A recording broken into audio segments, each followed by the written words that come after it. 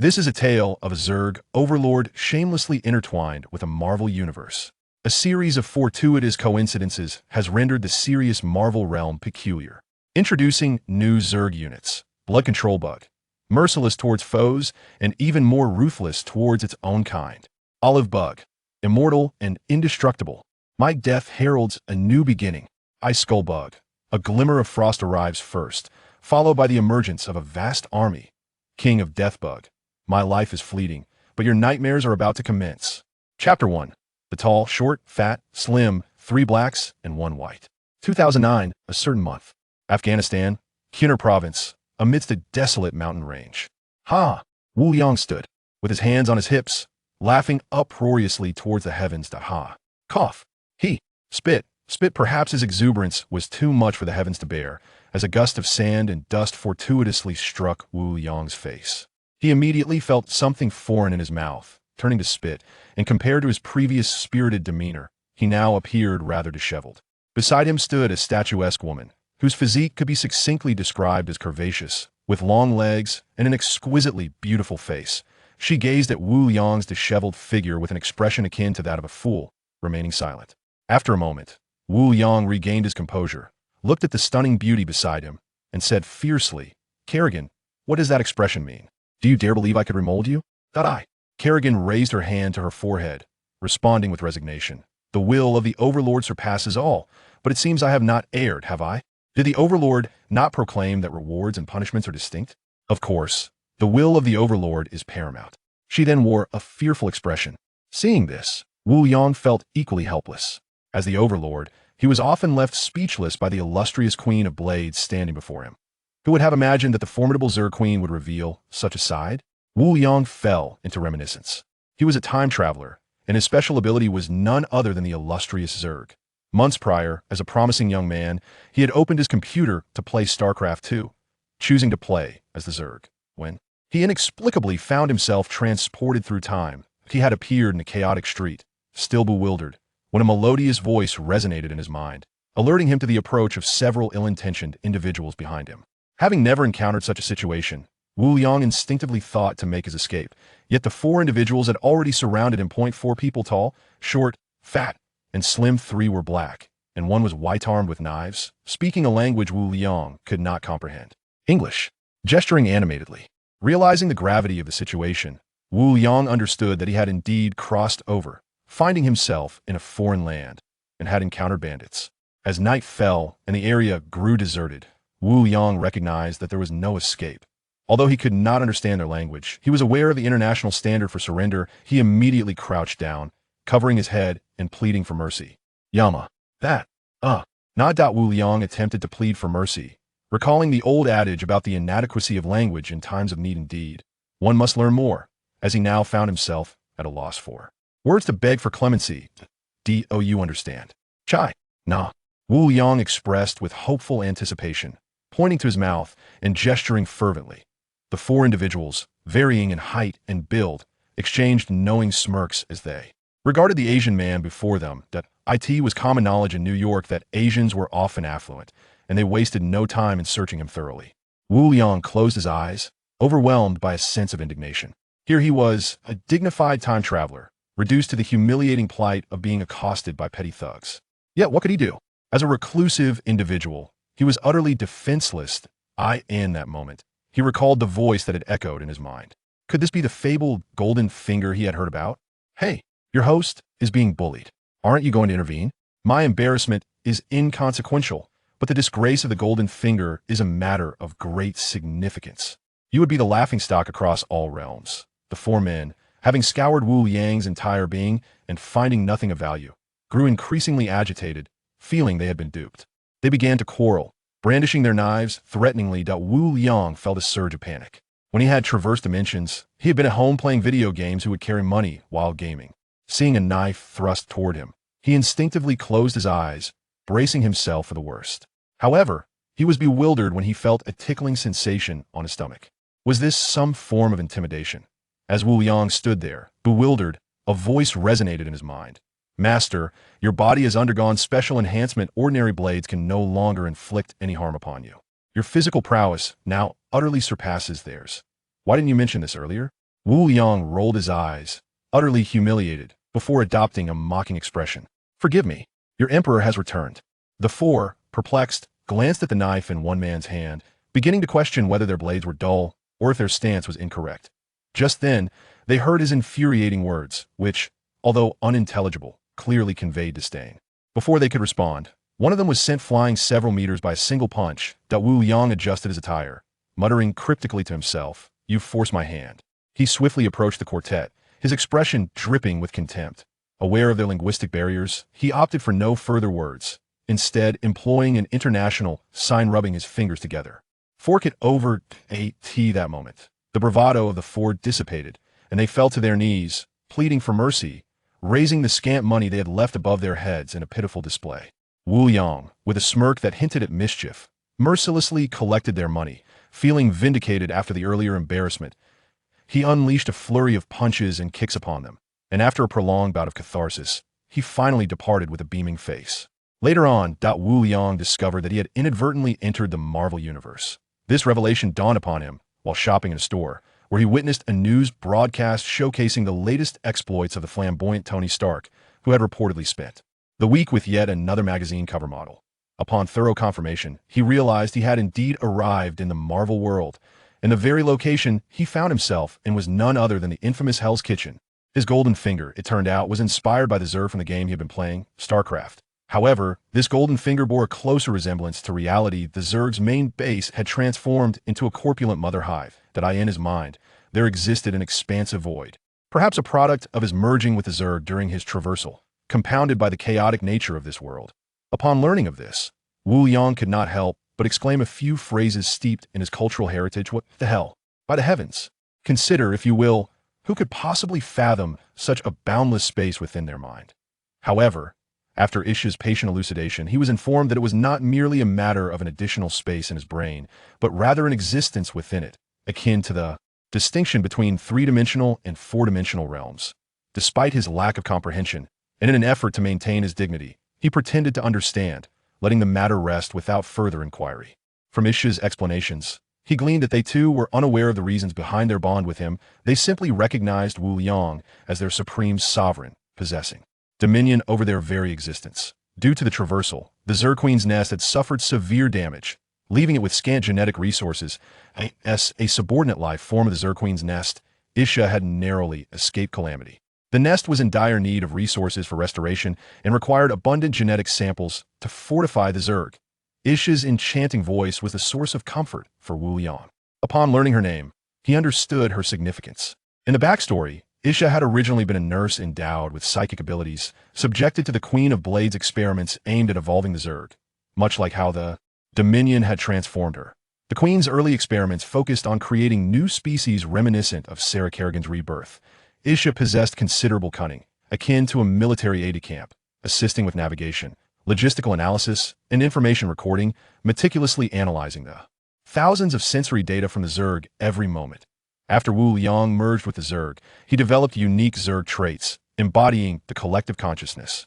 Isha served as a vital bridge between him and the Zerg, facilitating communication, transmission, and detection.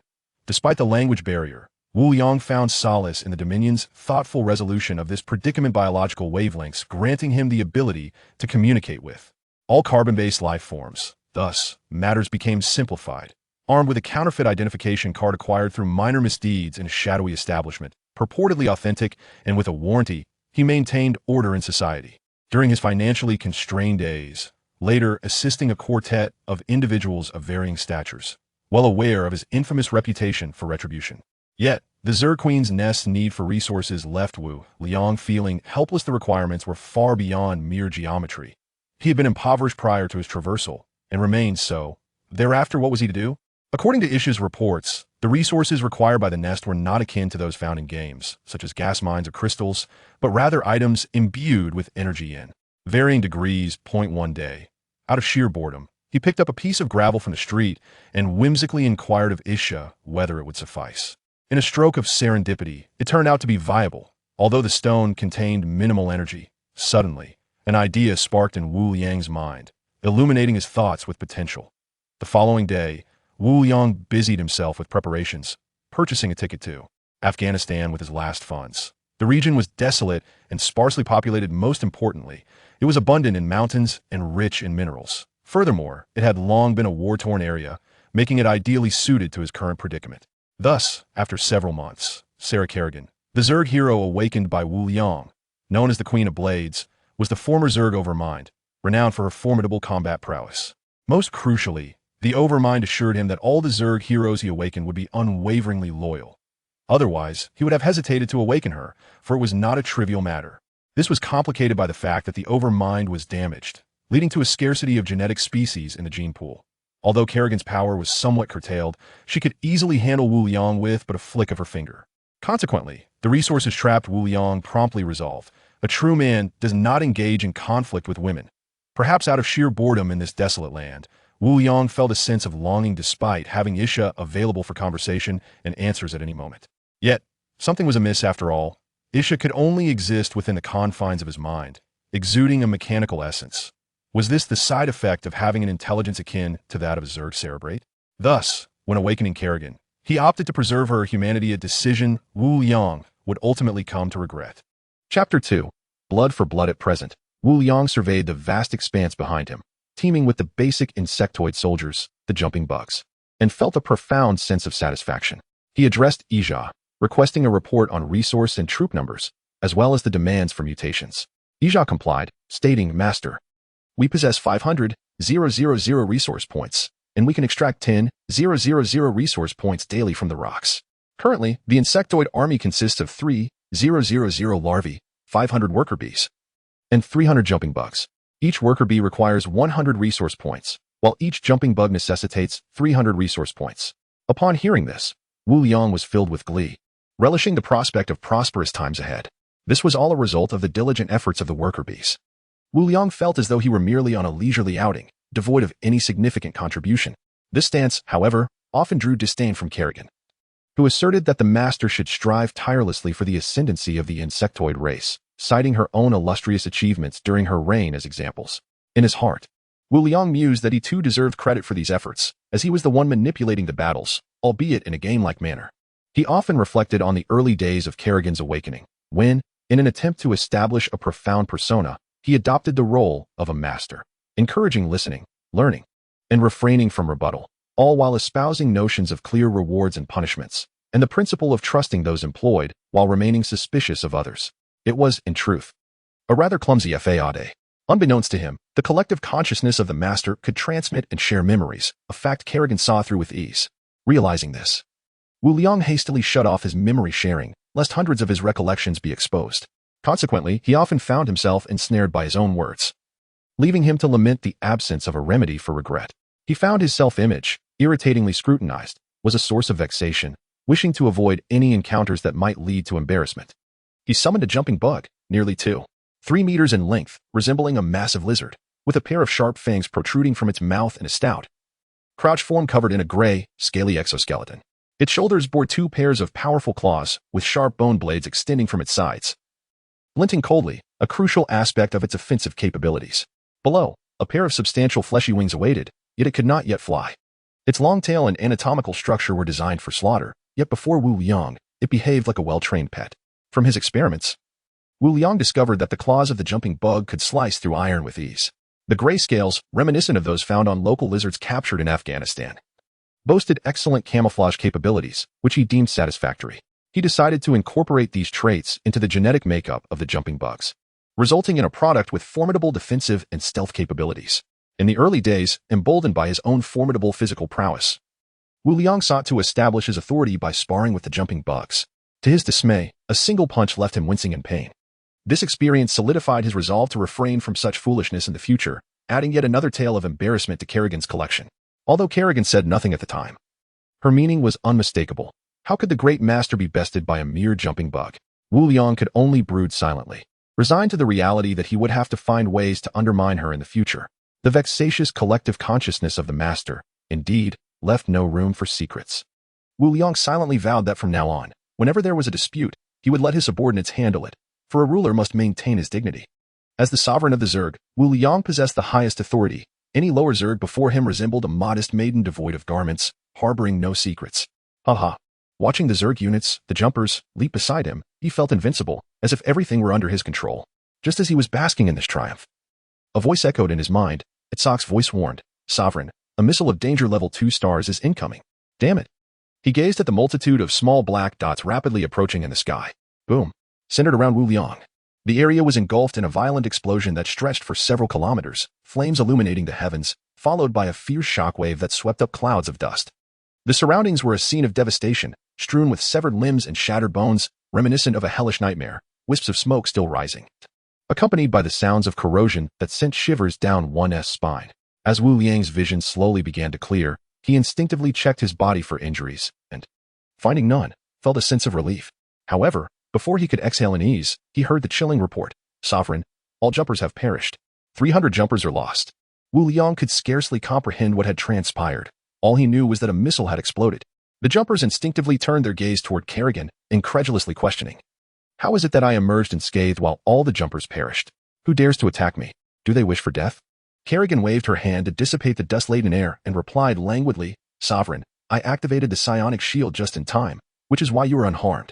The jumpers, unable to withstand the energy of the explosion, have all succumbed. The assailant, as per our intelligence, is located over 10 kilometers away." Wu Liang, incensed by Kerrigan's calm demeanor, demanded, "Why did you not intercept that missile beforehand? Do not claim it was beyond your capabilities." "Sovereign," she replied, "the missile's power was insufficient to threaten you, whom I protect. Moreover, the jumpers were merely lying in wait underground. Such an explosion would have only caused them minor injuries, leading to swift self-healing. I had warned you. The Zerg exist to conquer and plunder. Yet you insisted on showcasing them in a display of military might, leading to this unforeseen outcome." Kerrigan responded coldly, "Sovereign, my duty is to safeguard you. The jumpers fall outside my considerations." Wu Liang, unable to fathom her words, incredulously retorted, "After months of toil, do you not care? You proclaim that the sovereign's interests are paramount, yet those were my resources, Kerrigan. They were your kin." Kerrigan's demeanor turned grave. "Sovereign, please choose your words carefully. The Zerg encompass only the higher brood. They were but cannon fodder and cannot be considered my kin. In my eyes, for the sake of the Zerg, all must be sacrificed." As the former sovereign, Kerrigan possessed exceptional abilities and means. Recalling a past campaign, she had once sacrificed numerous high Zerg to lure the enemy deeper, expanding their advantage across several star systems. "Did I hesitate? Did I blink?" she asserted. To Wu Liang, each of those jumpers represented a living individual, a piece of currency. The death of even a single creature is profoundly distressing. It must be noted that while you may indulge in your critiques within the realm of the Dominator's consciousness, it would be prudent to exercise restraint, even though that may be beyond your capabilities. Please extend respect to the current Dominator. As for Xiao, she displayed a certain ruthlessness. Giving a thumbs up, Wu Liang chose not to stoop to her level. Transforming his sorrow into fury, he bellowed that they must pay dearly for their transgressions, demanding blood for blood in recompense for the debts incurred. Consider, if you will, that over the past few months, all the provisions Wu Liang had painstakingly gathered had been utterly depleted. In the end, he was left with nothing but the nutrient solution produced within the mother nest to sustain his daily needs, a far from palatable option. After laboriously accumulating a modest fortune, he had hoped to embark on nearby conquests to elevate his quality of life. Yet, in the blink of an eye, he found himself with nothing. Who would not feel incensed after enduring such suffering for months on end? Simultaneously, this served as a stark reminder for Wu Liang, alerting him to the harsh reality that survival must take precedence. Observing the devastation wrought by a single artillery shell, he realized that this was no cinematic fantasy. The military was not merely a backdrop. If he were to cause a significant uproar, he could very well find himself 6 feet under by this time next year. Unbeknownst to Wu Liang, while many weapons pose a lethal threat to the current insectoid forces, the swarm would not simply flee. Their most straightforward tactic would be to burrow deep underground. Could one really contemplate deploying atomic bombs against such an enemy?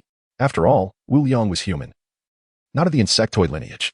At that very moment, due to the impending inspection by the illustrious Dominator, the jump bugs sensed the looming danger. Yet, without a command from the Dominator, they remained utterly still, resolute in their obedience even unto death. Had it been any other time, the genetically modified jump bugs would have instinctively sought refuge at the first hint of peril. On the reverse side of the mountain, a mere 10 kilometers away, a purchase exceeding $500 million had been made, accompanied by complimentary fine wine for the sake of peace. Tony opened the temperature-controlled chamber and remarked, sipping his drink as he reached for his phone. "Tony, Obi, why are you still awake?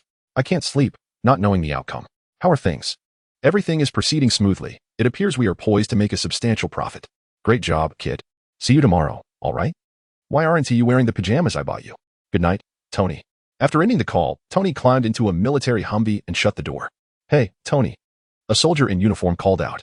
"Apologies, this is the happy Humvee. The angry Humvee is behind." Tony firmly grasped the vehicle door, wary of anyone attempting to enter. "Excellent work," he remarked as the group boarded the vehicle and gradually set off. Chapter 3. The Ten Commandments gang. Wu Liang now felt an urgent need for release. The grand assembly of the insectoid dominator had concluded in such a lamentable manner, akin to a failed expedition resulting in demise, an ill omen indeed. Before Wu Liang could voice his intentions to seek retribution against those responsible, he spotted, at the 12 o'clock position, a fleet of modified pickup trucks racing towards him, stirring up a cloud of dust from nearly 78 kilometers away. Naturally, Wu Liang assumed that they had launched the earlier missile. Though the jump bugs had perished, they still had Kerrigan on their side.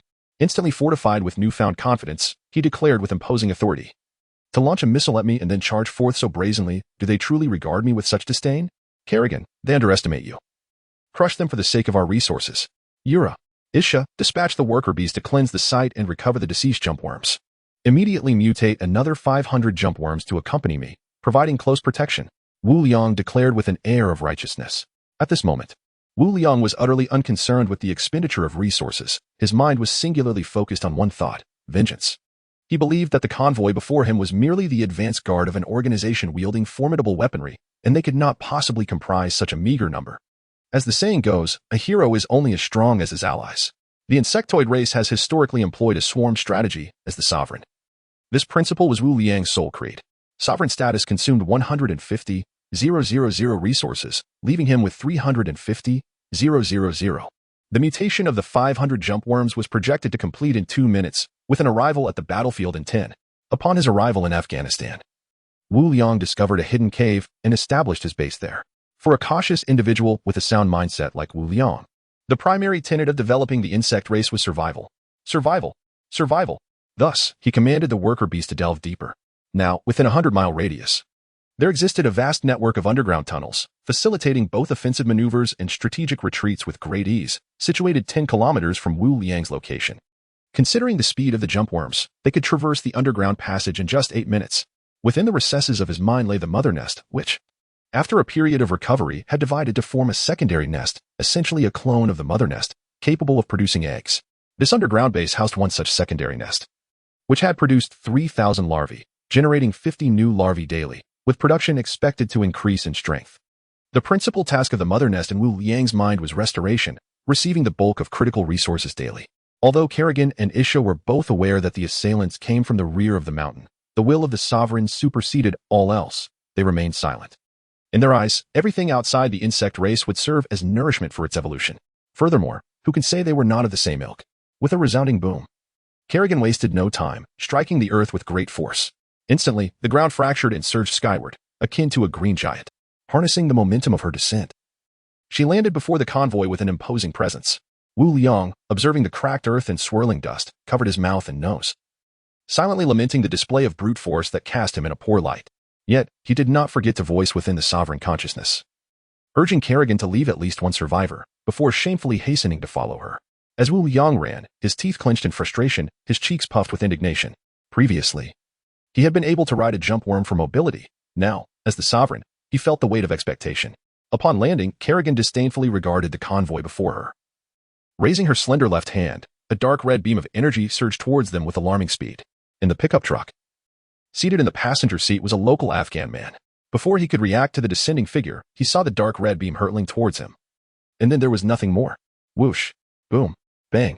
The dark red beam effortlessly pierced through the entire convoy, traversing each vehicle with ease, accompanied by the thunderous sounds of explosions. Just as it was about to penetrate the last vehicle, the dark red beam suddenly vanished. However, the preceding vehicles continued to erupt with considerable force, hurling the final vehicle into the air, with debris from others embedding into its rear. When the last vehicle finally landed, it resembled a porcupine, and due to Wu Liang's insistence on sparing a survivor, it was the last car that narrowly escaped destruction. Kerrigan glanced back at Wu Liang, who was sprinting behind, a slight smirk gracing her lips. She could have easily taken him along, but she chose otherwise, relishing the prospect of witnessing his flustered demeanor. As the former Overmind, and now a divine being, she had lost her humanity. Even though the current Overmind was rather inept, it was still significant that she felt a sense of relief, prioritizing her own safety above all else. Reflecting on her past, when she was the Overmind, She had been reckless. In her fragmented memories, she recalled that after fatally wounding Amon, she had fallen victim to an unforeseen ambush. This had left her with lingering guilt. Though she was no longer the Overmind, she felt a thrill at the prospect of acting recklessly once more. Wu Liang, breathless from running too fast, leaned on his knees, about to reproach Kerrigan for not bringing him along. However, the Overmind's consciousness relayed to him that she was indeed correct. As the saying goes, a good man does not quarrel with a woman. Ignoring Kerrigan, he approached a struggling figure emerging from the wreckage of a battered pickup truck, yanking him out and pinning him down. You scoundrel, why did you attack me? Who sent you? Speak the truth. The middle-aged man, sporting a scruffy beard and a stout build indicative of good living, bore several wounds but was fortunate to have avoided any fatal injuries. His face was etched with terror as he stammered. Who are you? What has happened? Confused, he had received orders for a mission, but was taken aback when the vehicles ahead suddenly exploded. By the time he comprehended the situation, he had already been seized. Wu Liang, sensing a familiar aura about the bewildered man, couldn't quite place him. Growing impatient, he slapped him twice and tossed him to the ground. Towering over him, he declared, I am your superior. Speak. What was the reason for the attack? Who are your accomplices? Reveal all, and I may consider sparing you. The man, bewildered, responded, Attack? He looked at the Asian-faced man before him, feeling utterly perplexed. He had indeed intended to attack someone, but they had not yet acted. Wu Liang, losing patience, prompted, What about the missile strike earlier? The man, in disbelief, hurriedly explained, No, I think there's been a misunderstanding. The missile had nothing to do with us. We are members of the Ten Commandments gang, freedom fighters. The missile was part of a U.S. military weapons experiment. Frustrated, he realized he was being made a scapegoat. But for the sake of survival, he felt compelled to divulge the truth. The Ten Commandments gang? A U.S. military weapons experiment? Wu Liang was lost in thought. Trying to recall the Marvel narratives he had seen, pondering the image of Iron Man, Wu Liang suddenly felt a twinge of embarrassment. The situation was rather peculiar. He recalled that the rotund figure before him was none other than the unfortunate soul from Iron Man 1. The missile, indeed, was one of the weapons Tony Stark had showcased in Afghanistan. What a coincidence. Yet, it was not entirely Tony's fault. Military weapon tests always involve prior reconnaissance.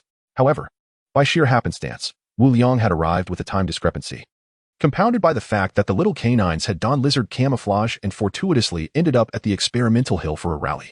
Chapter 4. The Mandarin Wu Liang felt a wave of frustration wash over him, yet he could not suppress his anger. Looking at the pitiful figure on the ground, he felt no sympathy. Although it was a misunderstanding, these individuals were hardly innocent. After a moment's contemplation, a plan began to form in his mind. Tony Stark, though I am indeed a fan of yours, shedding a few tears when you met your demise in Avengers Endgame, this is for your own good, he mused with a smirk. He lifted his foot and kicked the sprawled figure of the fat man, inquiring, Are you all planning to attack Tony Stark? The man on the ground, taken aback by the kick, dared not express anger.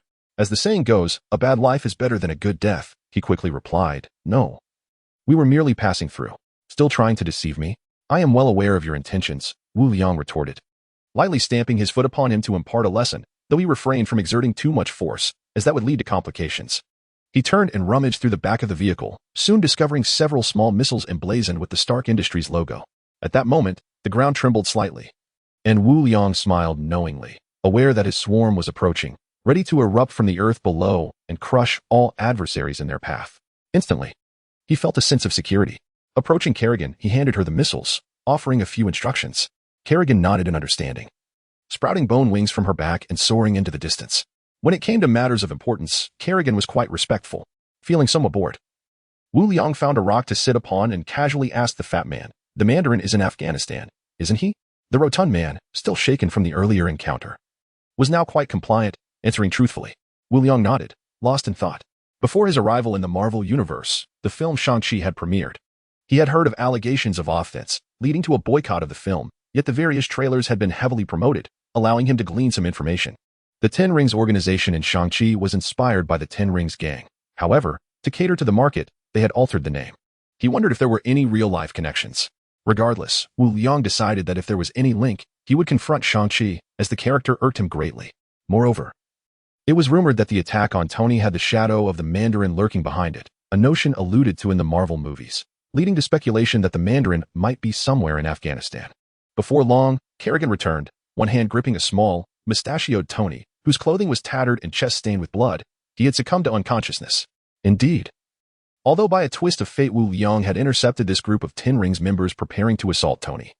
It was ironic that Tony's weaponry had inadvertently disrupted his own rally, albeit not intentionally.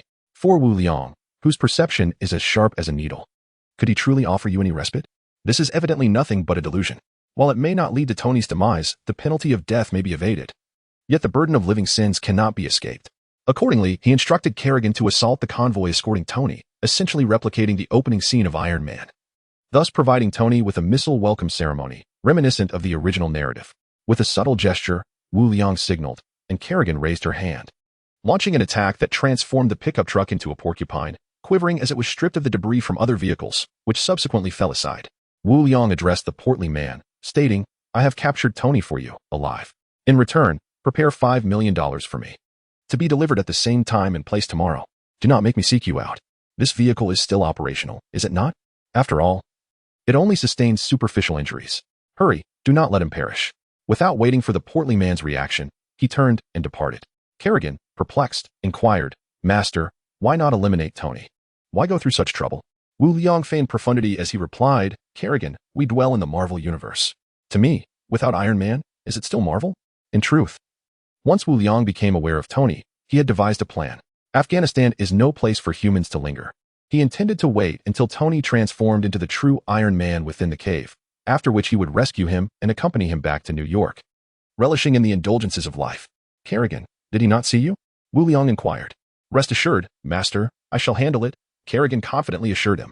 Wu Liang, though aware of her prowess, lacked a comprehensive understanding of her capabilities. Following her display today, he voiced his curiosity.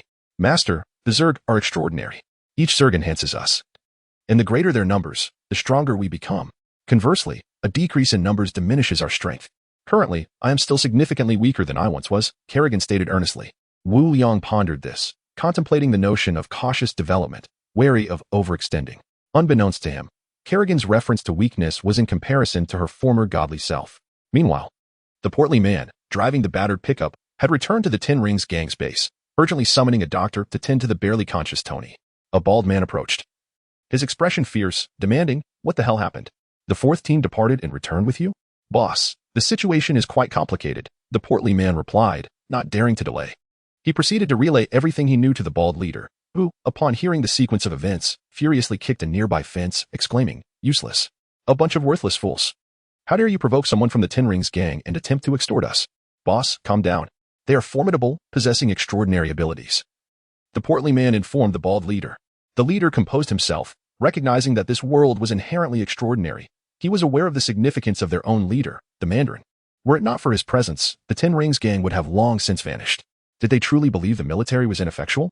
After considerable contemplation, the bald leader retrieved an old flip phone, dialed the last number in his contacts, and awaited a response. The phone rang twice before the call connected.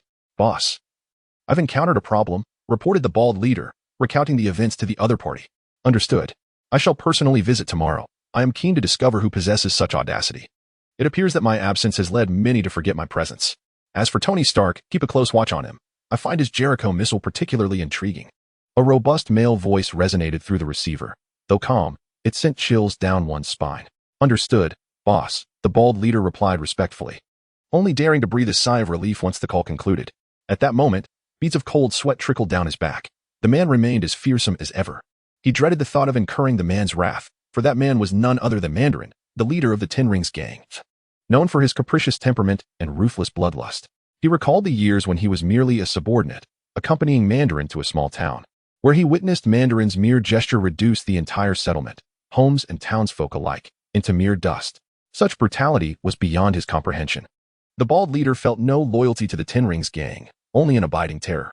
Putting away his phone, he took a moment to compose himself before quietly instructing the hefty man beside him, "Cure Tony Stark and have him produce Jericho missiles for us. I hope this endeavor does not disappoint me. You understand the consequences." The hefty man stood rigid, resembling a startled rabbit, fully aware of the dire fate that awaited him should he fail. Nodding in affirmation, he turned to inquire about Tony Stark's condition, careful to avoid any hint of negligence. The following day, Wu Liang stretched lazily, his bones cracking under the strain of a hard life.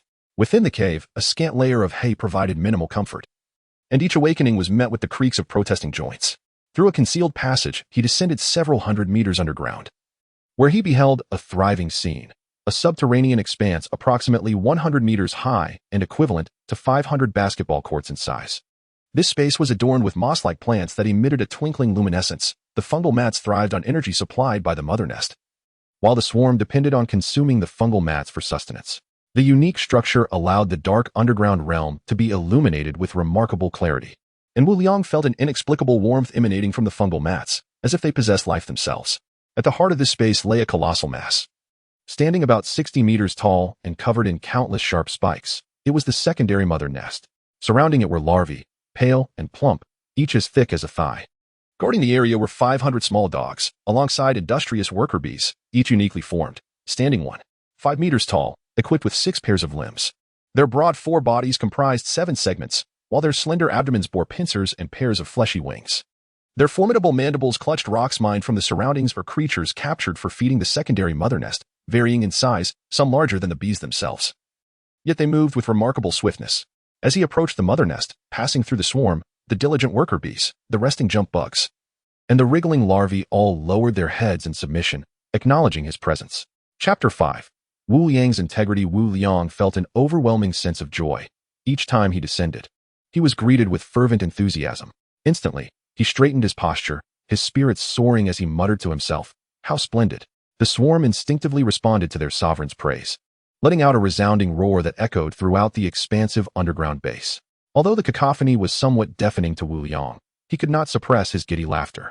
Kerrigan observed Wu Liang, who resembled a fool in his delight, and with a tone of resignation remarked, "My lord, shall we not return for a few more visits?" It appeared that once the Zerg hive had gained a certain scale, Wu Liang had taken to parading about the busy swarm, indulging his vanity.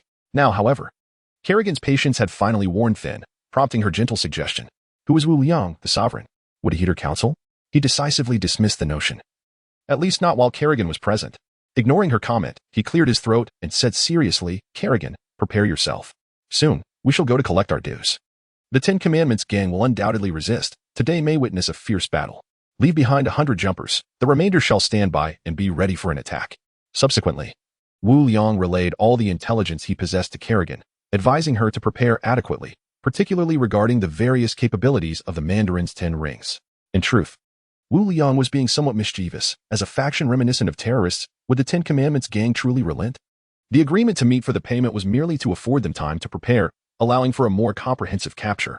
This was far preferable to his own arduous wandering. Upon learning that the Mandarins were also in Afghanistan, his spirits soared even higher. A patriotic soul, he felt a deep connection to his homeland.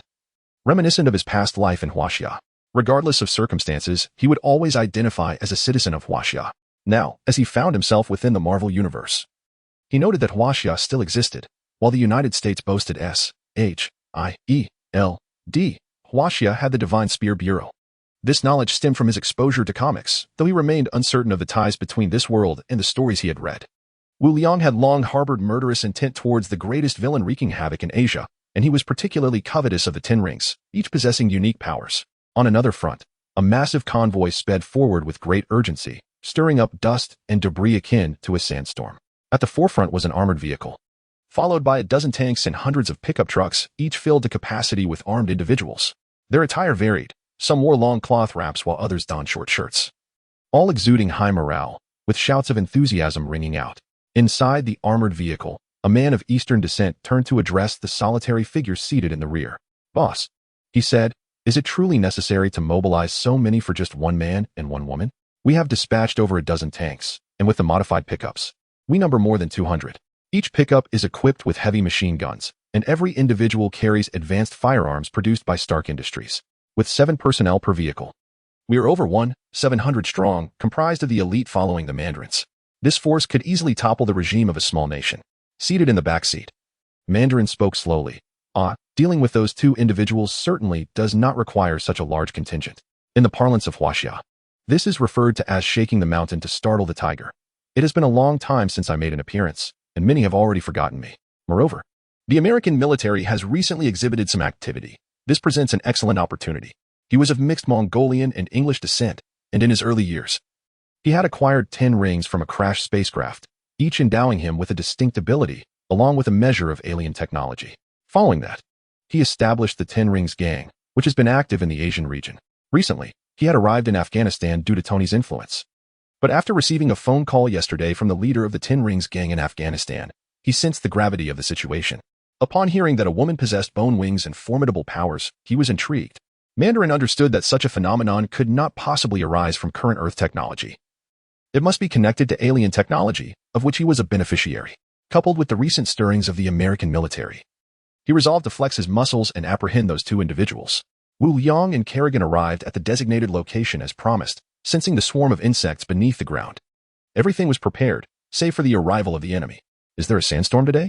Wu Liang remarked, peering into the distance with uncertainty. "Master, they have arrived." The voice of Isha echoed in his mind. Upon hearing Isha's alert, Wu Liang realized that it was the members of the Ten Rings gang approaching. From afar, it appeared as though a sandstorm was brewing, but as they drew closer, he could discern the truth. Well, isn't it just 5 million? Why the need for such a large entourage, and tanks as well? How petty, Wu Liang scoffed. Feeling somewhat insecure, he glanced at Kerrigan and asked, "Kerrigan, is everything all right?" Wu Liang, overcome by a sense of trepidation, pondered whether he should make a swift exit. The display was indeed intimidating. "Master, I won't even need to intervene. The swarm will handle them," Kerrigan declared confidently. Seeing Kerrigan's self-assured demeanor, Wu Liang felt a measure of relief. Within the master's consciousness, he commanded the concealed jumping insects beneath him to advance 200 meters, just to be safe. In modern warfare, it is all about firearms. It is better to be nearer for a surprise attack, Wu Liang thought with a hint of shamelessness. Screeching brakes echoed as hundreds of vehicles came to an abrupt halt. Approximately 600 meters away from Wu Liang, an oppressive aura enveloping the atmosphere. Wu Liang internally lamented, realizing he had been too cautious.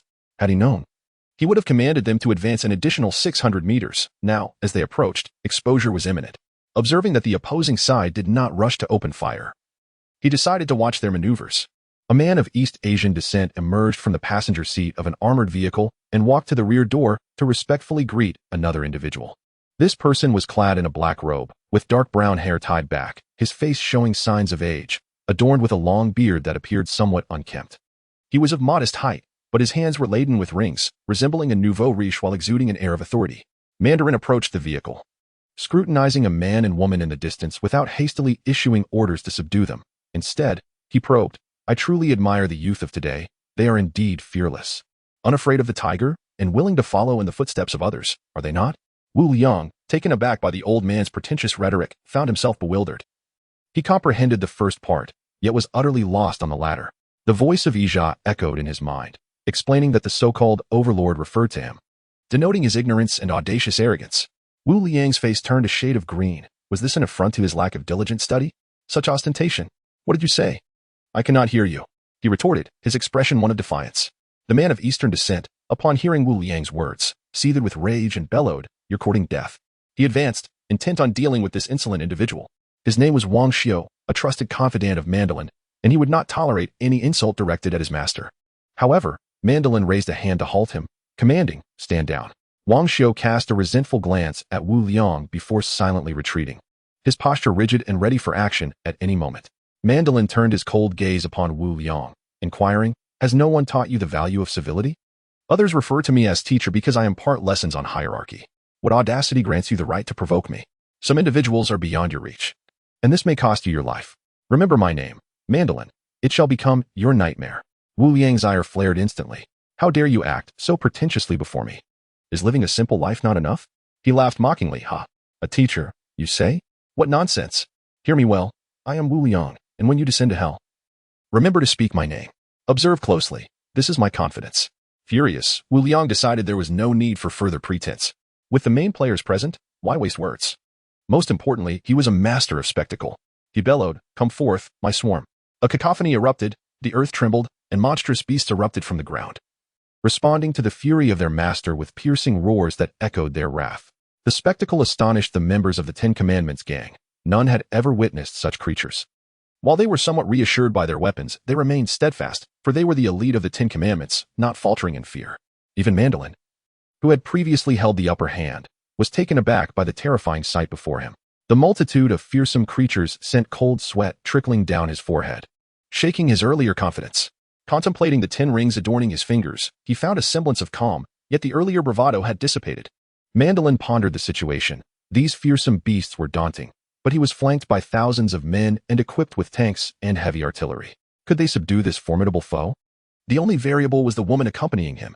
He remained uncertain of her capabilities. Fortunately, he had brought his forces for another purpose. Otherwise, he would surely find himself in dire straits. Determined to seize the moment, he resolved to swiftly apprehend this man and regain control of the situation.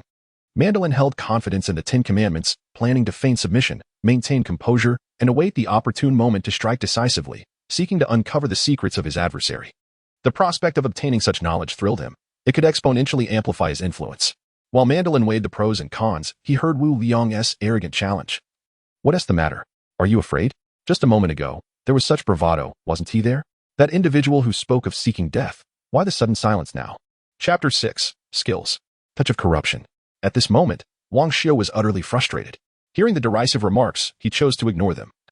Recognizing that the current circumstances dictated that he must heed his superior. "Very well, Lord Wu Liang, let us cease this verbal sparring. I believe there may have been some misunderstandings between us. We are not adversaries. It was you who helped us capture Tony Stark, after all. And I am not someone easily manipulated," Mandarin stated, forcing himself to speak calmly while gesturing behind him to display his confidence. He then softened his expression. Smiling as he continued, "In Afghanistan, my 10 Rings gang holds significant power. As the saying goes, it is better to resolve enmity than to deepen it. As a gesture of goodwill, I am willing to double the compensation you proposed, $10 million, and I hope this will be satisfactory to you. Furthermore, I would be honored if you would visit my 10 Rings base, where the promised reward will be presented to you in full." Mandarin's strategy was clear: display weakness to encourage the enemy to let down their guard, allowing him the opportunity to strike decisively. Wu Liang regarded Mandarin, who seemed transformed from moments prior, contemplating the reality that sheer force was the only true currency. With an air of indifference, he dismissed Mandarin's threats, retorting, "You think I'm foolish enough to be intimidated by that ragtag group behind you? You, old man, are quite cunning. As for visiting your base, I suggest you kneel and surrender. Otherwise, my swarm shall tear you apart." Unperturbed by Wu Liang's insight into his intentions, Mandarin replied with a smile. "There is no need for hostility, my lord. A confrontation that leads to mutual destruction would not be advantageous. Today, consider it my indiscretion. I shall send your compensation tonight." With that, he raised his hand, signaling his men to withdraw. Mandarin understood that today's events could not simply end here. His ambitious nature would not allow him to overlook such astonishing secrets. He must seize control. The words he spoke were merely a means to buy time, to create distance, and then execute a swift, devastating strike, utilizing his strengths against the enemy's weaknesses. These monstrous creatures appeared adept at close combat. While his subordinates wielded heavy artillery and tanks, though powerful, the current proximity meant that a few shots would likely bring the beasts too close for comfort, resulting in a one-sided slaughter. Thus, maintaining distance was paramount. As a seasoned strategist, Wu Liang saw through the opponent's intentions immediately. They sought to create space to leverage their firepower. Dismissing the ploy, he recognized that he could not afford to lose his current advantage. Every creature spared was a financial gain. He promptly commanded, "Swarm, form up for an attack." Skill, touch of corruption, fire. He then took a moment to flaunt his prowess to Kerrigan. It is worth noting that the Zerg, particularly in their early stages, lacked ranged attack capabilities. Having read numerous novels on this topic, he often felt compelled to critique the constraints imposed upon such narratives. It is not merely a game. What could be so difficult? The true strength of the Zerg lies not in their fangs or claws, but in their blood, which possesses a terrifying corrosive quality. Thus, Wu Liang had contemplated this matter long ago. The corrosive touch was the result of his reflections, an ability to fling corrosive blood to assault his adversaries. Even Kerrigan, upon witnessing this, expressed her admiration, exclaiming, "You are truly remarkable." After Wu Liang issued his commands, the orders were transmitted instantaneously through the consciousness network of the Overmind, eliciting immediate responses from the jumpers. They swiftly aligned into 3 rows, each jumper raising its dorsal claws to strike at the tails of their nearby companions. When the Overmind issued the launch command, the jumpers rapidly flicked their tails, spraying blood from their wounds, propelled by the inertia of their movements, sending it soaring hundreds of meters away. Whoosh, whoosh, whoosh. After all, the jumpers possessed immense strength and exhibited remarkable regenerative capabilities. With reserves of energy stored within their bodies, they could quickly convert it into blood, enabling such audacious maneuvers. If it had been anyone else, they might have succumbed to their own actions. The green blood cascaded down like a rain of arrows, accompanied by the hissing of corrosive sounds. My face was met with anguished cries of erosion. "Help! Help!" echoing in terror. The members of the 10 Commandments gang below howled in despair. Anyone touched by the blood was swiftly corroded and dissolved. Mandolin, upon hearing that Wu Liang was descending to attack, sensed impending doom. Just as he was about to issue a counterattack, he was met with a deluge of green blood hurtling towards him. In this dire situation, he could only tumble about to evade it. What unfolded below would haunt him for a lifetime. Gone was the initial grandeur. It was now akin to a hellish battlefield. The cacophony of corrosion, screams, and foul stench filled the air. In that fleeting moment, half of the Ten Commandments gang lay dead or wounded, many suffering grievous injuries, moaning in agony. Wu Liang surveyed the devastation wrought by his self-created skill, nodding in satisfaction, proudly proclaiming, "Ha! This is the proper way to unleash power." He continued to issue commands, urging them to flick right. Yes, a bit further back. Behind him, Wu Liang was exhilarated, a fervent aficionado of strategy games. He had long fantasized about becoming a general, leading troops into battle. In this moment, he felt his dreams materializing. Mandolin, witnessing the scene before him, felt his eyes redden with fury and his head throb with pain. He bellowed, "Damn it. Everyone, quickly find cover and retaliate. Counterattack." His words galvanized the remaining members against the relentless onslaught of blood rain. A ring on his finger began to glow, instantly conjuring a whirlwind aimed at dispersing the blood rain, striving to minimize casualties. As Mandolin exerted his power, the effects of the corrosive touch diminished.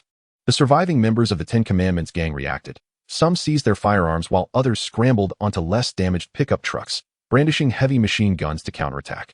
A few relatively intact tanks rumbled into action. The sounds of gunfire and artillery echoed continuously, rat-a-tat-tat. Boom, boom, as the Ten Commandments gang mounted their counteroffensive. The swarm began to suffer losses. Wu Liang felt a pang of anguish. Damned ring.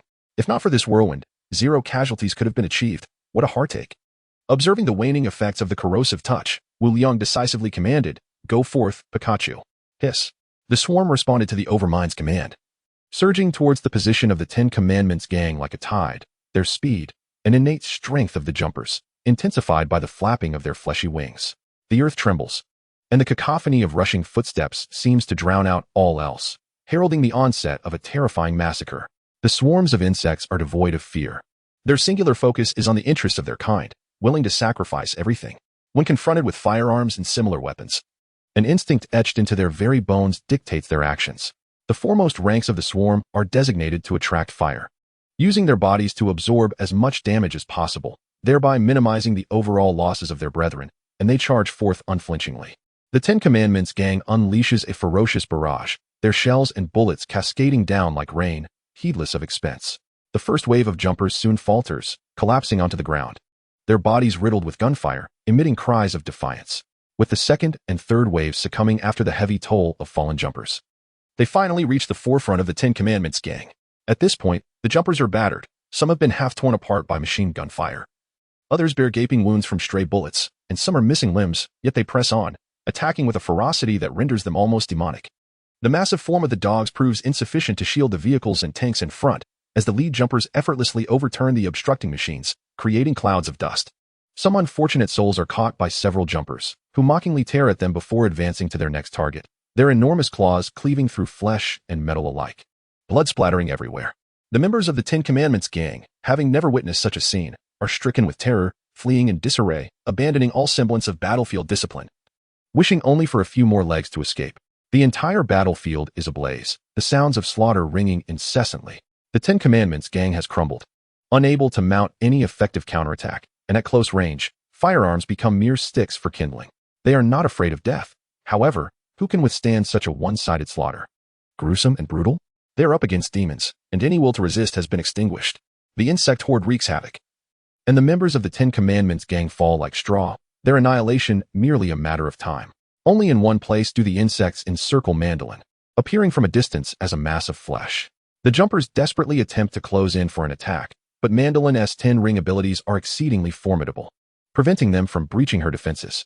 The attackers from the insect swarm dwindle rapidly, yet the surrounding ranks manage to replenish them, forming a tight encirclement.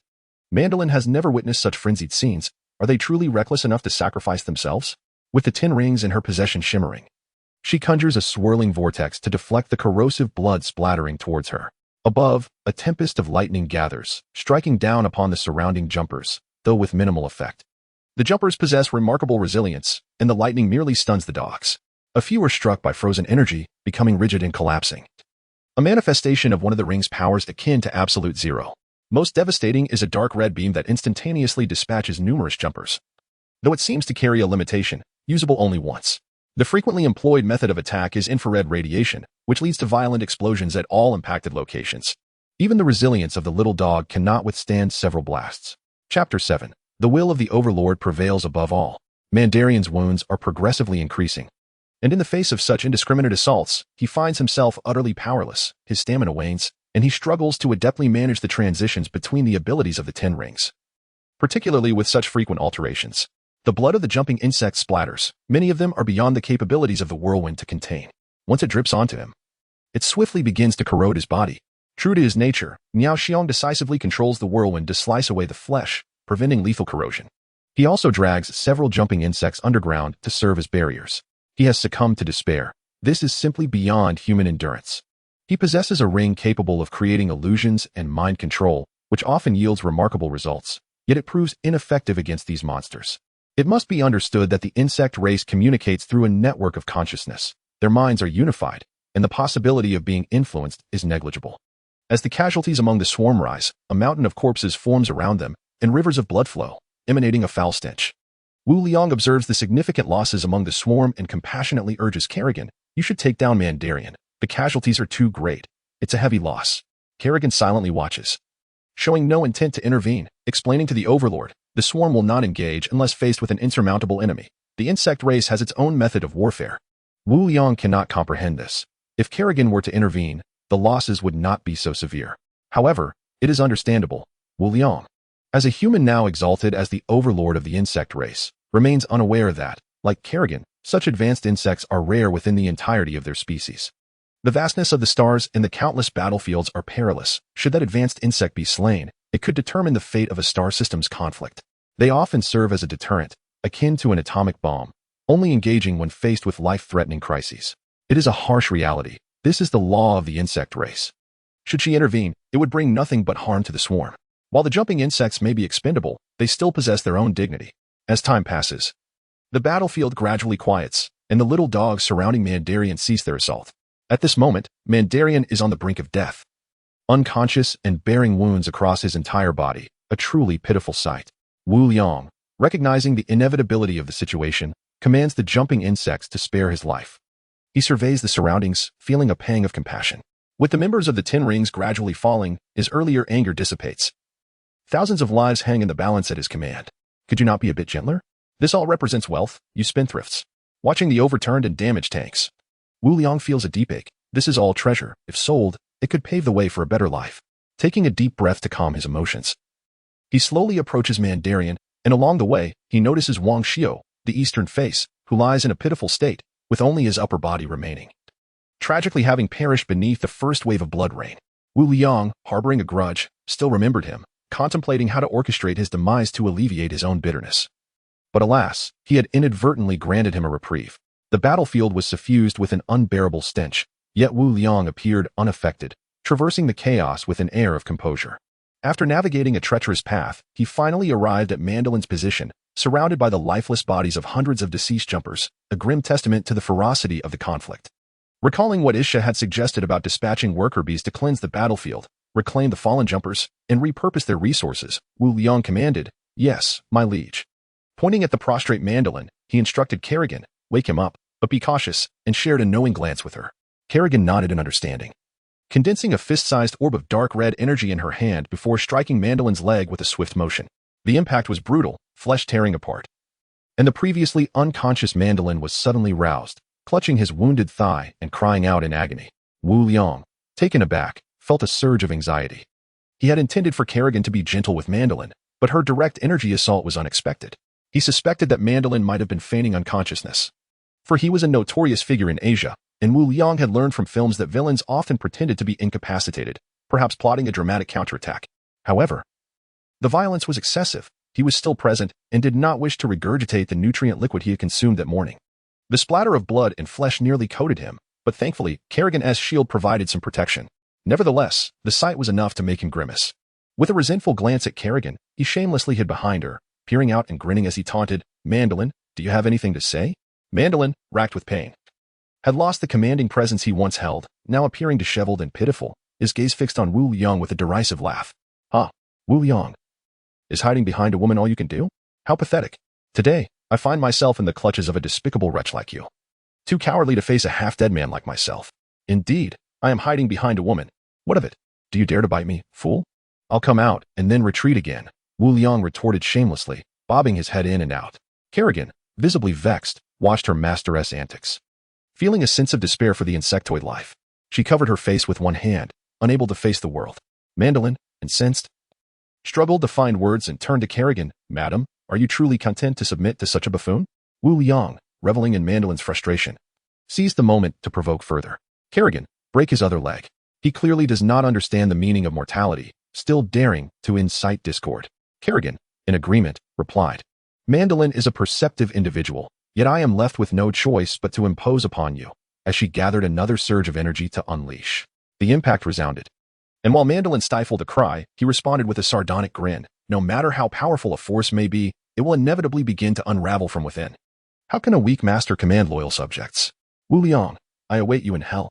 Wu Liang, observing Mandolin's maniacal laughter, murmured to himself. Even a single jumper here could overpower me. Yet, should I command them to perish, they would do so without hesitation. Kerrigan, Wu Liang shouted. Kerrigan immediately took a step back, kneeling on one knee with arms crossed, lowering her head in respectful acknowledgement, proclaiming, your subordinate is here. The will of the sovereign surpasses all. With the sovereign's life, the Zerg thrives. With the sovereign's death, the Zerg perishes. A chorus of resounding screeches erupted from the surrounding jumpers, all bowing their heads in unspoken agreement. Suddenly, a crimson energy beam shot towards Wu Liang, followed by a thunderous explosion that enveloped the area in a dense cloud of smoke. At that moment, Mandolin found himself grinning with delight. He had been on the verge of collapse, yet the creatures attacking him unexpectedly halted. He planned to feign unconsciousness, waiting for Wu Liang to approach, intending to swiftly capture him and devise an escape. However, to his astonishment, they behaved unpredictably, directly shattering his legs. The excruciating pain rendered him incapable of maintaining his act of unconsciousness and extinguished any hope of escape. Resolute, he decided to fight to the death against Wu Liang, vowing to take someone down with him. Yet Wu Liang, ever cautious, afforded him no opportunity. As the long-standing leader of the Ten Commandments gang, Mandolin quickly sensed a rift between the man and woman before him, contemplating sowing discord by planting a seed of distrust to see it grow. However, their unwavering loyalty to Wu Liang profoundly shocked him. Just as he believed his scheme had failed and despair was setting in, the woman knelt, revealing much of Wu Liang's form. Without hesitation, he unleashed the most potent ability of his ring, intending to perish alongside Wu Liang. Mandolin closed his eyes, bracing for death. But when silence lingered, he cautiously opened his eyes to a sight that made him question his very existence. As the smoke cleared, Wu Liang emerged unscathed, smiling at Mandolin. Though Wu Liang wore a smile, internally he scoffed at his own pretentiousness, realizing that he had been startled by the incoming attack. No longer would he feign bravado. While Kerrigan remained on one knee, she did not let her guard down, remaining vigilant for any movements from Mandolin. When he launched his attack, she decisively raised a shield to protect Wu Liang. Chapter 8. The Rise of Kings and the Fall of Fools. Mandolin gazed at the smiling Wu Liang, a grim smile gracing his lips as he uttered, in the end, it is the victor and the vanquished. Go ahead, kill me. Wu Liang, looking at the despondent Mandolin, replied, tell me your secret. You know what I seek. Do not attempt any tricks.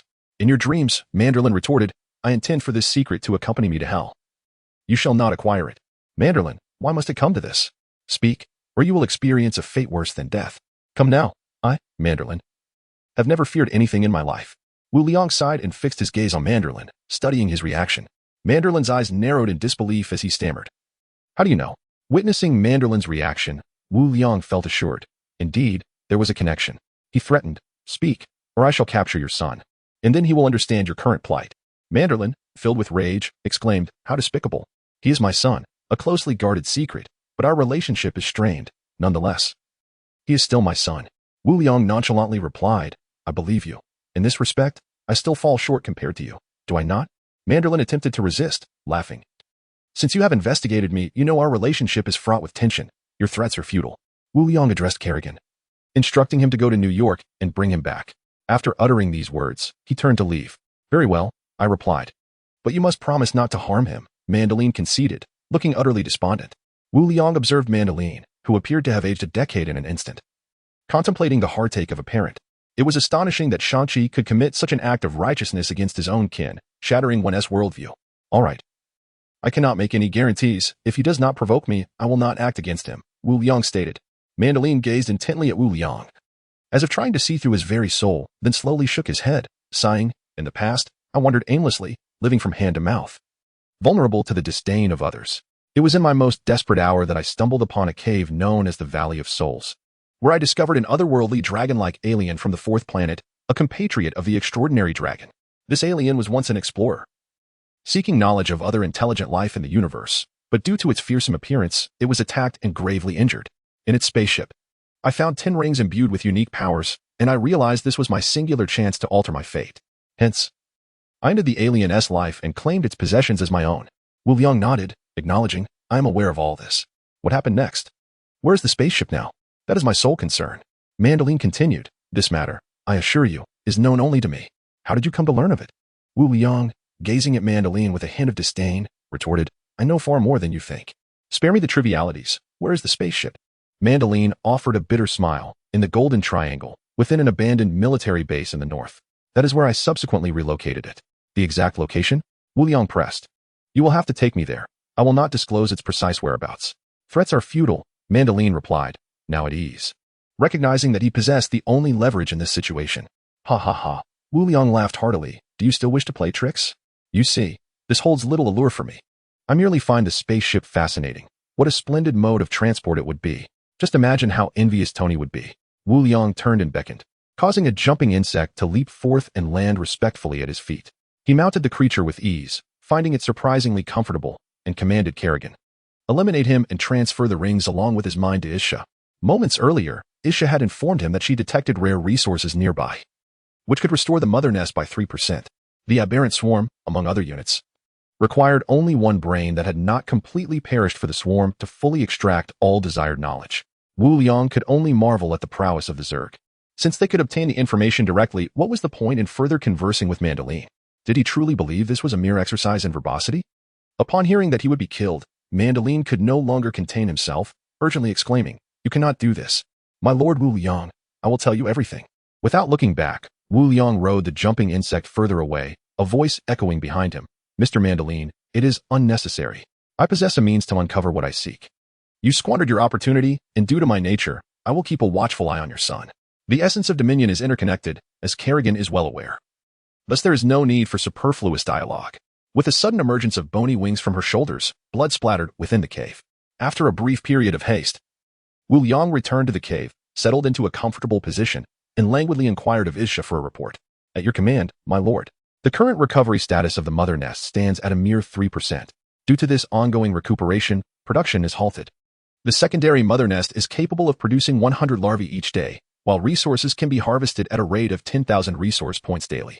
From the battlefield, we have reclaimed 120 deceased jumpers, convertible into 180,000 resource points, totaling 4,080,000 resource points. Presently, we have 2,550 larvae, 500 worker bees, and 320 jumpers, with 50 severely injured currently under treatment. The units available for mutation include worker bees and jumpers into royal worms. On the battlefield, we have salvaged 17 tanks, all rendered inoperable, and 240 pickup trucks, also all inoperable, along with a total of 2,000 firearms, largely intact. Wu Liang nodded thoughtfully, then queried Isha. Isn't the conversion of deceased jumpers supposed to yield a mere 100 resource points? My lord, the conversion of Zerg units depends on their integrity. Relatively intact units can typically be converted into half of their resource value. Is it truly possible? Those vehicles and firearms, can they be converted into resources? Indeed, my lord. Wu Liang whispered cautiously within the Dominion consciousness, wary of prying ears, for it is often said that wealth should not be flaunted, and he took this matter seriously. My lord, the tanks possess unique materials, convertible into 320,000 points, while the 240 pickup trucks can yield 780,000 points. And the 2,000 firearms can convert to 20,000 points. Shall we proceed with the conversion? Yes, indeed. Let us convert. Wealth is forthcoming. I maintain that war generates wealth swiftly. My lord, after conversion, we will anticipate a total of 5,038,000 resource points. Isha. Proceed with the mutation of 100 royal worms and 100 worm mothers. My lord. The mutation of a worm mother requires 100,000 resource points and 1 unit of the special resource, star core fragments. Currently, we can only hatch 1. Shall we proceed with the mutation? The mutation of 100 royal worms necessitates 300,000 resource points. Shall we proceed? Mutate 1 worm mother and 100 royal worms. At your command, my lord. The mutation of the worm mother is expected to complete in 10 minutes, consuming 100,000 resource points and 1 unit of star core fragment. The transformation of 100 royal worms is anticipated to finish in 5 minutes, consuming 300,000 resource points and 101 larvae, leaving us with 2,449 larvae and an estimated remaining 138,000 resource points. Just as he felt he was on the brink of prosperity, he found himself once again destitute, his heart aching. Isha, what exactly is a star core? Furthermore, while I can accept the expense of the worm mother, why is the royal worm so costly? I must lodge a complaint. My lord, the star core is a substance formed from the rupture of a planet containing unique energy. The fragments of the star core are crucial war resources, and I implore you to prioritize their collection. The royal worm possesses a complex genetic structure, thus requiring greater resources, while jumpers and worker bees have simpler genetics, making their replication easier and consequently more affordable. Very well, Isha. Following the mutation of the worm mother, hasten to analyze Manderlin's brain. At your command, my lord. The cave was enveloped in silence, and through the entrance, the dreary weather outside was visible, as Wu Liang fell into deep contemplation. Kerrigan entered the cave. Observing Wu Liang lost in thought, and chose not to disturb him, instead quietly taking a seat nearby, her heart a tumult of emotions. The moment she awakened, she became acutely aware of the world through the consciousness network of the Overmind, a realm teeming with both peril and opportunity. She felt bewildered, burdened by the presence of an unreliable Overmind. Had she ever encountered a leader who, due to a daily diet of nutrient solution, sought to improve living conditions? Or one who, after merely a day, was already lounging in complacency? Kerrigan had her doubts, questioning whether such a leader could indeed guide the Zerg to ascendancy, and why the mother brain had chosen him. As time passed, she began to perceive Wu Liang's differences. He was timid, undeniably so. Yet, this was not entirely detrimental. Memories from her previous life resurfaced, leading her to resolve that she would lead the Zerg while Wu Liang's sole responsibility would be survival. She believed that if things continued this way, the Zerg would inevitably carve out a place for themselves in this world. However, the events of today reshaped her perspective. The corruption touch. Kerrigan had never deemed it significant, believing that the Zerg should forge ahead with unwavering strength, overwhelming their foes with sheer numbers. Yet, the brutal outcomes of today served as a rude awakening.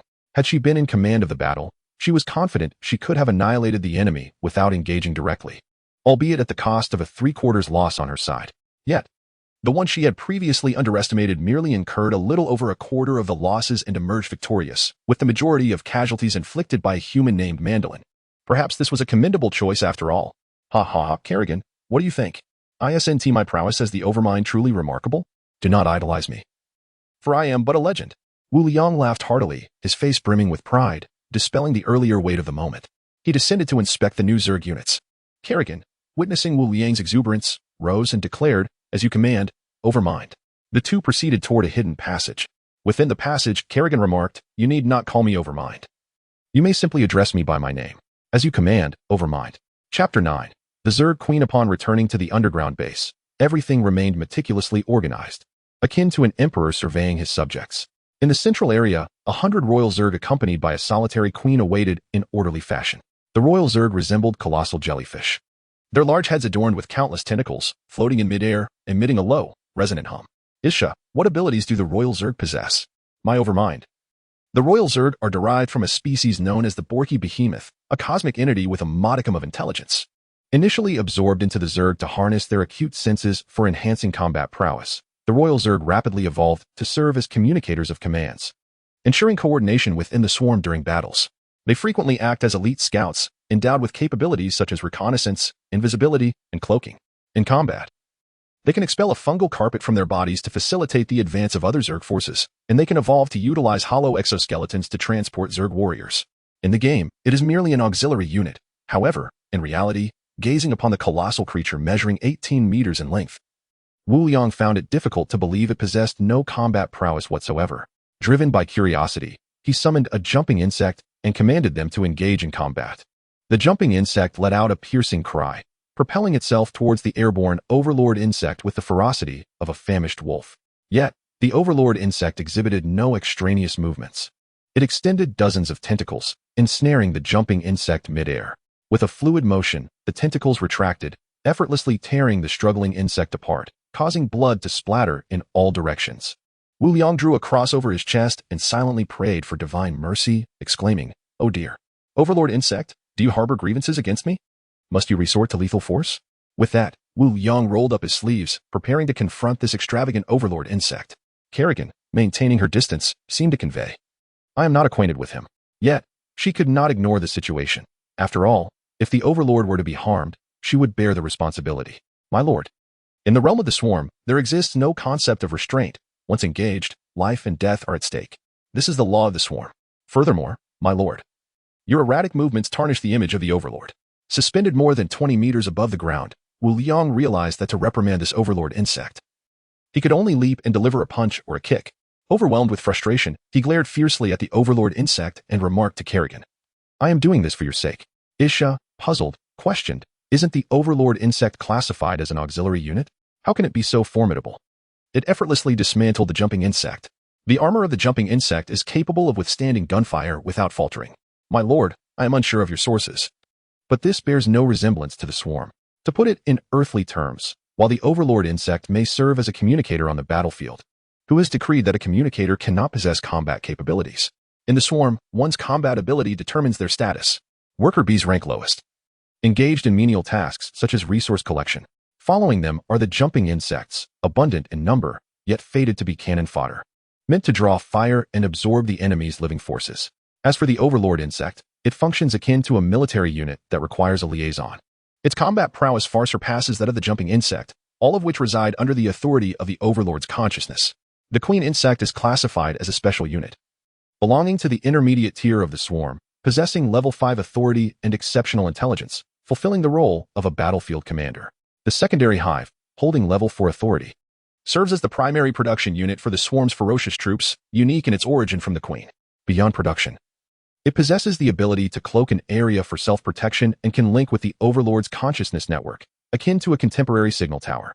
In interstellar warfare, distances are measured in millions of light years. Thus, the Overlord's consciousness cannot extend that far. The role of the secondary hive becomes essential, regardless of the distance. As long as a secondary hive exists en route, the Overlord's consciousness can connect. Level 3 authority encompasses the higher-tiered swarm, representing the elite forces responsible for expanding the swarm's territory. Though their roles may differ, they are of utmost importance, much like Isha and others. Kerrigan, due to her unique circumstances, possesses authority surpassing level 3, yet remains below level 2. Level 2 authority belongs to the queen.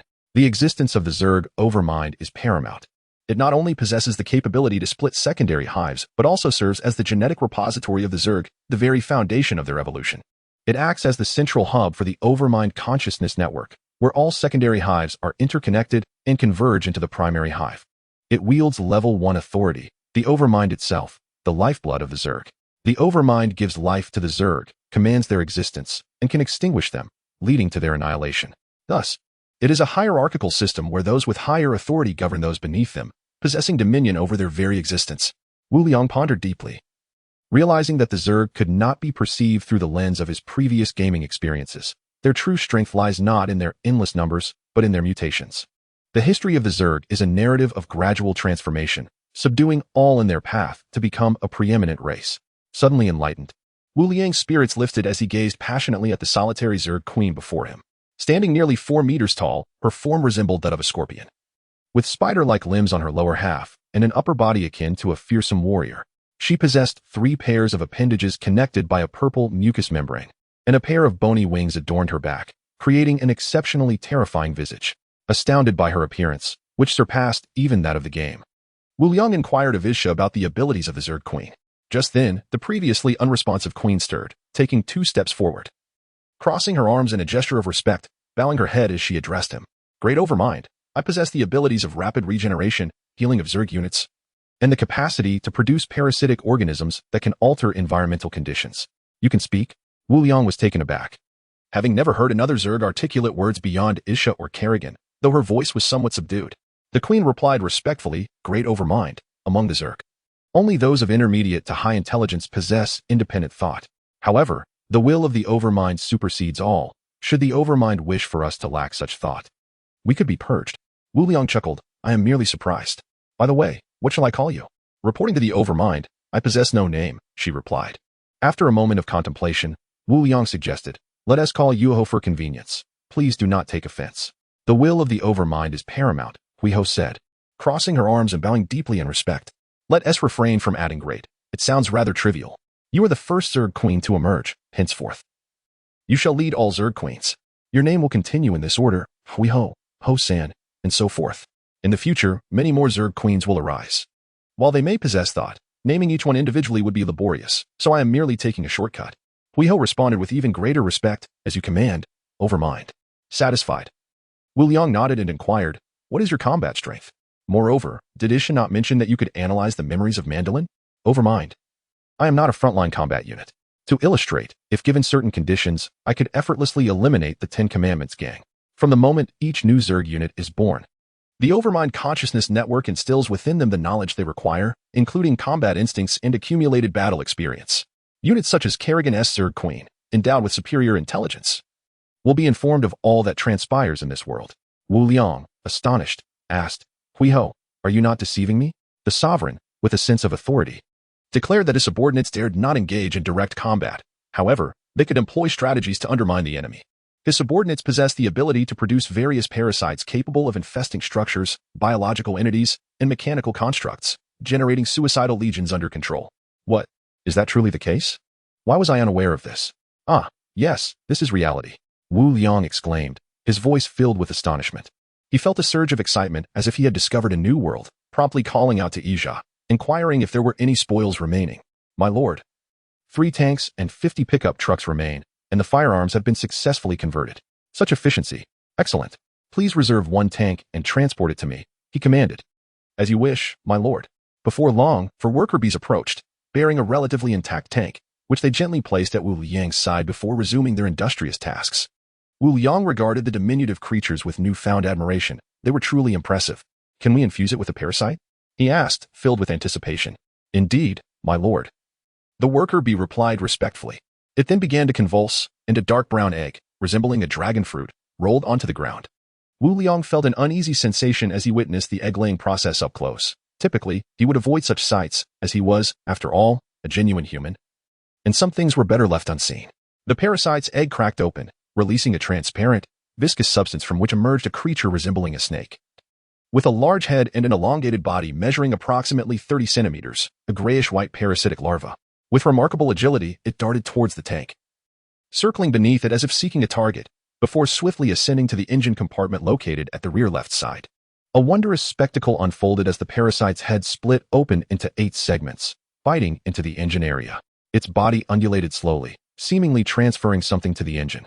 Moments later, the grayish-white form transformed into a dark gray hue before plummeting to the ground with a resounding thud, shattering like stone. Wu Liang observed in awe. But as moments passed and 10 minutes elapsed without any further developments, his curiosity compelled him to voice his confusion. Is that all? Nothing has happened?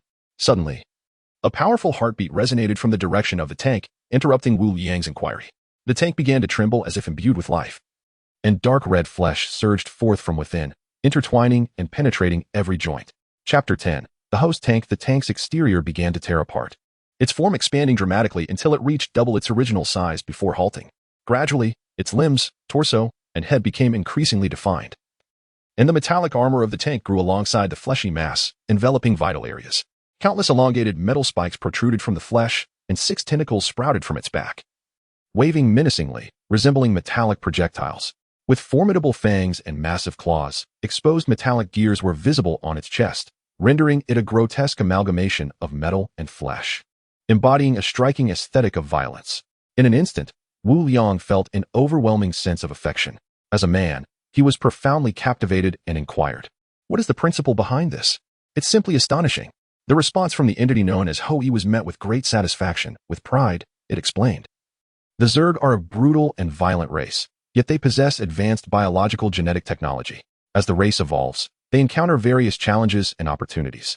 The parasitic organisms, through multiple fusions and genetic modifications, can adapt to a variety of complex environments, infiltrate biological hosts, link with their nervous systems, and achieve control. They can access the host's memories and, under certain conditions, alter the host's genes, transforming them into forms akin to Zerg individuals. These parasites can also infest machinery and structures, releasing their essence to merge with them, evolving into silicon-based life forms. When they reach a critical mass, they can form self-destructive legions. Wu Liang nodded and remarked, so, they can parasitize anything. At this moment, Kerrigan subtly stepped back, surveying her surroundings, seemingly indifferent. One can interpret it that way, my lord, Hou replied respectfully. Wu Liang, oblivious to Kerrigan's subtle actions, eagerly commanded, Hou, attack the nearby rocks.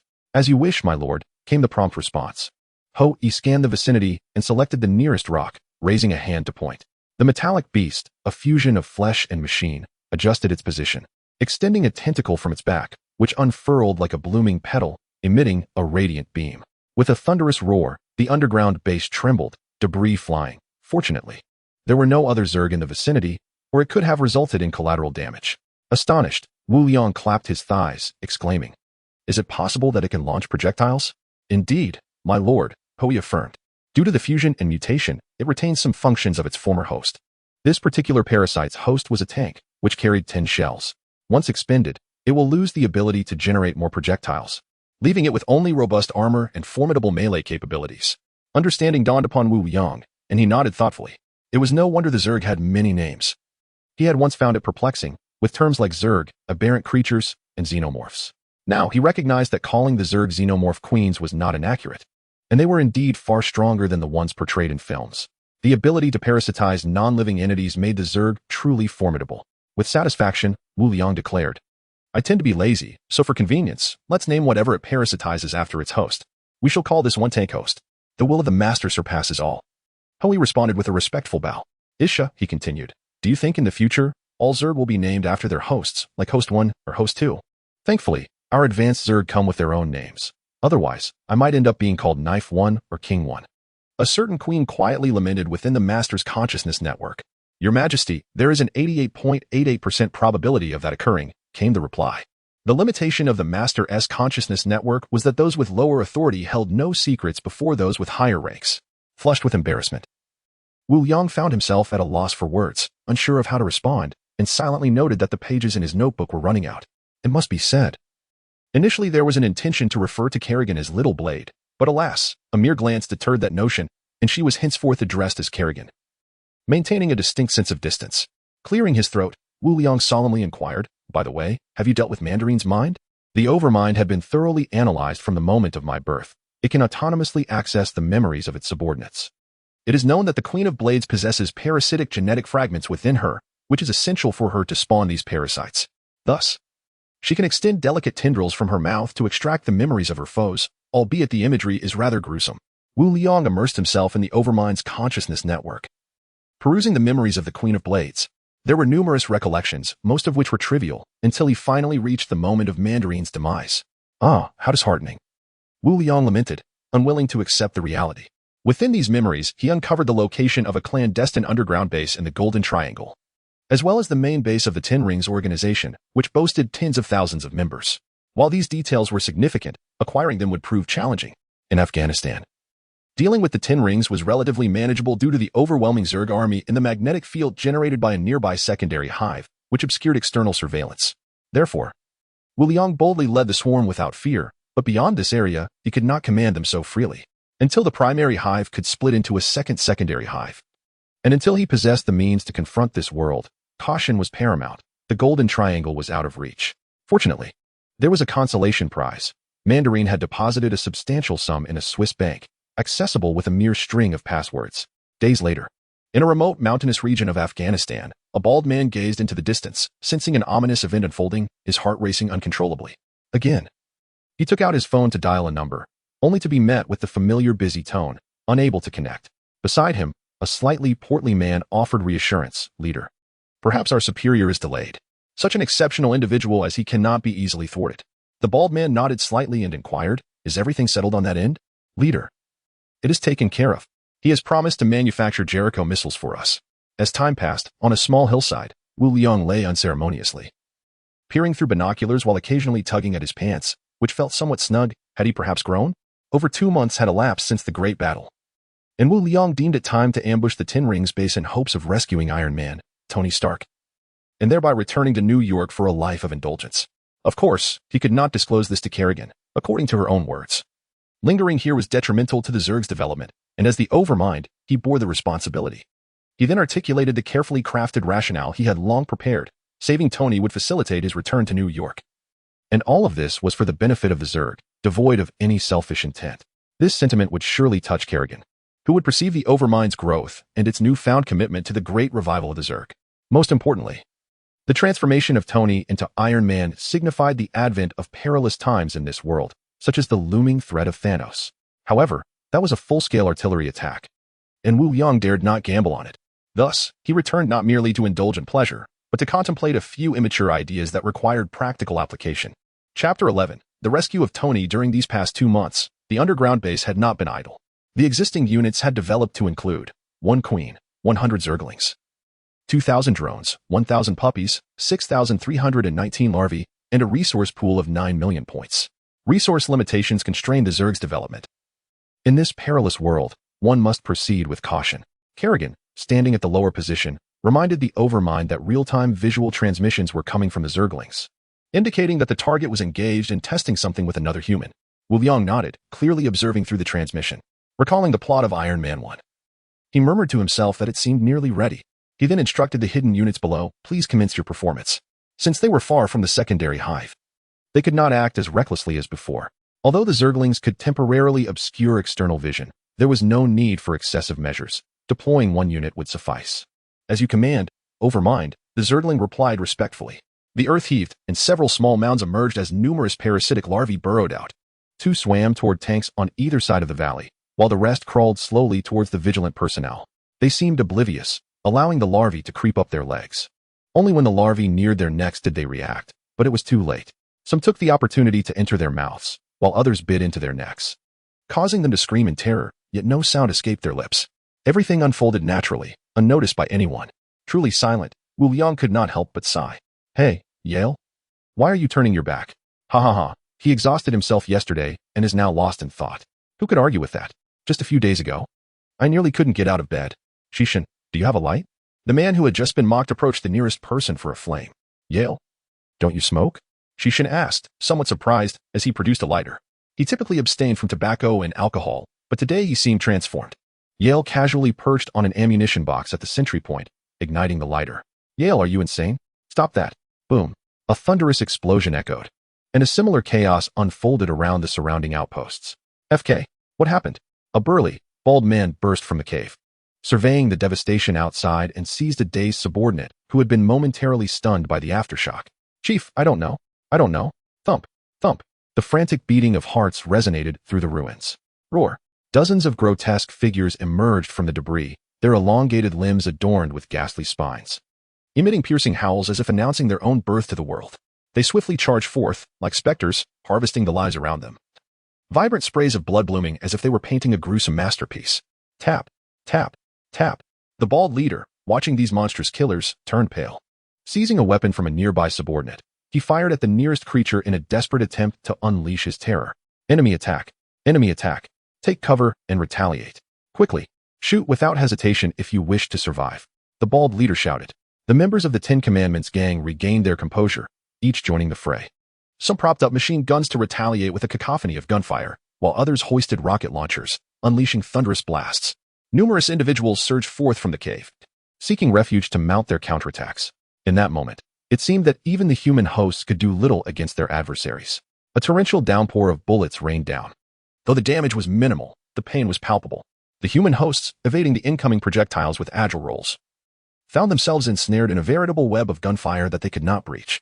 Just then, 2 resounding explosions erupted amidst the crowd, sending fragments of flesh and limbs flying. Hua, are you blind? Where are you shooting? The bald leader, who had taken cover behind a rock, exclaimed in exasperation over the radio. Do you believe that God has forsaken us? The rotund man, trembling with fear, was also hidden nearby, his words faltering as he pointed shakily towards the valley's entrance. The bald leader sensed something amiss and cautiously peered out, only to be confronted by an unsettling sight. The spot where tanks once stood was now devoid of their presence, replaced instead by 2 grotesque metallic behemoths, extending bloody, fleshy appendages while launching projectiles. This shattered his understanding of reality. Could this be the apocalypse? With the arrival of tank hosts, the pressure on the human hosts eased, and they began to haunt the remaining personnel like specters. The air was rife with the sounds of intense gunfire, perhaps the only solace for the living, instilling a semblance of security. Yet, the wails of the wounded reverberated, striking at the fragile nerves of those present. Leader, we must retreat. These are demons, come to exact their vengeance. The fat man cried, devoid of any fighting spirit. The bald leader, too, found himself in a quandary, fully aware of the situation and contemplating retreat. Brothers, do not be afraid. These are unknown creatures, the vice leader, who spread discord, has been slain by my hand. Those who flee or spread lies meet such fates. Only by repelling the enemy do we stand a chance, he declared. However, The fat man, his chest punctured by 2 gaping wounds, gazed at the bald leader in disbelief, his finger pointing, struggling to utter a word. "Brother, you cannot blame me," the bald leader murmured, understanding that if he commanded a retreat, none would escape. Thus, he sought to assert his authority over the fat man, hoping to stabilize the situation and buy precious time for their escape. Inside the cave, Tony crouched against the iron door, tilting his head to listen to the chaos outside. The tumult was unmistakable, accompanied by the clamor of voices passing through the door. "Ethan, what are they saying? What has transpired?" he inquired urgently. The man beside him leaned in to listen, translating, enemy attack, monsters, and the like. It seemed that events had unfolded rapidly. Initially intending to conduct tests, Tony realized that time was of the essence. "Ethan, help me," he implored, fully aware that the moment of truth had arrived, hastily springing into action. The man beside him, in perfect harmony, assisted Tony in donning his gear and draping leather armor over him. "My lord, the battle has concluded. 5 human hosts have perished. 2 tank hosts are lightly wounded, 1 enemy has fled, and the rest have been annihilated. I humbly request your judgment for my subordinate's inadequacy," she stated respectfully as she emerged from the depths. Wu Liang was quite satisfied with the outcome of the battle. "This is already quite good, rise," he declared. "As for that individual, I have seen him. There is no need to concern ourselves with him. It is important to recognize that everything on the battlefield was under Wu Liang's control. The escape of the bald leader was tacitly allowed by him, for it was not yet his time to perish." Subsequently, Wu Liang rose and summoned a tank host, positioning himself upon its shoulder, with Kerrigan following closely behind. Once the 2 were in place, he gestured for the tank to approach the cave's entrance and wait there. Wu Liang had no intention of entering. As he awaited feedback from the queen bug, Tony and Ethan were to complete the assembly, thus he chose to linger at the entrance, smirking at the prospect of giving Tony a taste of authority. "From now on, the Afghan base is under your watch, and you shall command it as you see fit. Soon, you and your host shall return to the underground base. Should any matters arise, you may contact me through Izza," Wu Liang stated solemnly. "At your command, my lord. I shall not fail your trust," came the reply. "Izza, after I depart, recover the spoils of war from this place." "As you wish, my lord." Izzy's melodious voice resonated in his mind. Wu Liang provocatively remarked to Kerrigan, "Look at them. How obedient they are. And then there is you. Truly a source of concern." He shook his head in disappointment. Kerrigan, with a serious demeanor, responded, "My lord, as the Zerg's Queen of Blades, it is my duty to remind you to always remember your mission, without the slightest hint of negligence." Kerrigan was indeed a unique entity within the Zerg, serving as the former ruler and now the foremost combatant. With a consciousness authority level classified as level 3, she could be considered a pseudo-level 2 authority. She was also the only one audacious enough to critique the ruler. Wu Liang, having been raised under the red flag and educated through 9 years of compulsory schooling, could not fully embrace the notion of being an absolute ruler. At times, he felt quite vexed by her criticisms, yet a gentleman does not quarrel with a lady. As Wu Liang pondered these thoughts, Tony and Ethan stealthily approached the cave entrance. "What the hell? Ethan, are these local species from Afghanistan? I have never heard of them," Tony exclaimed. Wu Liang was left speechless. "What kind of eyes do you have? If Afghanistan could boast such local species, it would have already unified the world." Ethan, covering his face, remained silent. He understood the gravity of the situation upon witnessing the external scene. He could not afford to be as carefree as Tony, who still found time for jest. Sensing the awkwardness, Tony pointed at Wu Liang, who was seated upon the tank host, and shouted, "Kid, who are you? What species are you? Did you kill these individuals?" Chapter 12. A plea for kindness. Tony was somewhat uncertain. Aside from the 2 that resembled humans, though that was still debatable, the rest were monstrous in size, distorted and peculiar, yet they lay obediently in a row. Had it not been for his previous experience of being kidnapped and his sufficiently thick skin, he might have already fainted from fright. "Your entire family is a species," Wu Liang silently cursed, though his expression remained composed. "These individuals are indeed my doing. And Tony, I advise you to speak courteously. Otherwise, you see that smallest one over there? Yes, that one. You might have encountered it before. Do you wish to become like it? I assure you, the process will be excruciatingly painful." Tony gazed at the smallest creature, swallowing hard, his entire body rigid. Fortunately, encased in his armored suit, he mustered a semblance of courage and tentatively inquired, "Do you know me?" "I cannot be certain." "Ah, your laughter, it contradicts my understanding of the situation. Moreover, I appreciate your efforts in vanquishing these terrorists, but who exactly are you?" Wu Liang observed Tony's inner turmoil with amusement. The illustrious playboy, Tony Stark, whose visage he had seen countless times on television. "As for those under my command, I am the embodiment of justice, committed to global harmony. Today, by serendipity, I find myself here, aware of your presence. Ha! One might even say I am your benefactor." Gradually, Tony began to relax. recognizing that there was no malicious intent behind Wu Liang's demeanor. "I can handle them myself," he asserted, patting his armor with confidence. Wu Liang nodded in agreement, nonchalantly snapping his fingers, and grinned at Tony. Kerrigan, receiving the command from Wu Liang's dominating consciousness, raised a finger towards Tony. In an instant, Tony's armor disassembled, its fragments spiraling away as if guided by a conscious will, deliberately avoiding Ethan nearby. Tony found himself at a loss, witnessing the destruction of his meticulously crafted armor at the mere gesture of the woman before him. Fortunately, the small reactor at his chest remained intact. Wu Liang leaped from the tank's host, brandishing his phone, the flash illuminating the scene as he took a full-body shot of Tony. "I believe this will make the front page of the next edition," he declared. Since the third day of its use, his phone had been devoid of power. Little did he know that Kerrigan's psychic energy could recharge it. After persistent persuasion, Kerrigan reluctantly agreed to become Wu Liang's tool, still reeling from the shattering of his armor. Tony was momentarily stunned by Wu Liang's antics. Realizing the potential damage to his reputation if this embarrassing moment were to circulate, he swiftly capitulated. "How much to have that deleted?" "I promise not to haggle. Not for money. It won't be deleted," Wu Liang replied, feigning an expression of mock seriousness. Tony found himself in a quandary. He was at a disadvantage. Could he truly endure this humiliation? "Tony Stark," he extended his hand forward. Wu Liang, seeing this, reciprocated, feeling an inexplicable thrill. After all, Tony was his idol. "Buddy, you're blocking my way," Tony exclaimed, eyeing Wu Liang with disdain. "Please. I'm a man who prefers women. Keep your distance." With that, he sidestepped to face Kerrigan, extending his hand once more. "Beautiful lady, what is your name? Would you be interested in becoming my bodyguard? You can set the price. I am a billionaire. Surely, it's better than following this impoverished fellow." Tony reveled in his superiority, yet he knew he could not remain passive. The woman before him exuded formidable strength, and he was confident that no woman was beyond his reach. Wu Liang's expression darkened. His earlier excitement dissipated in an instant. "Kerrigan, teach him a lesson. Leave him bruised and battered." Kerrigan, already looking down on Tony, deemed him feeble. In the eyes of the Zerg, strength was paramount, excluding Wu Liang, of course. Though reluctant to engage with this individual, the sovereign had spoken. A quarter of an hour later, Kerrigan clapped her hands and, with an air of aloofness, departed, leaving Tony sprawled on the ground, bruised and bloodied, a truly pitiful sight. The rapid flashes of cameras ignited as Wu Liang hastily captured the moment. After all, this was a lucrative opportunity, each photograph worth a fortune. Meanwhile, Dr. Ethan, who had been a silent observer, could hardly bear to watch. He gazed off into the distance, muttering to himself that this predicament was of Tony's own making. Tony gasped for breath, his body racked with pain. "My dear, your blows were rather excessive," he exclaimed. Wu Liang, dismissive of Tony's plight, was irritated by the embarrassment he had caused, especially in front of Kerrigan, who was likely engrossed in gossiping with Isha.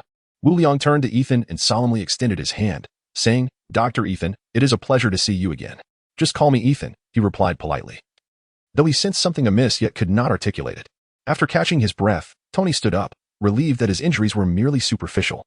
He looked at the still aloof Kerrigan and, undeterred, inquired, "May I ask the name of this lovely lady?" Wu Liang sighed, exasperated that Tony was still pursuing this. "Do you wish to be struck again?" he retorted. Tony, clutching his nose, quickly clarified, No. I merely wish to make her acquaintance. Kerrigan Sarah.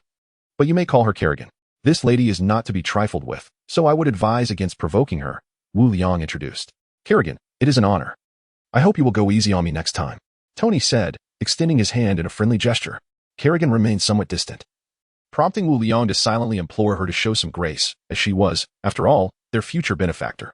Eventually, Kerrigan extended her hand briefly before retracting it. Tony, undeterred, chuckled, "All right then, we should be on our way. I could really go for an American hamburger right now." Just as he prepared to leave, he suddenly remembered something and turned to Ethan. Are you heading home? I meant to say, shall I escort you back?" Ethan lowered his gaze in silence, leaving Tony at a loss. Wu Liang, observing the scene, understood the underlying tension. Ethan's family had long been deceased, victims of the Ten Rings. "You know of the Mandarin, don't you?" Ethan exclaimed, his eyes fixed intently on Wu Liang. "Enough with that stare, it's rather unsettling." "It appears you are aware," Wu Liang replied. "Who is the Mandarin?" Tony interjected, unable to contain his curiosity. Wu Liang smiled enigmatically, ignoring Tony. "He recently commanded me to eliminate him, along with thousands of his Ten Rings associates. In truth, I have avenged your family. There may still be some stragglers left, but trust me, one day I shall eradicate them entirely." "Revenge? Ethan, your family." Tony, astute as ever, grasped the implication of Wu Liang's words, his disbelief evident though he chose not to press further. "Thank you. I am immensely grateful," Alung, Ethan stammered. His voice thick with emotion. This was the best news he had received in a long time. Thank you, Tony, Alung said sincerely. Then placed a reassuring hand on Ethan's shoulder. Come with me to New York, Ethan. Some sentiments need not be articulated. Often, a glance or a gesture suffices. Within the confines of the cave, the two had already formed a bond akin to that of kindred spirits. Wu Liang turned around and waved his hand, prompting the other party to bow deeply before flying off with their hosts, stirring up a cloud of dust. Wu Liang watched the departing figure with a mix of disappointment and resignation, then turned to Tony and said, "Let us go." An hour later, Tony exclaimed in frustration, "Damn it, Liang, don't tell me you plan to walk back to New York. I'm injured." He lamented the absence of their colossal pets, adding, "It's been an hour since we left the valley. Walking on this endless expanse of yellow sand, I can hardly endure it, especially after being gently pummeled by Kerrigan." "They've gone home," Wu Liang replied nonchalantly. "After all, with my enhanced physique, this journey is but a trifle." Tony, summoning his last ounce of strength, finally succumbed to exhaustion and collapsed onto the sand. "I can't go on. You need to find a way. I'm done for. There are alternatives," Wu Liang said with a smirk, "but they come at a cost. Don't mention money. Just tell me what we need to do." Wu Liang, with a thumb raised in admiration towards Tony, remarked, "Well, I have a family to think of, and I have nowhere to stay in New York, you see. My house is spacious. You can stay there." Tony, now lying down, managed to reply, "What about the expenses?" He turned to Wu Liang with hopeful anticipation. "Reimbursements. And delete the photos while you're at it. Not a chance. Look, help is on the way." Wu Liang pointed towards the distance. Buzzing sounds filled the air as several military helicopters approached. Instantly rejuvenated, Tony waved enthusiastically, grinning as he shouted, Hey, where's your joyful Hummer? Don't leave me next time." As figures approached, one of them embraced Tony, then stood up to look at Wu Liang and the others, asking, "Tony, who are these people?" Tony introduced them, saying, "These are my friends, Wu Liang, Ethan, and this lovely lady, Kerrigan." He then turned to Wu Liang and the others, saying, "This is my best friend, James Rhodes. You can just call him Rhodey." After a brief introduction, they boarded the helicopter. After a moment, a voice broke the silence. "Wait. This was meant to be a search for me. Liang, you betrayed me." Tony realized the truth. "Tony, you can't back out now." Chapter 13. First Encounter with S-H-I-E-L-D. In the valley, a figure emerged, filled with hatred as they surveyed the scene before them. Gritting their teeth and clenching their fists tightly, staring at the entrance. The scattered metallic debris seemed to ignite a fierce determination within them as they hurriedly began to gather it. After an unknown period, a voice echoed, "Master. The worker bees have assessed the battlefield, yielding the following results: 6 cars, 2 tanks, and numerous firearms and ammunition. Should we convert the resources?" Isa's melodious voice responded. "The tank should be reserved for parasitism. Convert the rest." At the New York military airport, after a lengthy transit, they finally returned to New York. The rear of the cabin slowly opened, and Rhodey assisted Tony, reminding him to watch his step. Spotting medical personnel wheeling a stretcher towards them, Tony told Rhodey, "I'm fine, let them pass." He stepped forward, addressing a tall and attractive woman. Are those tears of concern for your boss?" "It's just tears of joy. I detest job hunting." As the two individuals engaged in conversation, a voice abruptly shattered the atmosphere. "Hello, beautiful. If you're not keen on job hunting, you could be my secretary," Tony declared, as he strode forward, swiftly interrupting their dialogue. "Damn it, I almost forgot about you," Tony exclaimed with irritation, then added, "Are you plotting revenge against me?" Wu Liang responded earnestly, "Indeed. If you can hire Kerrigan as a bodyguard, why can't I recruit this lovely lady as my secretary?" Ignoring Tony, he extended a gentlemanly hand and said, "Greetings, beautiful. My name is Wu Liang, but you may call me Liang." "Hello, Mr. Wu Liang. You can simply call me Pepper. I'm not looking to change jobs just yet." Pepper replied politely, shaking his hand. Tony, though irked, was not one to be easily trifled with. He quietly remarked to Kerrigan, who followed Wu Liang, "Aren't you going to intervene?" Kerrigan, devoid of emotion, responded, "Matters of personal life are beyond my jurisdiction." "Come on," Tony exclaimed, feeling somewhat defeated. He turned to Pepper and insisted, "Forget the formalities. Just call him Liang. And what is with the handshake? Let go. Let go. Never shake hands with strangers." As they continued on their journey, the group gradually became more familiar with one another. Wu Liang and Tony often engaged in playful banter, which the others had grown accustomed to. Tony then took the opportunity to introduce Kerrigan and Ethan to Pepper. "Tony, let's go? We need to head to the hospital," Pepper reminded him. "No," Tony retorted. "I've been cooped up for 2 months. I only want to do 2 things. First, grab an American hamburger, as I promised my friends, and second." Before he could finish, Pepper interrupted, "No more. It's not what you think. I want to hold a press conference." "Why hold a press conference?" Wu Liang, well aware of the reasons, swiftly interjected to curtail Pepper's inquiries, winking at Tony. Surely, there is something of great importance to discuss, right, Tony? Of course, we should start with the hamburgers. The group then boarded the vehicle. Wu Liang looked around, noting the opulence of Tony's car, and shamelessly squeezed him beside Kerrigan. I know you won't mind, Tony. The space was tight. Kerrigan sat silently in the passenger seat, while Wu Liang and Tony occupied the rear seats, with Pepper wedged in between. Tony could only glare at Wu Liang, feeling utterly powerless against him. Pepper, what brand of perfume are you wearing? I should buy a case for my dear Kerrigan. Tony will cover the cost. As the vehicle came to a smooth halt, enthusiastic applause erupted from the crowd surrounding them. A bald man stepped forward with great enthusiasm to open the car door, welcoming Tony. Look, Tony, I thought I'd have to visit you at the hospital. The thunderous applause, or perhaps the man's booming voice, roused Wu Liang from his slumber. Groggily, he muttered, have some consideration. Do you not know that waking someone from their sleep is inconsiderate? Though his voice was soft, those nearby could hear him, and an awkward silence fell over the scene. The bald man, undeterred, graciously inquired, Tony, is this your friend? Indeed, this individual, whom I consider my savior, Tony, finds himself in a rather awkward situation. He has personally experienced the unreliability of Wu Liang. Had I known better, I would have allowed him to return to his villa alongside Ethan. The primary reason for bringing him along was my fear of his potential ransacking of my home. Tony, without introducing me, stated that your benefactor is indeed a benefactor to all of us at Stark Industries. At that moment, Wu Liang leisurely emerged from the vehicle, only to be greeted by a familiar voice. Was that not Obadiah Stane, the ironmonger?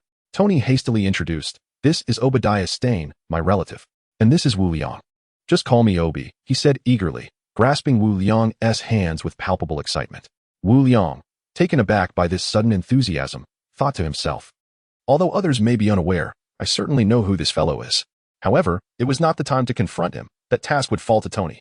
After exchanging a few pleasantries, Wu Liang turned to Tony and remarked, well, aren't you supposed to be holding a press conference? The spotlight is on you. Tony responded with a reassuring glance and led the way into the venue. Mr. Wu Liang, may I have a word? A voice called from behind. Wu Liang, puzzled, wondered who here might recognize him. He turned around to see a short man clad in a black suit. It was Phil Coulson, and Wu Liang instantly recognized him, feeling a twinge of surprise. Am I being monitored by S-H-I-E-L-D? Surely not. He decided to feign ignorance and replied, interview? You should speak with Tony or Pepper. Coulson smiled slightly. I am not a journalist. I am Agent Coulson from the Strategic Homeland Intervention, Enforcement, and Logistics Division. He handed Wu Liang a business card. Upon hearing Coulson's introduction, Wu Liang chuckled. Many have noted that. But today, it's my turn to comment. Your name is quite lengthy. What? Coulson replied, slightly taken aback. Ah, I see. We are already working on it, he added, acknowledging the length of their agency's name as a valid point for jest. Coulson then resumed his serious demeanor, addressing Wu Liang. 5 months ago, you appeared in Hell's Kitchen, New York, exhibiting extraordinary strength and defensive capabilities, single-handedly defeating 4 individuals. Our investigations have ruled out the possibility of your being an illegal immigrant. It was as if you materialized out of thin air. He paused, carefully observing Wu Liang's expression for any signs of revelation. Meanwhile, Wu Liang remained impassive, inwardly reflecting. If you can uncover how I arrived here, I might concede to your prowess. Noting Wu Liang's stoic expression, Coulson continued, in the subsequent days, you used funds acquired from local thugs to obtain identification, only to vanish into the Afghan region, as if you had evaporated from existence. Despite our exhaustive searches, we have yielded no results.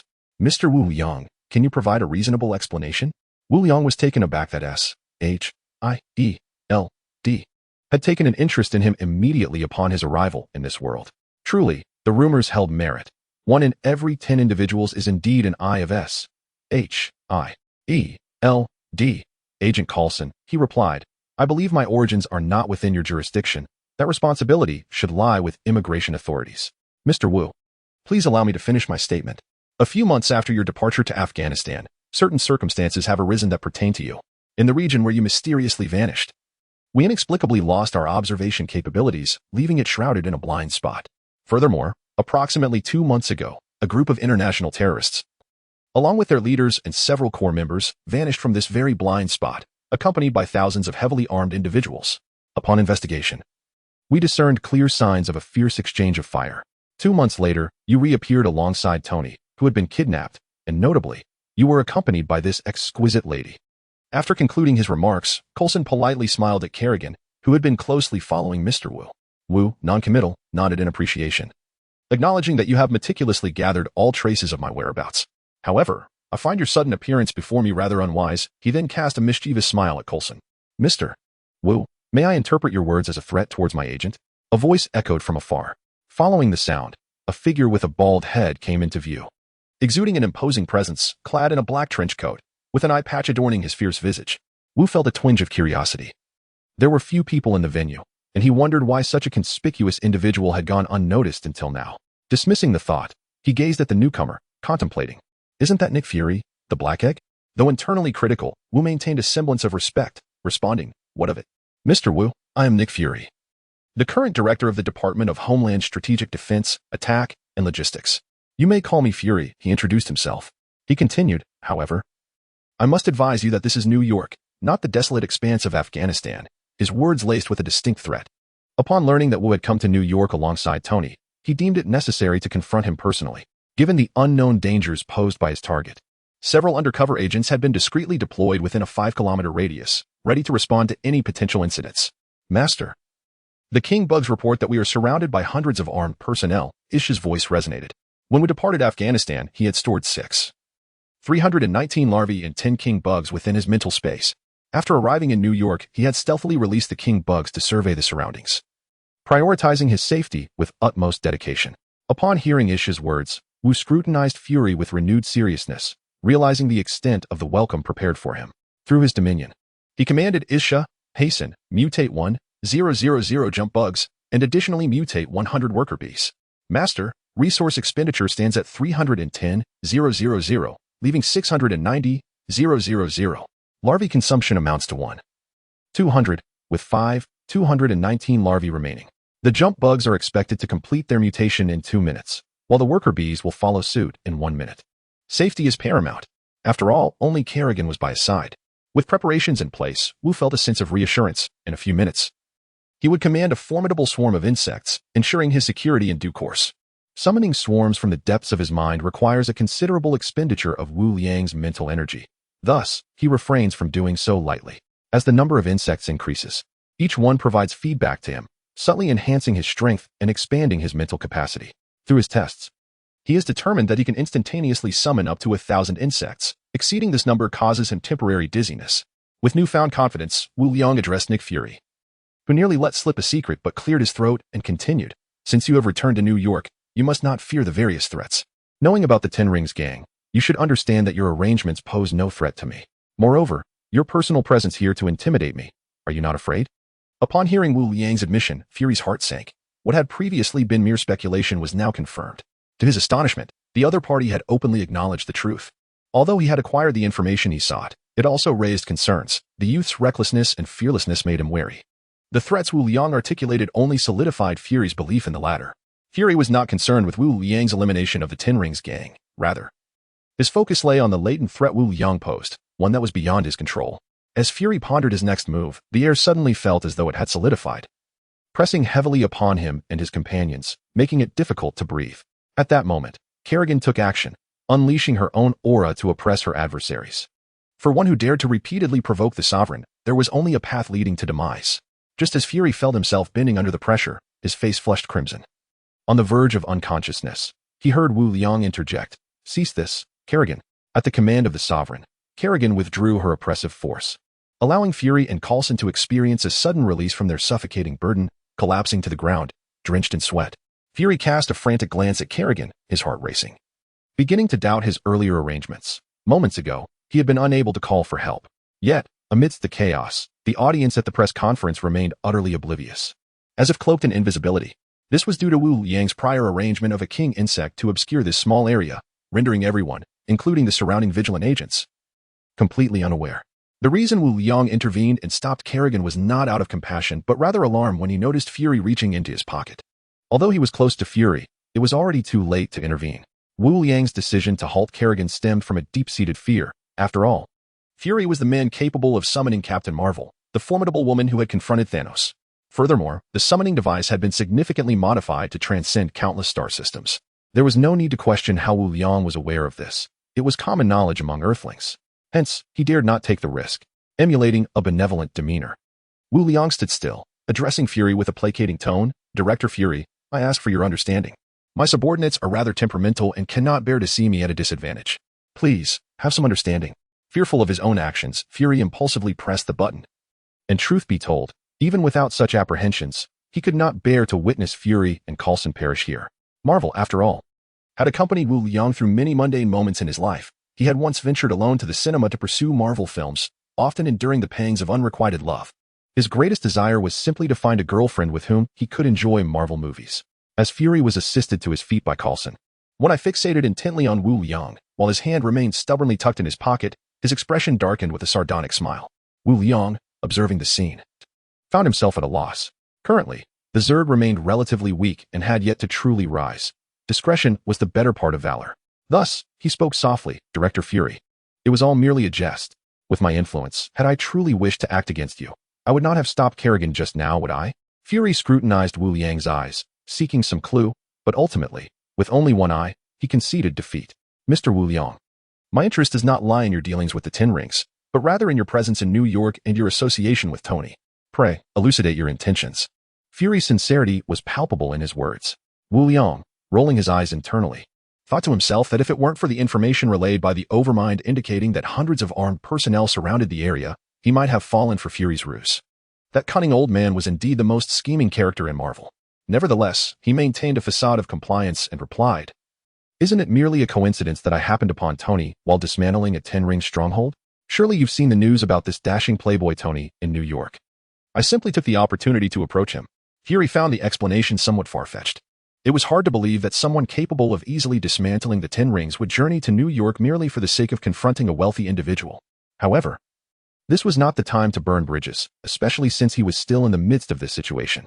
Let us set that aside. To which organization do you belong? I suspect that only a handful of forces could easily eradicate the Ten Rings. Determining Wu Liang's allegiance was the primary objective of his visit. Otherwise, he would forever tread cautiously. It was essential to recognize that even if Fury wished to eliminate the Ten Rings, it would be no simple task. As they were a terror that plagued the Asian region, particularly with Mandarin wielding 10 superpowers, a formidable adversary indeed. Wu Liang smiled enigmatically. I am not from this universe. Nanny, Fury thought to himself, incredulous. This was too absurd to believe. Not from this universe? Fury anticipated various excuses Wu Liang might concoct to deflect him. But he had not expected such an outrageous claim. Ha, Mr. Wu Liang, that is quite humorous. You possess a keen sense of humor. Fury remarked with a forced smile. Wu Liang, feigning innocence, replied, To be honest, Director Fury, no one believes me. I'm not jesting. The next words I speak may shatter your understanding, so you ought to brace yourself. I await with bated breath. But is this the appropriate place to disclose such secrets? Fury questioned, noting the bustling crowd around them. You would reveal such a secret so casually? Are you certain you are not joking? Wu Liang smiled faintly. Ha. Do you not find this peculiar? The recent commotion was quite significant. How could no one have noticed it? Not even your agents. At this moment, Fury's realization deepened his sense of danger regarding Wu Liang. Wu Liang had no intention of clarifying. People often harbor fears of the unknown, which is precisely what he desired. With solemnity, Wu Liang declared, I am Wu Liang, the esteemed commander of the Swarm Calamity, one of the 4 great disasters from the heart of the Swarm universe. I have come to rescue you. According to the information I have received, your universe is on the brink of disaster, and I am your only hope. Chapter 15. Raising the banner and pulling the tiger's skin. This was a plan Wu Liang had meticulously devised in anticipation of encountering forces like S.H.I.E.L.D. He intended to establish an air of mystery around himself, deterring any prying eyes from taking action. After all, being constantly subjected to petty schemes would surely be tiresome. However, he had not anticipated needing to implement it so soon. Fury felt insulted by the perceived affront to his intelligence and retorted, What an intriguing story. If it is inconvenient for you to share, I shall not press. But one cannot treat others as fools, can they? Coulson, too, felt a surge of irritation but refrained from expressing it, given the presence of his superior. Wu Liang understood that mere words would not convince them. Yet he had a strategy. I realize you may find it hard to believe, but I possess knowledge about many of your affairs, and my journey to Afghanistan was deliberate. I knew Tony would encounter peril, and I went there to save him at the brink of his life. Fury spread his hands in rebuttal. That does not substantiate anything. Furthermore, you claim to hail from another universe. What evidence do you have? His tone, once calm, shifted to a harsh edge. If you truly come from another universe, know that Earth does not welcome you. Unfazed by Fury's tone, Wu Liang replied, Have you forgotten the Kree? The universe is vast and perilous, both internally and externally. Fury's heart raced at the mention of the Kree. Such knowledge was classified, and his past encounters had paved his path to becoming the director. His thoughts raced. Being naturally suspicious, he questioned whether spies might be infiltrating their ranks. Observing Fury's troubled expression, Wu Liang smiled, knowing he had struck a nerve regarding Carol Danvers. Fury exclaimed, "How could you possibly know that?" "I told you, I know more than you might assume," Wu Liang continued. "What I am about to share concerns cosmic secrets. It must not be disclosed. The universe is not as beautiful as it seems. Even as we speak, countless universes may be perishing while new ones are born. Four forces actively navigate the life and death of these universes. They are the four great disasters: the higher dimensional demons, the swarm, the purge accord, and the fourth calamity." Though Fury was skeptical, he listened intently. Upon hearing the term demons, he could not help but interject, "Are these demons akin to those described in religious texts?" Wu Liang was quite displeased with Frey's interruption. What if the thought he had just conceived was abruptly lost? He initially intended to discuss the demons in religion, but now he refrained from doing so, fearing it would diminish his stature. "Must you interrupt me?" he implored. "A higher dimensional demon is a distorted collective of consciousness, and your demons from religion hardly compare." Wu Liang expressed his disdain. As he spoke, a sudden realization illuminated his mind. Why bother concocting a narrative when a ready-made example was at hand? The final battle preserved within the consciousness network of the Zerg was remarkably fitting. He often watched the film during his leisure time. The higher dimensional demon Zerg was strikingly similar. The Zerg represented the insect race, the purity protocol symbolized the human race, and the fourth cataclysm represented the divine race. After all, this was akin to the player's experience of summoning, whether it was good or bad. There were videos with tangible truths that held persuasive power. Without hesitation, Wu Liang declared gravely, "I understand that mere words lack conviction. Therefore, I shall graciously allow you to witness a small skirmish from years past." With that, he waved his hand, and points of light emerged among the group, suffused with a kaleidoscope of colors, gradually coalescing into a vivid image. It was as if a three-dimensional projection enveloped them, immersing them in an endless void, where time seemed to dissipate. Fry and Coulson appeared entranced, as if caught in a state of deafness, with a persistent ringing in their ears. The scene shifted to reveal a bizarre creature, resembling an octopus, yet not quite, its body adorned with thick, undulating tentacles. Merely observing the image evoked a sense of dread. Flames erupted around it, and countless points of light assailed the grotesque figure. Wu Liang, having seen this many times, recognized it as the infamous Fallen One, Amon, who was currently engaged in battle with the human, divine, and insect races. The forces of the three races appeared diminutive against Amon's immense presence, akin to ants in comparison. Their attacks resembled raindrops merging into the sea, creating ripples yet ultimately proving ineffectual. Amon laughed maniacally, his tentacles flailing, producing a cacophony of harsh sounds. Fry and Coulson, unable to comprehend, were left in awe, while Wu Liang, brimming with confidence, remarked, "Do you see? This is a higher dimensional demon, the sworn enemy of all known life. They are twisted and mad, often heralding apocalyptic calamities." After the destruction of countless civilizations and universes, three major cosmic powers emerged, evolving from initial defeats to stand against it. "Behold our Zerg, united and compassionate, possessing cutting-edge biological technology," he continued, gesturing toward the image of the Zerg army engaged in a frenzied battle. They charged fearlessly, akin to locusts. While Amon's tentacles struck indiscriminately, claiming millions of Zerg lives, yet an endless tide of Zerg continued to replenish their ranks. And over there is the Purity Protocol. Belonging to the pinnacle of mechanical civilizations, Wu Liang pointed to another faction, boasting a staggering number of battleships. Each dreadnought was equipped with formidable firepower, charging its cannons to unleash colossal beams of light upon Amon, creating massive explosions. Countless aerial combatants supported the assault, drawing fire away from Amon. And that is the fourth cataclysm. As for why it bears this name, it is due to their enigmatic origins and their fearlessness in the face of death, making it exceedingly difficult for them to truly perish. They upload their consciousness and manipulate their vessels, representing the pinnacle of mechanical biological civilization. Wu Liang pointed to the final faction, where three colossal motherships hovered in the void, arranged in a triangular formation, shimmering with countless lights. With each flicker, innumerable figures were teleported around Amon, launching fierce assaults. Among these figures were several particularly extraordinary entities, resembling orbs of lightning, radiating blue luminescence. With a mere wave, they hurled spheres of light towards Amon, resulting in explosive detonations. Additionally, there were numerous gigantic machines, akin to colossal statues, massive and cumbersome, emitting searing beams of light. Fury and Coulson were momentarily stunned by the overwhelming imagery, their physical and mental discomfort overshadowed by the sheer shock of the spectacle. If it were real, what would become of Earth? It would likely succumb to a single strike of those tentacles. Through comparison, Fury concluded that the high-dimensional demons were vastly larger than Earth, shattering his previous worldview. At this moment, he found himself somewhat inclined to believe Wu Liang's words, despite their incredibility. Fury, with a racing heart, inquired about the invincibility of the high-dimensional demons and how it was that only the combined forces of their three factions could contend with them.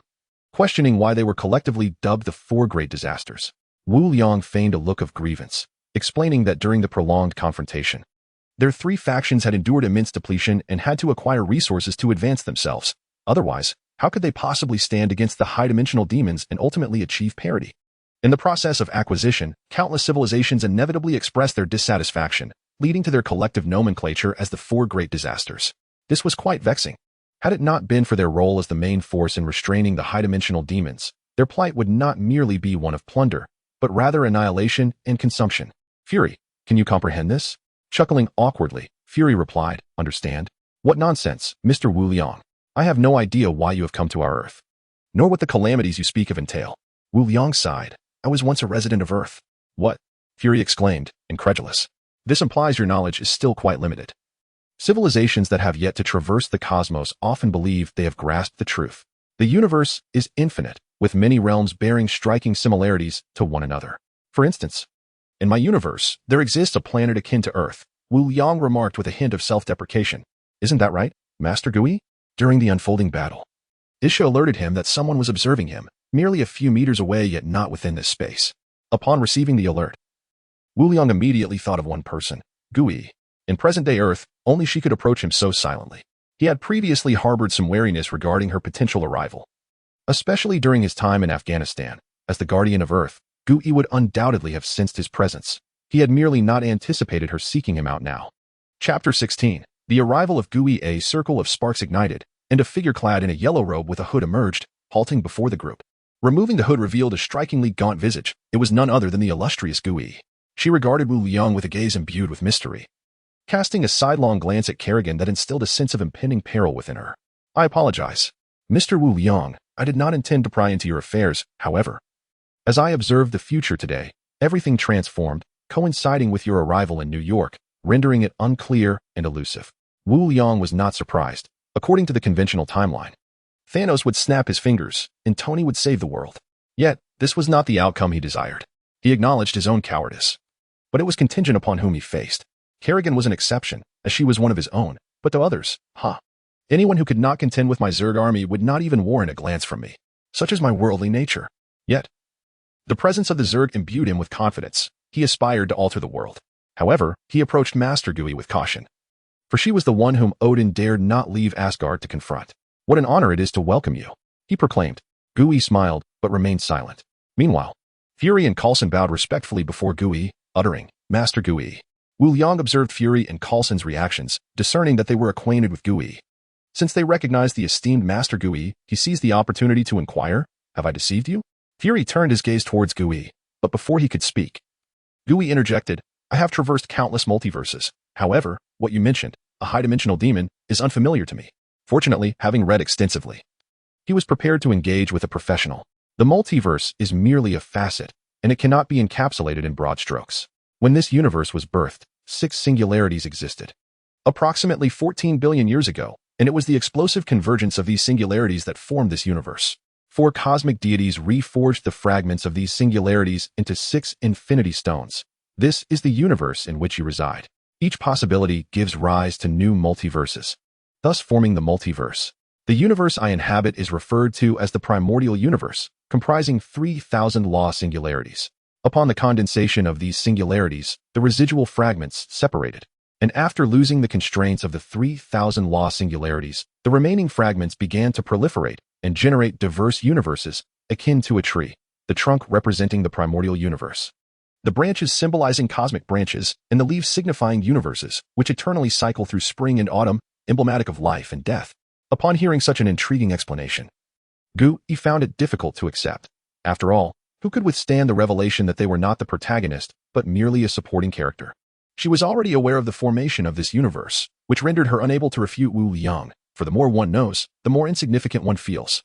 Seeing Gui momentarily speechless brought Wu Liang great satisfaction, affirming that his reading was not in vain. He noted her astonishment at the mention of the high-dimensional demon and, feigning profundity, slowly uttered, The Celestial Assembly. The Celestial Assembly, Gui murmured gravely. As the guardian of Earth, she was naturally aware of the Celestial Assembly. though her knowledge of their inner workings was limited. Suddenly startled, she realized that the Celestial Assembly was not a topic to be broached lightly. As the supreme entities of this universe, they would certainly sense such discussions. Observing Gu Yi's sudden reaction, Wu Liang understood the implications. Fear not. This space has been sealed by me. Wu Liang, being a person of great prudence, always contemplated extensively. Upon learning of Gu Yi's arrival, he deemed the shielding effect of Wang Chong to be woefully inadequate. Furthermore, with Gu Yi's presence, he resolved to orchestrate a significant maneuver, thus engaging in communication with Yisha regarding the resource expenditure required to temporarily obscure this region. Most importantly, Wu Liang did not dare to leave matters to chance. Who could ascertain whether the members of the Celestial Group possessed the ability to sense their mention, as depicted in tales? Each member of the Celestial Group was birthed at the cost of all life on a planet, and Earth itself had nearly fallen victim to becoming a sacrificial offering for a member of the Celestial Group.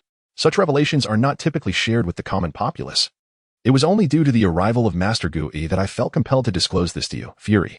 Fury was repeatedly astonished by the staggering secrets unveiled before him. As Wu Liang reveled in his triumph, others were engulfed in trepidation. And the three-dimensional imagery reached a pivotal moment. The screen illuminated with blinding golden light, and as the radiance receded, it unveiled an angelic figure emanating golden luminescence, exuding sanctity and majesty. Upon closer inspection, one would discern an uncanny resemblance to Kerrigan. This was none other than the divine Kerrigan. Kerrigan, within the Void of Legacy, entered the Void Gate located in Ulnar and rescued the surviving Xel'Naga, Oroth, who had been transformed into a Templar by the Naru's Xel'Naga form. During the slumber of the Xel'Naga, Amon eradicated the remaining Xel'Naga, leaving only Oroth to survive as Amon's adversary. Guided by Oroth, Kerrigan traversed the Void, ultimately accepting the eternal essence of the Xel'Naga from Oroth. Oroth sacrificed himself, bestowing upon Kerrigan all his essence, thereby transforming her from the Queen of Blades into a radiant, angelic goddess of the Xel'Naga. Amon also beheld Kerrigan in that moment. Their gazes met, conveying a profound understanding without utterance. As the void shimmered in hues of gold and crimson, and they collided with great force. At that instant, the image dissipated. As the saying goes, the adept perceived the subtleties while the uninitiated merely observed the spectacle. Gu Yi, as Earth's mightiest force, comprehended the weight of the scene, even considering that the time stone, if activated, would likely shatter in an instant. Gu Yi cast another glance at Kerrigan, who had silently accompanied Wu Liang, unaware that her back was already drenched. Mr. Wu Liang, whether you seek Gu Yi in this realm or wish to voice your inner queries, it is essential for my peace of mind. Following the natural timeline, there will come a moment in the future when I can truly rest. I have been weary for far too long. Wu Liang recognized that the purpose of intimidation had been achieved. I implore you all to remain tight-lipped. No one else must learn of this. My presence here is due to the trust placed in me by the organization, tasked with managing this remote universe and thwarting the nefarious schemes of higher-dimensional demons. As I have mentioned, I hail from Earth, and my sentiments toward it are no less profound than yours. With Wu Liang's assurance, Gu Yi felt a sense of relief. Convinced that he spoke the truth, this was the most potent conviction she harbored. Subsequently, sparks ignited behind Gu Yi, gradually forming a ring of fire. She bowed respectfully to Wu Liang, nodded in acknowledgement to Fury and Coulson, and retreated into the portal, gradually vanishing from sight. Fury inquired about the thoughts weighing on his mind, asking Mr. Wu Liang, surely, there are no celestial beings on Earth.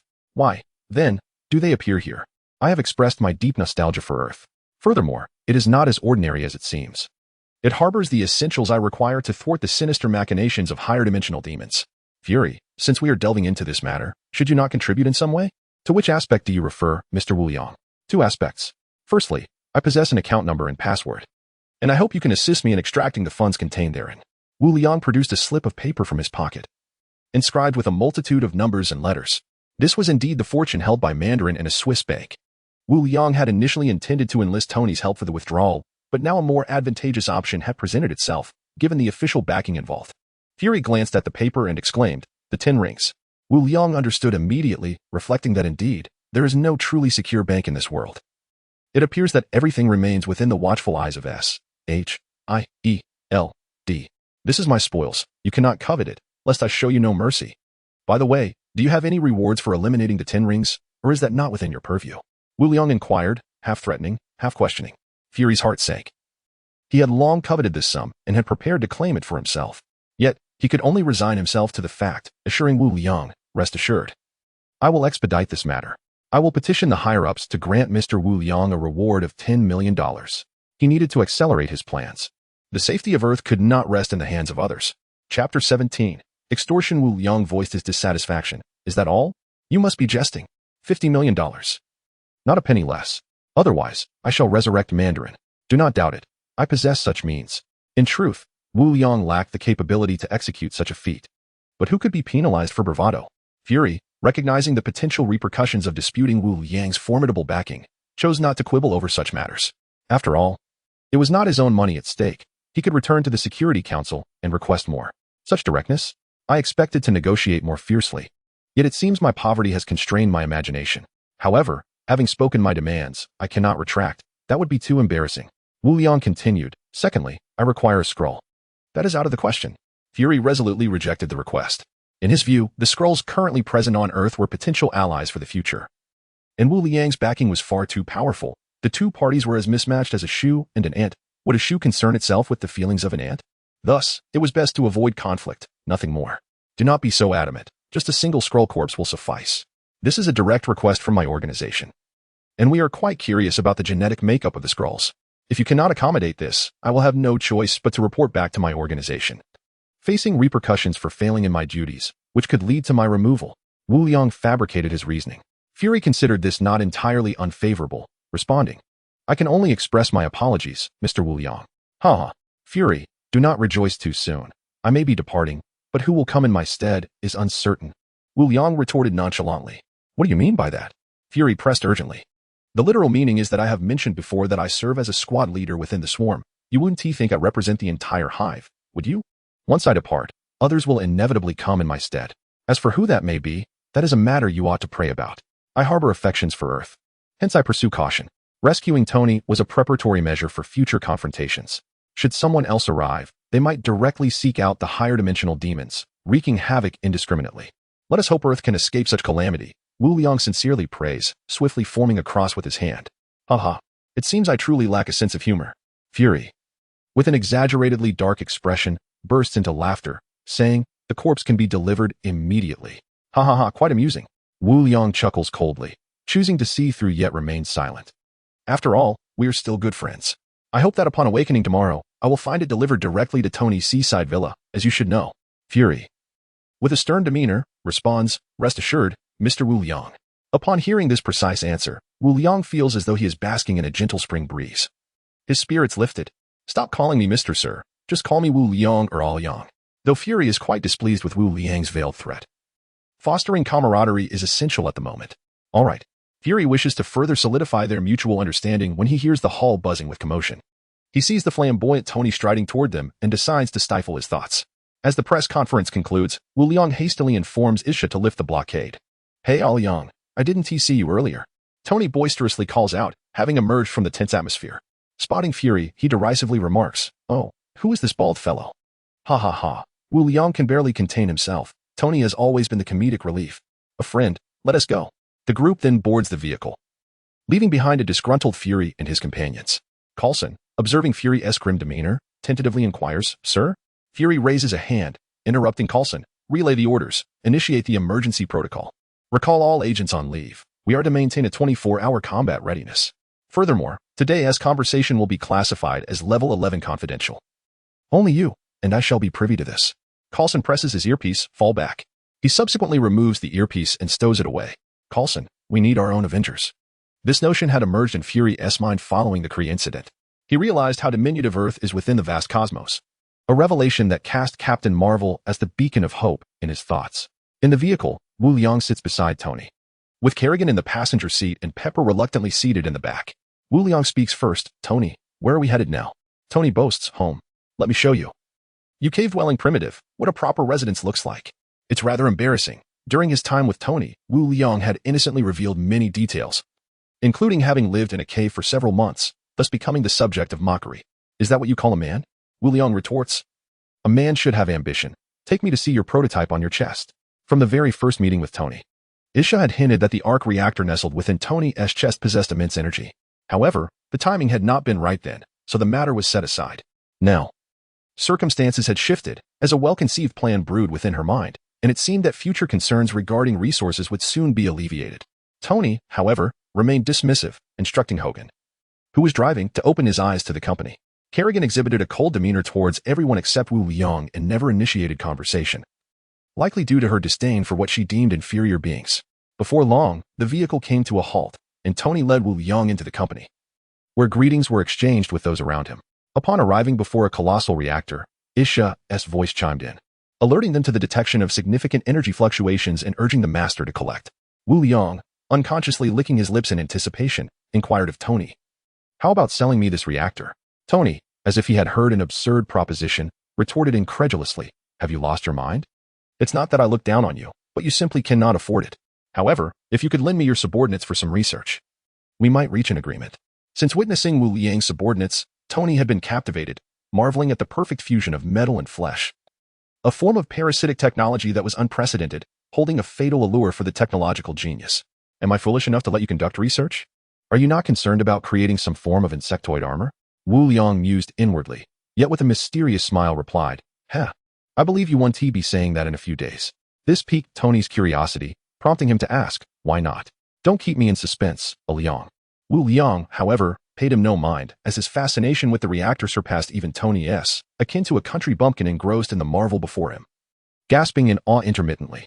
Shortly thereafter, Obi entered through the door, casually addressing Wu Liang. "Mr. Wu Liang, you're too close. The radiation is quite substantial." Without turning his head, Wu Liang replied nonchalantly, "It's nothing. This level of radiation is insufficient to concern me." Obi, left speechless, felt a tinge of unease.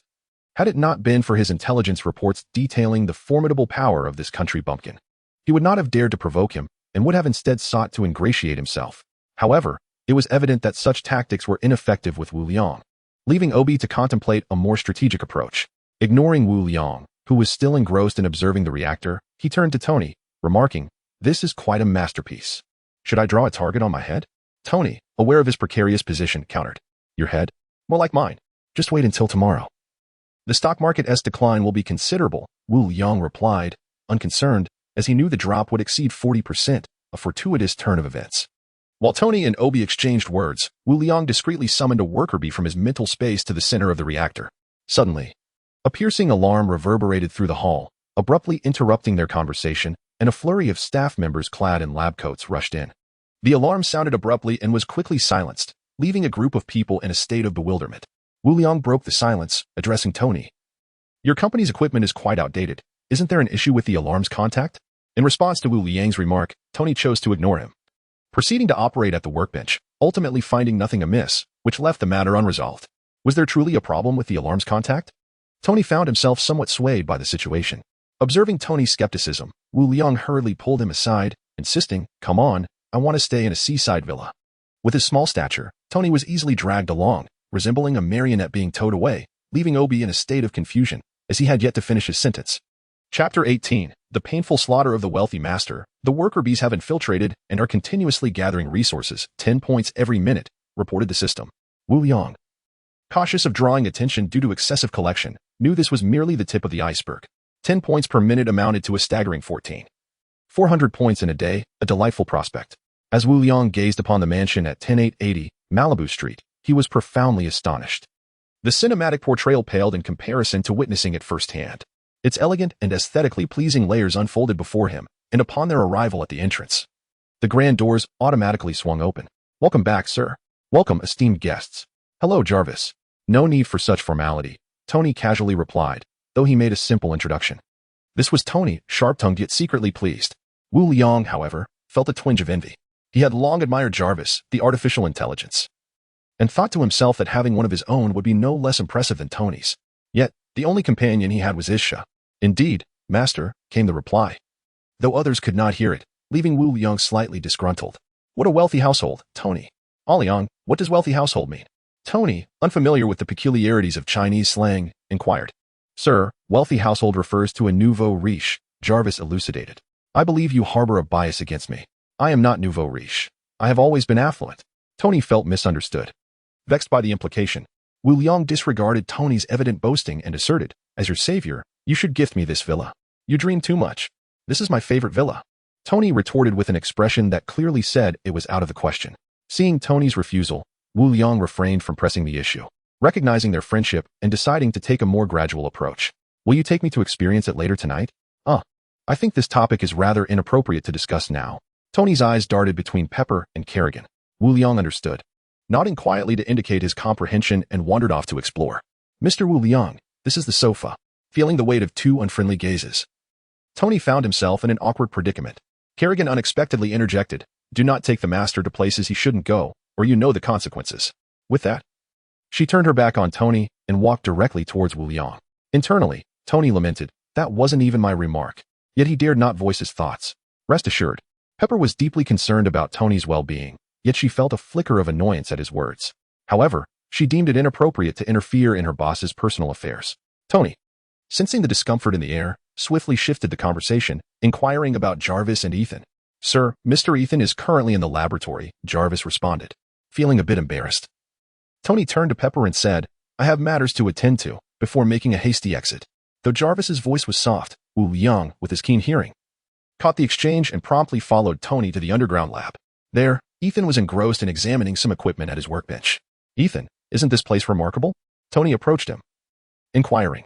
Ethan, upon recognizing Tony and Wu Liang, expressed astonishment, exclaiming, "I can hardly fathom that one day I would witness such advanced apparatus. Accustomed to hardship." Ethan delicately caressed the sophisticated devices before him. Tony, brimming with enthusiasm, declared, "You are welcome to use this space whenever you wish." He continued, "I intend to enhance my compact reactor, and I have a concept in mind that requires your assistance." Still mesmerized by the cutting-edge technology, Ethan readily agreed without hesitation. Over the next few hours, both Tony and Ethan became engrossed in their work. With all the necessary materials at hand, they rapidly completed a new miniature reactor. Wu Liang observed the process with great interest. Ultimately, as if choreographed for a film, the large hands of the men proved unwieldy, prompting them to call for Pepper's help to install the new reactor. Meanwhile, Kerrigan, feeling bored from the outset, ascended to watch television. Gazing at the replaced miniature reactor, Wu Liang said, "I'll take that one."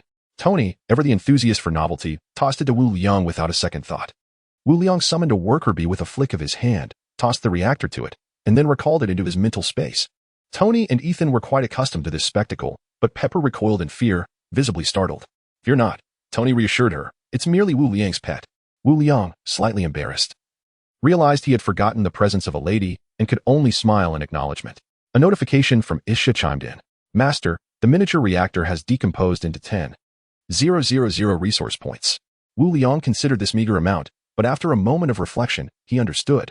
After all, it was a defective reactor with minimal energy left. He cast a covetous glance at the reactor embedded in Tony's chest. "Tony, could you create a few more?" Tony rolled his eyes dramatically, exasperated, retorting, "Do you think this is as plentiful as cabbage?" Noticing Tony's irritation, Wu Liang quickly redirected the conversation, stating, "I'm hungry. I would like some barbecue." With the new reactor in place, Tony felt elated and headed to the rooftop, optimistic that there would be steaks in the fridge. Should be, from a few months ago. The following day, after a night of revelry, everyone slept in late, and Wu Liang's aspirations for a carefree day fell through, ending in disappointment. Rubbing his eyes, which were now sensitive to the sunlight, he felt a bit disoriented, his head still spinning from the excess alcohol consumed the previous night. Just as he prepared to step out of his room after a quick wash, he heard Jarvis's voice. "Mr. Wu Liang, someone is looking for you." Who could it be? Without further thought, Wu Liang exited his room. As I approached the door, I immediately heard Tony's voice. "You again, bald guy? And what is this black box?" Upon recognizing the visitor, Wu Liang joyfully stepped forward and said, "Tony, this is my friend." Wu Liang was always warm towards those who came bearing gifts. Today, only Fury was present, Coulson was absent, and the rest were unfamiliar to Wu Liang. Fury, upon seeing Wu Liang, disregarded Tony entirely. To him, the billionaire before him held little interest, merely being present due to his father's legacy. Fury handed over a black card, stating, "This is what you requested." Wu Liang took it and inquired, "What is the password?" "There is no password." Wu Liang then asked, "How much is on it?" $10.5 billion. Wu Liang stared at Fury in silence. Feeling a bit exasperated under Wu Liang's gaze, Fury remarked, "We will not harbor ill will over such a sum." Haha. How could I not trust you with such a statement? "Careful, you might seem petty," Wu Liang replied, his expression brightening as he laughed. He then handed the card back to Fury, urging, "Help me purchase shares in Stark Industries. Hurry, before the opportunity slips away." Tony looked on in disbelief, unable to fathom what he was witnessing. Wu Liang, reveling in his triumph, said, "I told you, you won't be saying that again." Tony found himself lost in thought, recalling yesterday at the office when Wu Liang expressed his desire for a reactor while Tony wished to study his pet. "I considered you a friend. Yet you want to buy into my company." Tony felt a pang of betrayal. Wu Liang offered reassurance, "Take it easy. Soon I will be one of your shareholders." The amount may not be substantial, but it will grant me influence within Stark Industries, especially now when many are selling and the stock's value is at its lowest. Wu Liang cast an annoyed glance at Fury. Why are you still here? If you're late, will you compensate me? Fury, feeling somewhat awkward, pointed at the black box beside him, saying, this is what you wanted, and handed over a phone. If anything arises, you can contact me directly. Subsequently, Fury departed with the agents, leaving Tony in a rather discontented mood. Ever since he decided to halt weapon production, he had envisioned Stark Industries' future, and he was in the process of acquiring the offloaded stock to fully control the company. Wu Liang's actions, however, disrupted his plans. In a state of near tears, Tony's distress was of little concern to Wu Liang. He summoned 4 worker bees and commanded them to the underground laboratory. Tony quickly regained his composure and, intrigued by the black box being carried by the worker bees, approached Wu Liang. What is this? He asked curiously. Wu Liang casually replied, the body of an alien. Well, Tony exclaimed, astonished. He had never encountered an extraterrestrial being. However, he soon realized, Liang, you don't intend to feed it to your pet, do you? But can it be fed from the outside? The thought of that imagery made him feel nauseous, recalling that he had overeaten at the barbecue yesterday. Wu Liang rolled his eyes and said, indeed, the scene of sharing will be quite spectacular. By the way, yesterday's barbecue was delightful. At this moment, Tony could no longer contain himself. He swiftly covered his mouth and dashed towards the bathroom. Wu Liang, witnessing Tony's distress, found amusement in the situation, feeling quite pleased with the common folks' reactions today. Ever since Kerrigan had seen the fashion show on television yesterday, she seemed somewhat lost, now engrossed in her thoughts. Wu Liang paid her no mind. People were meant to be this way, and insects were meant to behave similarly. There was no need for constant violence. Upon arriving in the basement, he discovered Ethan had been there for quite some time, tinkering with something unknown. Wu Liang ignored him and paused in a vacant area. He pointed to the center, where a worker bee emerged and moved to the designated spot, its body contracting. Before long, a thin layer of flesh enveloped it, resembling a small meatball. Occasionally, one could hear the sound of flowing blood and the faintest heartbeat. This was the most common construction method of the Zerg. According to Ish's explanation, worker bees, as functional units, possessed the same genetic restructuring capabilities as larvae and could mutate into the necessary foundational building units. Just like now, the worker bee was transforming into a research dish, an essential tool for the Zerg. Until Abathur was resurrected, this was the only device capable of analyzing biological genes. 5 minutes passed, and the flesh membrane ruptured. The worker bee had vanished, replaced by a centipede-like operating platform, 3 meters in size, perfectly spacious. At that moment, the nauseated Tony at the door exclaimed, wow, this is incredible, Liang. What is this? This is an important research tool for my swarm, capable of analyzing biological genetic structures and levels of life, Wu Liang explained. Liang, I thought your swarm consisted of primitive beings. I never imagined such extraordinary creations could exist. Tony expressed his astonishment. He then queried, but how did this come to be? Did you summon it? Before arriving in New York, Wu Liang had inadvertently revealed his origins. Tony had not witnessed the transformation of the worker bee, only the emergence of the research dish. Indeed, this is a transformation of the summoned worker bee. Wu Liang indicated the missing bee. It's amazing that such a creature can become an instrument. However, isn't that a bit cruel? This is still a life. Tony struggled to accept the reality. It merely exists in a different state of life. This is their mission, Wu Liang replied. Ethan, who had been observing the entire process, interrupted Tony, who was about to speak again. Tony, every form of life has its own state of existence, just like the social structure of ants. I believe the reason your swarm is called the Zerg is precisely due to this. Upon hearing this, Tony suddenly gained clarity, but then, as if struck by a terrifying thought, he began to retreat. Liang, you're not turning into some insect, are you? Wu Liang, exasperated, replied with a frown. I'm a bona fide human being. Ignoring the increasingly frantic Tony, Wu Liang commanded, analyze the scroll. At this moment, the black box had been opened by the remaining 3 worker bees, revealing a scroll lying inside, seemingly well-preserved despite not knowing how long it had been there. Upon receiving Wu Liang's command, the research vessel extended its agile appendages, deftly grasping the corpse of the scroll and positioning it at the center of the operating table. Subsequently, a pool of crimson liquid rose, enveloping the scroll's remains, while the appendages of the operating table, resembling mechanical arms, busily dissected the corpse. With each incision, the scroll's body visibly diminished until it entirely vanished from sight. At this moment, the voice of Iza echoed in his mind, Master, I have analyzed the scroll's genes and identified 2 unique genetic markers. The first is a dominant gene capable of altering cellular and tissue structures, while the second is a recessive gene that enhances muscular strength. Wu Liang was already aware that his request for the scroll's body was aimed at acquiring its transformative abilities. Initially, he sought the genetic material of Mystique, but without knowledge of her whereabouts, he settled for the scroll instead. Iza, can these two unique genetic markers be integrated into the existing units? He inquired. Yes, Master, she replied, and upon hearing this, Wu Liang felt a surge of joy. He had always envisioned a scene where he paraded through the streets with a cadre of subordinates. Yet the reality was that the units of the Zerg would likely attract missiles after just a few hundred meters of travel. Thus, he was compelled to consider the prospect of transformation abilities. Integrate them all, he commanded. Master, I advise against incorporating the first genetic marker into the worker bees and jumper bugs, as these two units are prone to cheap mutations. Such an addition would exponentially increase resource demands. At the mention of resources, Wu Liang's interest peaked as he pressed further. Will additional resources be required? Why was there no indication when the jumper bug fused with the lizard's genes? Master, the lizard's scale and camouflage genes had an excessively high compatibility with the jumper bug's genetic structure and were already integrated into the original gene chain during mutation. Ah, I see. How much additional resource consumption will there be for the worker bees and jumper bugs if we add the first genetic marker?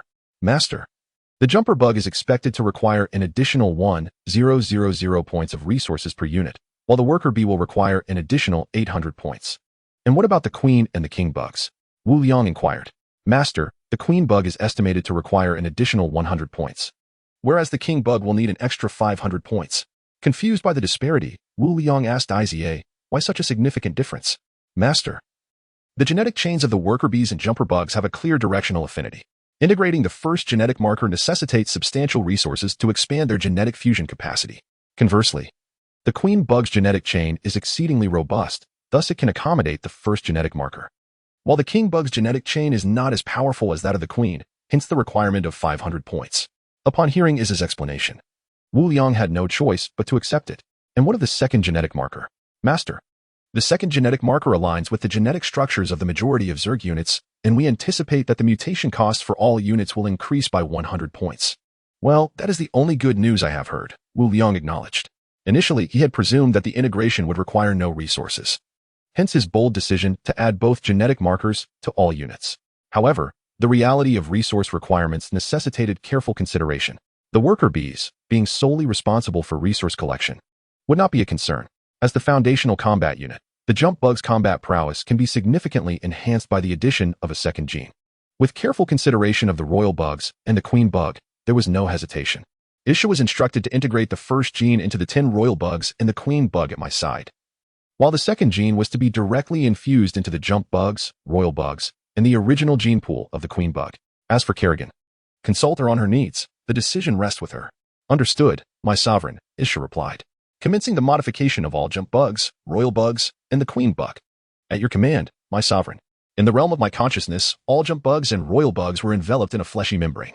After a prolonged period, as the membranes ruptured one by one, all units exhibited notable transformations.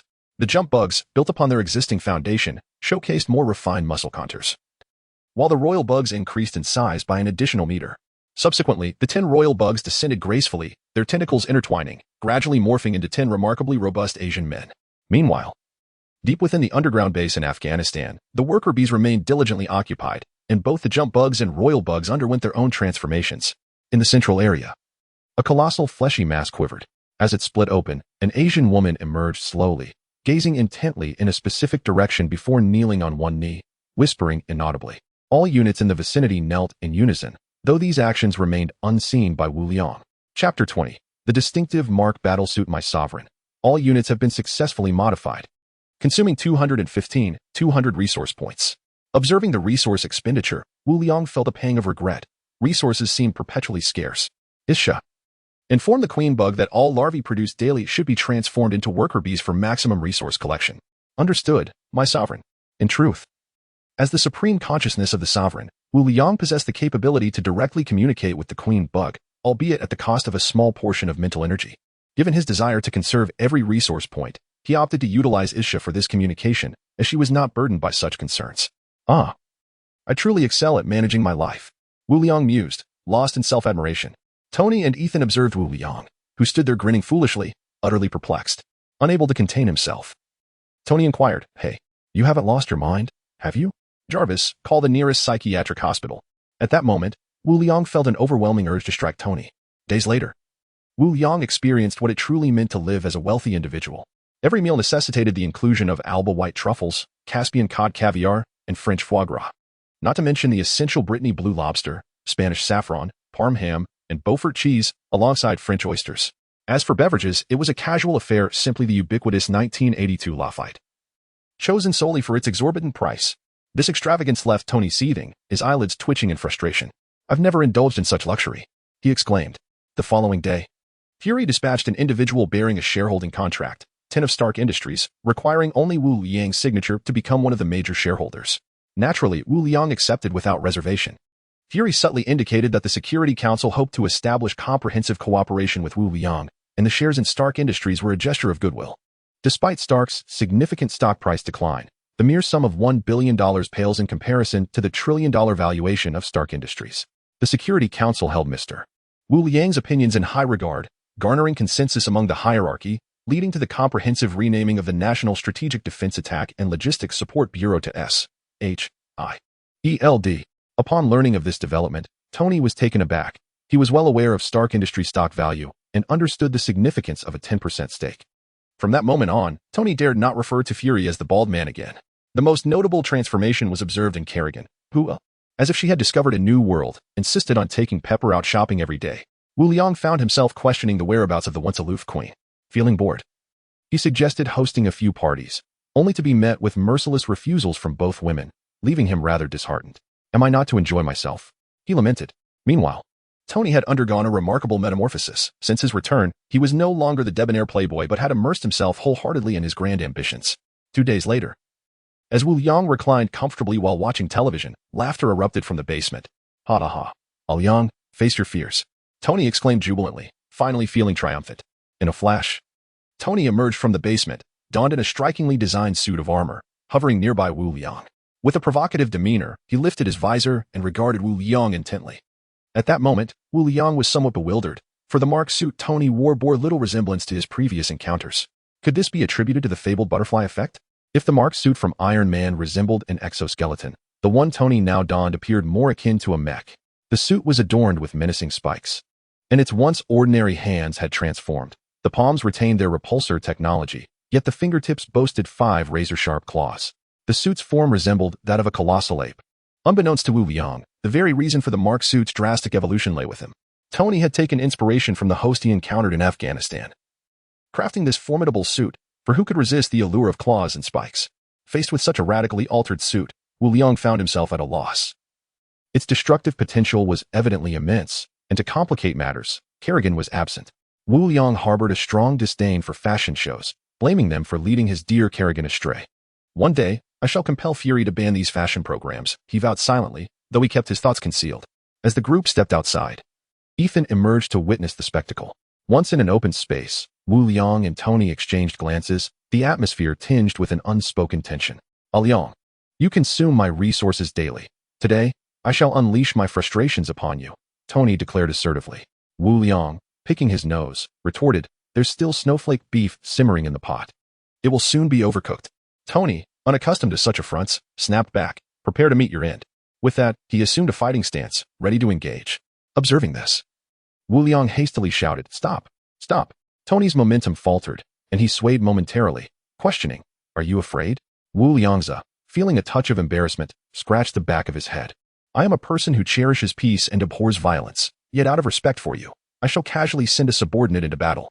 He cast a glance at Tony, feeling somewhat uncertain, for this was not the previous Iron Man he had encountered, but rather the ultimate embodiment of violence, Iron Man in his most formidable form. Tony retorted, "I want to hit you, not your subordinate." Wu Liang brazenly replied, "Striking my subordinate is tantamount to striking me." Having encountered shamelessness before, Tony was astounded by the sheer audacity of this statement. He inwardly cursed the unpredictable nature of weaponry, warning, "If your subordinate suffers casualties, do not hold me accountable." "Rest assured," Wu Liang replied, "if they perish, you can simply compensate me with a small reactor." Tony felt a wave of despondency wash over him. Wu Liang then initiated a mental communication within his mind's realm, and in an instant, 10 fissures appeared in the open space ahead, from which emerged 10 Asian men clad in black suits. Each was shorn-headed, robust, and serious in demeanor, exuding an intimidating presence, precisely the effect Wu Liang desired. Confronted with the ultimate Iron Man, Wu Liang abandoned any notions of morality, opting instead for a strategy of overwhelming numbers. Though his mental realm housed 1,000 swarm creatures, he refrained from summoning them, as their appearance would be too frightening. Thus, he called forth 10 transformed king bugs if they proved inadequate. He could always wait for Kerrigan's return to reclaim his honor. Tony, witnessing the emergence of the 10 muscular figures, felt a jolt of anxiety and stammered, "Why you?" Clearly, he was quite agitated. Not only was he faced with the prospect of dealing with Wu Liang's subordinates, but now he was also confronted with a group assault. He immediately protested, "This is beyond shameless." Wu Liang, misinterpreting the situation, feigned hurt, saying, "In my swarm, it is either you fight our group, or they fight you. Considering the vast numbers of my swarm, a mere 10 against you is a concession made out of friendship." Tony responded with an internationally recognized gesture, countering Wu Liang's claims. He ceased further dialogue as his mass descended and his palm cannon ignited. "Stop." Wu Liang interrupted again. "What are you planning now?" Tony, exasperated, felt the weight of repeated interruptions, muttering that even a clay figurine had its pride. He retracted the charge of his palm cannon and glared at Wu Liang, wishing that his gaze could obliterate him on the spot. "I am merely a bystander. Allow me to assume my position before you commence the battle." As Wu Liang jogged to Ethan's side, he shouted towards the battlefield, "Wangi, make sure to give him a good thrashing." The 10 humanoid king bugs swiftly dispersed at the command of their master, each with a clear role, 2 at the front to engage directly and draw fire, 4 to the sides to harass, and the remaining 4 roamed the battlefield in search of opportunities to strike. Wangi and Wan Air transformed their arms into multiple tentacles, aiming to ensnare Tony. Wu Liang had deliberately chosen these names for ease of remembrance, ranging from Wang Yi to Wang Shi. Tony quickly reacted, realizing that he had lost the advantage against the incoming tentacles. He could only respond by swiftly rotating his body, deploying the serrated spikes that adorned him. The oncoming tentacles were met with resistance, sustaining numerous injuries as corrosive blood dripped onto the ground, emitting a distressing hissing sound. Some of this corrosive blood splattered onto his armor, leaving only faint scratches that slid off like water down the surface. Tony's mocking voice echoed, "Liang, I anticipated this move of yours. How do you like this? I have meticulously developed a special material that effectively prevents corrosion and ensures that no liquid touches it." Back in Afghanistan, Tony had observed the battlefield environment of the valley base, where the ground exhibited clear signs of corrosion. The only possible culprit could be Wu Liang's mysterious pet, so Tony had devised a countermeasure accordingly. "Look at you, Wu Liang," he smirked. "If this were a life-or-death fight rather than a spar, a king insect would entangle you at the cost of its life, and then we shall see how you fare." Chapter 21, Skill. Swamp Breath Whoosh. Whoosh. Whoosh. At that moment, Wang San, Wang Si, Wang Wu, and Wang Lu also reacted, launching their tentacles at the spinning Tony. Akin to long spears aimed at him, the king insects, possessing immense strength, combined with a second genetic enhancement, caused the air to crackle with friction. Tony was buffeted in the air by the king insect strikes, occasionally sending metallic fragments flying, a testament to the force behind their assaults. Realizing the precariousness of his situation, Tony understood that if he continued to defend, defeat was inevitable. The notion of being swiftly outmatched was intolerable to him, so he immediately evaded, firing lasers from his palm cannon towards the positions of Wang San and the others. The insects scattered, with some unable to dodge, resorting to shielding themselves with their tentacles, a tactic they employed with ease. Despite retaining a humanoid shape, the king insects towered at 19 meters, their sheer size imposing. Tony ascended, taking advantage of his ability to fly, for fairness had no place in the battlefield. His back armor opened, launching 10 missiles. Boom, boom. After the violent explosions, the battlefield was shrouded in smoke. Tony called upon his AI assistant, J-A-R-V-I-S, to activate the life detector and scan the area. "Sir, the life detector shows no signs of life," J-A-R-V-I-S reported. Hearing this, Tony relaxed and flew towards Wu Liang's position, remarking, "I didn't expect your subordinates to be so easily dispatched." "Don't celebrate too soon," Wu Liang retorted, ignoring Tony's arrogance. Whoosh, whoosh. From the smoke, numerous tentacles emerged, entangling Tony as he momentarily let his guard down. In an instant, more and more tentacles ensnared Tony, transforming him into a tangled mass. In the eyes of the insect swarm, there was no code of honor. They would spare no effort in achieving victory. Observing Tony bound, Wu Liang taunted, "Tony, you underestimate the swarm. A mere life detector cannot contend with them. Remember, the enemies faced by the insect race were far more advanced than the current level of Earth's civilization. Through their confrontations, the insects have evolved and perfected themselves. Life detectors and thermal imaging cannot capture their essence. Otherwise, how would they dominate the universe?" Suddenly, an anomaly occurred. 2 erratic red lasers streaked through the air, slicing through the tentacles that bound Tony, severing them cleanly. However, Tony was not unscathed. His entire body had been corroded, leaving him in a rather disheveled state. Tony no longer dared to underestimate these 10 individuals. He immediately activated full power and shouted, "Jarvis, initiate kill mode." Meanwhile, Wu Liang secretly lamented how the once noble Iron Man had transformed into such a ruthless figure. If the storyline were to proceed as expected, what would Captain America do during the Civil War? Wu Liang mourned for the captain. Realizing that fists and shields could hardly contend against an Iron Man covered in deadly spikes, the thought of bloodied fists sent shivers down his spine. Should I intervene? This is a thought worth pondering. On the other side, Tony, having switched to kill mode, had undergone a complete transformation. His once blue eye sockets now glowed red, and he moved through the air with incredible speed. Skillfully evading the incoming tentacle attacks, he closed in on Wang Xi, defending against the strikes from others while fiercely pursuing his adversary. At this moment, Wang Xi was in a dire state. Despite possessing numerous tentacles, he could not withstand Tony's fierce onslaught, and his arms had already vanished. As he gazed at the approaching swarm of insects, he bravely charged forward, transforming his legs into tentacles to attack Tony.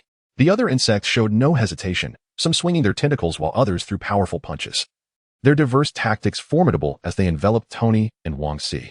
Although Tony was in kill mode and fought with reckless abandon, he had not lost his rationality. He had never seen a battle where lives were at stake in such a manner. He exerted great effort to break free from Wang Xi's grip, narrowly avoiding the incoming attacks. Rising higher, Tony called out to Wu Liang, "Are you hitting your own people too?" Wu Liang thought to himself, "Still killing?" Realizing that close combat was not the solution, Tony reverted to his old strategy, leveraging his aerial advantage without concern for energy depletion. From his chest and palms, he unleashed crimson and white energy blasts towards several opponents. Unbeknownst to Tony, the Wang insects were inherently aerial units. They ascended gracefully, as if unaffected by gravity, pursuing Tony with ease. Before Tony could fully experience the advantage of aerial combat, it had devolved into an aerial confrontation. Moreover, the Wang insects were more adept at fighting in the air, and with their numerical superiority, Tony gradually found himself at a disadvantage. Just as the battle reached a thrilling climax, Kerrigan and Pepper returned from shopping. Pepper, watching Tony fight in the air, felt a surge of worry and tightly clenched her fists, fearing the worst.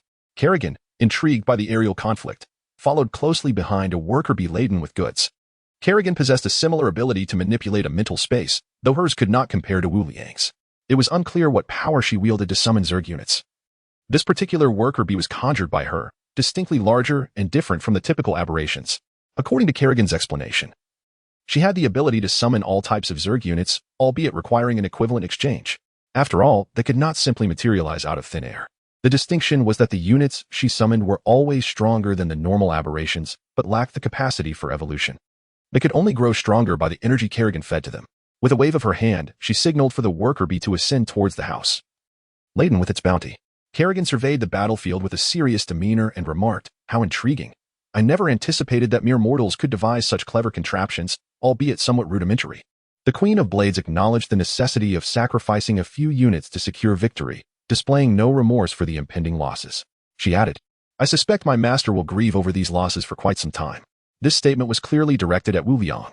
Truth be told, Wu Liang was already feeling the weight of this loss. It seemed that now it was not he who was in charge, and Kerrigan spoke so lightly. Wu Liang decided to refrain from indulging in her banter and retorted, "What would you do if I could resolve this battle without any casualties?" It is said that even clay figurines possess a bit of their earthy essence, let alone the impassioned Wu Liang. Kerrigan, with an expression of disbelief, replied, "If my master could achieve that, I would defer to his wishes." Of course, this was contingent upon the master not personally influencing the battle. Wu Liang, contemplating the situation, considered coordinating with Tony to compel him to concede, eager to see how he would handle Kerrigan. He harbored deep-seated grievances, having faced countless indignities. Without hesitation, Wu Liang called out, "Skill, mycelium breath." Kerrigan turned to Wu Liang, her eyes filled with questions. The Zerglings immediately hovered in the air, opening their mouths to unleash a torrent of black, viscous fluid. Tony, caught off guard, was ensnared by the thick substance, which seemed almost alive as it clung to his armor. No matter how he tried to wipe it away, it only spread further. This was the inherent ability of the Zerg, secreting mycelium primarily designed to transform and adapt the battlefield to the Zerg's advantage. Wu Liang's imagination soared. Mycelium, a symbiotic entity of the Zerg, thrived wherever the Zerg existed, possessing formidable life-sustaining capabilities. It could root itself in rock or steel, drawing energy to continuously grow stronger. When needed, it could serve as sustenance for the Zerg, and in its presence, the Zerg would unleash double their combat prowess. What had begun as a small patch of mycelium had now spread across Tony's entire body. Soon, the components sustaining his flight began to malfunction, sparking and ultimately extinguishing. The reactor in his chest flickered ominously. Tony plummeted rapidly. "Tony!" Pepper cried out, rushing towards him.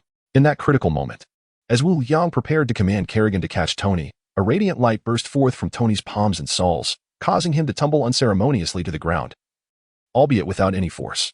Wu Liang stepped forward to place his hand upon the mycelium, which began to vanish at a visible rate. Finally, as the last remnants disappeared, Tony's reactor stabilized. Struggling, Tony lifted his hand to tap against his visor, which sprang open to reveal his wearied expression. "What was that black goo? Had you used it earlier, I would have lost sooner," he sighed. Wu Liang, feeling sheepish, admitted, "I was so preoccupied with watching and feeling remorse that I completely overlooked that matter." Chapter 22. Be My Tool. Tony felt a sense of despair. The battlesuit he had painstakingly designed had been thoroughly defeated.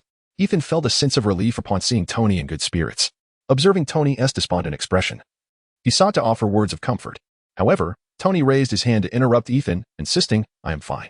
Pepper, filled with anxiety, momentarily set aside her role as Tony's secretary and implored him, "I beg you, please refrain from engaging in dangerous activities in the future." Sensing Pepper's genuine concern, Tony's demeanor softened slightly, and he nodded in assurance, responding, "I apologize for causing you worry." Subsequently, Pepper and Ethan assisted Tony back, leaving Kerrigan and Wu Liang behind. An awkward silence enveloped them. Wu Liang broke the stillness with a hearty laugh, exclaiming, "Lucky guess. My beef must be getting old." With that, he attempted to make a hasty exit, for the mere thought of provoking Kerrigan was daunting. Under her gaze, he felt an involuntary shiver, prompting him to flee first. "My lord, I accept my defeat," Wu Liang declared sincerely, as Kerrigan withdrew her intense gaze. Feeling her sincerity, Wu Liang hesitated before taking a step forward. "Really?" he asked, astonished. "Where has the confrontational Kerrigan gone?" At that moment, Kerrigan truly acknowledged her defeat. In her estimation, the Overmind would require significant sacrifices to secure victory in today's battle. However, none could have anticipated the remarkable efficacy of the seemingly insignificant spore blanket. The staunchly powerful Kerrigan found herself ensnared in doubt once more. Previously, it was the corrosive blood. This time, the spore blanket exhibited extraordinary properties. Was it possible that victory did not solely rely on sheer numbers? Wu Liang remained oblivious to Kerrigan's confusion. Had he been aware, he would have cautioned her that such thoughts were perilous. "This is merely a clever tactic. Absolute quantity is the true justice," he proclaimed. "The beef must be getting old. Let us go and enjoy it." Ultimately, Wu Liang refrained from mentioning the wager again. It was not that he was cowardly, but rather a matter of principle. Upon returning indoors, the group savored the stewed beef, which was quite delectable. Yet, Tony remained somewhat glum, tearing into his portion with a fervor that resembled a release of pent-up frustration. Even Kerrigan partook earnestly, relishing the meal. Pepper, consumed by the delicious beef, did not neglect to savor the sauce that clung to her fingers, eagerly sucking on them. "Wu Liang, I never imagined beef could be enjoyed in such a manner." "It is simply incredible," Pepper exclaimed, unable to contain her admiration. The others nodded in agreement. Even Kerrigan could not help but concur. "My lord, I have come to realize your greatest value. This is far superior to any nutrient solution," Kerrigan remarked, her delicate features puffed with unchewed beef. "Rest assured, when I embark on my conquests of civilizations, you shall manage the logistics." Her words struck the others like a thunderclap. Conquering civilizations? They exchanged furtive glances, signaling their silence, fearful of being silenced. At that moment, Tony was as compliant as a well-behaved child, savoring his food in small bites. Wu Liang felt overwhelmed. Such matters should not be discussed so casually, casting a disapproving glance at Kerrigan before surveying the others. They all shook their heads vehemently, signaling their discretion. Just then, a news broadcast on the distant screen captivated everyone's attention. A breaking news report reveals that a group of foreign militants, referred to by the locals as the Ten Commandments Gang, has recently vanished from the Afghan region. The community claims that their malevolent actions have drawn divine retribution. In the absence of international intervention, the local refugees are struggling to survive. Wu Liang, upon reading this insipid article, could not help but scoff, pondering that the effort expended by journalists might be better directed toward providing material assistance to those in need. "Tony, the people here are indeed suffering greatly due to your weaponry. You should really manage your company more wisely." His words carried an underlying message, one that Tony would need to decipher for himself. Upon seeing the news, Tony instinctively recognized that his loyal clientele comprised these very terrorists. Yet he found himself momentarily baffled by Wu Liang's insinuations, lost in contemplation. Ethan, as a victim, quickly grasped the causal connections at play but chose to remain silent. As the group finished their meal, each person became preoccupied with their own thoughts. Kerrigan continued to watch the fashion show, while Pepper busily organized documents. Ethan remained focused on reports concerning Afghanistan, and Tony languidly lay on the sofa in a daze, evidently affected by the news. However, this state of despondency could not persist. Wu Liang was counting on him to construct small reactors to swiftly accumulate resources. Earlier, while collecting the mycelium blanket from Tony, Isha had indicated a resource recovery exceeding 40,000 units. The mycelium blanket itself bore no inherent value. It only gained worth by absorbing the reactor on Tony's chest. Thus, Wu Liang had reason to believe that a fully intact reactor would yield around 50,000 units of resources. This was no trifling amount. All the worker bees combined scarcely gathered this much in a day. Wu Liang had initially planned to address the potential heart issues plaguing Tony when time permitted. But with the current reactor valued at 50,000 units, the prospect of a new elemental reactor's worth was even more enticing. So, Tony, consider yourself my tool. Wu Liang regarded him with a somewhat mischievous glint. Tony, in his languorous state, sensed an ominous intent and instinctively shuddered. Wu Liang remarked, although I cannot match your strength, I shall resist any coercive attempts with unwavering resolve. Lost in a whirlwind of unhealthy thoughts, Tony remained oblivious to the gravity of the situation. Wu Liang's frustration surged. Contemplating an impulse to confront Tony for his reckless words, he feared being misunderstood, potentially jeopardizing his chances at romance. If you weren't my cherished tool, I would surely take more drastic measures. Did he not notice Kerrigan and Pepper eavesdropping? Their ears perked up in curiosity. Gossiping is indeed a natural inclination among women, and Kerrigan was no exception. To prevent any misunderstandings, Wu Liang hastily sought to deflect Tony's attention. I merely have a brilliant idea to enhance your mech, which may one day enable it to rival my subordinates. Of course, an unspoken truth lingered in his mind. Only the present could compete with him, for in the future, even a mere jump bug might surpass Tony's capabilities. Upon hearing Wu Liang's words, Tony instantly perked up, rushing to Wu Liang's side, fervently grasping his hands and exclaiming, "What is your idea? Speak quickly. As long as it enables me to defeat you, I would be willing to endure daily harassment and bombardment." Tony was already consumed by an obsession, prepared to pay any price for it. Defeat me? A chill ran down Tony's spine as he realized he had inadvertently revealed his true intention. He hurriedly added, "Ha ha ha. Wu Liang, trust me. I am merely fixated on the perfection of this mech." Wu Liang nodded in agreement, albeit internally scoffing at the absurdity of trusting him. The two then stealthily entered the underground laboratory, with Ethan choosing not to follow, both understanding their unspoken agreement to not disturb him. Upon entering the lab, they were greeted by the sight of a battered mech resting on the mechanical platform. Showtime. Wu Liang approached the mech, theatrically gesturing and examining it. At times, he appeared deep in thought, while at others, he feigned sudden enlightenment. The contemplation was genuine, for he needed to devise a clever way to deceive Tony. The pretense of enlightenment, however, was purely for show. Who could truly experience epiphany while engaging in deception? Gathering his thoughts, Wu Liang adopted a profound demeanor, addressing Tony, initially. I had no intention of offering you any guidance. However, in witnessing your creation of this mech, I recognized your potential. Thus, I have reconsidered. Tony, suppressing a smirk, thought to himself, forget you, and your cryptic wisdom. If it weren't for my current need of you, I would have gladly knocked some sense into you. Just wait until I refine the battle suit. I shall make you rue the day. It was evident that Tony harbored deep-seated resentment towards Wu Liang. While Wu Liang was engrossed in his elaborate ruse, he remained oblivious to Tony's expressions. Firstly, your line of thinking is fundamentally flawed. Why must you personally engage in battle? Can the robot army not comprehend this? One can safely remain in the rear, such as myself. Today, I am merely a bystander, while you willingly face the dangers alone. If it weren't for my insistence on mercy, you would have already met your demise. Tony fell silent, but it wasn't long before he regained his composure, realizing, you have a point. My initial intention in creating the mech was to rely on the reactor at my chest. You shouldn't presume everyone thinks like you. Although you are not entirely incorrect, wearing it versus not wearing it yields different sensations. After all these events, I must take responsibility for my past mistakes.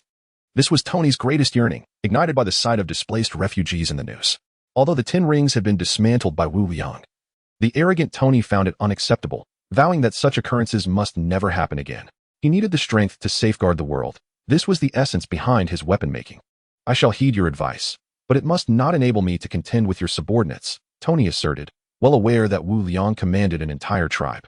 A deduction easily made from the term hive. Wu Liang, exasperated, pondered, why must you insist on competing with me? Initially, Wu Liang merely intended to preemptively share his thoughts with Tony, merely to send him on his way. Little did he know that this fellow would insist on making him a target. Alas, it seems I must employ my wits to deceive him. With determination, he stated, Tony, In my hometown, there exists a forbidden technique. Wu Liang feigned seriousness. Upon hearing this, Tony became attentive.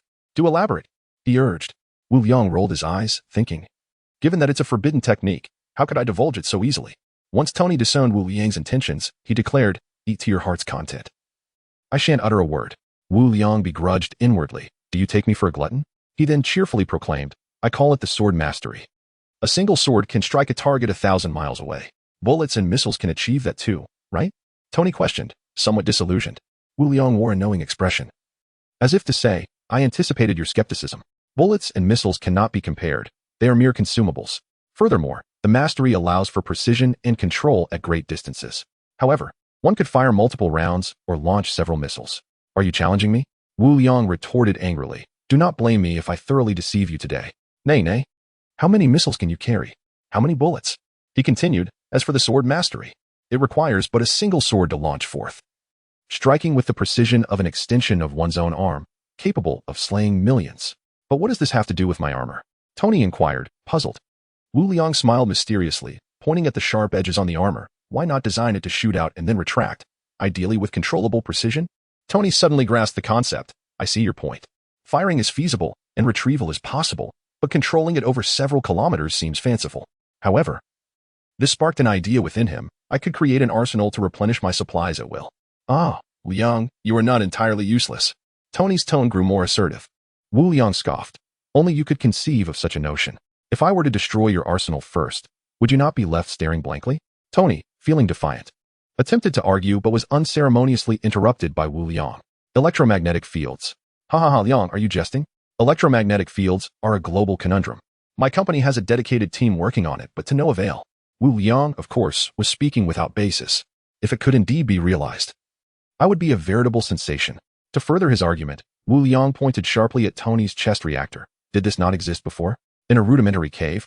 You accomplished this extraordinary feat. Why then can you not create an electromagnetic field device? Who else has produced materials to withstand the corrosion of my swarm's blood? My swarm has traversed countless civilizations, yet none compare to you, Tony. You are a genius. Tony stood there, momentarily stunned.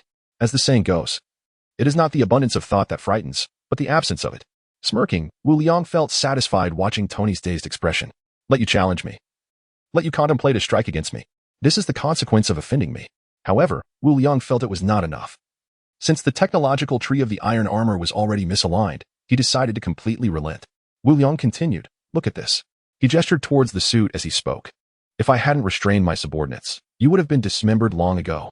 Of course, the main intent was to intimidate Tony, who remained blissfully unaware. The Wang Chongs showed no mercy. One could witness the gruesome fate of the jumping insects in the underground base in Afghanistan.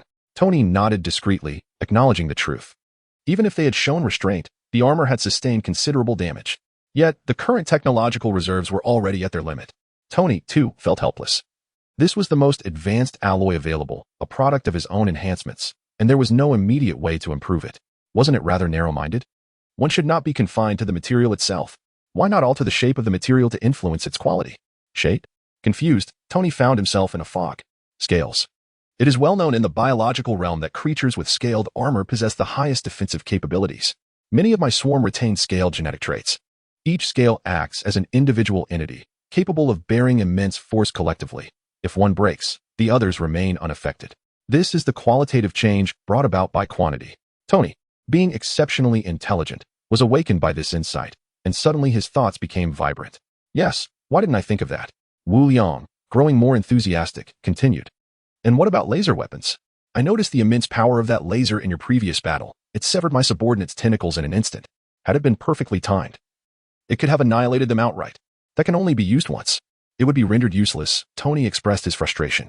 Then can't you create a sustainable laser beam? Like the lightsabers in movies? Wu Liang, unburdened by the feasibility of his ideas, merely entertained the flights of imagination. Tony, momentarily swept away by the possibilities Wu Liang conjured of future invincibility, felt his own creativity ignited. Sensing the moment was ripe, Wu Liang decided to take his leave, decisively striding away. As long as Tony did not squander the opportunity, this tool would remain at his disposal. Left behind, Tony stood in a daze. Chapter 24. The charity ball emerging from the underground laboratory, Wu Liang moved like a thief, cautiously observing Kerrigan in the hall. He saw her engrossed in a fashion show. Without alarming anyone else, Wu Liang crouched and slipped outside, stealthily retrieving the phone Fury had given him. The phone contained but a single number, which he dialed.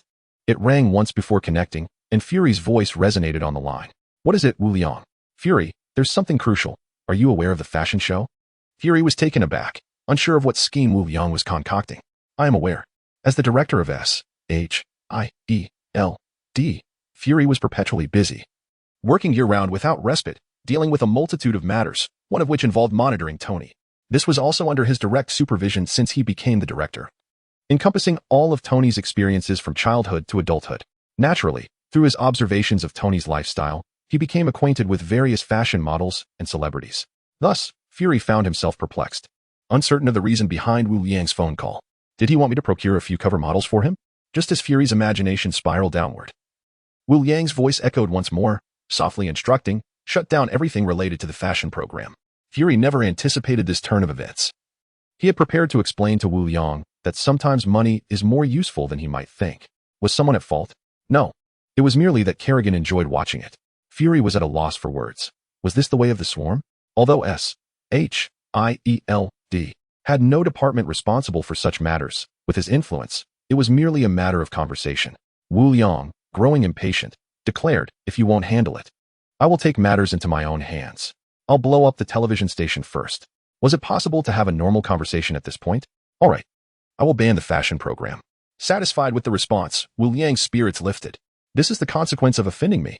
Later that night, as Wu Liang reveled in the happiness brought by delectable food, Tony approached him, saying, Dearest Liang, would you be interested in accompanying me to a ball? Wu Liang was indeed intrigued. He had been yearning to let loose and enjoy himself for days. In an instant, the allure of his meal vanished. He discarded the half-meter-long shrimp and hurried to Tony's room. This urgency stemmed from their similar physiques, and since arriving in New York, he had not ventured out. Attending a ball necessitated wearing something extravagant to attract the attention of the opposite sex. Tony said nothing regarding this. Upon changing into his attire and arriving at the garage, Wu Liang was met by Kerrigan, elegantly clad in a black gown that accentuated her figure. The already tall and alluring Kerrigan appeared even more graceful. Wu Liang feigned indifference. Perplexed, Kerrigan, what brings you here? He thought to himself, having her around would surely hinder my romantic pursuits. Kerrigan shrugged, replying, as your protector. Ensuring your safety is my duty. Wu Liang internally scoffed, who has been out shopping every day for the past few days. Why wasn't that deemed a duty then? Most infuriatingly, I didn't even receive a proper suit. I'm still in Tony's clothes. With no other option, the trio boarded the car, and Tony accelerated away. Uncertain whether intentional or not, Tony sensed a strange atmosphere in the vehicle. Seeking conversation, he remarked to Kerrigan, Isn't there a spectacular fashion show tonight? After a few days of interaction, Kerrigan had begun to acknowledge Tony, perhaps influenced by Pepper. The fashion programs on television have suddenly vanished. Kerrigan lamented. The speaker might have spoken without intent, but the listener took it to heart. At that moment, Wu Liang regretted not contacting Fury again in a couple of days. My romantic endeavors. Soon, they arrived at their destination. At this moment, the streets were ablaze with lights, bustling with a myriad of individuals. And Tony's arrival stirred quite a commotion. Yet, at that moment, Wu Liang found himself unable to share in the joy, glaring fiercely at Tony. This is a charity ball. Isn't a charity ball still a ball? Tony replied, his gaze faltering, clearly feeling guilty. Today marked the charity gala hosted by Stark Industries for the Firefighters Family Foundation. It was only in the evening that Obadiah had called, insisting he bring Wu Liang along, under the pretense of boosting their visibility. Especially after the significant uproar surrounding the closure of the weapons division. Had he known he would end up here, Wu Liang would never have come. Was there not a half-meter-long shrimp at stake? Tony, you've made me lose a half-meter shrimp. Cheer up, I'll accompany you with 2. No, I want 2 1-meter ones. All right. After some haggling, Wu Liang finally felt satisfied. Although it was not the ball he had envisioned, he decided to make the most of it. You seem quite spirited, Tony remarked, giving Stan a pat on the back. As Wu Liang passed by, he chuckled foolishly, trying to blend in. Upon entering the venue, Wu Liang donned Tony's expensive attire, instantly capturing the attention of many. Some elegantly dressed beauties, the socialites of the evening, were present. The term socialite traces its roots back to the late 19th and early 20th centuries during the Industrial Revolution, when a new affluent class emerged, comprised of individuals without noble lineage who quickly amassed wealth through financial ventures. The wives and daughters of these nouveau riches adorned themselves in exquisite garments to flaunt their riches in social circles, thus gaining entry into high society. Collectively referred to as socialites due to their lack of noble titles. Most of the socialites who had initially intended to approach were deterred by the commanding presence of Kerrigan, leaving Wu Liang isolated.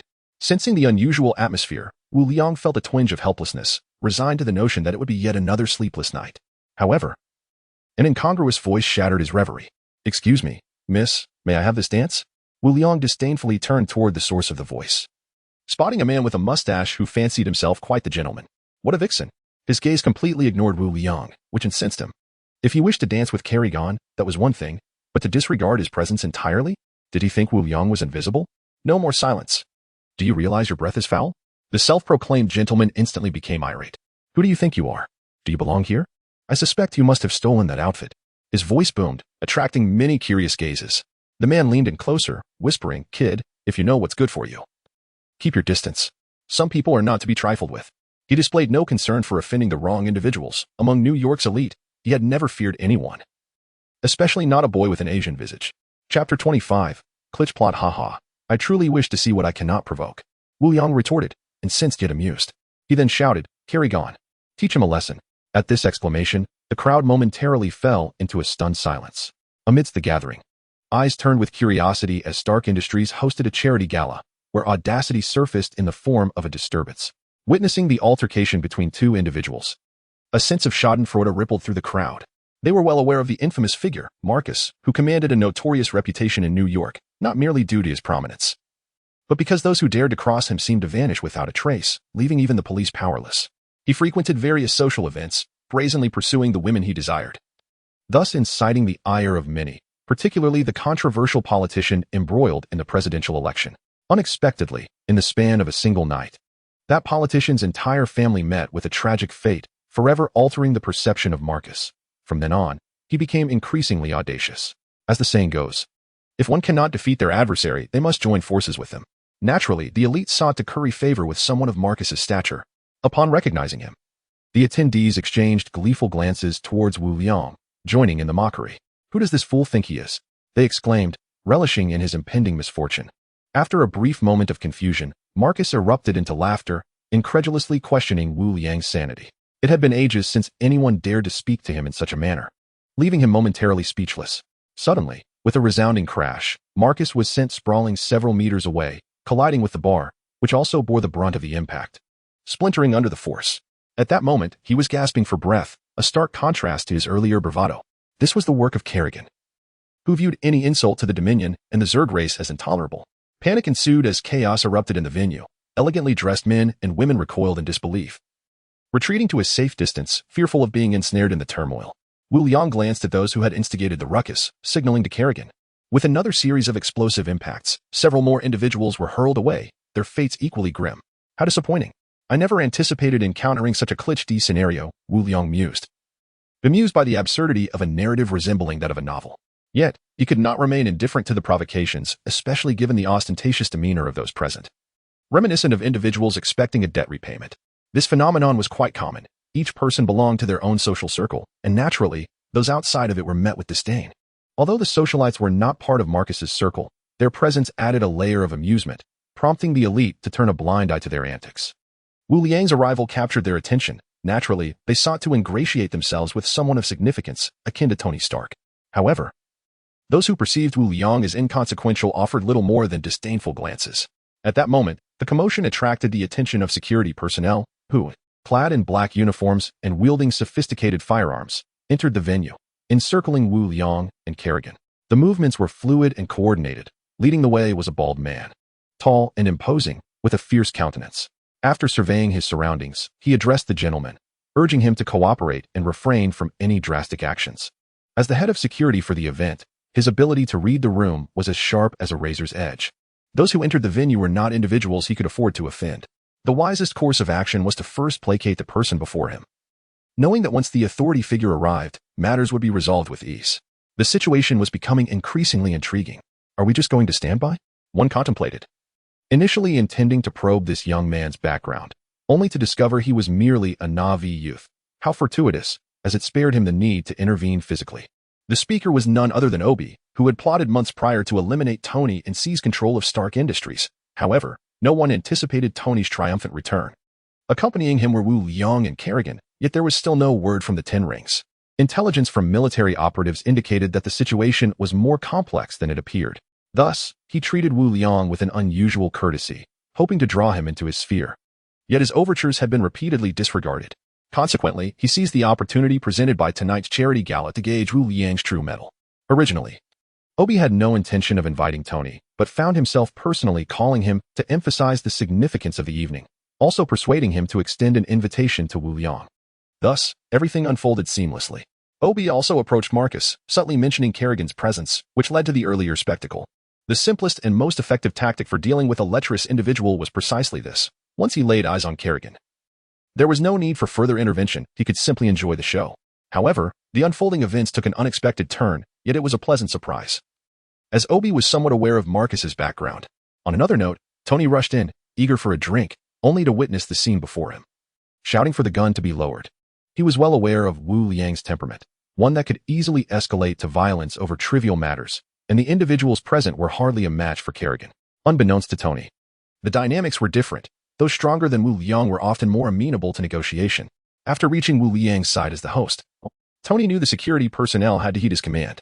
The head of security breathed a sigh of relief upon Tony's arrival, grateful for the preceding moment. With a serious expression, Tony inquired, "What has transpired?" Wu Liang shrugged off the concern, succinctly recounting the events. "I wouldn't dare to provoke Kerrigan." After hearing the account, Tony was duly impressed by Marcus, yet the situation could not be overlooked. He immediately instructed the head of security to make a call. The head of security, understanding the gravity of the situation, gestured to his subordinates. At that moment, several individuals clad in white rushed toward the bar, carrying a medical kit.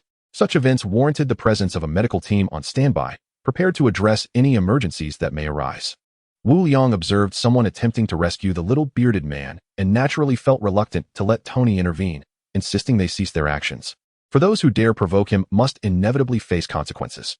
As for the medical personnel tending to Marcus, Wu Liang could not bring himself to harm them, for he would not inflict suffering upon the innocent. At that moment, Tony found himself in a quandary. He had heard of Marcus and was aware of his influential background, making him a figure not to be trifled with, especially now that Marcus's life hung in the balance. Chapter 26, Dracula. Mr. Wu Liang, we will handle this matter. Mr. Tony, please escort Mr. Wu Liang away. Just as Tony was at a loss for what to do, Agent Coulson stepped forward. I am Agent Coulson of S.H.I.E.L.D. Everyone, please cooperate. Men to the left, women to the right, and stand orderly. Displaying his credentials, Coulson was followed by several agents as they approached the uncertain group. The crowd murmured in astonishment. They were well aware of S.H.I.E.L.D.'s formidable reputation, even if it had only recently undergone a name change. Some were taken aback by Wu Liang's connection to S.H.I.E.L.D., but they were not foolish. One by one, they complied, understanding that this was beyond their realm of knowledge. Meanwhile, in the distance, Obi's expression darkened. He had not expected this young man to have ties to S.H.I.E.L.D. Tony greeted Coulson with relief. Wu Liang, upon witnessing the arrival of S.H.I.E.L.D., felt a sense of ennui wash over him. Although flaunting his superiority was rather pedestrian, it was undeniably gratifying. Just then, his phone buzzed in his pocket. I must return. Marcus's situation is complicated, and I shall provide you with a satisfactory explanation. Since Fury had made the request, Wu Liang could not refuse him, especially after the gifts he had received a few days prior. Very well, I shall grant you this courtesy. Wu Liang stowed his phone and beckoned Kerrigan to lead the way out of the venue. At S.H.I.E.L.D. headquarters, Fury set down his phone and gazed out at the night skyline, his expression inscrutable. After a brief period, his phone rang again. Hesitating, he ultimately answered it. Hello, Fury. You owe me an explanation. Dracula? Fury was taken aback, not expecting this call. The raspy voice on the other end continued, if I do not call personally. Do you truly believe my kind has vanished? Dracula, after your prolonged absence, what compels you to resurface now? Fury inquired cautiously, taken aback by Dracula's sudden emergence. Realizing that Marcus was far from ordinary. I have no obligation to answer you. Spare me the superfluous dialogue. Return the individual to me. Marcus, as my representative among the bloodline, is not someone to be trifled with, Dracula asserted with unwavering authority. Upon receiving Dracula's call, Fury contemplated a different course of action. The relationship between the bloodline and humanity resembled that of a food chain. The bloodline required human blood to survive and to propagate their lineage for their own purposes. In the grand scheme of things, the threat posed by the bloodline was far greater than Wu Liang's swarming menace. Thus one must not fault him for his decisions.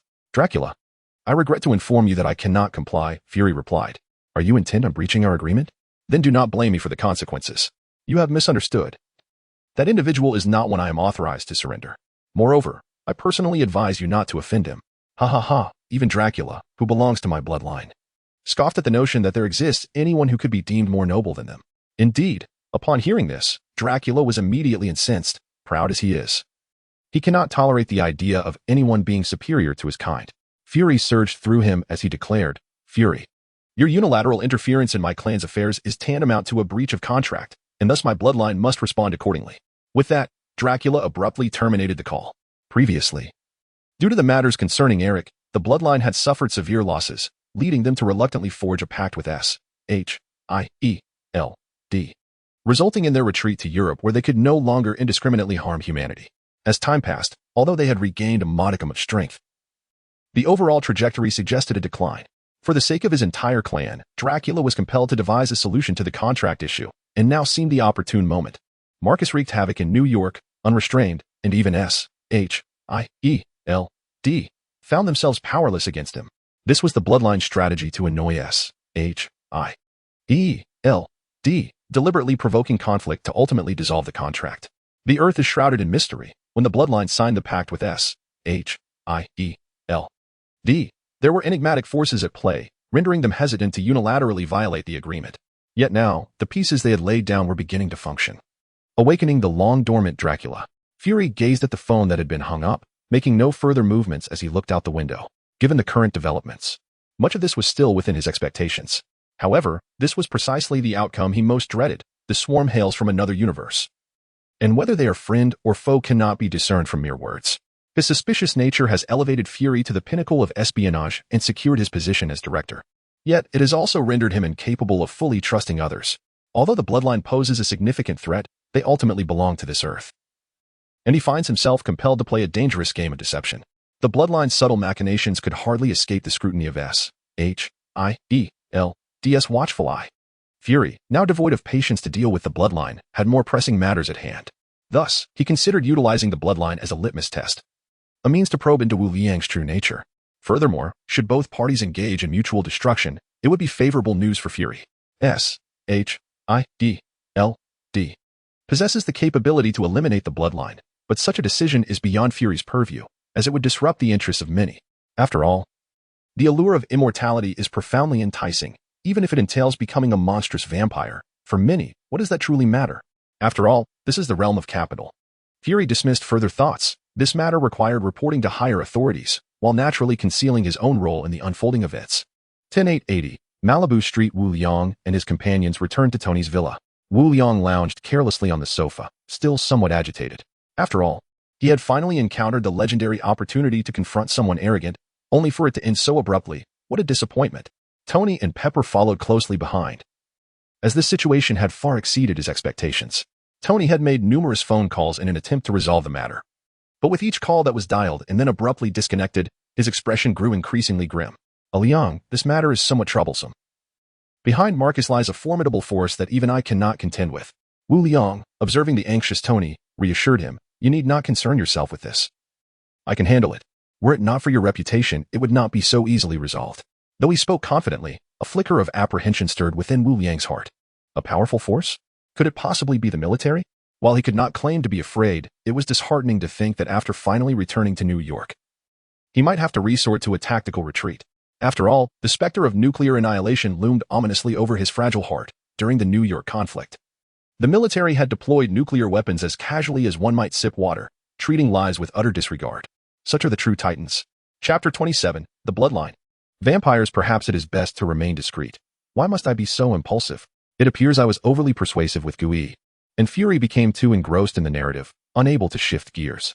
Just then, the phone rang, and upon seeing the caller ID, Wu Liang answered, "Fury, what is it? This situation is quite precarious." Fury's voice crackled through the line. A weight settled in Wu Liang's chest. Could it be that dire? Should he flee or remain? As these thoughts whirled through his mind, Fury's voice resumed. "Are you familiar with the bloodline?" "The bloodline? Are you referring to vampires?" Wu Liang had little impression of the bloodline, though he was somewhat acquainted with the concept of vampires. To speak of the first vampire in the Marvel Universe is to mention Atlantis, the oceanic realm now ruled by Namor. Before Atlantis sank beneath the waves, the first vampire was birthed there. The progenitor of vampires in Marvel lore is none other than Varna, the great sorcerer of Atlantis. who transformed himself into a vampire using a dark spell from the Darkhold. The Darkhold, an ancient tome left on Earth by the god Thon, is a source of dark magic. Thon is the first and most powerful practitioner of black magic in Marvel, often called upon by demons, sorcerers, and other dark entities. Thon is also a primary source of Scarlet Witch's immense powers, thus explaining how the Atlantean sorcerer could harness the Darkhold's might to become the progenitor of vampires. Of course, such an occurrence must have been a confluence of circumstances, for many have possessed the Darkhold, yet each derives different powers from it.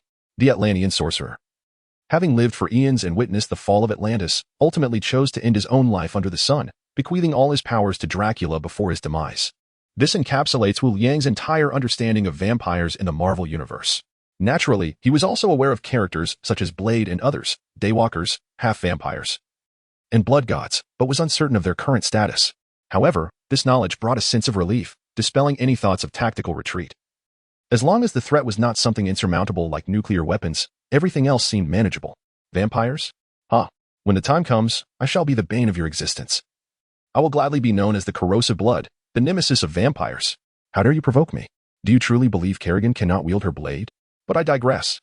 The genetics of vampires seem rather intriguing. Is Wu Liang all right? Fury pondered, uncertain about Wu Liang's current state as he appeared to be grinning foolishly. It's all good. No worries. Wu Liang reassured him, expressing his defiance against tyranny and unwavering commitment to justice. Upon hearing Wu Liang's confident response, Fury found himself at a loss for words and, after exchanging a few pleasantries, ended the call. Once the conversation concluded, the shadows in Wu Liang's heart dissipated, and he turned to tease Tony, who still looked utterly flustered. Come on, Tony, relax. Look at you, panicking like a little girl. Nanny? Tony was taken aback by Wu Liang's words. Panicking like a little girl? Are you even human? This is all for you. And yet, instead of gratitude, you mock me. Am I to leave? Ignoring the ungrateful Tony, Wu Liang watched as he strode purposefully toward the laboratory, determined to complete the enhanced Mark suit. Nay, it should be called the Mark Mech. He would have a proper discussion with Wu Liang later. At that moment, Tony was full of vigor, as the saying goes. Anger breeds strength. As he walked, he quietly inquired of J.A.R.V.I.S. What does mean, sir? Your question is quite astute. Is a Chinese idiom that describes what something is considered to be. Keep it down, Tony replied, quickening his pace. Of course, sir, J.A.R.V.I.S. responded in his usual manner. Wu Liang was left bewildered by Tony's antics. Meanwhile, Pepper stood awkwardly in place, adorned in an exquisite gown that showcased her bare back. Dancing with her boss, Tony, at the charity gala was already uncomfortable enough. The near kiss outside the venue only added to her discomposure. Following a series of events, Pepper found herself at a loss for what to do. Watching Tony disappear from sight, Pepper felt a pang of unease. As Tony's life assistant and secretary, she also found herself dealing with the women who occupied Tony's bed. Was it merely this job that led to such feelings? Time flew by, and a month passed in the blink of an eye. Throughout this month, Tony had been engrossed in his research, with Ethan by his side, while Pepper busied herself with work, and Wu Liang pursued culinary delights. Since the fashion show was banned, Kerrigan had become enamored with Wu Liang's cuisine, much to Wu Liang's dismay. Should it truly be this way? She was simply enjoying fashion and buying clothes. What was it to him? She wasn't spending his money. Now, he had an additional person to share his culinary creations with. And the once protective Wu Liang silently shed tears, lamenting his earlier decisions.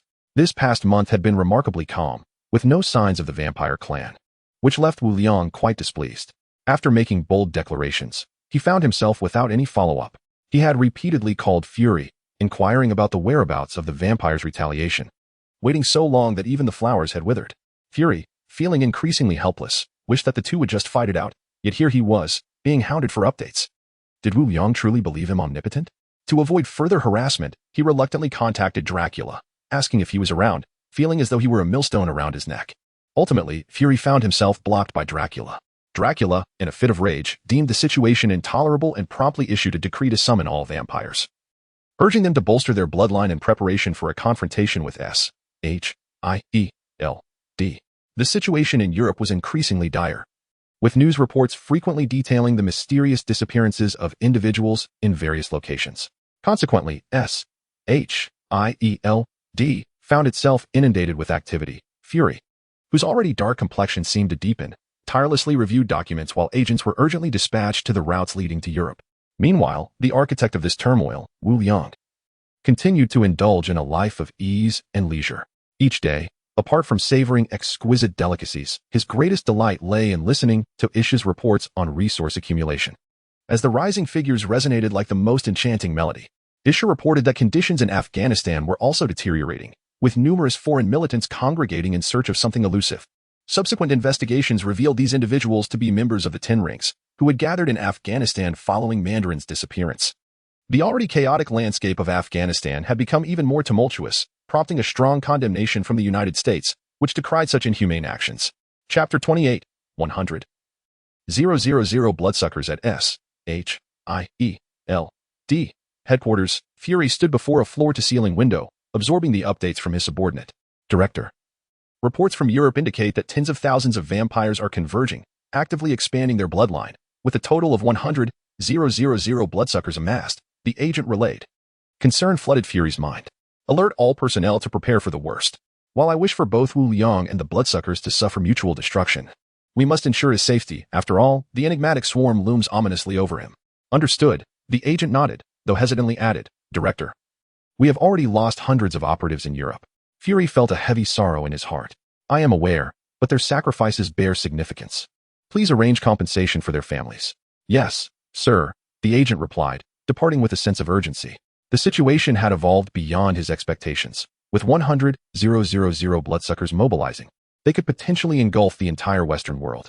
Fury retrieved his phone and dialed a number. Meanwhile, in his seaside villa, Wu Liang lounged on a beach chair, basking in the sun. The sudden ring of his phone interrupted his tranquility. Hello, Fury, what's the matter? Wu Liang's voice was laced with a hint of laziness. Wu Liang, the situation is extremely urgent. Dracula has amassed an army of 100,000 bloodsuckers. Nanny. Startled, Wu Liang sprang to his feet. 100,000 bloodsuckers? Have I somehow entered a different Marvel universe? Why is it always thousands upon thousands? Is he insane? I merely gave that man a sound thrashing. Is this reaction truly warranted? Are we heading towards a full-scale conflict with mutual annihilation? Fury felt a twinge of embarrassment but managed to maintain his composure as a master agent. Wu Liang, this matter is intricate and cannot be distilled into a few words. Ultimately, it rests in your hands. What do you mean by that? My swarm combined with the forces at the Afghanistan base only numbers around 2,000. How am I to confront over 100,000? What is going on here? Wu Liang lamented internally, realizing he had perhaps overestimated his own prowess.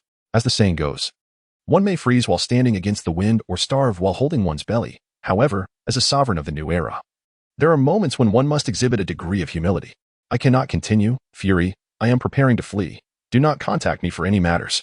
Rest assured, I shall avenge you in the future. With that, I decisively hung up the phone. Does Wu Liang truly believe he is foolish enough to provoke a retaliation involving 100,000 individuals? Surely, even a beloved child would not receive such treatment. Although the swarm may be considered the nemesis of vampires, an assertion Wu Liang himself holds, the sheer number can indeed trigger a qualitative change. This can be likened to the Zerg. Time to make my exit. I am off, Kerrigan. Ding, ding. No need to check. It's Fury calling again. The number you dialed is not in service, you nuisance. Wu Liang. America does not have a mixed English-Chinese voice prompt. Ha ha ha. Tony, what mischief are you up to? Apologies, Tony is simply too mischievous. The voice remains unchanged. At least alter it a bit. Wu Liang, this predicament originated from you. I'm hanging up.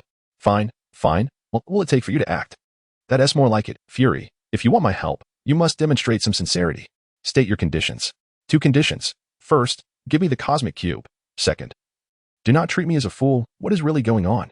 Impossible. Fury instinctively rejected the notion without a second thought. The cosmic cube is Fury's last trump card. Since the days of Red Skull, it has been developed into a weapon, and now Fury is secretly preparing to deploy individuals to further its development. The safety of Earth cannot rely on others, especially with knowledge of the 4 great calamities. It has become even more pressing. Wu Liang sensed the resolute tone in Fury's words and understood the situation was far from simple. Fury, do not be so obstinate. Consider the cosmic cube as a loan. Do you truly expect me to risk my life for you without compensation? Moreover, I currently stand no chance against 100,000 bloodsuckers. Without the cube, my only option is to flee. I reiterate, I shall return to avenge you. Fury, of course, understood the reasoning behind this, but sought to persuade Wu Liang. S.H.I.E.L.D.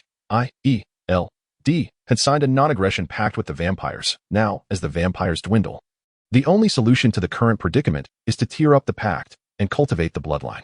However, he dared not be the first to breach the agreement. So he sent Marcus to incite trouble. Should intervene, he could exploit the situation to his advantage. Unfortunately for you, you were caught in the crossfire. His demand is for me to hand you over. If you refuse to take responsibility, I must sever ties with you, thus preventing him from continuing his aggression. At that point, he could only vent his fury on you.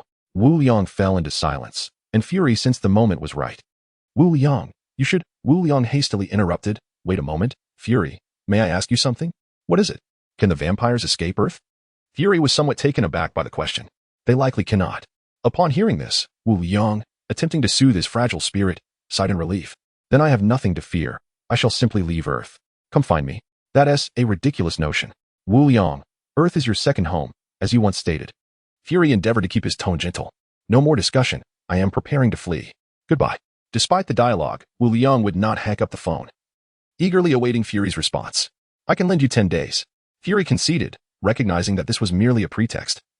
Dracula had a singular aim, to tear up the contract and liberate himself from all constraints. Even if he were to surrender Wu Liang, he would not relent. To refrain from fighting was to court death. While fighting could offer a glimmer of hope, this choice was clear to anyone. No negotiations for 15 days. Very well. But I have one condition. Speak, Fury. It must not affect the city. I will provide you with Dracula's location in real time. Agreed, you provide the funds. And I will provide the effort.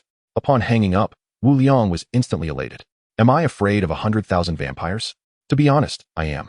But if I can obtain the cube, possessing the infinite energy of the space gem, then why fear mere vampires? Kerrigan. I told you I came to New York for the future of the Zerg, yet you did not believe me. Look, business is coming my way. Wu Liang raised his head in despair, feeling misunderstood. Recently, Kerrigan had questioned him, suggesting that the Overmind's arrival in New York was merely for pleasure, claiming that his words in Afghanistan were all lies.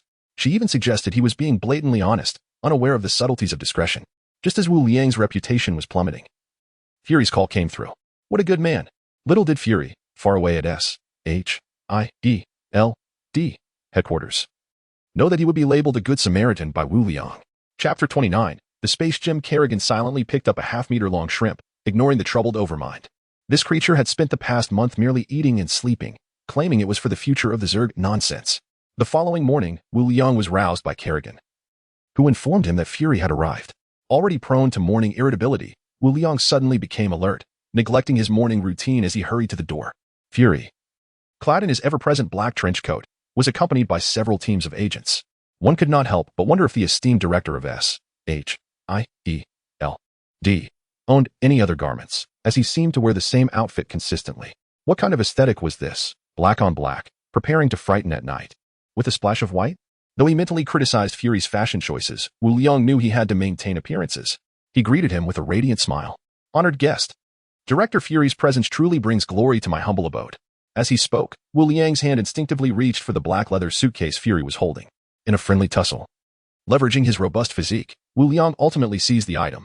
The smile vanished from his face, as if he had transformed into an entirely different person.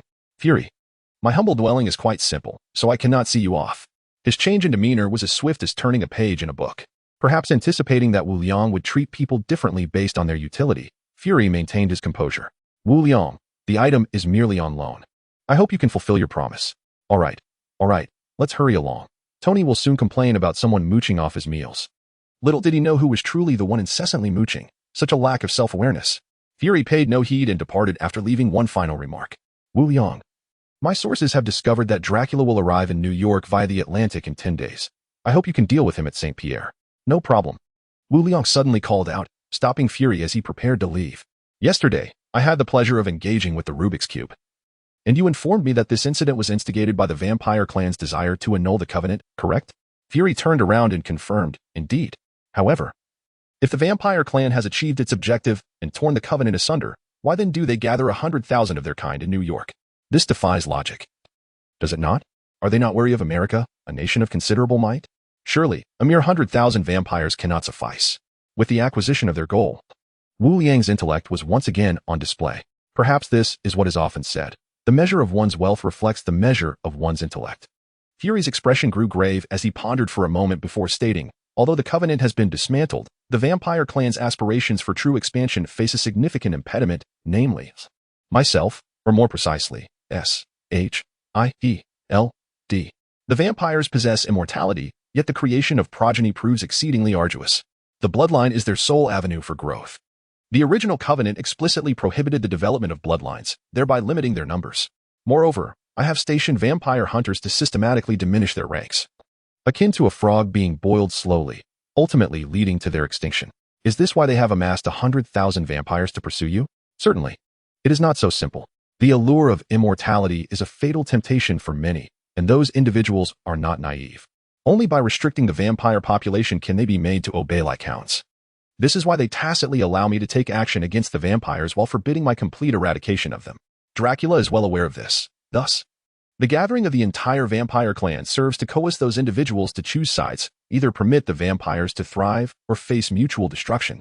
Wu Liang comprehended this and inquired, "So, do you wish for me to incapacitate the vampires?" Fury replied, "Not at all. I desire their complete annihilation. Those individuals, in their quest for the power of immortality, may betray their own kind, but I shall not grant them that satisfaction. I have great admiration for you, Fury." This statement was a sincere expression from Wu Liang.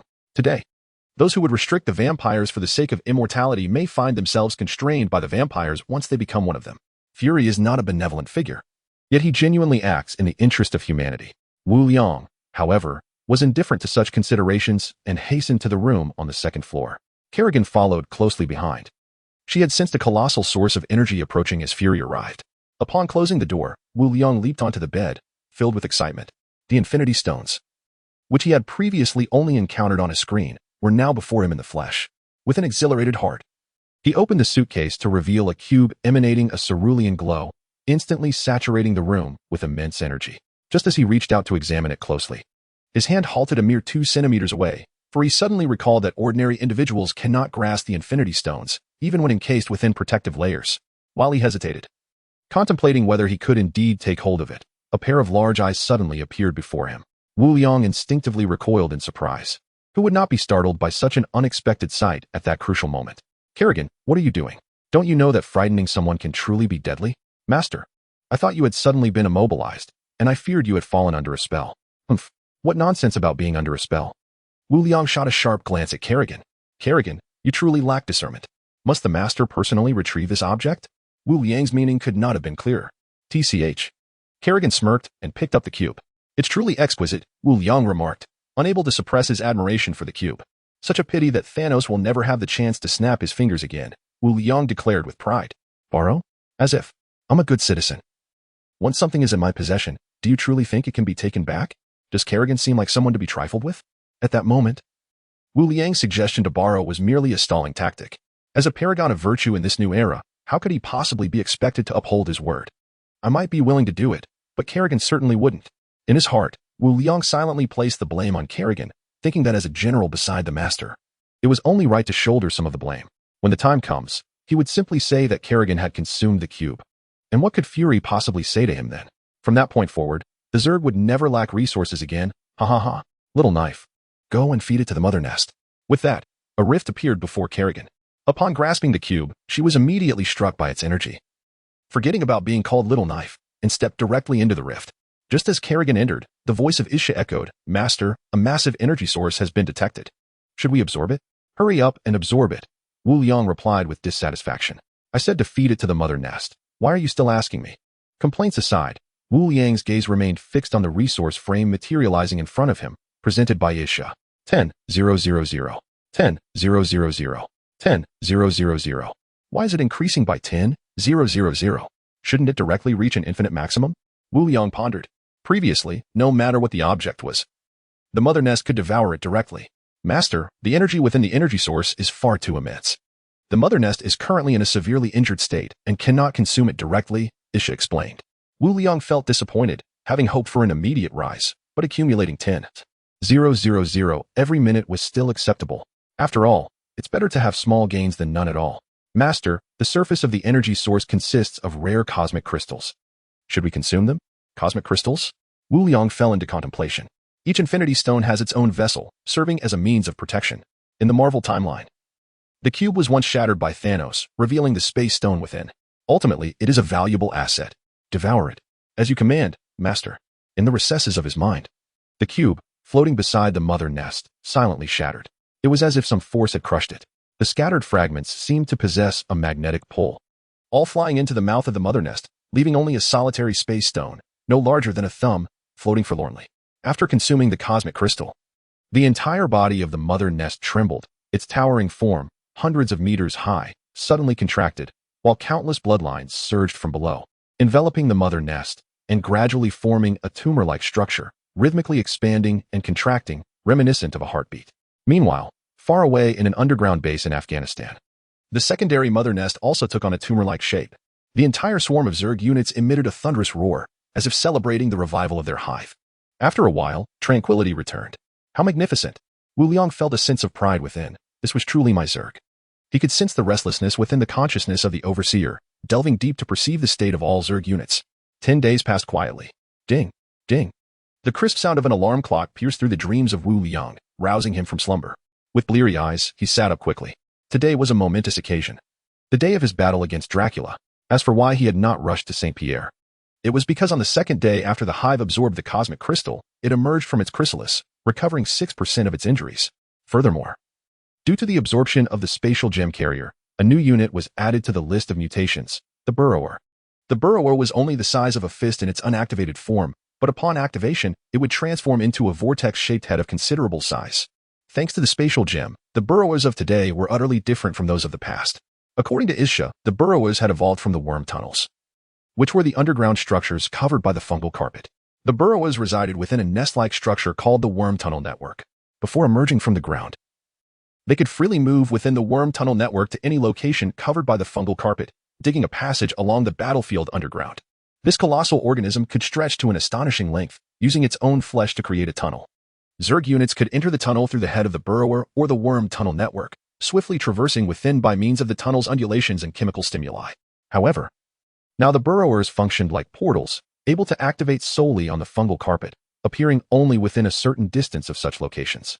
Inheriting the abilities of the spatial gem, they resembled living architecture. The fungal carpet served as coordinate points, facilitating teleportation between two connected points. Theoretically, as long as resources were sufficient, Burrowers could transport troops over limitless distances. With the hive's injuries healing, the secondary hive also underwent evolution, enhancing its reproductive capacity from producing 100 larvae daily to now 1,000. This was a qualitative change. A sea of Zerg signifies justice. But where would such a sea come from without larvae? Isha, report on the status of troop resources. Wu Liang thought contentedly. Having absorbed the capabilities of the spatial gem over the past few days, he had finally transitioned from poverty to a more prosperous state. Overseer, there are 13,218 larvae. 5, 398 worker bees, 2,000 jumpers, 100 royal worms, 1 burrower, and 1 queen. Due to previously focusing all efforts on mutating worker bees for resource gathering, the Afghan base produced 300 larvae over the course of more than a month, all of which transformed into worker bees. Thus, there were now 300 worker bees, along with 97 in his mental space. 1 mutated into a research dish, 1 into a burrower, and 1 was stealthily siphoning energy at Stark Industries, totaling 398 worker bees. In the vast expanse of his mind, there resided 219 larvae, coupled with the evolution of the secondary mother nest, which produced an additional 1,000 larvae daily. After 8 days, the total count swelled to 13,218 larvae. Resources amounted to 39 million, with 100 mutated worker bees, 400 mutated jumpers, 100 mutated royal worms, 500 tunnel worms, and 200 mutated queens, alongside a solitary unit of stellar core. Wu Liang occasionally nodded, indicating his attentiveness, yet suddenly, an unsettling realization struck him. Nanny? Wu Liang abruptly recalled Isha's report. Did you miscalculate? There was no dominion. Were these resources all there were? Did she think he was incapable of arithmetic? Wu Liang felt deceived. Although he had never excelled in math, the rate of increase at 10,000 per minute over 8 days should yield more than this. Additionally, the Stark Corporation's reactor, with a single espionage worker bee, could harvest 400 resource points daily. And with the 300 worker bees from Afghanistan, the total daily harvest approached 106,000 points. Immediately, Wu Liang retrieved the phone gifted by Fry, opened the calculator, and began tapping away. When it came to resources, he was meticulous. Ultimately, after complex calculations, factoring in 10,000 per minute over 8 days, and considering the 2 days of evolution without absorption, along with the usual resource collection, he arrived at a staggering sum of 120 million. Dismissing the minor fractions to avoid inflating word count, Wu Liang was incensed by the result. Isha, have you embezzled my resources? Look, I have over 1 billion resources. Yet you report only a little over 10 million. This is utterly corrupt. Acquiring resources was no trivial task. He was willing to train Tony as a mere tool to secure them. Wu Liang's desperation for resources was palpable, and upon discovering such a significant shortfall, he felt his sanity slipping away. Master, the resource count of 39 million is accurate, and there is no embezzlement. 90% of the resources have been absorbed by the mother nest, Isha replied in a calm tone, as though the accusation held no relevance to her. Upon hearing this, the irrational Wu Liang abruptly recognized the implausibility of resource embezzlement within the insectoid race. However, it still felt excessive. My resources, Wu Liang lamented, feeling utterly disheartened. Ding. Hello. Who is this? Wu Liang queried weakly. Wu Liang, the Blood Clan has landed in St. Pierre. Where are you? Fry's anxious voice crackled through the line. He had observed through satellite that Wu Liang was nowhere to be seen in St. Pierre. At Tony's place. Fry stammered, sensing a foreboding unease. Why the rush? Everything is under my control. Rest assured, Wu Liang replied nonchalantly. Due to the presence of tunnel worms, days earlier, Wu Liang had dispatched Wang Yi to the St. Pierre region. At this moment, Wang Yi was on standby, ready to deploy the spore blanket with a mere command, thus creating conditions for the tunnel worm's transportation. Fry took a moment to calm his agitated emotions. I hope you won't leave me in the lurch. With that, he ended the call. In his quest to understand Wu Liang, Fury gathered all available information. With his dark hair and yellow skin, it was evident that he was of Asian descent. Further investigation revealed that Wu Liang had a profound affinity for Huagua cuisine, leading to the inference that he might be from Huagua in an alternate universe. The term, to stand someone up, had gained immense popularity in Huagua. Isha reported an anomaly of 10,000 jump bugs and 500 king bugs. Wu Liang calculated in his mind, considering a ratio of 10,000 to 100,000, which seemed reasonable as most were mere cannon fodder. If they were to falter, he mused, hanging would be the next option. The overseer announced that the transformation of the 10,000 jump bugs would conclude in approximately 2 minutes, while the 500 king bugs would complete their metamorphosis in 5 minutes, consuming 55 million resources. As the mother nest was recuperating from injuries, only the secondary mother nest was producing larvae. Thanks to the existence of the burrowing bugs, Wu Liang could effortlessly access the underground base to retrieve the 8,000 larvae produced over the past 8 days, just as he was about to doze off. Fate delivered an opportunity that alleviated many of his troubles. Behind the seaside villa, a burrowing bug had been stationed, prompting Tony to emerge from his seclusion, observing the creature with a rustic curiosity. Initially, he thought the study of the creature was absurd, only to discover even more bewildering phenomena. After days of unproductive observation, Tony conceded that, for a mechanical genius, the biological realm was indeed a realm of unequal expertise, particularly when it involved the unfathomable ability of flesh and blood to achieve teleportation. Isha, notify Wang Yi to secrete the fungal blanket in a discreet, expansive area. At your command, Overseer. Wu Liang summoned Kerrigan, and together they prepared to activate the burrowing bug and set forth towards St. Pierre. Liang, wait. Hearing the voice, Wu Liang turned in confusion. He saw Tony, clad in imposing mechanized armor, soaring beside him. Tony, what brings you here? Of course, I'm here to assist you. I received a call from the bald-headed Fury, who mentioned you were in need of my help. In private, Tony consistently referred to Fury as the bald-headed guy.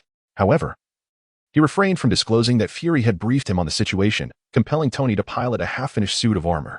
Following the events in Afghanistan, Tony had been plagued by guilt, believing that advanced weaponry could usher in peace, only to find that his creations had become instruments of slaughter, making him an unwitting accomplice, indulging in a life of excess funded by the profits of war. Thus, he sought to bring peace through his own efforts, hoping to alleviate his guilt. However, upon receiving Fury's call today, he learned that a charity gala hosted by his company had indirectly precipitated an impending massacre of over 100,000 bloodsuckers in New York. Initially, Tony thought Fury was intoxicated, dismissing the idea of bloodsuckers as an international joke. Bloodsuckers? I might as well be facing zombies. Yet, upon receiving the satellite access point sent by Fury, Tony's worldview shattered completely. He had thought Wu Liang's existence was peculiar, but it could be explained through biological technology. However, bloodsuckers? Vampires? Was this fantasy? Such creatures belonged in the realms of film and fiction. As Tony stood profoundly astonished by the formidable army of 100,000 vampires, Fury informed him that the only way to thwart this calamity was through Wu Liang. Naturally, Tony, who had resolved to uphold world peace, readily accepted the challenge, though a sense of uncertainty loomed within him. After all, they were confronting 100,000 supernatural beings. Consequently, All of Tony's hopes rested upon Kerrigan, who was closely associated with Wu Liang, an enigmatic figure whose temperament even Wu Liang dared not provoke lightly. Fury's task of locating Tony was considerably simplified. Reports from agents indicated that Tony and Wu Liang shared a cordial relationship. Moreover, Wu Liang had previously mentioned that his trip to Afghanistan was no mere coincidence, but rather a deliberate endeavor to rescue Tony. This suggested that Tony held significant importance in Wu Liang's life. Therefore, Tony was the sole individual with a bond to Wu Liang. Informing Tony of this matter would indirectly guide him, even if Wu Liang ultimately chose not to intervene. The patterns of Tony's life in the past few days, coupled with his statements at the recent press conference, led the intelligent team to predict that Tony would find a way to prevent this disaster. Thus, Wu Liang could not afford to remain passive. The harsh reality remained, however, that the military was poised to launch nuclear weapons. Setting aside the question of whether nuclear arms could annihilate the vampires, the international ramifications of a nuclear explosion in St. Pierre would be catastrophic, potentially igniting a third world war. Hence, Fury, under immense pressure, managed to secure 4 hours of time, placing all his hopes on Wu Liang. Tony, the transformation of your battle suit is quite remarkable, Wu Liang remarked as he gazed at the mech before him, unable to contain his admiration. Isn't this the improvement you suggested? Tony replied, his tone betraying a hint of exasperation, despite his expression being concealed. Indeed, you are correct. Keep up the good work. At that moment, the mech stood 3 meters tall. Adorned with a colossal sword, its surface covered in a dense array of scales emanating a chilling metallic sheen. If the previous iteration resembled a beast, this one evoked the image of a general, donned in draconic armor. Wu Liang, with keen eyes, was astonished at the sight of the massive sword. Tony, have you developed a swordsmanship technique? Swordsmanship is merely a whimsical notion, Tony retorted, the concept of electromagnetic force having been inspired by thoughts of Magneto. What is electromagnetic force? The universe is governed by 4 fundamental forces: gravity, electromagnetic force, strong force, and weak force. Gravity needs no elaboration. Without it, celestial bodies could not attract one another and form systems, and the life forms we know would cease to exist. Most of the forces we perceive are electromagnetic in nature. This encompasses not only the attraction or repulsion between magnets, but also the repulsive force generated by the electrons orbiting around atoms. The strong force is responsible for the formation of atomic nuclei and binds protons and neutrons together within them. The weak force, despite its seemingly inferior name, can play a pivotal role at critical moments. Under the right conditions, electromagnetic force, which creates repulsion between charged particles, can counterbalance the strong force, which binds atomic nuclei, allowing the short-range weak force to ascend as the dominant power. When it ascends to dominance, the equilibrium of the system shall be irrevocably shattered. This phenomenon arises from the weak force, which induces radioactive decay, transforming neutrons into protons, electrons, or electron neutrinos. The presence of free neutrons, heavy elements, and the unstable isotope tritium found in radioactive water sources, including tritiated wastewater, unveils the potency of the weak nuclear force.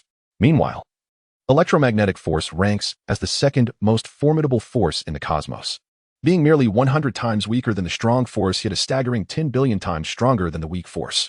Such a revelation is indeed astonishing. Tony reveled in Wu Liang's astonishment. Given the urgency of the situation, his Mark III armor was only a half-finished prototype. However, he had made slight advancements in his sword control technique, which he preferred to deem as a magnetic flying sword. Having previously been enamored with the mysteries of the cosmos, Wu Liang possessed some understanding of the 4 fundamental forces, which only heightened his surprise. What is the underlying principle? He inquired, brimming with curiosity. Tony surveyed the surroundings and, bending slightly, whispered, "It's quite simple. In truth, we have all fallen into a misconception." "Oh? What misconception?" Wu Liang asked. The electromagnetic force is not as complex as it seems. The positive and negative poles of a magnet are quite comprehensible, right? This represents the most basic form of electromagnetic force. I have created a special device, an electromagnetic amplifier, akin to the positive and negative poles of a magnet. By regulating the energy supplied by the amplifier, I can determine the strength of the magnetic force, thereby controlling the direction and distance of the giant sword, allowing for effortless retraction and extension. What does that mean? Wu Liang queried, perplexed. Tony rolled his eyes and continued patiently. I serve as the negative pole of the magnetic force, while the giant sword functions as the positive pole. When I have not activated it, they are drawn together. When needed, the electromagnetic amplifier within my armor converts to a positive pole, and with like poles repelling, I can dictate the intensity of the repulsion, thereby determining the power of the giant sword. The material used to forge the giant sword is exceedingly rare, known as magnetic steel. As the name suggests, this metal exhibits remarkable magnetic responsiveness, which I acquired through an expensive auction. Wu Liang suddenly grasped the concept and jested, "Is that all? What distinguishes this from launching a missile? The difference lies in its recoverability and the absence of an explosion." Tony retorted, "I have mentioned that the sword technique can guide its direction from 1,000 miles away. How does this differ from a transmission device? I anticipated you would say that.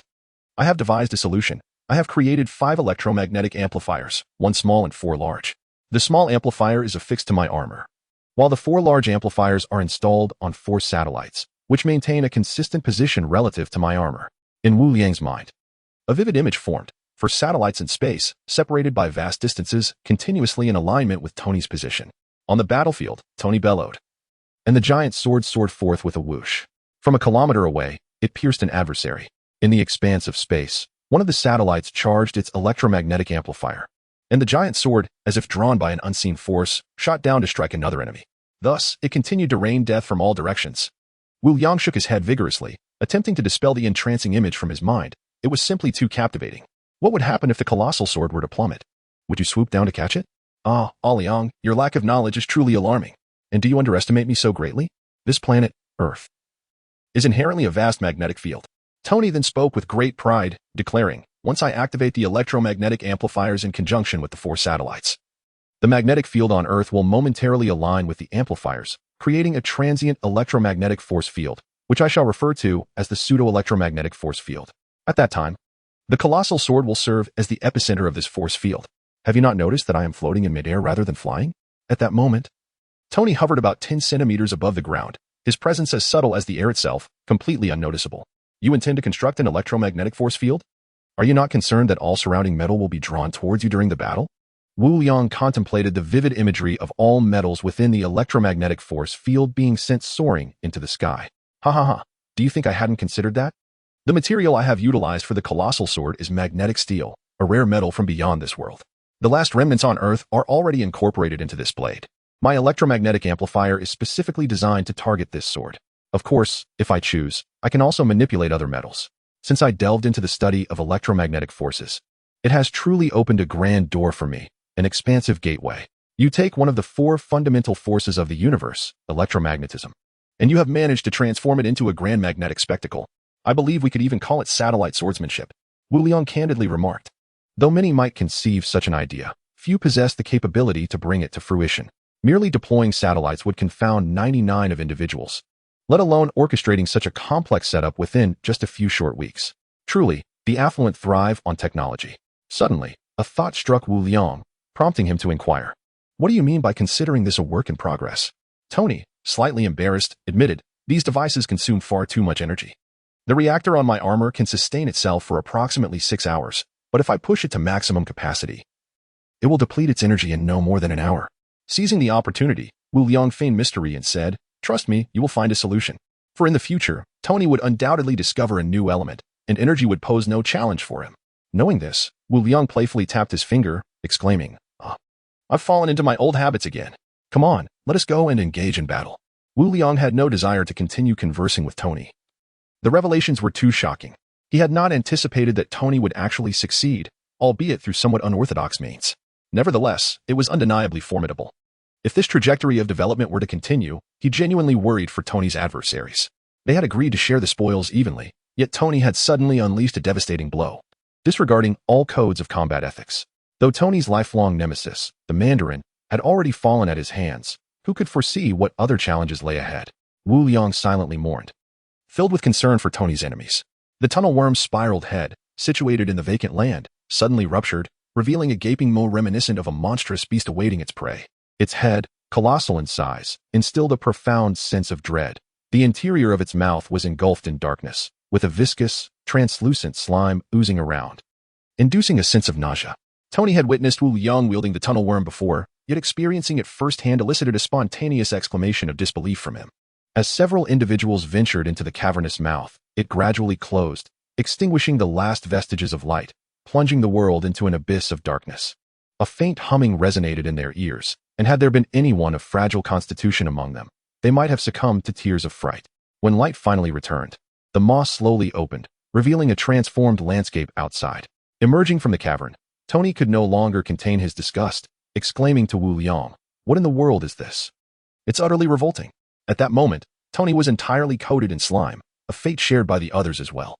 However, Wu Liang chose to remain silent. Recalling how he had once been thoroughly nauseated upon his first emergence, the grotesque nature of the experience was indeed overwhelming.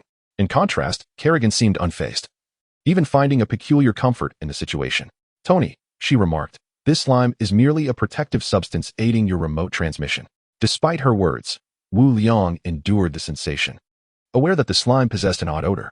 Strangely enough, as the slime dripped away, not a single droplet stained their garments, as if nothing had ever occurred. The sky outside was shrouded in darkness, ominously heralding the impending battle. "This wretched weather," Wu Liang muttered. "How can one achieve an advantage under such conditions? It appears we cannot rely on the elements." He grimaced at the overcast sky. Vampires have a critical vulnerability, which emboldened Wu Liang with the courage to confront them even in a 1 to 10,000 scenario, the sun. Regrettably, the weather was not in their favor, and it seemed they would have to face their adversaries head-on. Subsequently, Wu Liang retrieved a small notebook from behind him, flipping through numerous pages densely filled with notes, primarily chronicling Kerrigan's grievances against him. Upon reaching a fresh page, he scribbled a reminder to check the weather forecast before future confrontations. The two companions beside him, both astute observers, took note of his antics. Tony discreetly wiped non-existent sweat from his brow, while Kerrigan rolled her eyes in exasperation. "Isha, where are the Blood Clan?" Wu Liang inquired. "Master, the Blood Clan is approximately 15 kilometers away and is expected to reach the designated battlefield in about 10 minutes, came the response. "Very well. Arise. My Zerg army," Wu Liang proclaimed with an air of theatricality, his voice resonating with authority. In an instant, over 10,000 spatial rifts manifested around them, emanating an aura of lethality. A staggering 11,000 jumpers emerged, followed closely by more than 500 royal worms, swiftly filling the once empty plain to capacity. Wu Liang, however, was preoccupied with a thought. The activation of such numerous spatial rifts demanded considerable mental energy. He could have opened a few larger rifts for his army to pour forth. Yet, he sought to project an imposing presence, mindful that all eyes were upon him. To enhance his image of invincibility, he resolved to endure the labor of summoning them in this manner. He pondered whether, now that he had the tunnel worms, he could perhaps store them within his mental space, allowing for their immediate summoning in times of need, thus conserving his mental energy. Very well, he concluded. Wu Liang has once again succumbed to his miserly tendencies, exhibiting a complete reluctance to invest. Meanwhile, Isha's words strike Wu Liang with unrelenting force. The master, confined by the limitations of his mental landscape, which does not align with reality, finds that the current tunnel worms remain beyond his reach.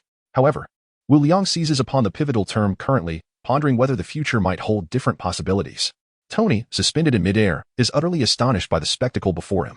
My goodness! Tens of thousands of insects? In the depths of his subconscious, he had assumed that Wu Liang's swarm consisted of merely a few hundred at most. He muses to himself that he must henceforth approach conversations with Wu Liang with more deference. He had believed that the newly enhanced mecha would bridge their gap. Yet it now appears that his journey remains long and arduous. In truth, he feels a twinge of trepidation. Who wouldn't he, when faced with such a multitude? Each jumping insect measures 3 meters in size, and the floating king insect is at least 20 meters long. At the headquarters of SHIELD, within a spacious conference room, dozens of virtual images are meticulously arranged. Fury stands at the center, with a screen displaying footage from St. Pierre before all present.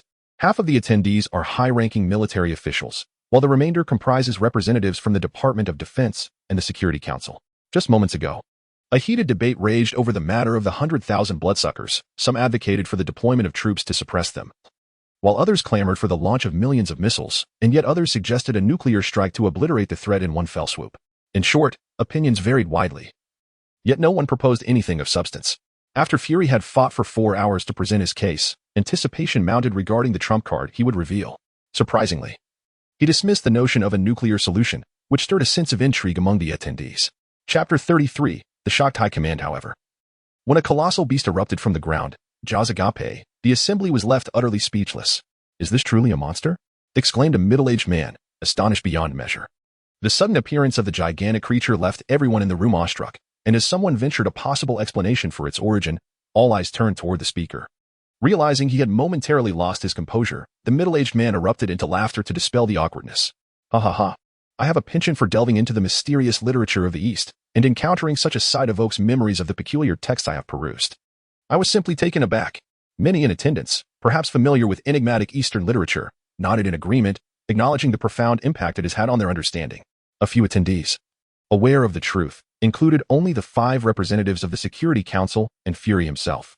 As the colossal beast opened its massive maw, the audience braced themselves for what was to come, only to witness 2 figures emerge from within, a mecha and its pilot. If their inner thoughts were visible, they would be collectively dismayed, wondering why they were being shown this. One figure in the center, while handsome, seemed unworthy of the term, and to label him unattractive would be a disservice to the esteemed company present. With a wave of his hand, countless fissures materialized, from which emerged thousands of colossal beasts. Is this a summoner? Or perhaps a beastmaster? The middle-aged man who had previously spoken trembled violently, his body retreating uncontrollably as he pointed a quivering finger toward the screen. His mouth agape as if it could accommodate an apple. The previously apathetic onlookers could no longer contain their anxiety, hastily grabbing their phones. The 5 representatives of the World Security Council all turned their gaze towards Fury, eager to discern something from him. Fury had previously briefed them on this matter, revealing that Wu Liang was a being from another universe, backed by formidable powers. As representatives of the World Security Council, they were privy to certain secrets, and thus their attitude towards Wu Liang was one of fostering cooperation. Consequently, SHIELD refrained from blaming Fury for the breach of contract with the Blood Clan in favor of Wu Liang. However, the recent occurrences had thoroughly terrified them. Summoning tens of thousands of monsters at will implied the terrifying might of the forces behind him. Fury, having been mentally prepared for such a scenario, found the imagery from before far more alarming than the present. The Blood Clan served as a litmus test, and while Fury attained what he desired, he grew increasingly solemn. Wu Liang was quite pleased with the current swarm, yet this was not the time for reflections. He promptly commanded the swarm to descend, and the creatures hurriedly burrowed underground. Hey, what are you doing diving down? Quickly ascend and conceal yourselves. The airborne overlords had received the Master's command to descend as aerial units. Lacking the ability to burrow, yet the Master's orders superseded all else. It was not mere rhetoric. A spectacle unfolded as 500 overlords plummeted, desperately attempting to squeeze underground. The scene was comically absurd. Despite their menacing appearance, the overlords appeared somewhat clumsily endearing at that moment. Wu Liang would never admit that his oversight in issuing the command led to this predicament, attributing it instead to their poor comprehension skills. This current swarm was indeed troublesome to manage. Upon receiving the new command, the overlords soared back into the sky, vanishing from sight at a visibly swift pace. Kerrigan observed the entire episode, internally acknowledging that the Master was correct. This Master was indeed a challenge to handle. Tony, too, was present. While the average person might not perceive it, both Wu Liang and Kerrigan were far from ordinary. Their unusually acute hearing detected laughter emanating from the mechs.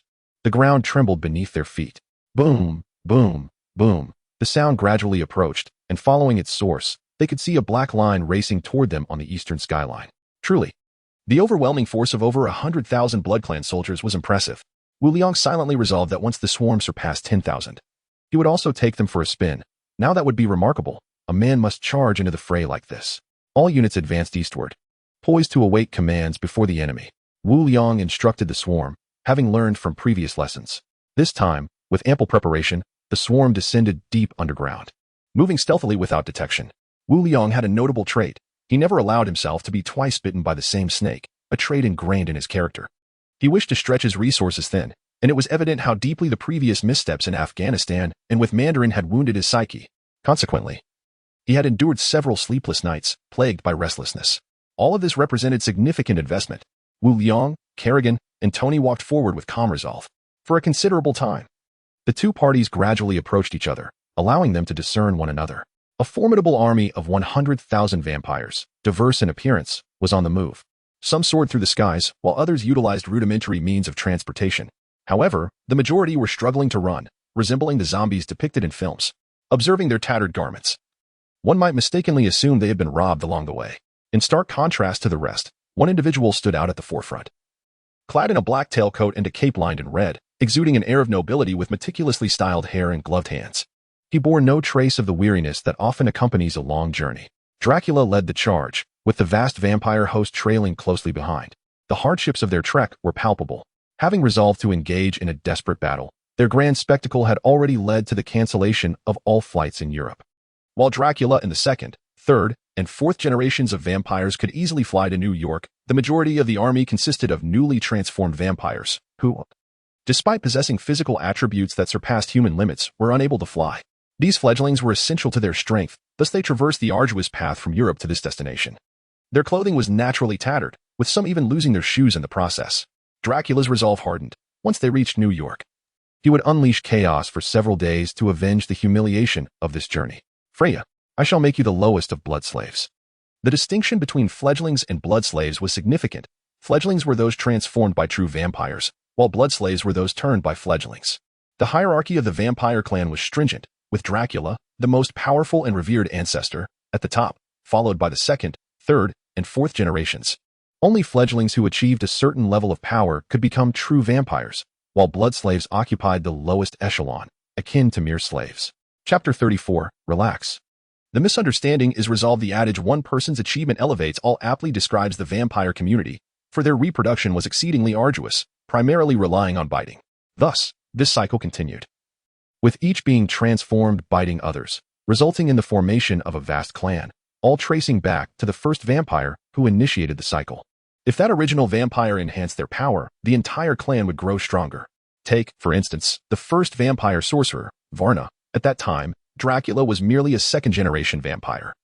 But upon receiving Varna's powers, he transcended to become the progenitor, and those he had transformed naturally ascended to the second generation. As Dracula pondered the next steps upon reaching New York, he was interrupted by a second-generation vampire behind him. My lord, there is someone blocking our path ahead. What shall we do? Dracula felt a twinge of dissatisfaction. Did they need his guidance for such matters? Along the journey, many had attempted to obstruct the vampire host, only to become part of it themselves. Thanks to these encounters, the army had subtly swelled to over 150,000 members. My lord, one among them exudes a formidable aura. Moreover, the atmosphere around us feels perilously charged. The second-generation vampire, Enkiluo, possessed an innate ability even in his human form, enabling him to perceive the truest essence of an individual. This unique talent drew the attention of Dracula, who subsequently transformed him into a vampire. Upon his metamorphosis, Enkiluo's ability was further enhanced, proving infallible to this day. It was only through Kerrigan's deliberate restraint that Enkiluo remained composed. Otherwise, he would likely have fled in terror. Upon hearing Enkiluo's words, Dracula took heed and promptly issued commands, prompting the Blood Clan behind him to halt. He scrutinized the trio before him, a man, a woman, and a towering mecha, standing at an impressive 3 meters. The mecha intrigued Dracula, for as one who had just awakened, everything about this new era was captivating. And the mecha exuded a formidable energy, though it did not instill a sense of danger. The man and woman, however, evoked a different response. The man was unremarkable, yet the woman left Dracula somewhat awestruck. It had been ages since a woman had so captivated him, and she emanated an air of peril. May I inquire who you esteemed individuals are, and why you obstruct my kin's path? He demanded, addressing them. Wu Liang, as the leader, confidently responded, Dracula. Were you not seeking me? Seeking you? Dracula replied, momentarily befuddled. I am preoccupied with troubling the S.H.I.E.L.D. organization. You were sent by Fury? Wu Liang scoffed. He's not worthy of such distinction, Dracula retorted. Suddenly, a realization dawned on Dracula. You are that individual? He exclaimed, disbelief coloring his tone. He recalled Fury's warning about this person, advised to tread carefully around him. Yet, as the patriarch of the Blood Clan, he pondered who could truly be beyond reproach. Determined to investigate further, Dracula commanded a probe into Wu Liang, but the results ignited his fury. He felt he had been played by Fury. The findings revealed that Wu Liang had no significant background, merely a fortunate encounter in Afghanistan where he saved Tony Stark. Thus, Dracula had not taken him seriously. However, the day's events suggested that matters were not as straightforward as they appeared. Wu Liang smirked. So you have finally remembered. Kerrigan immediately emanated a palpable aura of pressure. This oppressive force rippled through the air, causing Dracula's cloak to billow and his meticulously styled hair to dishevel, stripping him of his earlier gentlemanly demeanor.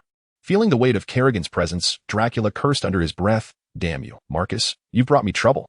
He instinctively retrieved a comb from his pocket to restore his disarrayed appearance. With thoughts racing and as the current patriarch, Dracula was acutely aware of the intricacies of power dynamics.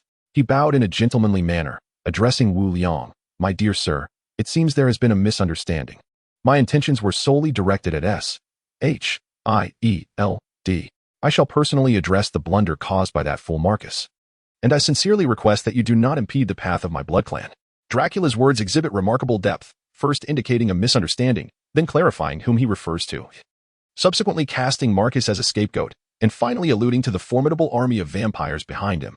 His calm demeanor signifies not only his stance but also shifts the burden of the issue onto Wu Liang. Those who have offended you may be entrusted to your discretion. The conflict between us can be resolved, and those with sense will surely know how to navigate the situation. Were it someone else, they might have taken advantage of the situation, for a clash between two parties inevitably leads to mutual harm. However, Wu Liang is not one to play by conventional rules. If you offer me a way out, I shall defiantly refuse to take it. It's all a game. The crux of the matter lies in the swarm's confidence in subduing the vampires, along with Wu Liang's profound craving for their genetic essence. Thus, why would he acquiesce?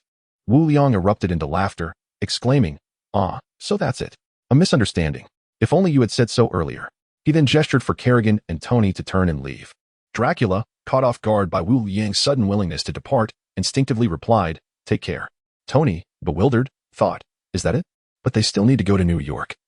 I cannot simply overlook this matter. Liang, don't just leave." Wu Liang promptly interrupted, grabbing the mech's arm, the towering machine resembling a child's toy, effortlessly pulled away as if it bore no weight. Meanwhile, Tony, treated with such disregard, could only whimper in protest, his body resisting futilely, the mech creaking ominously. What an idiot. Wu Liang fumed, tugging while loudly addressing the vampires. Relax. Relax. The misunderstanding is resolved. We won the fight. My friend here is just a bit impetuous. Do not take offense. Yet, within his commanding consciousness, he ordered, commence phase 1 of the battle plan. In the vampire camp. The previously tense atmosphere eased upon hearing Wu Liang shout, and the once silent army erupted into chatter. Most were hastily assembled troops, and their discipline was predictably lacking. Having been transformed into blood kin, they reveled in their newfound power with increasing audacity. Distant shouts of disdain echoed, but Dracula paid no heed. His earlier gravity dissipating as he regarded Wu Liang with a hint of disdain, perceiving him as merely a man intimidated by his own forces. Ready to retreat upon receiving a lifeline. Today is not suitable for complications. I shall let you off for now. Dracula was captivated by Kerrigan's beauty, secretly resolving to claim her for himself in the future. As for Wu Liang, he must endure suffering. For to concede in front of the vampires today would severely undermine his authority as an ancestor, a notion Dracula found utterly intolerable due to his obsessive lust for power. Chapter 35. It's raining, time to collect the clothes. Wu Liang shouted. Suddenly, as if in response to his words, rain began to fall. Is it raining? Dracula queried, gazing up at the sky to see sparse droplets descending, reaching out to catch the rain. Green? It smells foul. What in the world is this rain? Dracula exclaimed, forcefully shaking his hand to fling away the remnants of the rain. His palm, however, had been corroded, leaving a gaping wound that emanated a noxious odor. Ah, what is this? Help! The anguished cries of the vampire kin echoed behind him, turning with uncertainty. Dracula beheld the Blood Clan, now stripped of their earlier bravado, most writhing in agony upon the ground. Some, tragically, had succumbed to the corrosion, their heads utterly destroyed. The Blood Clan, a race that would not perish without a critical strike, were largely writhing in pain, yet their injuries were not fatal. Above, the sky appeared ominous.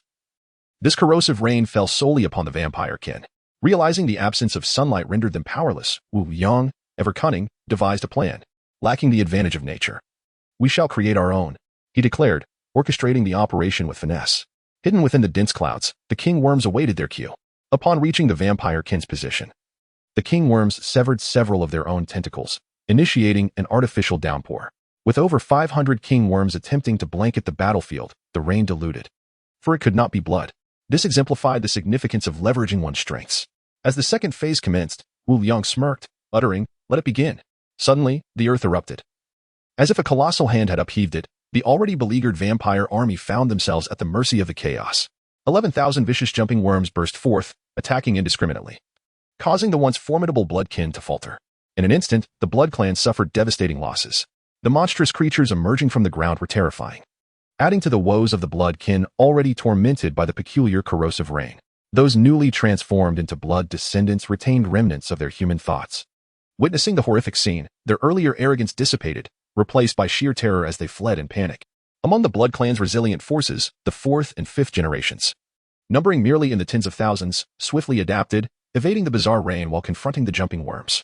Due to their numbers, they managed to entangle a few jumping worms, gradually regaining control of the situation. Meanwhile, the 2nd and 3rd generations, as decision-makers, swiftly advanced to the rear, intercepting the fleeing blood descendants. A few quickly dispatched those who attempted to escape, with one 2nd-generation vampire soaring in front of an unfortunate soul, plunging his hands into the victim's chest and tearing him asunder. The scene was gruesomely graphic, and he bellowed at the fleeing blood descendants, "Those who flee shall die. Return and slay these monsters. Drink their blood and feast upon their flesh." This brutal display served as a warning, a method with which he was all too familiar. Whether it was the horror of the bloody spectacle or the blood of their fallen comrades igniting a primal thirst within them, the blood descendants' eyes turned crimson.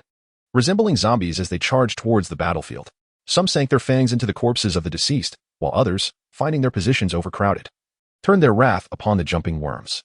In an instant, each jumping insect found itself encircled by several blood clansmen. The speed and strength of the jumping insects were formidable, each adorned as if bedecked with decorations.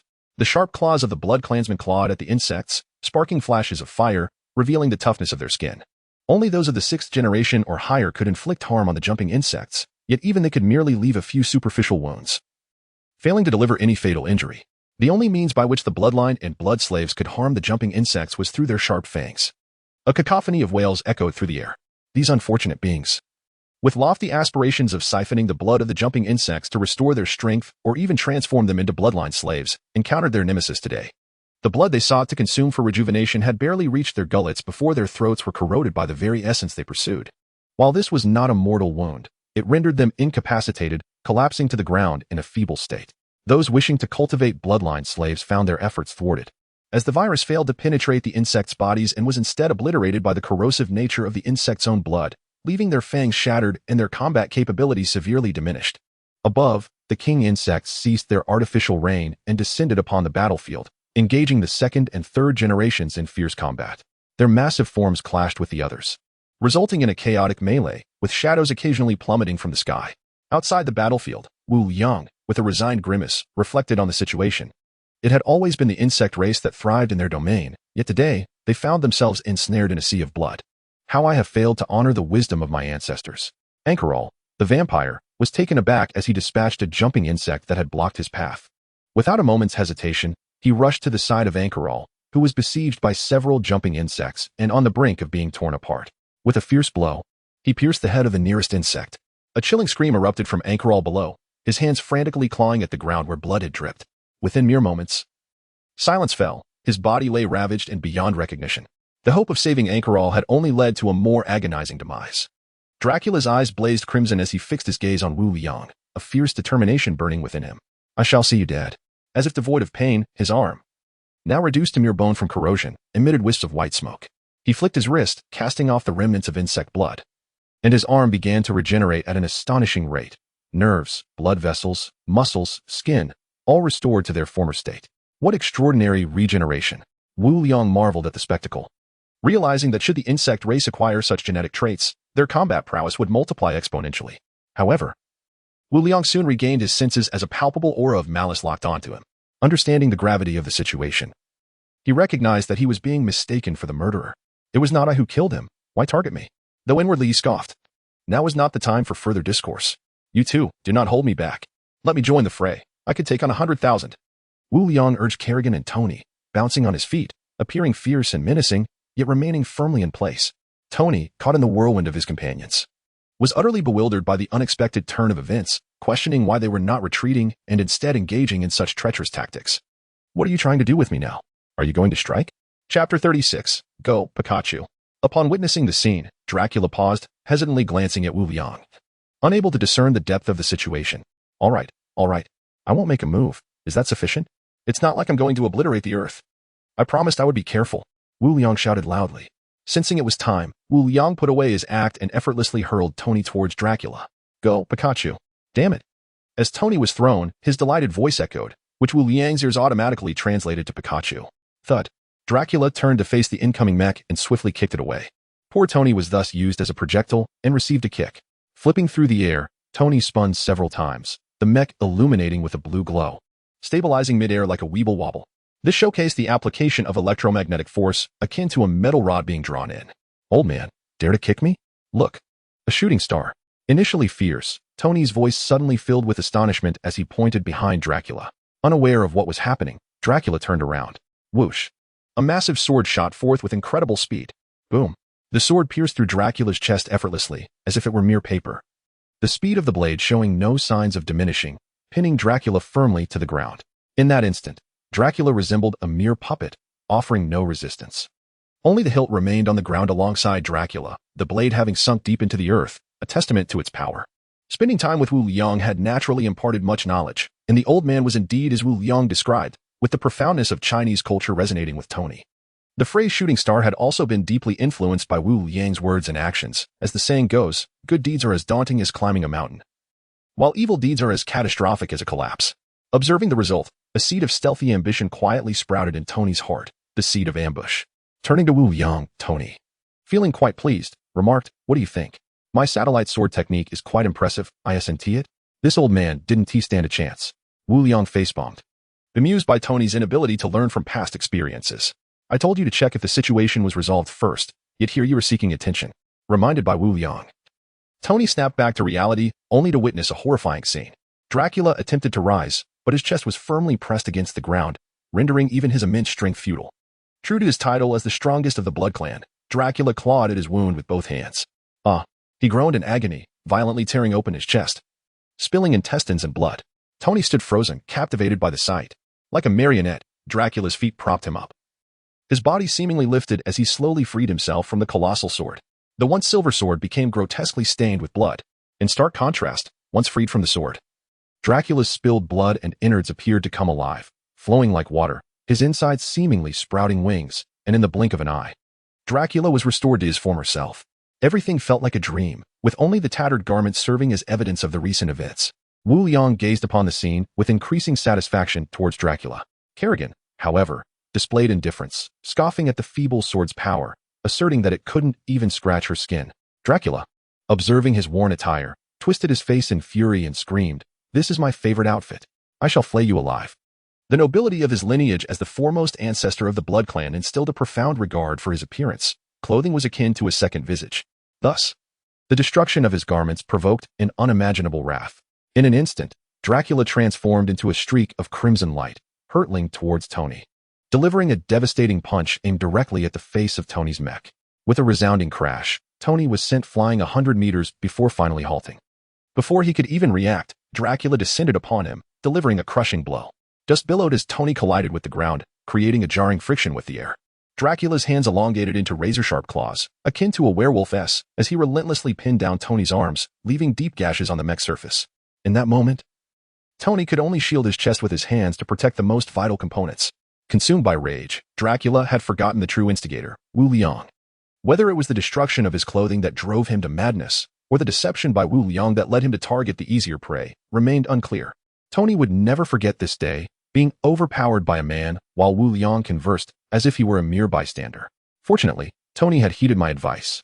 Had he not, he would have been completely dismantled. Thanks to Wu Liang's persuasion, the outer armor had been modified into a scale-like structure, which temporarily thwarted Dracula's ability to inflict substantial damage. The overlapping scales formed angles that dissipated the force applied upon them. Yet, in his frenzy, Dracula was oblivious to such details, acting purely on impulse. "Ah, Liang, are you not going to assist me?" Tony called out, nearly losing coherence under the relentless barrage of blows. "I was about to leave. Did you not refuse earlier? What now?" Each word spurred Dracula to intensify his assault, his grip tightening as debris flew, threatening to overwhelm the special alloy of the mech. "You damned fool," Tony exclaimed, his frustration boiling over, brazenly shifting the blame. "Jarvis, activate the satellite sword technique. No, the pseudo-electromagnetic field." The richness of Chinese culture surged forth in his mind, compelling him to recall its enchanting depths. Originally, he intended to reserve this maneuver for Wu Liang, but the circumstances demanded immediate action. With a resounding command, Tony called forth the sword, far above in space. For massive satellites lit up in a synchronized sequence, radiating brilliant blue light that harmonized with the glow of Tony's mech. The colossal sword, summoned as if by magic, shot forth from the ground, striking towards Tony's location with the swiftness of lightning. In a flash, an arm severed, crimson blood splattered, creating a stunning cascade of red in the air. Originally, Dracula, who had been waving his arms, halted his movements, intending to fly and retrieve his severed limb. Time seemed to freeze as the colossal sword sliced through the air with the swiftness of a shadow, weaving through the area incessantly, until in the blink of an eye, the darkness engulfed the entire vicinity. With a sudden splatter, Dracula was crushed like jelly, bursting into a gruesome spray of blood that stained the ground. "Ancestor! Ancestor! Ancestor!" From a distance, the remaining bloodkin, engaged in fierce combat, let out anguished howls upon witnessing this scene. Once a host of over 100,000, their numbers had dwindled to a mere 70,000, a staggering reduction of 60,000 in the blink of an eye. This stark reality underscored the terrifying might of the insect race, which was not merely a horde of minuscule creatures. Wu Liang, who found himself an unwitting spectator, was left dumbfounded as he watched Dracula disintegrate into countless fragments. Is this it? Chapter 37, The Frenzied Bloodkin in Wu Liang's Mind. Dracula should not have been so feeble. Perhaps his arrival in this world was flawed. As he pondered the absurdity of his situation, Tony, nonchalantly perched upon the giant's sword, swaggered over. Without even exerting any effort, the battle was concluded. Wu Liang, reluctant to engage, feared that the Earth's gravity might no longer hold him back. The Bloodkin, driven mad by Dracula's demise, surged forward recklessly, heedless of the insectoid defenders. To Wu Liang's astonishment, Dracula's death did not quell their fervor. Instead, it incited them to greater madness. What a remarkably united race they are. Dracula, in his pursuit to perpetuate his lineage, required the slaughter of humans, feeding upon them and relying on them to further his clan's ambitions. To the Bloodkin, humans were akin to cattle, serving as both sustenance and resources. As the apex predators of the current Earth, humanity could not tolerate the existence of such a relentless race. As the adage goes, those who are not of our kind must have ulterior motives. Thus, the relentless Bloodkin became a target for eradication. The truth is unyielding. On Earth, the so-called protected species only enjoy that status in the absence of threats to humanity. Otherwise, they face extinction. In essence, both perspectives hold validity. Survival drives their actions. And one must lament the cruelty of the world. While Wu Liang was lost in contemplation, the Bloodkin army surged towards the place of Dracula's demise. In their reckless charge, they suffered another loss of 20,000. However, what transpired next utterly astounded Wu Liang. The Bloodkin were not there to commemorate Dracula. Rather, they frantically began to feast upon the ground soaked with his blood and flesh. For the Bloodkin, blood represented life, the very source of their power. And the more potent the blood, the more irresistible it became. High-quality blood could facilitate the evolution of the Bloodkin, a primal instinct embedded in their very being. At the moment Dracula burst into a mist of blood, it drew the attention of the Bloodkin on the battlefield. Now, they were driven solely by instinct. The instinct to consume and evolve, with no one capable of restraining them. Kerrigan, however, found nothing surprising in this. Was the insect race not the same? The Bloodkin, with their ancestors' corpse barely cold, were already rushing to feast. How dare they snatch my genetic samples? Kerrigan commanded them to cease. At this moment, Wu Liang also realized that he could not allow them to be consumed in such a manner. After all, this was the flesh and blood of Dracula, and the ability of super regeneration made him covetous. It is said that such a race should not exist, Tony remarked coldly, equally shaken by the scene before him. With that, the sword beneath him soared forth, striking at the frenzied Blood Clan 100 meters away. Wherever the colossal sword passed, severed limbs and shattered bodies flew about, akin to skewers of candied fruit. Kerrigan had also received her orders. Like a specter, she instantly appeared 100 meters away, leaving behind a series of trembling afterimages that gradually dissipated, showcasing the terrifying speed at which she moved. Observing the encroaching Blood Clan, Kerrigan extended her left hand into a claw and, with a swift motion, summoned a sphere of dark lightning that directly struck the foremost second-generation Blood Clan member. The dark lightning crackled like a chain of electricity, wreaking havoc among the densely packed bodies of the Blood Clan. In an instant, the Blood Clan fell in droves, their forms charred and reduced to blackened husks, emitting steam and creating a vacuum zone within a semicircular radius. Yet, confronted by the relentless tide of the Blood Clan, this vacuum was swiftly replenished. Kerrigan was acutely aware of the significance of Dracula's flesh and blood, which made her hesitant in her actions. She feared that, inadvertently, she might destroy what little remained of Dracula's essence, thus resorting to the least destructive methods. With her dual assaults, the dark lightning chain manifested as a tangible whip, gradually subduing the surging Blood Clan. Logically, the flesh and blood within a few meters should have been overwhelmed by the foremost Blood Clan members, but under the relentless obstruction, a river of blood formed around them. This, in turn, held an even more fatal allure for the Blood Clan, who, like moths to a flame, could not restrain their instincts. As Kerrigan and Tony continued their relentless attacks, the massive numbers of the Blood Clan visibly dwindled, while the swarm behind them continued to devour their ranks. At this rate, the annihilation of the Blood Clan was imminent. Wu Liang never anticipated that everything would unfold so smoothly. It was indeed a straightforward battle. He felt increasingly relaxed, with 10 robust guards standing beside him.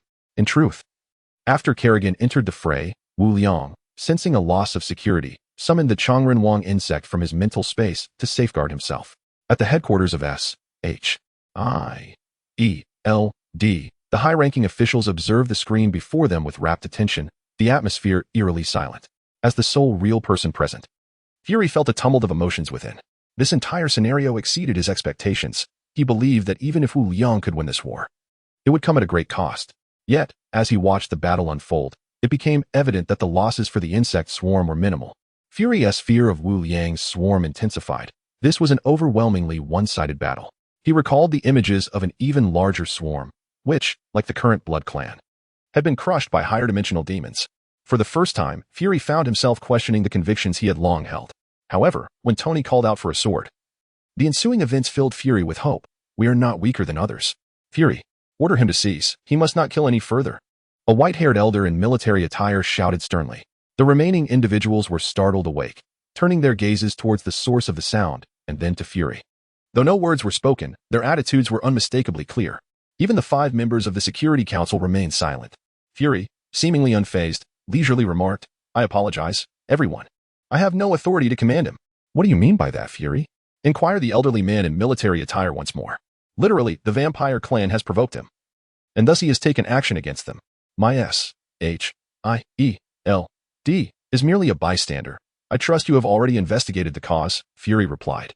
The elderly man's face flushed with agitation as he looked at Fury, suddenly trembling and coughing up blood. General! This scene alarmed the others present. In the virtual imagery, several figures rushed to support the elderly man, administering urgent aid. Fury observed silently, his expression impassive. The remaining individuals, witnessing the rescue efforts for the elderly man, collectively exhaled in relief. Fury, we in the military require an explanation. When did America allow uncontrolled special powers to exist? Another military officer interjected. General Ross, I see no necessity to provide an explanation to your military. Fury retorted. The vampire incident is nearing its conclusion. Your military may take your leave. Fury showed no deference to the military, as his agency belonged to the World Security Council. Moreover, the elderly man who had coughed blood was one of those who supported the vampire clan and wished to prevent its growth. Thus, Fury's demeanor was even less accommodating. The elderly military officer, having regained his composure, rose unsteadily and declared vehemently, Fury, we cannot permit uncontrolled individuals in America. Their existence poses a threat to public safety. While his words were delivered with righteous fervor, the underlying message was clear. Those who comply live, while those who oppose face dire consequences. This could be seen as a warning to Fury through the sacrifice of Wu Yang.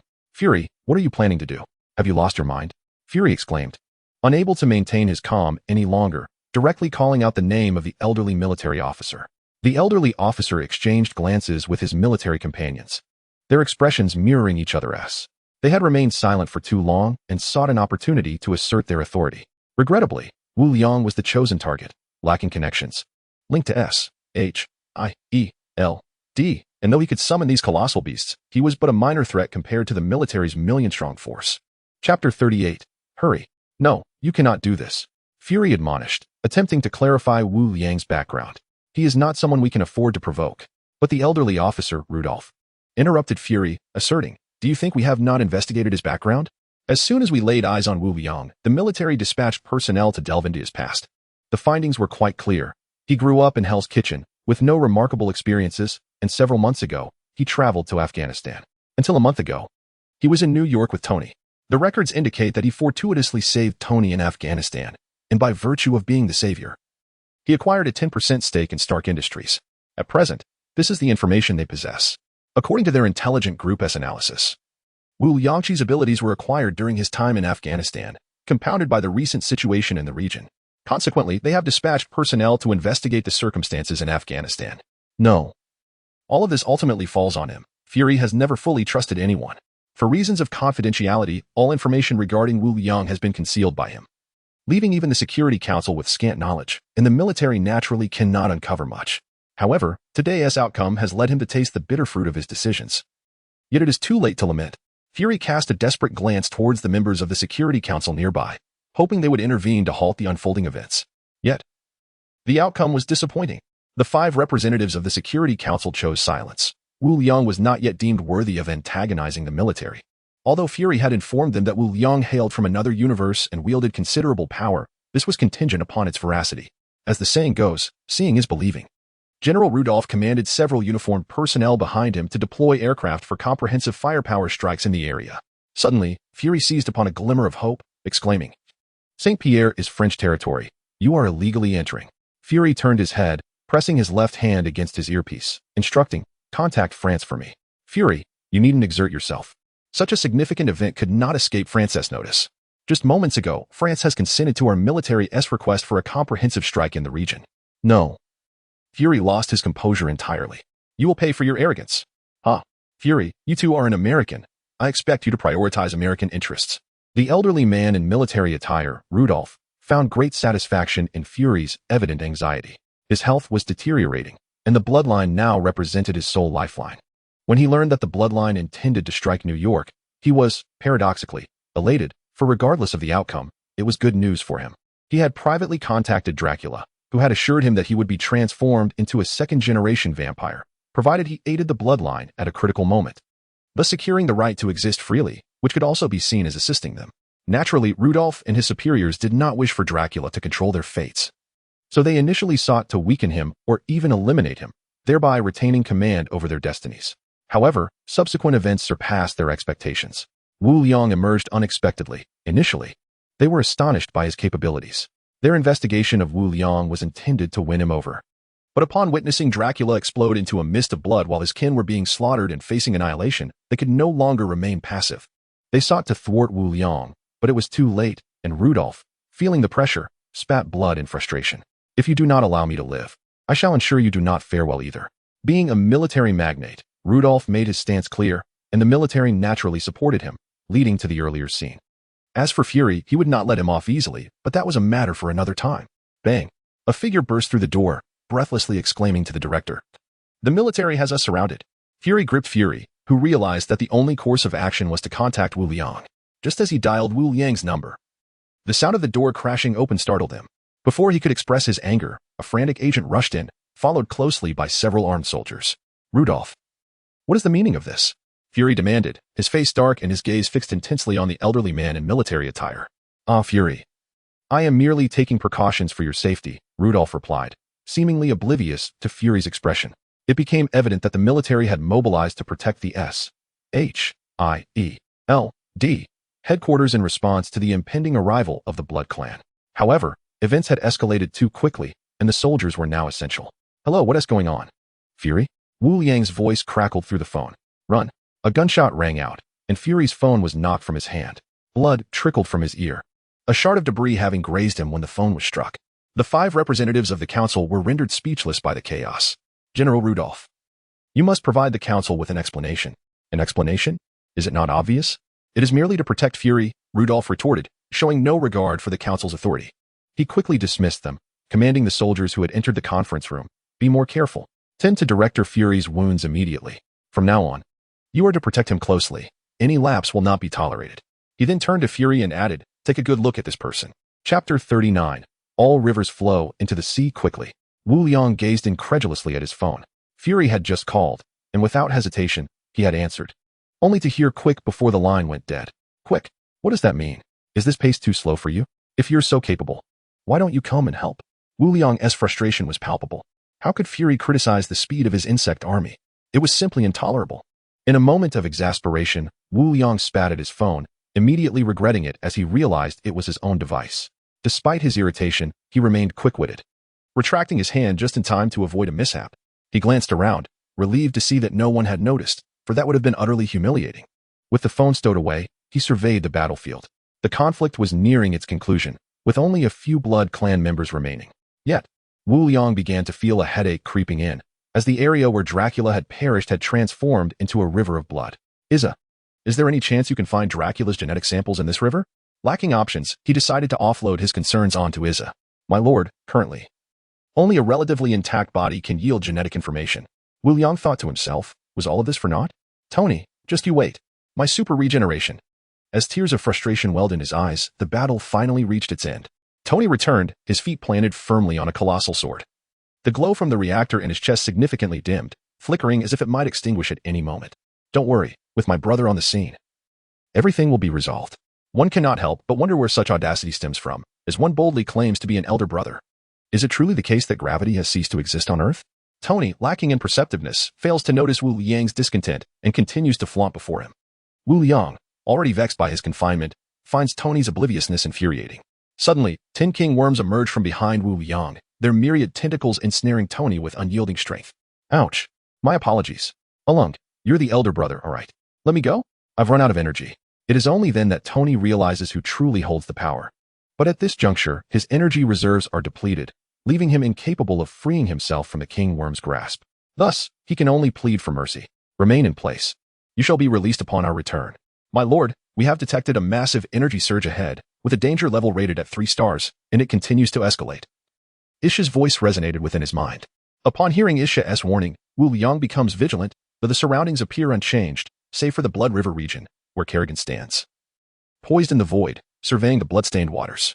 Distracted by Tony moments ago, Wu Liang had overlooked Kerrigan's serious demeanor, but now, noticing her grave expression, he understands that matters are far from simple. He promptly inquires within his consciousness, Kerrigan, what has transpired? My lord, after eliminating the last of the Blood clan. The Blood River beneath us has exhibited inexplicable reactions, and the energy readings are intensifying. I advise immediate evacuation. Never before had Wu Liang witnessed Kerrigan's demeanor so grave. He realizes the urgency of the situation, and without hesitation, he hastens towards the tunnel worm, with the King Worms trailing closely behind. Swarm, protect our lord. Kerrigan commands within their shared consciousness. The swarm surrounding the Blood River moves in unison towards Wu Liang, forming several ranks as they prepare to confront the impending unknown danger with their very flesh. Tony, now liberated, is struck with dread upon witnessing the Blood River surge towards them as if animated, prompting him to hastily pursue Wu Liang. So this is why I was released. It appears trouble is afoot. Meanwhile, from a distance, the corpses of the Blood clan mysteriously dissolve into blood, akin to rivers flowing into the sea. As thousands of tendrils of blood surge towards the Blood River roars with might. Its formation comprised of the blood spilled upon the death of the Blood clan, accompanied by fragments of flesh and the tormented visages of the deceased, seemingly howling in agony. The Blood River appears to possess a semblance of sentience, surging like a tidal wave towards Wu Liang's position. Yet, Kerrigan will not allow it to proceed unchallenged. In an instant, she materializes before the Blood River. Unleash your psychic energy. Centered around Kerrigan, an invisible wave of energy sweeps towards the Blood River, creating an ethereal barrier that halts its advance. The Blood River, resembling a tumultuous ocean, crashes against the barrier formed by the energy wave, sending forth resounding impacts. In mere moments, the Blood River reaches a height of several hundred meters, akin to a crimson lion roaring thunderously, relentlessly battering against the ethereal wall, creating a cacophony of sound that reverberates through the air.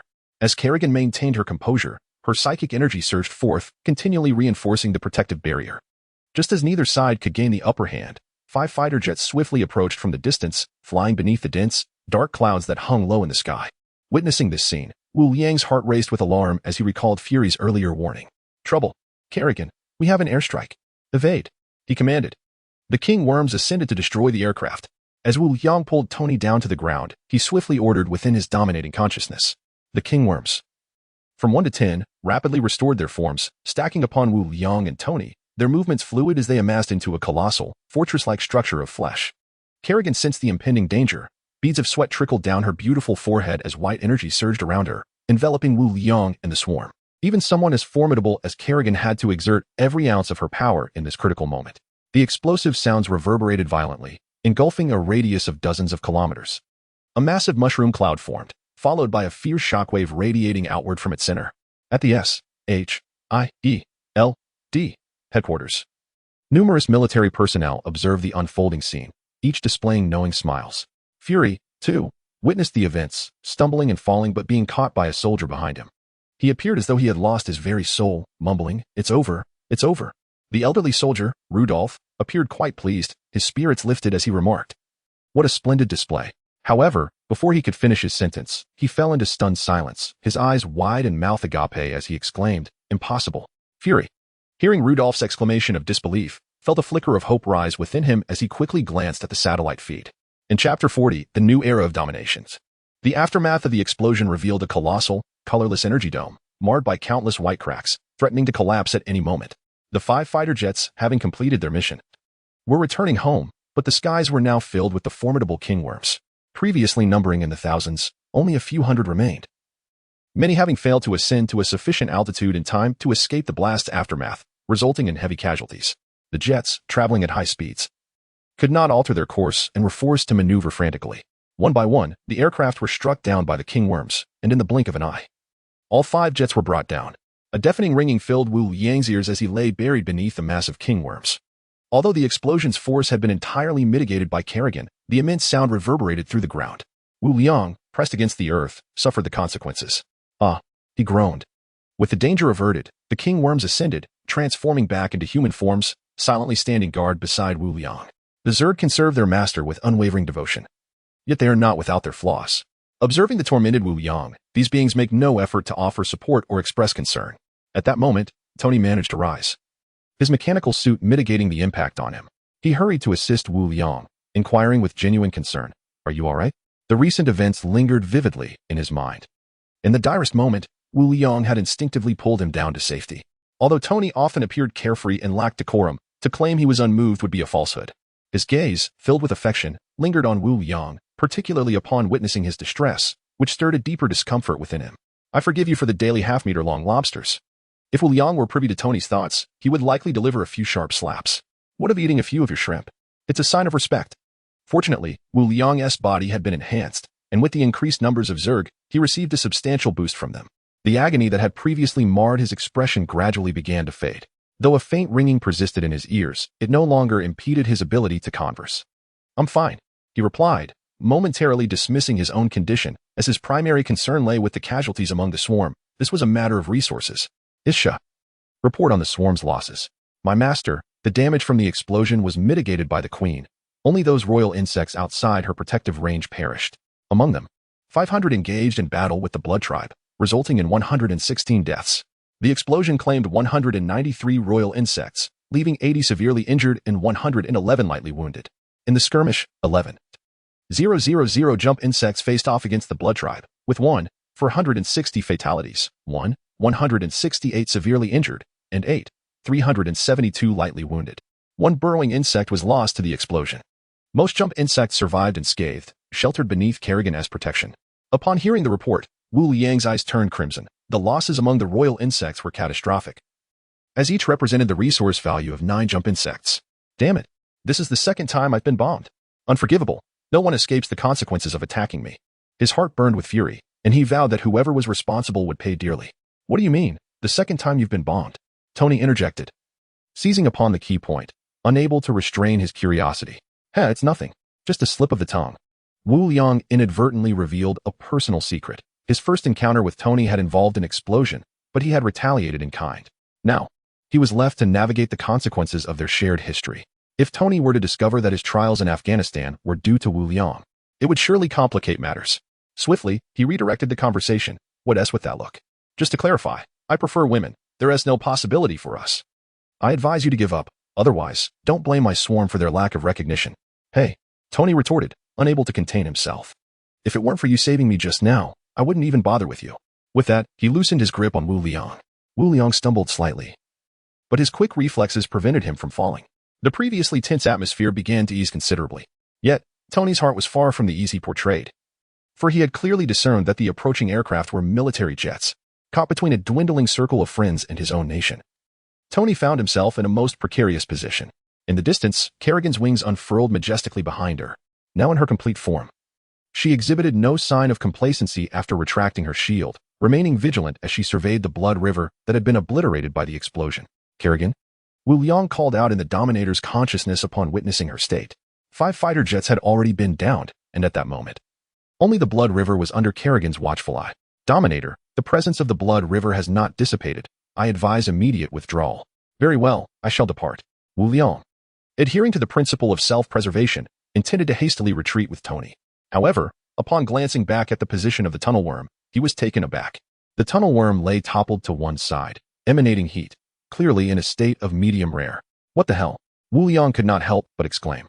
"Isha, what is the meaning of this?" "Dominator, the tunnel worm was too far away, and the queen's shield did not extend that far. Woe is me.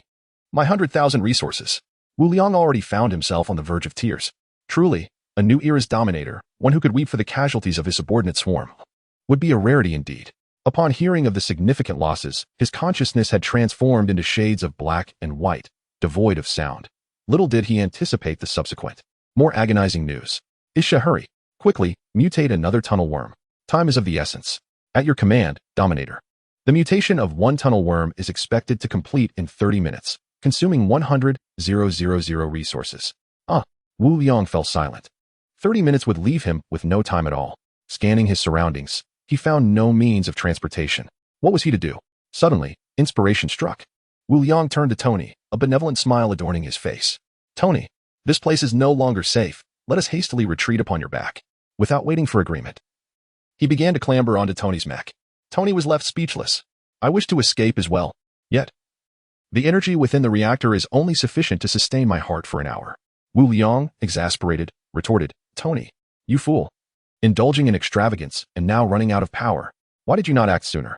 He descended from the mech in frustration. However, there was no time to ride the jump worms or the royal worm. The most intact jump worm was missing a leg. How could they flee? As for the royal worm, its speed was truly disheartening. And at that moment, the blood river had already encircled the area. Chapter 41.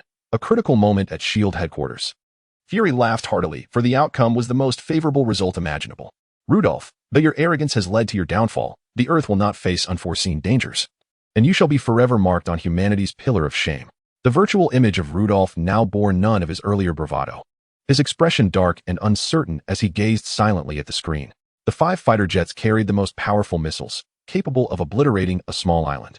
Yet they failed to eradicate the individual known as Wu Liang. Rudolph and the military personnel comprehended that they had encountered an insurmountable obstacle today. However, the subsequent events rendered their efforts futile as the 5 dispatched fighter jets were shot down. Particularly concerning was the fact that some had fallen into foreign territories. How could they face taxpayers and the public? Even someone of Rudolph's stature in the military found the situation exceedingly dire. At this juncture, it was too late to voice any objections, and even Fury's taunts were disregarded. Relay my urgent orders. Prepare to launch the nuclear missiles. Rudolph had succumbed to madness. His only recourse was to pursue a path of no return. If he did not eliminate Wu Liang today, he would undoubtedly be sacrificed by his superiors to take responsibility for this debacle. This matter required someone of considerable weight to bear its consequences, as well as to extinguish Wu Liang's wrath. The previously jovial military personnel now wore expressions of deep concern. Launching nuclear missiles was a burden they could scarcely bear.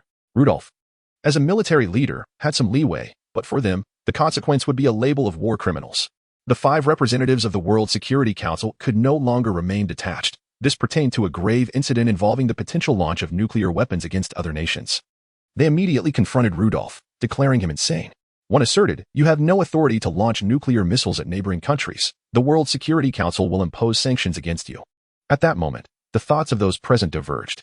Their previous silence stemmed from a reluctance to offend the military on behalf of Wu Liang, but the situation had changed. Wu Liang had exhibited remarkable capabilities. It seemed that only nuclear weapons could inflict harm upon him. The council, now fully informed, underwent a complete shift in attitude. Convinced of Fury's assertions, their intent to sanction Rudolph was merely an act of appeasement. Panic ensued. Rudolph had truly lost his mind. Quickly, devise a plan to stop him. Everyone was in disarray, some attempting to rush forward through virtual projections. I want him dead, Rudolph cruelly stated, as the virtual image revealed a briefcase before him. It was a matter of life or death for him now. As he spoke, he opened the briefcase, preparing to turn the key inserted within. When an unexpected turn of events occurred, a female officer stationed behind Rudolph swiftly advanced, executing a scissor kick that ensnared his neck, using the momentum to throw him aside. With a graceful roll, she unleashed 2 ropes from her wrists, aiming at the 2 officers who had rushed to provide support. The movement was seamless, devoid of superfluous actions, completed in a mere 2 seconds.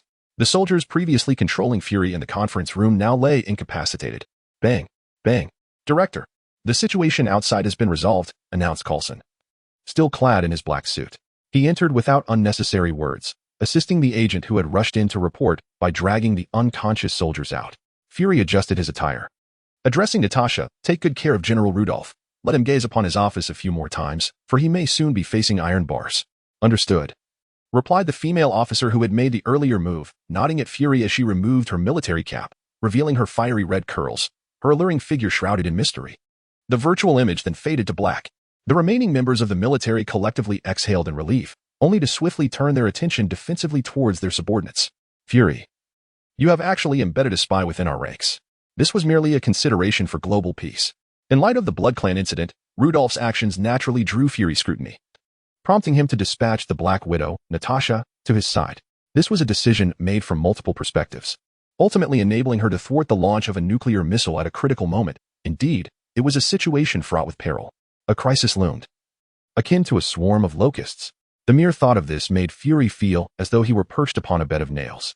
Unwilling to engage with the hypocrisy surrounding him, He projected a virtual image and stepped outside, lost in contemplation.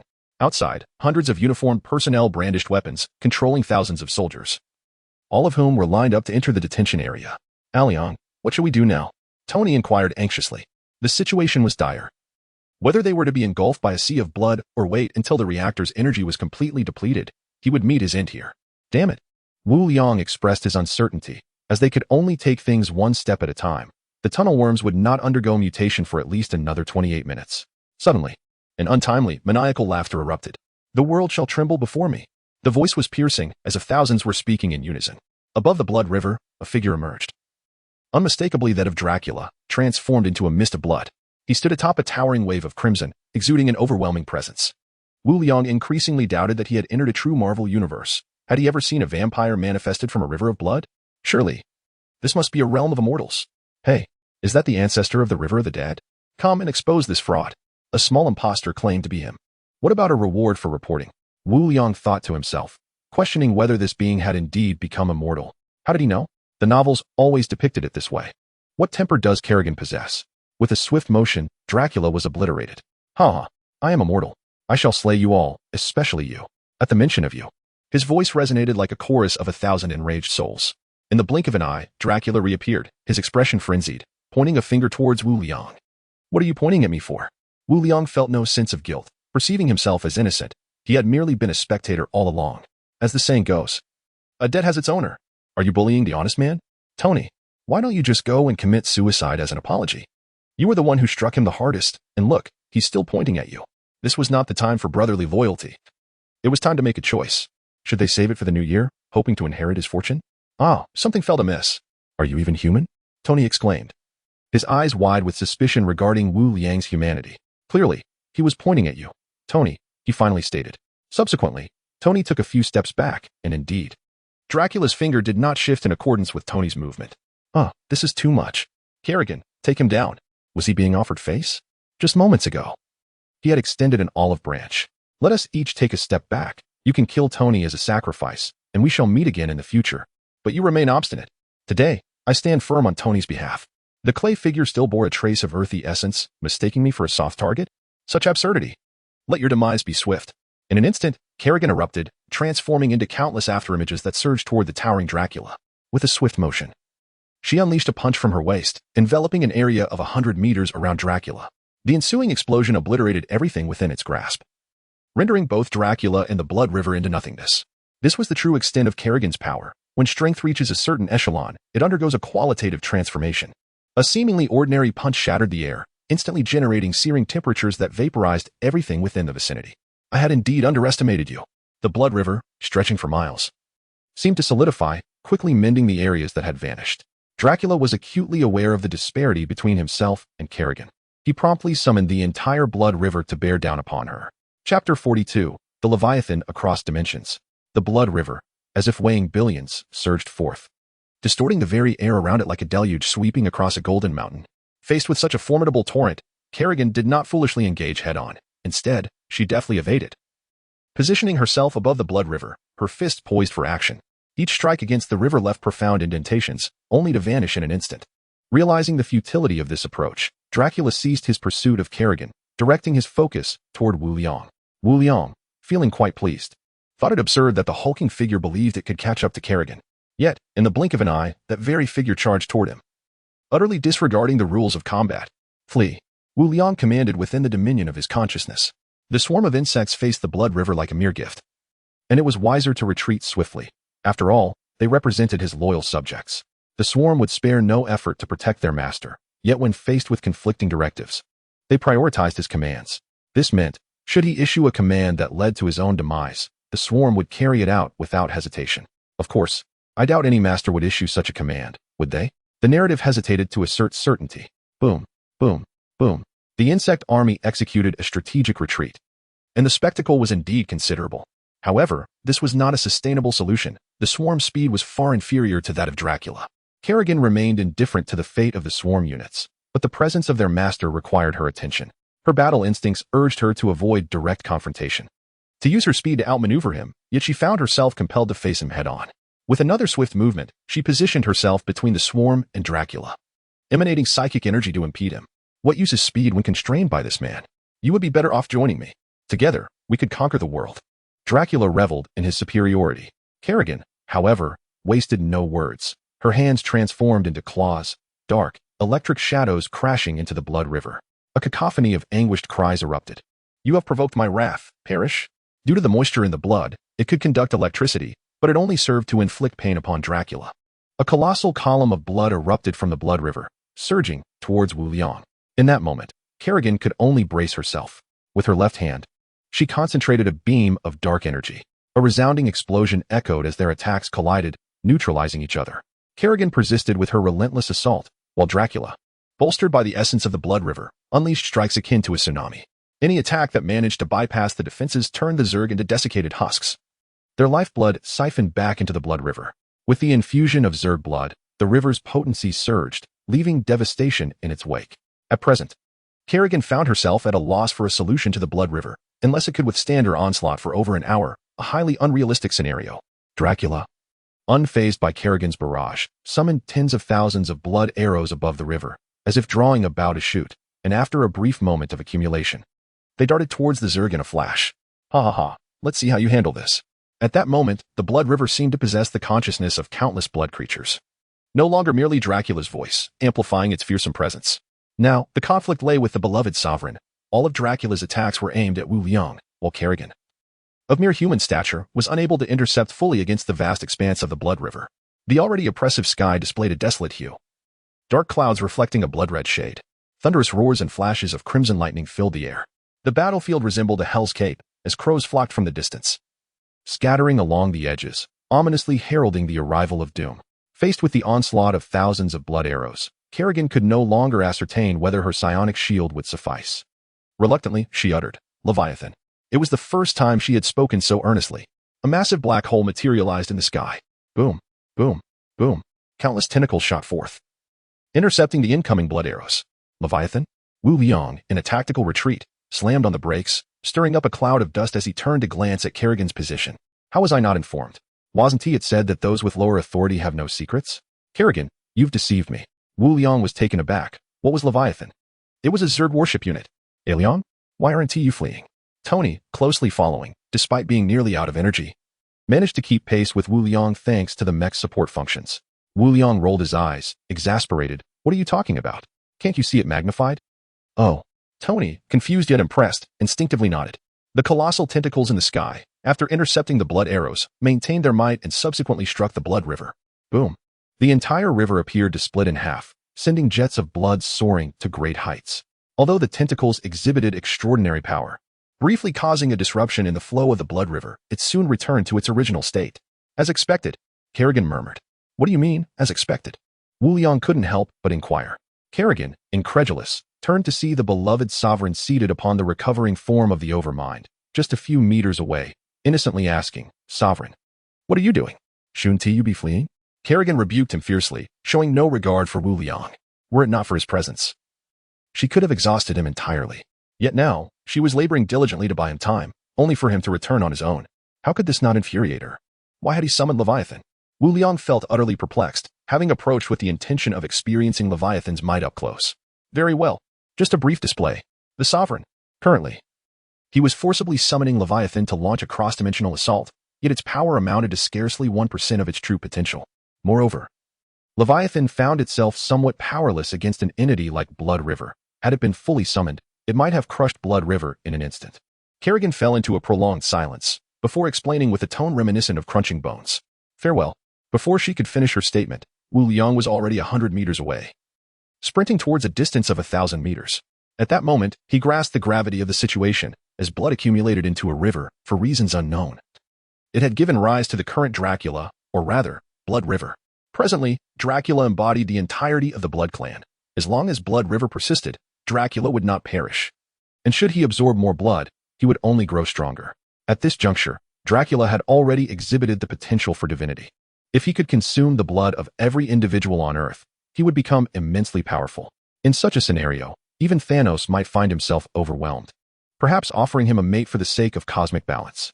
Wu Liang's mind raced, contemplating every conceivable possibility or solution. The once lethal tactic of corrosive blood had already been utilized against him. What else could be done? Chapter 43, Solutions. Reactions from all sides. Suddenly, Wu Liang recalled Kerrigan mentioning an inexplicable energy reaction emanating from Blood River. Energy, energy. In an instant, a spark ignited in Wu Liang's mind. It was not the presence of energy that instilled fear, but rather its absence. Swamp breath. The king bug's ability to secrete a fungal mat to alter the environment and enhance the combat prowess of the Zerg units also had another function. It could absorb energy. Previously, during a sparring match with Tony, the king bug had cleverly utilized the energy-absorbing properties of the fungal mat to secure victory. Without further hesitation, he commanded, Izara, mutate 1,000 king bugs. As you command, Sovereign. Consuming 1,000 larvae and 1,000 king bugs. The mutation will complete in approximately 5 minutes, consuming 1 million resource points. Understood. Wu Liang responded with a fierce determination. Within his mental realm, 1,000 larvae swiftly transformed into flesh cocoons, while the fungal mat on the ground emitted a faint glow, seemingly channeling energy. The flesh cocoons, nourished by the fungal mat, continued to swell. Although Wu Liang was typically frugal, when it came to matters of pride, he could set aside such concerns. As he observed the rapidly depleting resources, his heart ached. Subsequently, hundreds of spatial rifts appeared above him. Wu Liang commanded within the sovereign-esque consciousness, have all the king bugs return to recover. Kerrigan, hold that thing for 5 minutes. Kerrigan was bewildered by Wu Liang's intentions, yet felt powerless. After all, he was the sovereign. Nonetheless, she couldn't help but reminisce about the glorious times when she too had been a sovereign. Very well. Kerrigan emanated an ethereal blue glow, and several rifts appeared in the sky above. Whoosh, whoosh, whoosh. Following this, numerous colossal tentacles surged forth from the cracks. Boom, boom, boom. The tentacles struck the river of blood, which resembled dough. Each blow left profound indentations, yet miraculously, the river would soon restore itself to its original form. The earth trembled, as if the continent were on the verge of collapse. Damn, I did not anticipate you possessed such capabilities. The river of blood unleashed thousands of roars. Yet it could do nothing against these tentacles. Each time it surged forth in a wave of blood, it was itself that suffered the brunt of the impact. Fortunately, these tentacles only inflicted physical damage, which was not significantly detrimental. Thus, a stalemate ensued between the colossal tentacles and the river of blood. As the controller, Kerrigan's delicate forehead glistened with perspiration. For her, the forced summoning of the Leviathan across dimensions was quite taxing. However, faced with such an unreliable master, she could only grit her teeth and endure. At the headquarters of S.H.I.E.L.D., Fury was engaged in a virtual connection with Natasha. Regret washed over Fury. If only he had stabilized Dracula from the outset, matters would not have escalated to this extent. What began as a mere disaster had now escalated to apocalyptic proportions. With his extensive experience, Fury discerned the nature of the river of blood, especially after it absorbed the blood of the Zerg, granting it corrosive properties and the ability to strengthen itself further with each intake. Consequently, he resolutely contacted Natasha. For only a nuclear bomb could alter the course of events. He could no longer afford to consider Wu Liang. If the river of blood reached New York and absorbed the blood of millions, Fury could scarcely imagine the devastation of the earth being consumed. Wu Liang, I am truly sorry, but for the sake of the planet, I must make this choice. Only you can restrain the river of blood, Fury lamented inwardly. At this moment, Wu Liang had been forsaken by Fury. Faced with the choice between the earth and Wu Liang, he was compelled to decide. Fury could only take one step at a time, disregarding the impending calamity from the swarm behind Wu Liang. For he chose the preservation of the earth over its immediate destruction, just as he resolutely prepared to launch the nuclear missile. He beheld the emergence of thousands of towering tentacles. Stop! Fury's heart nearly faltered, not from the shock of the tentacles' appearance, but because Natasha was on the verge of pressing the launch button. Should she have pressed it, the consequences would have been utterly unpredictable. Thankfully, the virtual interface had zero latency. Otherwise, Fury cast a grateful glance at the insignia on the virtual device, which read Stark Industries. In a shadowy military conference room, a gathering of high-ranking officials convened. The atmosphere was tense, shrouded in a haze of smoke. Those present wore furrowed brows and remained silent. At the head of the table, an empty chair awaited, designated for Rudolph. Among the attendees was a middle-aged man with thick brows and a square face, who, despite his age, exuded an impressive charisma. This individual was the first to shatter the silence, addressing the assembly. Given the circumstances surrounding this incident, what do you all have to say? As the crowd remained silent, heads bowed, and time ticked away, the atmosphere grew increasingly oppressive. Just when the tension became unbearable, a person seated in the center spoke up. This unexpected turn of events caught everyone off guard, even General Rudolph. Enough. The middle-aged man slammed his palm on the table, producing a dull thud that interrupted the speaker.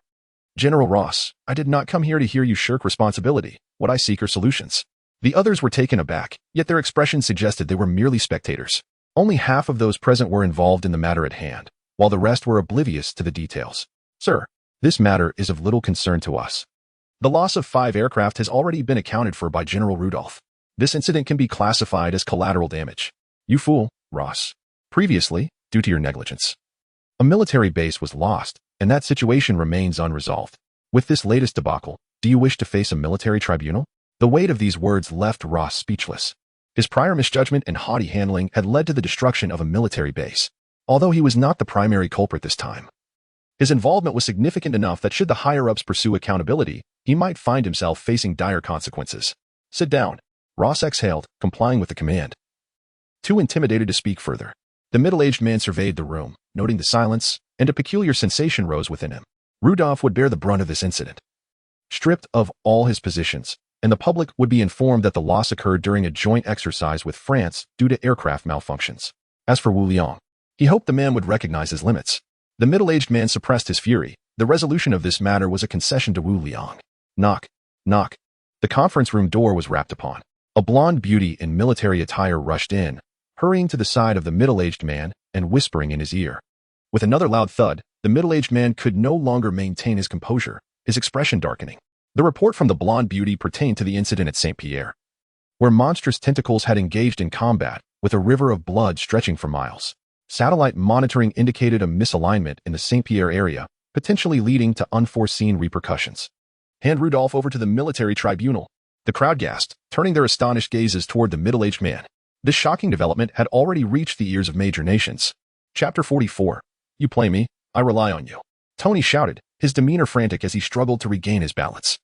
The ground trembled as if an earthquake of magnitude 9 had struck. Cracks began to form in the earth, while the sea of blood and the towering tentacles continued their fierce struggle. Kerrigan's radiance dimmed considerably as she vented her frustration through her thoughts. Master, are we ready yet? Master, is it done? You little piglet. Wu Liang, on the other hand, found himself in a bind. The transformation of the king bug would take 5 minutes. What do you want from me? If you have the capability, go find the mother nest. Furthermore, did he not know that a man's greatest taboo is to admit defeat? Wu Liang, too, had his pride, and he snapped back. Mother nest. Someone doubts you. They say you can't do it. It's simply absurd. Even I cannot tolerate this. Within the vast expanse of her mind, the colossal mother nest seemed to respond. Emitting a thunderous roar, Kerrigan decisively silenced herself, dismissing the malevolent overlord with indifference. Wu Liang, brimming with satisfaction, thought to himself, you dare to challenge me? Do you not understand the wisdom of the 36 stratagems of Huaxia, particularly the art of utilizing another's strength against them? Wait, that doesn't quite fit. As time passed, the overlord's transformation of the king worm was finally complete. Thank goodness, it's finally done. Wu Liang let out a sigh of relief, glancing at the jumping worms that followed closely behind, realizing they were no longer needed. He promptly activated several enormous fissures, unleashing the king worms. The jumping worms could return to recuperate. It truly pained him to see them in such a state. A cacophony of thunderous sounds erupted as the jumping worms re-entered the vastness of the mind. Whoosh, whoosh, whoosh. From the immense rifts in the sky, a multitude of king worms surged forth, their numbers densely packed. In an instant, thousands of king worms emerged, forming an enormous square formation in the air. Skill. Swamp breath. Wu Liang exclaimed dramatically. A deep, resonant roar emanated from 201 king worms. Countless massive, inky water columns cascaded from the heavens, enveloping a several-kilometer radius in mere moments. Let us go. Wu Liang forcefully lifted Tony and swiftly retreated. The 3-meter-tall mech, akin to a mere toy, was effortlessly hoisted into the air. Once he had distanced himself sufficiently, he called out within the Overlord's consciousness, Kerrigan, withdraw. Upon hearing the retreat order, Kerrigan couldn't help but breathe a sigh of relief. Although she was unaware of the Overlord's true intentions, she expressed her reservations without question. Collect. Kerrigan commanded sweetly, her cheeks flushing involuntarily. Following Wu Liang, she found herself acting unusually, even calling out without restraint. Kerrigan clenched her teeth, secretly taking note of the situation. Little did she know, this was also a lesson learned from Wu Liang's little black book. As the thousand Zhang tentacles retracted, the Blood River launched a ferocious assault on Kerrigan. Had it not been for the obstruction of the tentacles, the Blood River, or rather, Dracula, would have attacked Kerrigan long ago. Despite his current form, his intelligence remained unaffected and had even grown. The Blood River was a collective of over 100,000 bloodkin. He understood the principle of capturing the leader first. It was clear that Kerrigan had summoned this menace. Kerrigan reacted swiftly, dodging just as the Blood River's attack struck her afterimage. With no overlord to concern her, the Blood River's attempts to reach her were utterly futile. Damn it! The Blood River's attack missed, and Dracula let out a furious roar. He glanced toward Wu Liang's position, intending to exploit him to restrain Kerrigan further. Observing that Wu Liang was several dozen kilometers away, a distance insignificant to him at that moment, he surged forth with the entirety of the Blood River. Now, Dracula brimmed with confidence, feeling as though he were a god. Between him and Wu Liang lay a swath of darkness, yet for Dracula, the world was his to traverse. Without a moment's hesitation, he barreled onward, crushing everything in his path.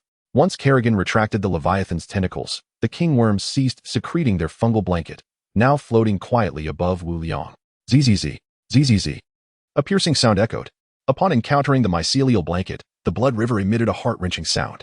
This was not the sound of the mycelial blanket being eroded. Rather, it was the resonance of the immense energy within the Blood River being consumed upon contact. Naturally, the mycelial blanket, symbiotic with the Zerg, was impervious to the corrosive nature of the Zerg's blood. For Dracula, this was trivial, and he momentarily failed to notice, only experiencing a deceleration in the river's flow. When Dracula arrived at the center of the mycelial blanket, Kerrigan reappeared, intent on restraining him. In a matter of moments, she unleashed a flurry of strikes upon the Blood River, producing effects akin to those before. However, the distinction lay in the fact that the Blood River's recovery rate was progressively slowing. Dracula, of course, sensed something amiss, yet was at a loss to comprehend it. After all, it was his first encounter, and a lack of experience was to be expected. As the saying goes, the onlooker sees clearly, while the participant is bewildered. Observing from a distance, Wu Liang could clearly perceive the changes in the Blood River before and after its contact with the mycelial blanket. King Worm, ascend to an altitude of 10,000 meters. Shower him with a personal deluge. Wu Liang could not suppress a chilling laugh, his demeanor icy and ruthless. Dare to embarrass me? You shall not be forgiven. Following the master's command, 201 king worms ascended. Upon receiving feedback from the master's consciousness indicating that the king worms had reached their designated position, Wu Liang strode towards the Blood River, his expression malevolent and cruel. Once he reached what he deemed a safe distance, he placed his hands on his hips and bellowed, Dracula, you fool. I offered you an opportunity to retreat, to sacrifice Tony for our mutual benefit. Yet you had the audacity to disregard my dignity. I vowed to protect Tony. Not even Jesus could intervene. You shall perish. Tony stood frozen, bewildered by Wu Liang's outburst. What the hell? Why am I involved in this? Do you believe I want to sever your lobster tail? Tony thought vehemently. Dracula, however, paid no heed to Wu Liang's words. In his eyes, Wu Liang was merely a weakling. Otherwise, why would he flee? Exploding the earth? He found that unbelievable. Veins bulged on Wu Liang's forehead, subtly forming a pattern resembling a well. You dare to ignore me? What do you expect me to feel in front of thousands of hands? This is intolerable. He immediately raised his voice, declaring, one of the ultimate techniques of the master. Frigid Rakshasa hell. What? Kerrigan exclaimed. Wu Liang murmured within the master's consciousness, king worms, secrete the mycelial blanket. Kerrigan. One must wonder, what thoughts might arise in the mind of a master who whimsically names their abilities? Why is it that the Zerg units are merely numbered 1, 2, and 3, while you brandish such grandiose titles for yourself? At that moment, the world seemed to change hue, akin to the roars of countless dragons. The crimson clouds fractured, and thousands of dark water columns cascaded downward, crashing upon the Blood River, encasing it within a chilling cage. Dracula was taken aback by this spectacle. You dare to perform for me?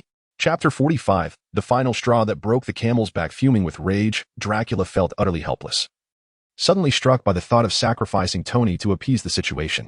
The inky water column, upon contact with the river of blood, spread like a malignant growth, continuously expanding.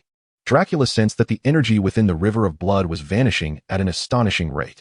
No longer entangled with Kerrigan, and refraining from mentioning Wu Liang, he turned to flee without hesitation. However, at this moment, the river's flow had slowed to a crawl, and high above, 201 royal insects followed closely. Wu Liang, do not overstep your bounds. Thousands of voices roared in unison. Are you foolish? Who was it that relentlessly pursued me just now, shouting for my demise? You are quite hypocritical. A double standard. Go to hell. Wu Liang harbored a deep disdain for those who practice double standards. What is the matter? You can kill me, yet I cannot retaliate. Such logic could make you a deity. Kerrigan, deal with him.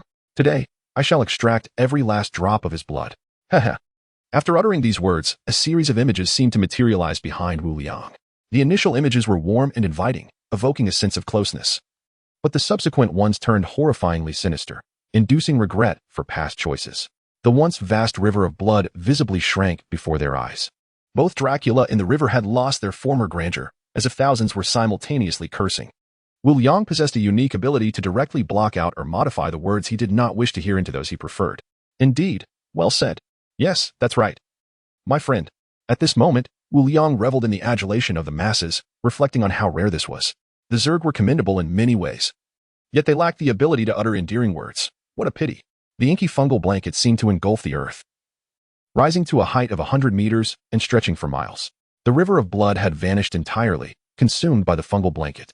Observing the magnificent scene before him, Wu Liang fell back into his old habits and approached Kerrigan's side. Oh, my dear. Sometimes, wisdom is far more effective than brute strength. Look at this spectacle. Without losing a single soldier, I have dealt with your troublesome foe. He then tilted his head back, arms crossed behind him, as if awaiting Kerrigan's adoration. Initially speechless, Kerrigan clenched her fists tightly, as if ready to unleash her wrath upon the pretentious figure before her. Yet reason reminded her that he was the sovereign. The sovereign. Gritting her teeth, Kerrigan begrudgingly acknowledged, yes, indeed. Oh. Wu Liang instantly felt goosebumps erupt across his body and hurriedly distanced himself. Damn it. Upon reaching the fungal blanket, Wu Liang gazed proudly at his creation, his hands irresistibly caressing it, akin to stroking a smooth, delicate face. Cautious not to exert too much force for fear of damaging this charming entity. The fungal blanket was a truly wondrous organism, born alongside the Zerg, seemingly imbued with life. As Wu Liang's hands glided over it, the fungi reached out eagerly, like fledglings yearning for their mother, stretching their tendrils toward the sovereign's touch. In that moment, the 100-meter-high fungal blanket appeared to grow even taller. Faced with the eager fungi, Wu Liang felt a pang of reluctance and sentimentally murmured, absorb. Wu Liang's palm resembled a black hole, voraciously devouring the surrounding mycelial mat, while the distant mycelium flowed like water, cascading into the abyss. Dominion, resources, 1 million, 1 million. The enchanting voice of Isha resonated in his mind. Before long, the mycelial mat was entirely consumed. Dominion, resources increased by 100 million points. Wow, incredible! Wu Liang exclaimed, overwhelmed by the sheer magnitude of the resources. Quickly, Isha, produce units. Produce units. Start with 1 million jumpers. At that moment, Wu Liang felt an overwhelming sense of invincibility, as if he had conquered the Marvel Universe. Dominion. There are still 717 larvae. Should we mutate? Isha's words splashed cold water over Wu Liang, awakening him fully. Haha, I never expected to reach a point where I had resources with nowhere to spend them. Isha's words were also heard by Kerrigan, who, moments ago, had been called Little Knife by the Dominion. Though she gritted her teeth, she offered no rebuttal, for she felt powerless to contest it, a reality that her strong-willed nature found intolerable.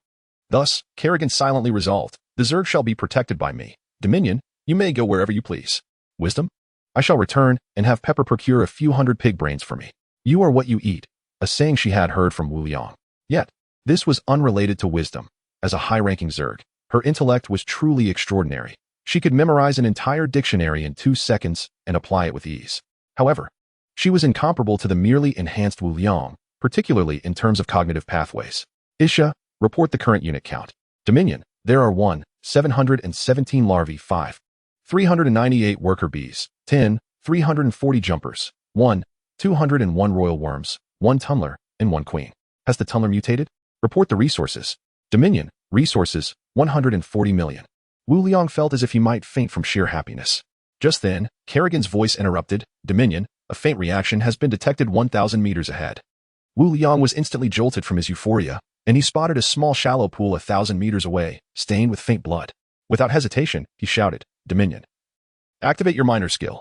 Pillar of Heaven. This was merely the prelude to casting. He then communicated with the royal worm above, commanding, begin your performance. The bloodstains on the shallow pool swiftly transformed into a humanoid form, and Dracula lay there, a pitiful sight, lacking even the strength to rise. No, Wu Liang, spare me. I, as a member of the Blood Clan, am willing to submit to you. Dracula attempted a final struggle, desperate not to see his clan perish at his hands. Observing this scene, Wu Liang mockingly pulled Kerrigan to Dracula's side, with Kerrigan leading and Wu Liang lurking behind. As the saying goes, villains often perish by their own verbosity. Yet, remaining silent contradicted Wu Liang's nature. Kerrigan, with a hand on her forehead, felt both relief and exasperation, and within the Dominion's consciousness, commanded, Royal Worm, shield this area.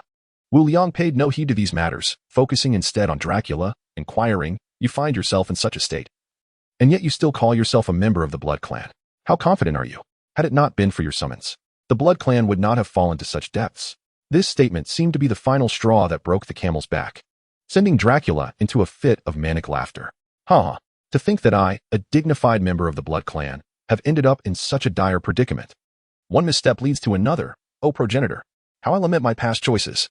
Chapter 46. Amen. Dracula appeared to reminisce about the moment he was transformed into a vampire, when the progenitor was not yet himself, but the grand sorcerer Varna. At that time, Varna had witnessed the sinking of Atlantis, burdened by the eternal life that allowed him to witness the continuous passage of those around him.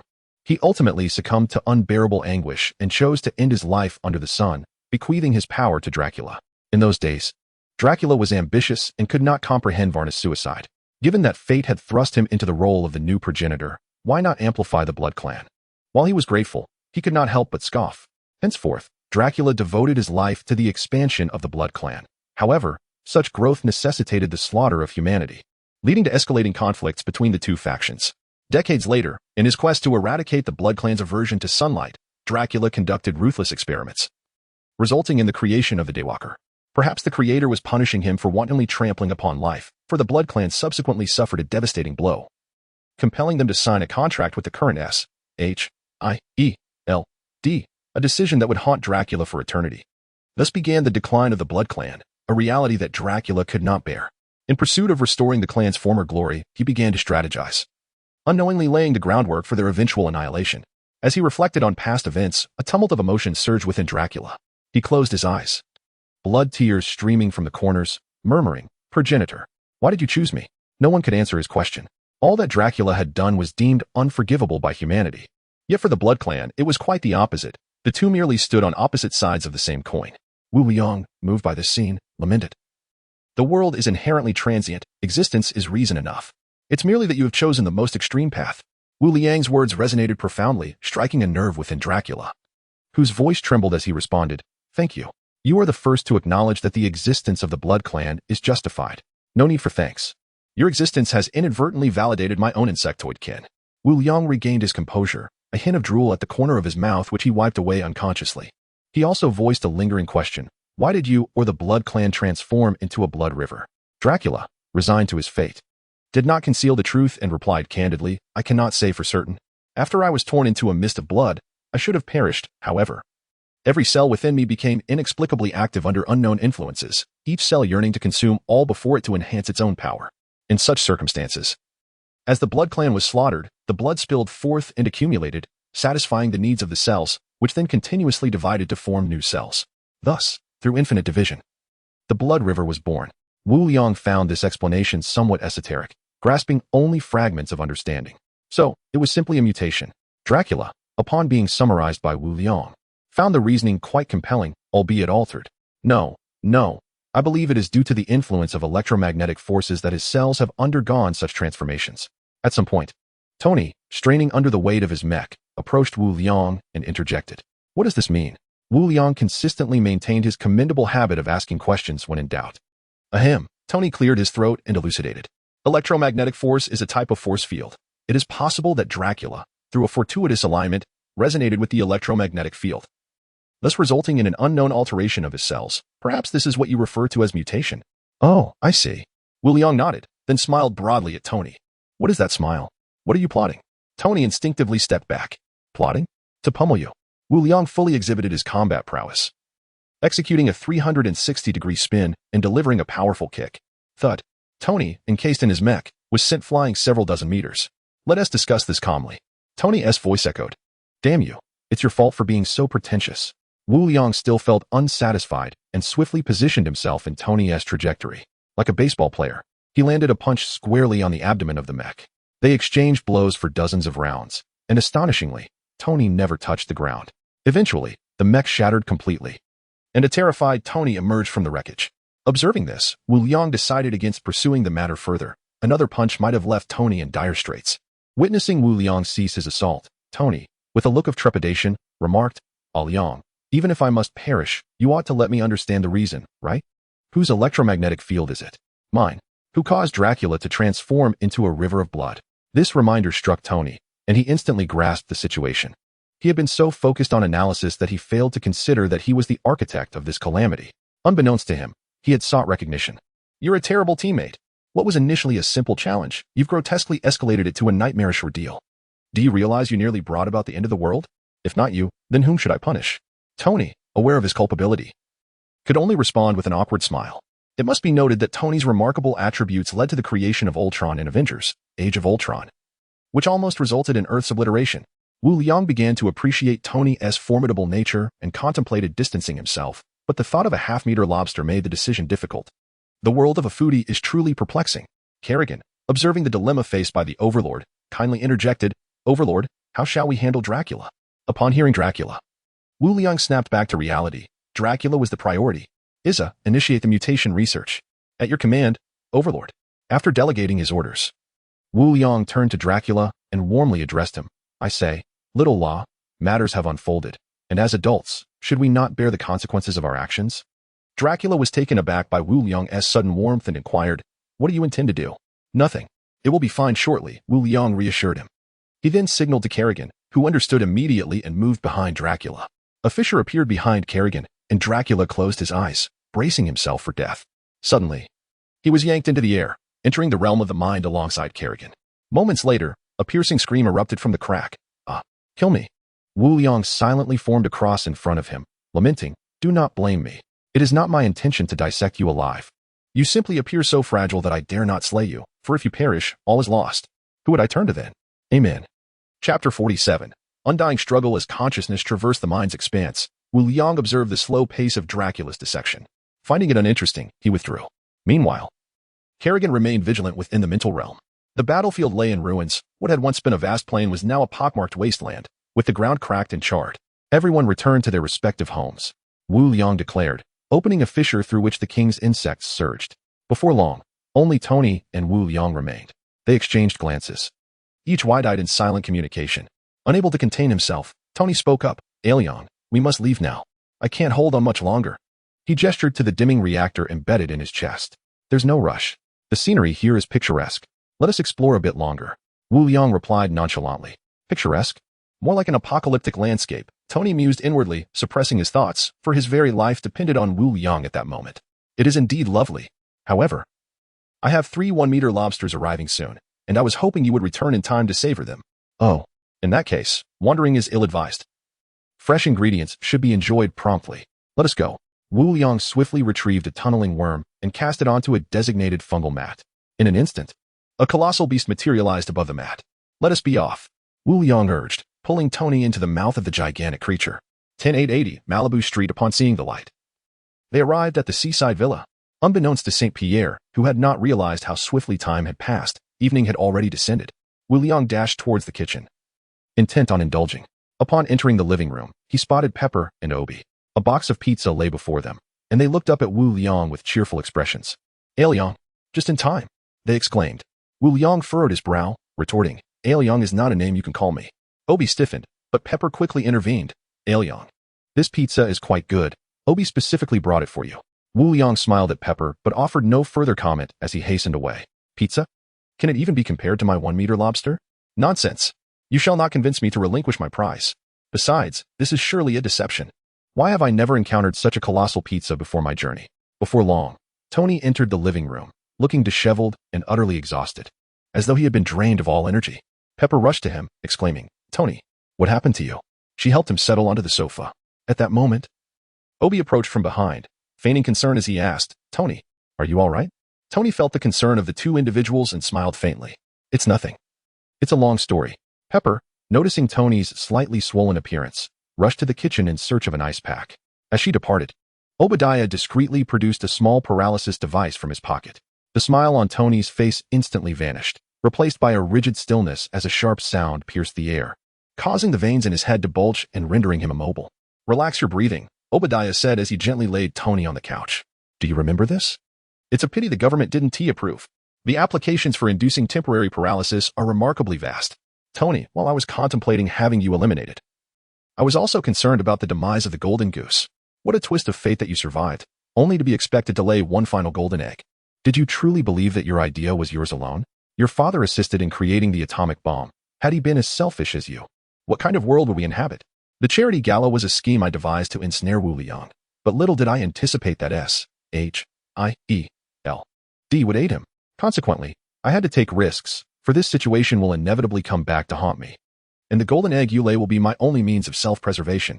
Obadiah gazed with fascination at the reactor he had retrieved but understood that lingering here was unwise, prompting him to leave hastily. Not long after, a piercing scream echoed. Tony, what has happened to you? On the terrace of the seaside villa, Wu Liang was contentedly grilling large shrimp, thinking to himself, today, we feast on grilled shrimp. However, upon hearing Pepper's scream, he dismissed it, for he had eyes on the events unfolding outside. After his departure, he had dispatched a drone to lurk outside, observing everything without intervening. As this was a trial that Tony must endure, the betrayal of those he trusted most, this was a truth that others might articulate. Yet he would not believe until he experienced it firsthand. Wu Liang chuckled at the hurried departure of Obadiah, choosing to ignore it and patiently continue grilling the shrimp, as if nothing else held greater significance. Downstairs, with Pepper's assistance, Tony had donned a new reactor, yet he appeared as if his spirit had been lost, staring vacantly. Ethan, standing beside him, was at a loss for words after grasping the situation. Where is Liang? Ethan scanned the vicinity, but found no trace of Wu Liang, prompting him to voice his concern. Upon hearing Liang's name, Tony seemed to regain some semblance of awareness, struggling to rise as he muttered, he must know. He must know. He yearned to seek out Wu Liang for confirmation. On the terrace, a notification chimed as Wu Liang picked up his phone. Wu Liang. Fury's voice crackled through, revealing hesitation. Haha, Fury. What brings you to call me? Wu Liang was well aware of Fury's purpose but felt no urgency, opting to feign ignorance. Liang. I take responsibility for the St. Pierre incident. I failed to intervene in time. Oh. So, the fighter jets were dispatched by your S.H.I.E.L.D. No, not at all. Wu Liang, this is a misunderstanding. I hope you can overlook this matter. I will provide you with a satisfactory explanation. This matter has been orchestrated by the military, yet Fury is reluctant to disclose it to Wu Liang. Although he serves as the director of the SHIELD under the World Security Council, he remains an American at heart, thus preferring to conceal the truth. Haha, Fury. This issue can be easily resolved.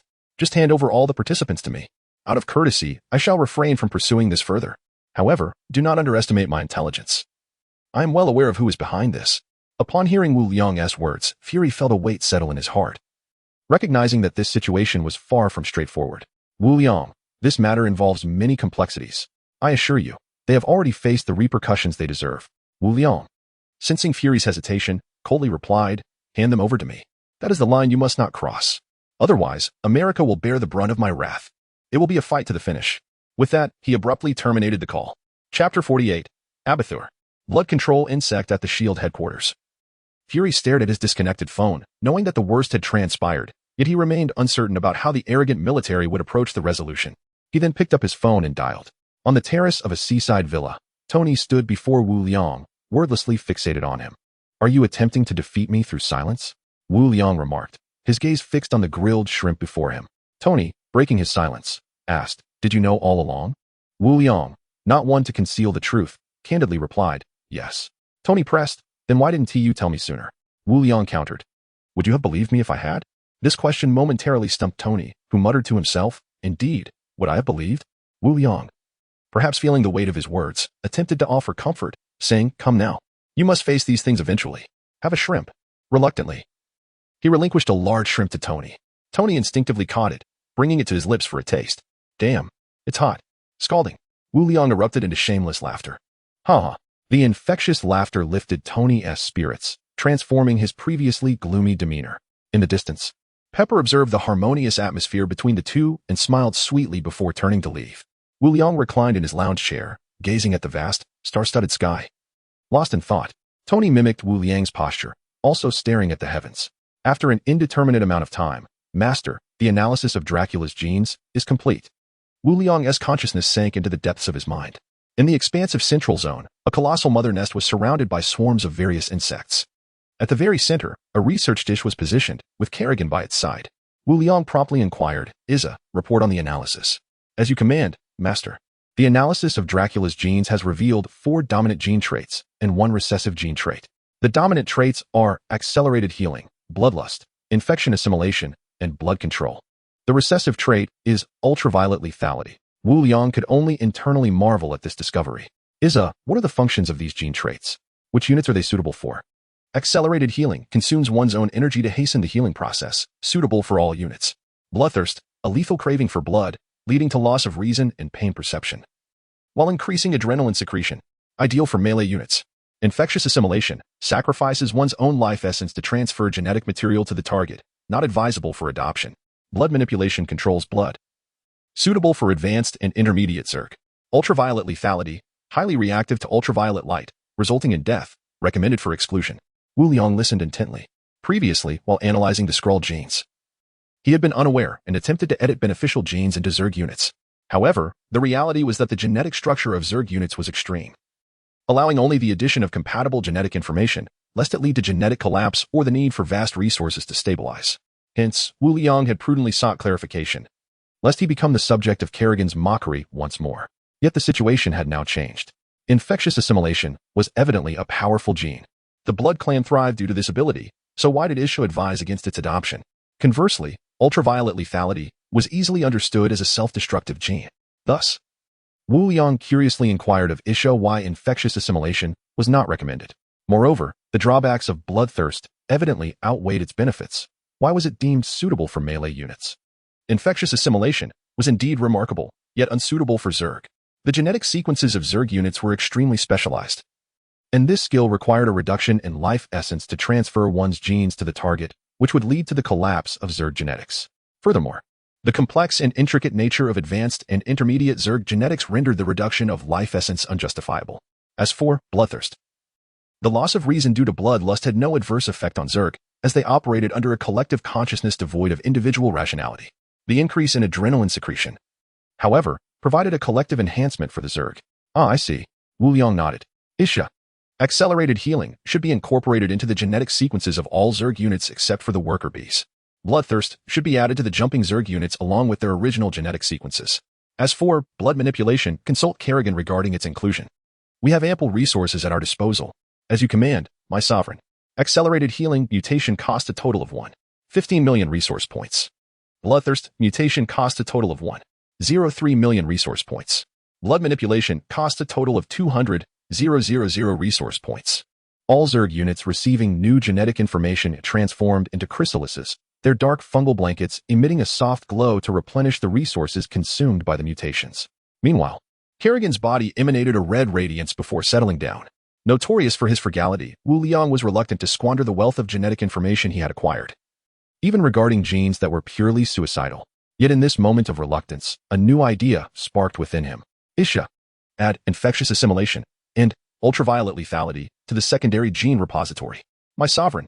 Isha wished to offer further counsel on these two genetic pieces, but was interrupted by Wu Liang. Isha, heed my words. As you command, my sovereign. The will of the sovereign transcends all else. This is not mere rhetoric. Deep within a subterranean base in Afghanistan, the latter felt a surge of physical enhancement as his body continued to kneel before New York, signifying his reverence for the sovereign. Suddenly, the voice of Wu Liang echoed in his mind. The genes of infection assimilation and ultraviolet lethality have been added to the parasite as recessive traits. They can be activated when necessary. As you command, my sovereign. The latter once again prostrated, his expression fervent. After completing these tasks, Wu Liang intended to withdraw but was halted by Isha. Confused, Wu Liang inquired about the matter. Sovereign, while analyzing Dracula, the mother nest captured fragments of rules. I beseech your judgment. What? Fragments of rules? Wu Liang was taken aback, for rule fragments were indeed formidable. Consider the Scarlet Witch. Her prowess is a manifestation of rules, underscoring their significance. At that moment, Wu Liang recalled that in the comics, Dracula was an entity that even the goddess of death could not vanquish. Could this be the reason behind the rule fragment? His heart raced with exhilaration, as rule fragments could awaken new high-tier Zerg, a fact learned during the awakening of Kerrigan. Kerrigan was a gift from the Mother Nest, requiring only minimal resources for her awakening, but new high-tier Zerg necessitated rule fragments. At that time, when even basic sustenance was a challenge, he had not contemplated further, yet now, serendipity had presented itself. Isha promptly awakened Abathur. As you command, sovereign. Abathur, the Zerg engineer, was relatively weak but responsible for the evolution and upgrading of Zerg units. His importance rivaled that of Kerrigan, and in terms of contributions, he surpassed her significantly. The colossal mother nest let out a thunderous roar, its mass quivering. Suddenly, it produced an egg of 5 meters in size. Shortly after, a massive creature resembling a large caterpillar emerged from the egg, its head adorned with green compound eyes. Its form featuring 2 pairs of enormous forelimbs on either side and 3 pairs of appendages on its abdomen, slowly advancing towards Wu Liang. I am Abathur, subordinate to the sovereign. Its voice was somewhat hoarse, with its head bowed to the ground in submission to Wu Liang. Rise, rise. Ha ha. Wu Liang's satisfaction grew as he beamed, for with him, the Zerg were poised to enter a period of rapid development. Abathur, what are your thoughts on the current state of the Zerg? Wu Liang, ever democratic, sought the opinions of this new member. It is perfect. Under the leadership of the Sovereign, the Zerg are truly thriving. It won't be long before we stand above all the races once again. Abathur spoke with sincerity. Nearby, Kerrigan muttered under her breath, flatterer. As it turned out, Abathur was an anomaly among the Zerg. Perhaps due to his extraordinary intelligence or the excessive gene modifications he had undergone, he was entirely different from the other Zerg. Back when Kerrigan was the Sovereign, he had been a relentless sycophant, ever eager to please like a devoted hound. However, just as he was awakened and emerged from his shell, he astonishingly ignored his former master, a stark reminder of the fickleness of human nature. Upon hearing Abathur's words, Wu Liang suddenly felt a connection, and at that moment, he no longer found him unsettling. Rather, he grew increasingly pleasing to the eye. Well done. You truly possess discernment, far surpassing certain others. Wu Liang's words carried an underlying meaning. Humph. Kerrigan snorted coldly, venting her discontent. Although Abathur's flattery was commendable, he undeniably possessed genuine talent. My Sovereign, under your leadership, the Zerg gene pool has become remarkably diverse. Inspired by it, I have designed a new Zerg unit, and I humbly request your guidance for its refinement. Wu Liang felt elated, believing that the fragments of rules had indeed been worth the investment. He then turned his gaze towards the data projected by Abathur within the Sovereign-S consciousness. After a considerable time, Wu Liang meticulously reviewed the information regarding the new Zerg and could not help but exclaim, excellent. Truly splendid. To receive your affirmation, Sovereign, is a profound honor. I beseech you to bestow upon it a name. Since it can manipulate blood, let us call it the Blood Control Worm. Chapter 49. You are simply inhumane. Sovereign, your wisdom shines like the stars in the sky, illuminating all. Blood Control Worm is indeed an apt designation. Ha ha ha, remain humble. Wu Liang was overjoyed. This creature was indeed agreeable. Yet, an all too familiar voice from Kerrigan echoed within the Sovereign-S consciousness, interrupting the moment, its tone somewhat out of place, yet tinged with jealousy. Both chose to disregard her comment. Sovereign, if there are no objections, I shall add the Blood Control Worm to the aberration sequence. Wait. Wu Liang was about to acquiesce when a thought struck him regarding the Blood River, and an idea formed. Sovereign, do you have any commands? Abathur inquired humbly. I believe modifications are in order. Please, guide me. The creatures Abathur originally designed adhered to the Zerg's traditional style yet exhibited severe specialization. For instance, the Jumping Worm. A melee unit would falter against aerial or ranged units. The creatures Abathur crafted resembled oversized worms, bulky and sluggish, their only means of attack being the blood within their bodies, which they could expel from their mouths to control direction and distance. Consequently, their production cost was exorbitant, estimated at 4,000 resource points each. Wu Liang, who had just basked in the euphoric feeling of praise, now found himself composed, identifying 2 points of dissatisfaction. First, the cost was far too high. It exceeded that of the Royal Worm. The Royal Worm combined reconnaissance, counter-reconnaissance, and close combat capabilities, and could even fly, while the Blood Control Worm merely had the ability to manipulate and project blood. Such a disparity was disheartening. Second, their method of attack relied on utilizing the blood within their bodies. How foolish. Was this not akin to a suicide attack?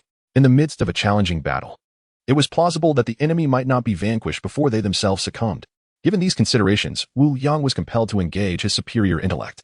Abathur, first and foremost, the physique must be altered. Transform it into a majestic and slender form, brimming with claws and spikes, unmistakably a weapon of slaughter. And, of course, do not incorporate any muscle or melee genes. The Dominator is indeed not suitable for this task. The Blood Control Worm primarily relies on blood for its attacks. If we were to remove its cystic form, it would lose the organs necessary for blood storage and rapid blood production. Moreover, the Blood Control Worm requires a substantial brain nerve to enhance its mental capacity for blood manipulation.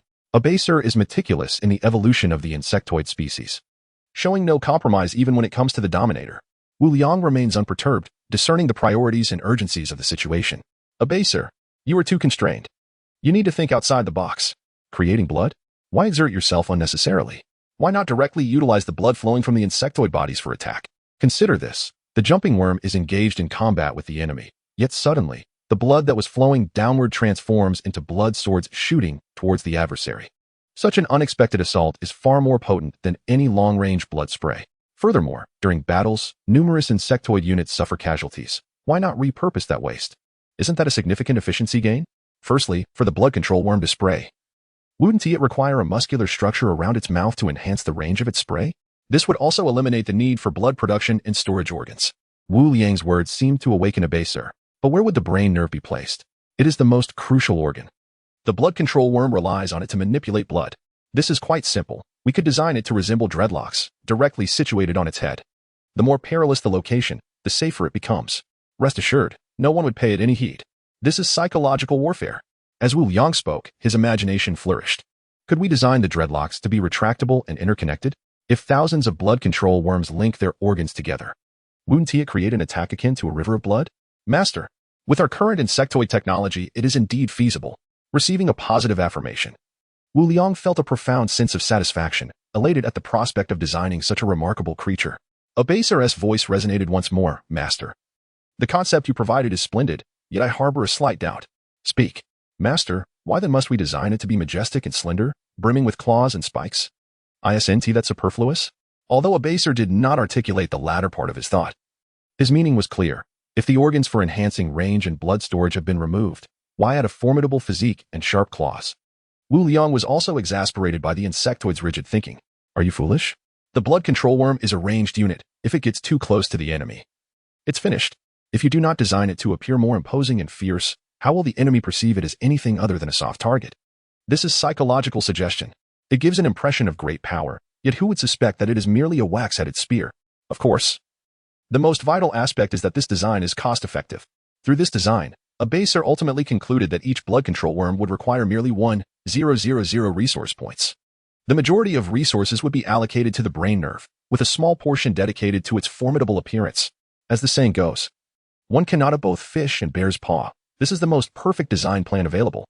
Wu Liang grew increasingly satisfied with the newly designed blood control worm and promptly commanded, a baser, add it to the mutation sequence.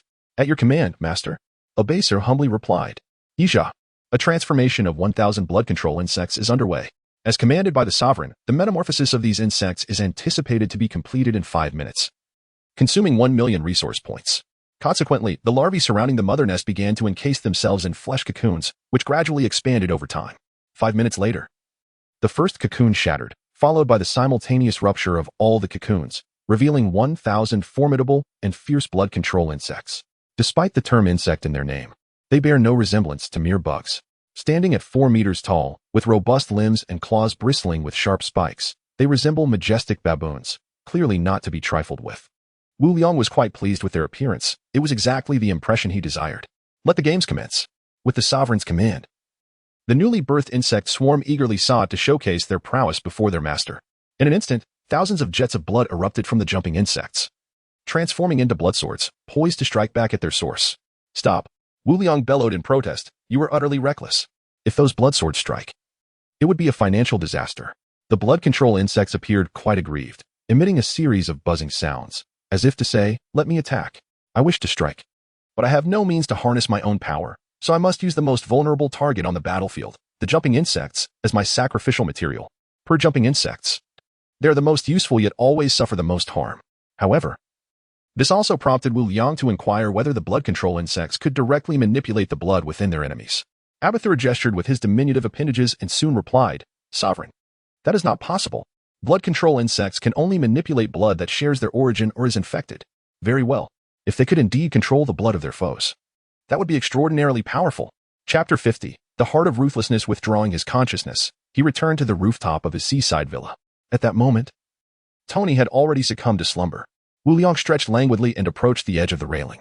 Gazing at the resplendent night sky, an overwhelming emotion surged within him. Marvel Universe, I have come to conquer you. For the first time, Wu Liang opened his heart completely, as if releasing a pent-up fervor. If one were to ponder why Wu Liang felt such grand ambitions at this moment, it was due to the confidence instilled by Abathur. Kerrigan's existence represents the pinnacle of power, while Abathur embodies the mightiest of races. The Marvel Universe boasts extraordinary individual strength, as well as formidable racial power, exemplified by symbiotic species that possess immense numbers and the unparalleled might of their symbiotic deities.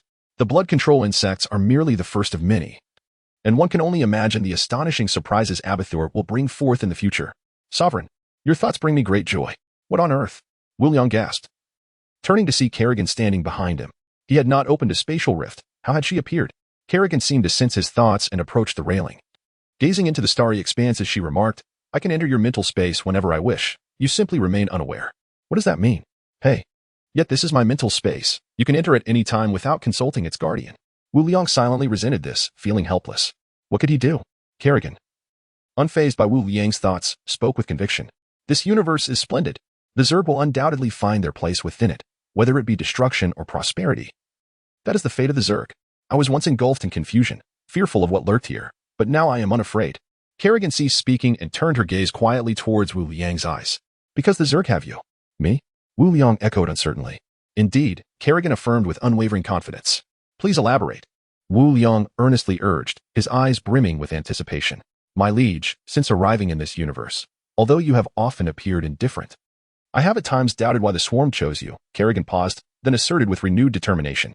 However, through our interactions, I have gradually come to accept you. You were born for the Zerg. Whether it be through the corrosive touch, compensating for the long-range attack deficiency of the jumping Zerg, or the marsh breath secreting a fungal blanket to harness energy characteristics, or your unique understanding and adjustment of the blood control Zerg, you have brought forth what the Zerg have long lacked. That is transformation. You have shattered the Zerg's age-old rules. I believe that under your leadership, the Zerg shall ascend to unprecedented heights. Upon hearing your words, I felt an immense joy. I recognize your deep attachment to this planet and your reluctance to alter it too drastically, and I have never interfered. Yet the Zerg cannot remain here forever. They must evolve and conquer, for that is the essence of their survival. Suddenly, Kerrigan stepped back, kneeling on one knee with arms crossed, bowing her head firmly. My liege, wherever your gaze wanders, there too shall the Zerg extend their reach.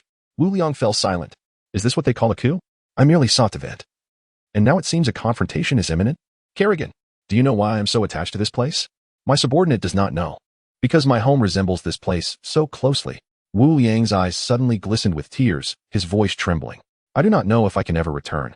And this planet is on the brink of its own fate. I only wish to spend my final moments in peace here. Kerrigan gazed at her liege, who, usually so composed, now bore an expression of vulnerability. In that moment, he resembled a child on the verge of losing something dearly cherished. Wu Liang took a moment to compose himself, lifting Kerrigan to her feet. Can you grant me a little time? Allow me to fulfill my aspirations. Kerrigan looked intently at her liege. Possessing human emotions, she seemed to grasp Wu Liang's sentiments. My liege, the Zerg have never believed in fate. Every new ruler of the Zerg is subjected to Eamon's control, yet they have never succumbed to the so-called destiny.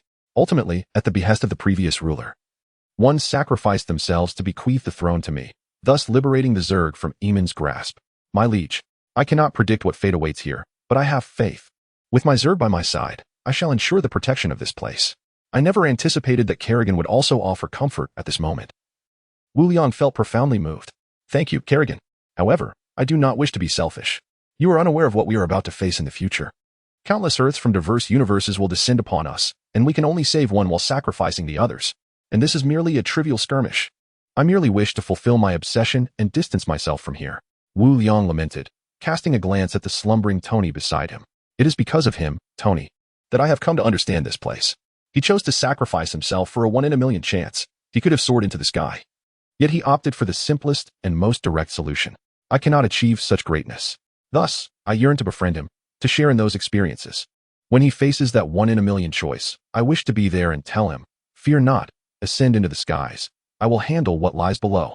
Kerrigan listened patiently as the Overlord spoke, and upon hearing Wu Liang's obsession, she declared, Overlord, wherever your gaze falls, there lies the domain of the Zerg.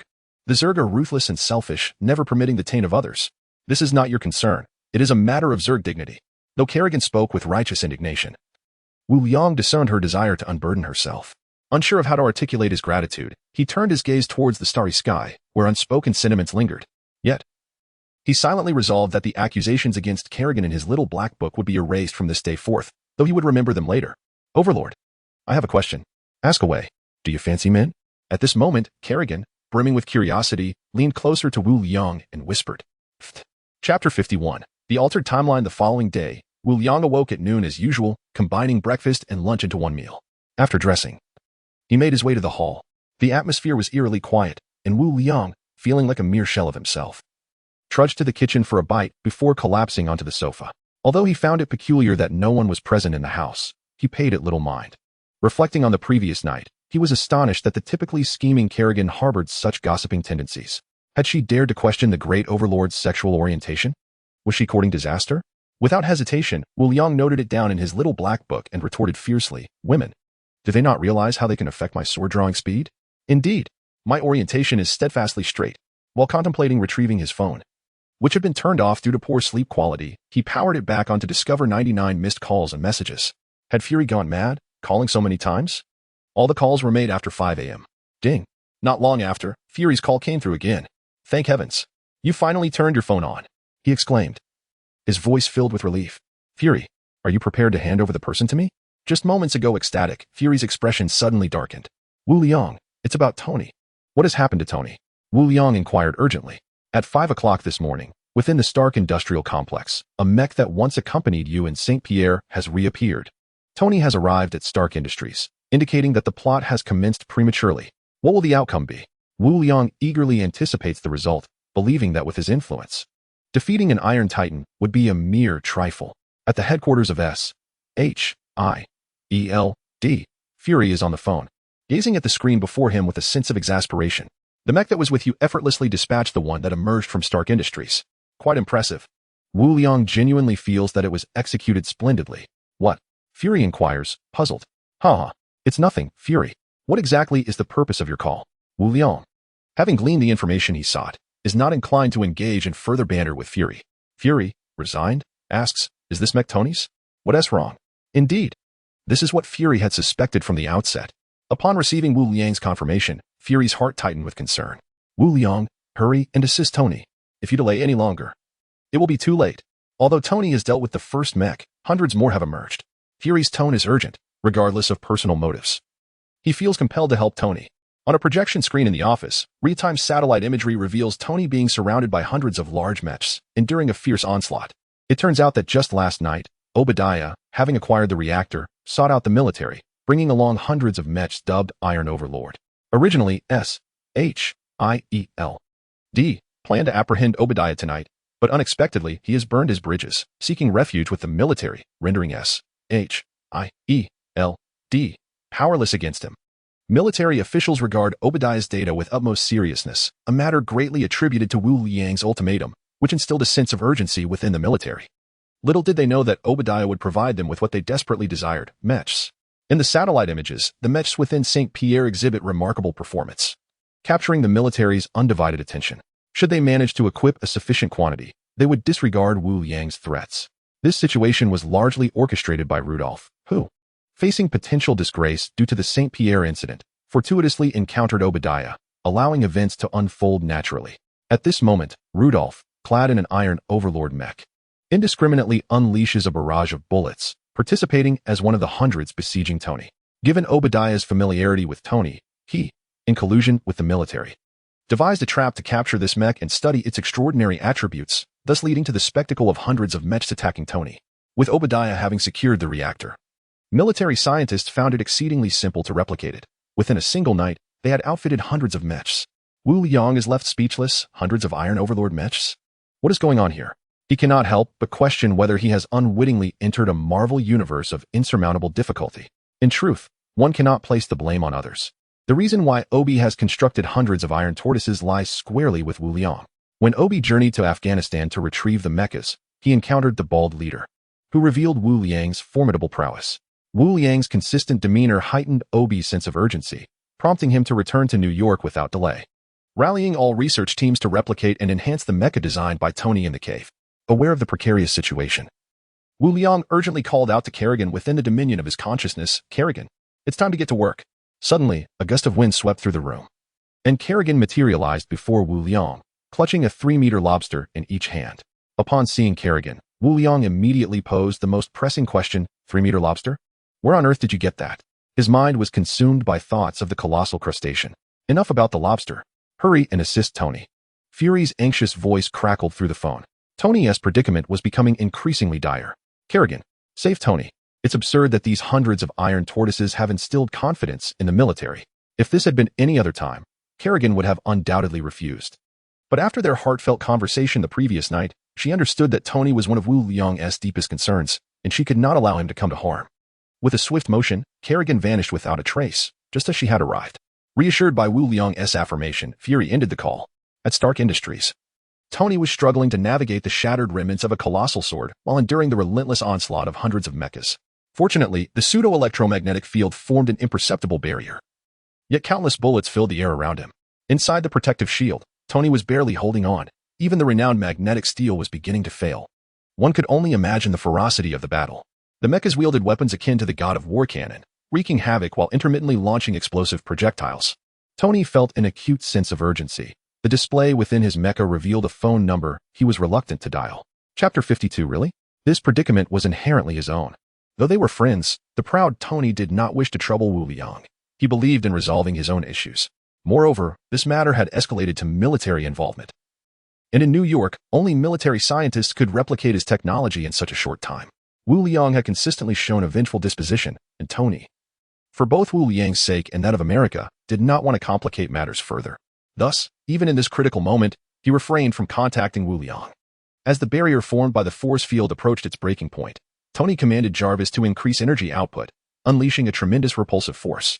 Instantly, the bullets that filled the shield were propelled away, redirected under Tony's guidance toward the 100 mechas, which appeared to respond with practiced ease. Previously, Tony had employed such attacks on numerous occasions, initially with great success. However, after the destruction of several mechs, the remaining ones had learned their lesson. Seizing this opportunity, Tony sought to extricate himself from the entanglement and dashed once more into the Stark facility. Yet, while the notion was splendid, reality proved to be rather harsh. How could he navigate past the hundreds of mechs? Dozens of them converged to obstruct his path, while below, 100 more brandished various weapons, launching assaults on him. In the skies, Tony evaded attacks while retaliating. A shattered giant sword soared from beneath him, cleaving through the oncoming mech's outer armor. Despite the ferocity of his onslaught, his strikes revealed vulnerabilities, and several missiles struck his left shoulder. Although protected by armor, sparks flew as a result, a flaw of the pseudo-electromagnetic force. When utilizing the force field for offense, one could not generate a defensive barrier. Tony, capitalizing on his superior speed, materialized behind one of the obstructing mechs, seizing its joint to use as a shield against incoming fire. Yet, he soon faced the artillery from several mechs on either side. Ignoring the depletion of his reactor's energy, a brilliant light emanated from behind him, projecting a repulsive force that deflected the incoming missiles. The explosion ensued as 4 mechs suffered severe damage, plummeting to the ground like fireballs, accompanied by anguished cries. Ha ha ha. Tony, these mechs aren't half bad, are they? All thanks to your generous gifts. I advise you to surrender. It would spare Pepper some suffering. A voice, grating and obnoxious, emerged as a mech strode from the facility. Its shell opened to reveal Obadiah seated within, exuding arrogance as he puffed on a cigar. Behind him, several bodyguards clad in black suits escorted a bound Pepper. At that moment, Pepper, witnessing Tony being besieged, was overcome with tears. Long ago, she had ceased to regard her role as merely a job. Perhaps it was akin to cleaning up the debris of the women Tony brought home. Yet, she never minded, having come to understand Tony. She realized he was not the faade he presented, but rather akin to a mischievous neighbor's child, rebellious, willful, and stubborn. Pepper took her responsibility seriously, caring for Tony's daily needs, which brought her great satisfaction. Over the past few months, she had observed his transformation, feeling a profound sense of joy as the once impish boy matured into a man.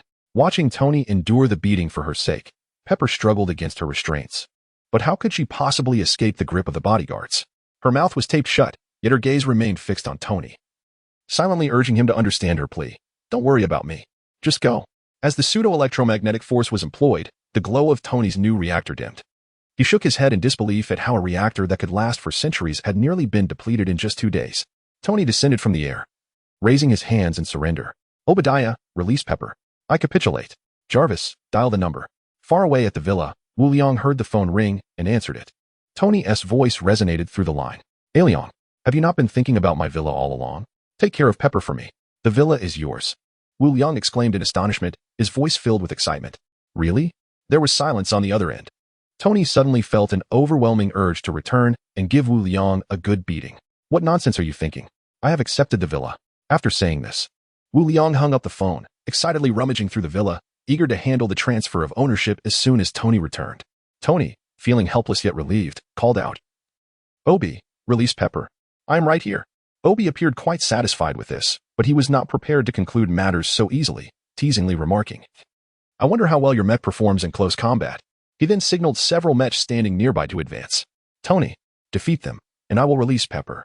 Tony was uncertain about Obi's intentions, but with Pepper still in his grasp, he had no choice but to comply. as Tony surveyed his surroundings. He noticed 10 mechs closing in, each cracking their knuckles. If it weren't for their mechanical exteriors, one might mistake them for thugs. In the distance, a mech flew to Obi's side, reproaching him. Obi, what are you doing? Why aren't you controlling Tony and disabling his mech? This mech was under General Rudolph's command, who had carelessly unleashed a barrage of bullets, given that Stark Industries was adjacent to a highway, and his reckless fire had resulted in numerous accidents, affecting hundreds of vehicles. General Rudolph, the situation is settled. Just consider it a spectacle. Obi replied nonchalantly. Rudolph, who depended on Obi's support to solidify his position, could not voice his dissatisfaction. Though he was clearly unhappy and had to endure it, Tony was entangled with the 10 mechs, exchanging punches and kicks with fervor, having already disabled 2 mechs by removing their joints. Suddenly, a sharp sound pierced the sky, and it appeared as though the clouds were being split apart. Boom, boom. A series of loud explosions erupted, sending the mechs flying, some crashing into walls, others leaving deep gouges on the concrete. The onlookers were taken aback by this turn of events. Amidst this chaos, a graceful figure appeared beside Tony. It was Kerrigan. Tony, however, did not react excessively. Fully aware of Kerrigan's arrival, he quickly called out to her, his tone laced with urgency, "Hurry and save Pepper." Kerrigan, undoubtedly, could see Pepper under duress.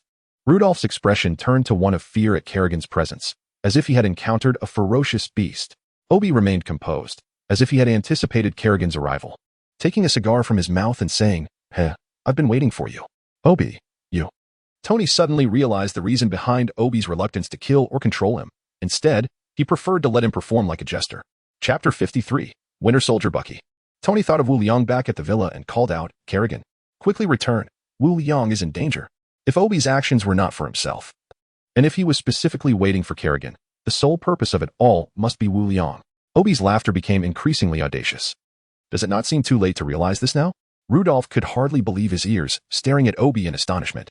Obi, who on earth are you? How dare you exploit my military? At that moment, Rudolph came to understand why events had unfolded so seamlessly.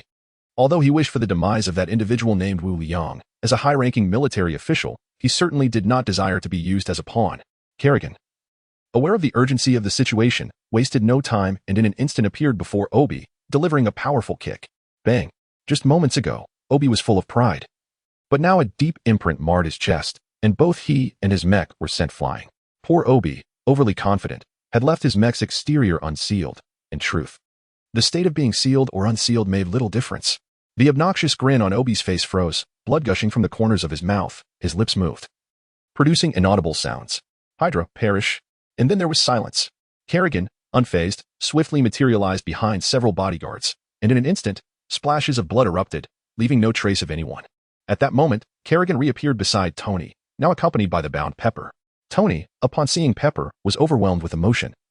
Though he recognized that this was not a time for sentiment, he embraced Pepper and soared into the sky, realizing the gravity of the situation. Rudolph urgently called out to Kerrigan, "This matter does not involve my military." Kerrigan vanished in a flash, leaving behind a chilling remark. "Your life and death are governed by fate." Only Rudolph, with a grim expression, remained alongside hundreds of mechs. 10880, Malibu Street, Wu Liang was in high spirits, humming a tune, truly delighted by the turn of events. Waking up to a villa was indeed a fine life. Wu Liang grew ever more pleased with his new abode and announced in the living room, "Jarvis, this villa is now mine, and you have a new master. Turn on the television." "Certainly, sir," Jarvis's electronic voice responded. Subsequently, Wu Liang reclined, crossing his legs, savoring the television.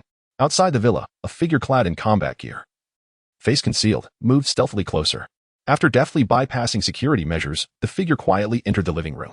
There, the target sat unsuspectingly engrossed in the television, oblivious to the approach thanks to specially designed silent footwear. As the figure neared the target, a tranquilizer was drawn from their pocket, and specialized earplugs were donned. According to the dossier, the target was classified as superhuman, and the objective was to abduct him, to prevent the target from utilizing his extraordinary summoning abilities. It was decided to employ the tranquilizer, which acted on the nervous system. Even a being of superhuman caliber could not withstand it. Just then, Wu Liang, engrossed in his television, angrily slapped the sofa. "What noise is that?" As Wu Liang followed the source of the noise, he beheld a masked giant wielding an object the size of a lipstick tube, aimed directly at his ear. Their eyes locked in a moment that felt as though time had come to a standstill. Startled, Wu Liang instinctively stepped back a few paces, pointing in astonishment, "My goodness! Winter Soldier Bucky." His sudden reaction allowed him to narrowly evade a punch thrown by Bucky. Without regard for the target's bewilderment, Bucky, seasoned in combat, swiftly drew his firearm and fired, targeting Wu Liang's joints. The bullets, meant to incapacitate rather than preserve, flew towards him. Wu Liang found himself momentarily frozen. Questioning whether he had awakened a temporal ability, was time slowing down? As he pondered this, the bullets struck his wrists and ankles, producing a series of metallic clangs as they ricocheted harmlessly to the ground. Isha, what is happening? Why didn't you alert me to the danger? He exclaimed in frustration. Are you trying to switch dominions? A wave of unease washed over Wu Liang. Have I truly awakened a temporal power? He queried, bombarding the consciousness of his dominion with questions. Dominion. The target's danger level is 0. It cannot inflict harm upon you, came the response. With the increasing number of insectoid entities, the dominion's power had strengthened significantly, allowing Wu Liang to perceive and react to the bullet's speed. Hearing Isha's reply, Wu Liang couldn't help but feel a sense of blame. He had been caught off guard by the bullet's velocity, failing to dodge in time, and he thought it only fair to attribute some fault to Isha. Despite his attempts to deflect responsibility, a twinge of disappointment lingered. His temporal abilities seemed to have waned. Meanwhile, Bucky, realizing his handgun was ineffective, swiftly advanced, employing impeccable close-quarters combat techniques to deliver a flying kick. Well, that is certainly faster than a bullet, Wu Liang thought. Yet he remained undaunted, raising his hand to deflect the assault with a gentle push. With a resounding thud, Bucky was sent crashing to the ground, creating a dent in the marble flooring that made Wu Liang wince. Oh no, my precious floor. Bucky, agile as ever, executed a graceful roll and launched another attack. This time, Wu Liang, wary of further confrontation, chose to retreat. He opened the door and waited for Bucky to catch up, kindly holding the door for him. Thus, Wu Liang led Bucky several kilometers away, far from the villa. Once they had distanced themselves adequately, Wu Liang summoned a jumping insect through a fissure. A 3-meter-tall creature emerged, exhaling hot air and glaring menacingly at Bucky. Realizing the mission had failed, Bucky's advance halted, as survival now took precedence over objectives. Wu Liang, with a faint smile, patted the insect's head and said, let us have some fun with him. Receiving the command from the Dominator, the jumping insect charged forth, its elongated limbs brandishing claws that slashed towards its target. Facing the oncoming creature, Bucky felt an overwhelming pressure, beads of cold sweat trickling down his face. His extraordinary physique, surpassing human limits, barely managed to mount a defense as he raised his metallic arm.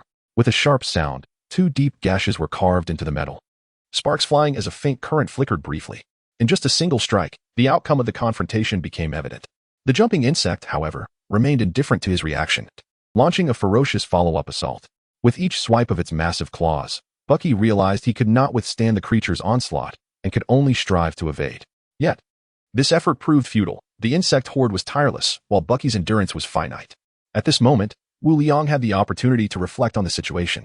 The Winter Soldier, Bucky, could only be commanded by Hydra, and Hydra, connecting to his mental space, several small fissures appeared around him, from which dozens of jumping insects emerged. You dare provoke me?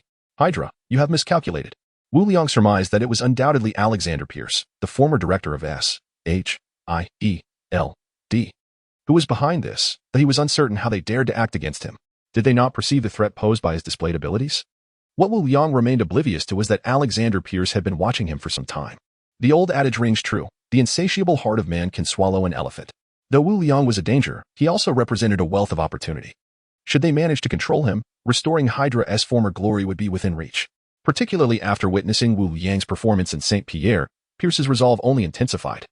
As long as they could subdue him before he summoned an army of monsters, he would pose no threat whatsoever. The next step would be to abduct him for reprogramming, a task Hydra was well versed in. The crux of the matter lay with Kerrigan. So long as she was present, all their aspirations would remain but illusions. Perhaps fate was aiding him. Wu Liang had issued an ultimatum to the military, prompting a series of plans to unfold. He activated Obadiah Stane, a pawn buried within Stark Industries, and thus, everything progressed according to plan.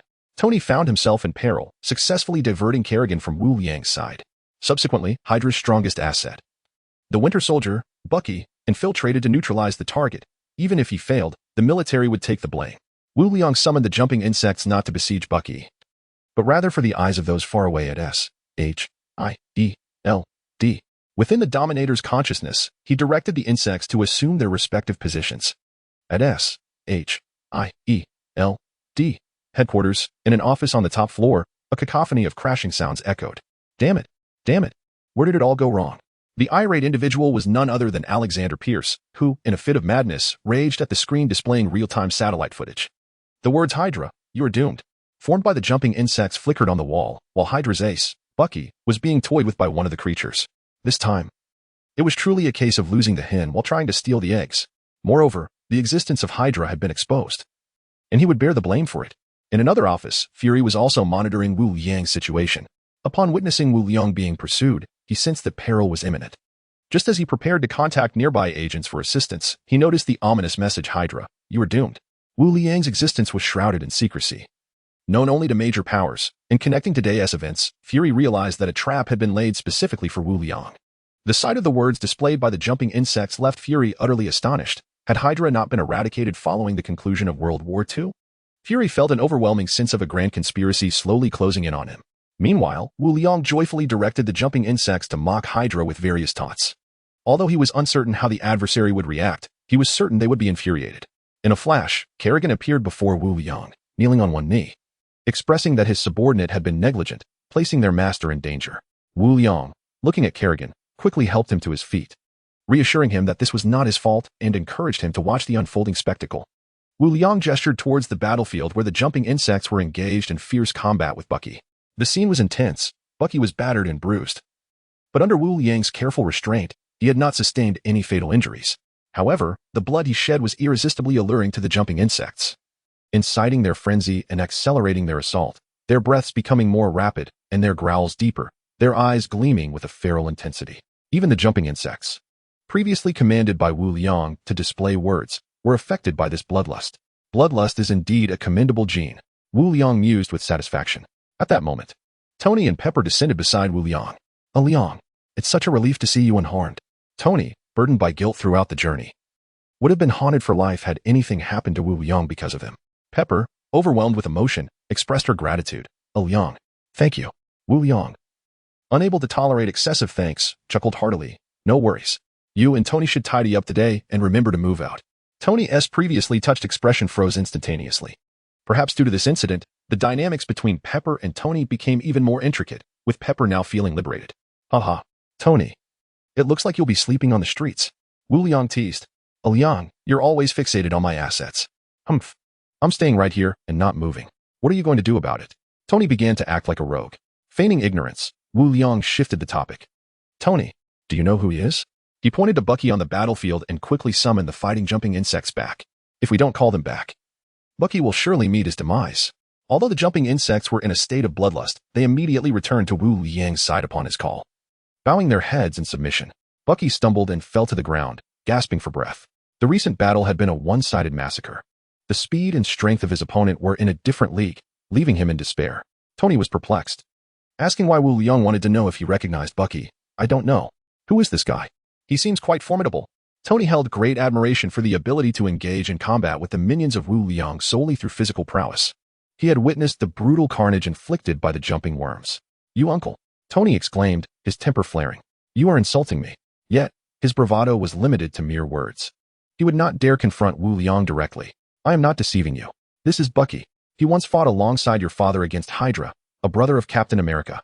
Tony was taken aback by this revelation, scrutinizing Bucky closely, harboring no doubts about Wu Liang's honesty. "What is your secret to maintaining such youth?" Tony pondered, already contemplating the fortune he could amass if he obtained the elixir of youth. "Tony, you seem to be mistaken." Wu Liang sighed in exasperation, realizing that Tony was even less composed than he was. Bucky went missing during a mission.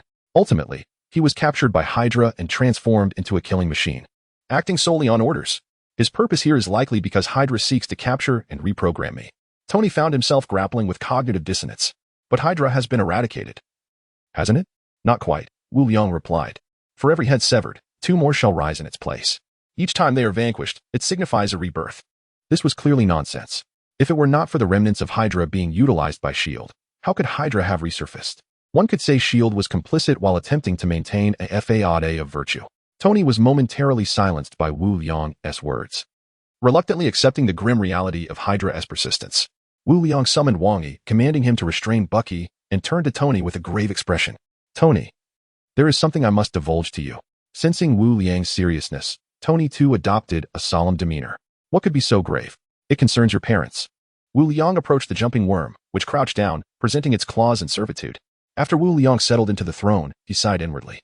While he bore no malice towards Bucky and did not blame him for the attack, since it was all orchestrated by Hydra, the fact remained that Bucky had indeed killed Tony's parents. This was a truth that could not be concealed from Tony. Even if Tony were to take Bucky's life in vengeance, Wu Liang would stand resolutely by his side. Tony, Bucky was under Hydra's control. He killed your parents without any conscious awareness. Tony, in disbelief, shook his head and waved his hands anxiously. My parents died in a car accident. The local police have already provided the relevant case documentation. Wu Liang shook his head, fully aware that Tony would struggle to accept this revelation. Tony, the truth is harsh. I know of a place where the truth of that day exists. Are you sure you wish to see it? No, do not speak of it. Tony burst forth from his mechanized suit, trembling as he charged towards Bucky, grasping his head fiercely. Tell me, did you kill my parents? The memory of that fateful day haunted Tony. A day when his pride prevented him from expressing his love. I love you, Dad, was the regret he would carry forever. Bucky, held captive by Wu Liang, appeared unfazed, despite his battered form, and smiled at Tony. Upon witnessing this, Wu Liang promptly rose to his feet, advancing to restrain Tony by placing a calming hand on his shoulder. Bucky had long been subjected to Hydra's brainwashing, only responding to specific commands to awaken him, a fact that Wu Liang had regrettably overlooked. Suddenly, the thought of a baser, the expert in Zerg genetics, crossed his mind. Perhaps he could offer a solution. Immediately, he focused his consciousness to connect with a baser, opening a rift to summon him forth. A massive, 4-meter-long caterpillar-like baser emerged from the rift, swiftly crawling to stand before the sovereign, eagerly positioning himself at Wu Liang's feet, as if to pay homage. Wu Liang mused that a baser was indeed a sight for sore eyes, but now was not the time for sentimentality. He addressed a baser urgently. He is under control. Can you resolve this? A baser, ever obedient to Wu Liang's commands, hastily approached Bucky, his short appendages violently prodding at Bucky's head. A baser opened his gaping maw, extending a tongue reminiscent of an alien creature, which split into several red tendrils that infiltrated Bucky's ears, nose, and eyes. Wu Liang, unable to bear the grotesque sight, averted his gaze. At that moment, Tony had regained some composure, yet the clenched fists betrayed his tumultuous emotions. Shortly thereafter, a baser retracted his tongue and reported to the sovereign. I have repaired the damage to his brain and liberated his consciousness. Excellent. Tony, I assure you, I will resurrect your parents. Trust me, Wu Liang declared, patting Tony reassuringly on the shoulder. What? Resurrect? Are you serious, Wu Liang? You're not deceiving me, are you? Tony, momentarily forgetting Bucky, grasped Wu Liang's hands tightly, disbelief evident in his expression. Of course it's true. As long as I gather the 6 Infinity Stones, reviving your parents will be a mere trifle. Despite the delicate atmosphere, Wu Liang's stature remained imposing. Tony, filled with fervor, expressed his gratitude. Yet, Wu Liang raised a hand to halt Tony's forthcoming words. No need for thanks among friends. Just remember to move on. Perhaps it was Wu Liang's innate ability to transform emotions into impulses. Or perhaps it was the promise he made that calmed Tony, whose gaze towards Bucky now held less malice. Tony had his own principles.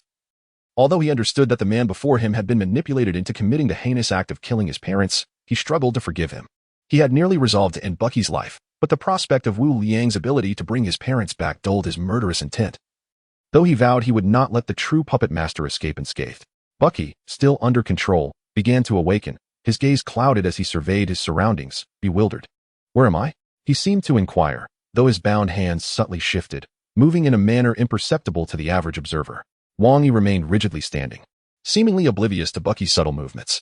Regardless of Bucky's desperate attempts to free himself, no signs of escape were evident. Wu Liang, undeterred, ignored Bucky's futile struggles. Bucky, do not struggle. It is futile. Do you recall the events of these past years? Bucky, feeling hopeless, exuded an air of despondency. Indeed, throughout these years, I have been under the control of Hydra, committing numerous foolish acts. Wu Liang discerned the despair in his eyes.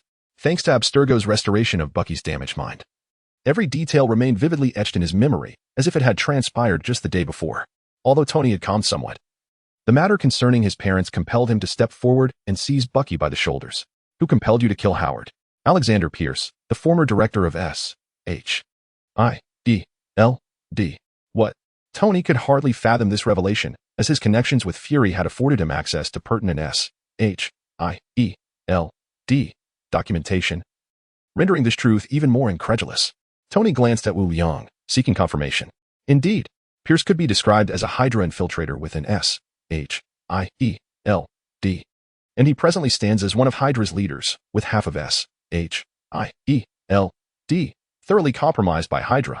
Years ago, Hydra dispatched the Winter Soldier, Bucky, to assassinate your parents, possibly due to Obadiah. Moreover, the Ten Rings' involvement in your parents' demise also bears Hydra's influence. While this may seem preposterous, it serves as the most plausible explanation. After a prolonged silence, Tony, seemingly resolute, spoke. Wu Liang, I require your assistance. Very well. For once, Wu Liang readily acquiesced. Understanding that aiding Tony was one aspect, but more significantly, those who dare to provoke me shall meet their demise. May I accompany you? I have scores to settle with them as well. Bucky interjected. Wu Liang turned to Tony, recognizing that Bucky's fate ultimately rested in Tony's hands. Your head must remain on your shoulders first. Tony approached Pepper, guiding her toward the villa. Chapter 56, The Hidden Force Within the Villa. Wu Liang lounged languidly on the sofa, overwhelmed by ennui, observing Bucky as he tinkered with his metal arm. Kerrigan, seated gracefully nearby, perused television programs, occasionally expressing her discontent. Damn it, why can't I find any fashion shows? I shall eventually blow up the television station. Beads of cold sweat formed on Bucky's brow as he mourned the television station for 3 minutes. Despite his concentration on repairing his metallic arm, he instinctively tuned into the ambient sounds around him, inadvertently overhearing such fierce rhetoric. This habit, cultivated through years of training with Hydra, kept him vigilant, even in slumber. Ready to confront any unforeseen incidents, a practice that had saved his life on more than one occasion. Although he had not battled Kerrigan, his instincts warned him, any aggression would lead to dire consequences. Bucky suddenly felt surrounded by an absence of normalcy within this house. Meanwhile, Tony busied himself in the laboratory, repairing his armor, with Pepper at his side, clearly unwilling to part for even a moment amid their blossoming romance. Ethan had departed the villa the previous day for academic pursuits at the University of Edinburgh, the purpose of which remained uncertain. Just then, Fury contacted Wu Liang, informing him that Alexander Pierce had hijacked several Quinjet aircraft along with a considerable number of S.H.I.E.L.D. agents, now more appropriately termed Hydra agents. Upon witnessing Pierce's resolute demeanor, Wu Liang could not help but feel a deep-seated admiration for him. Were he in Pierce's position, he might have harbored a sense of false hope, perhaps even attempting to evade the situation altogether. It is no wonder he was once the director of S.H.I.E.L.D. Despite his grave misjudgment of Wu Liang, his foresight and decisiveness were indeed commendable. Most individuals, in such a circumstance, might find themselves utterly lost, unable to pursue their vengeance once the perpetrator fled. However, Wu Liang was no ordinary person. He was a true inhabitant of Earth. With his profound knowledge of the Marvel narrative, he immediately discerned where Pierce would abscond. As the saying goes, revenge should be executed on the same day, never postponed until the morrow.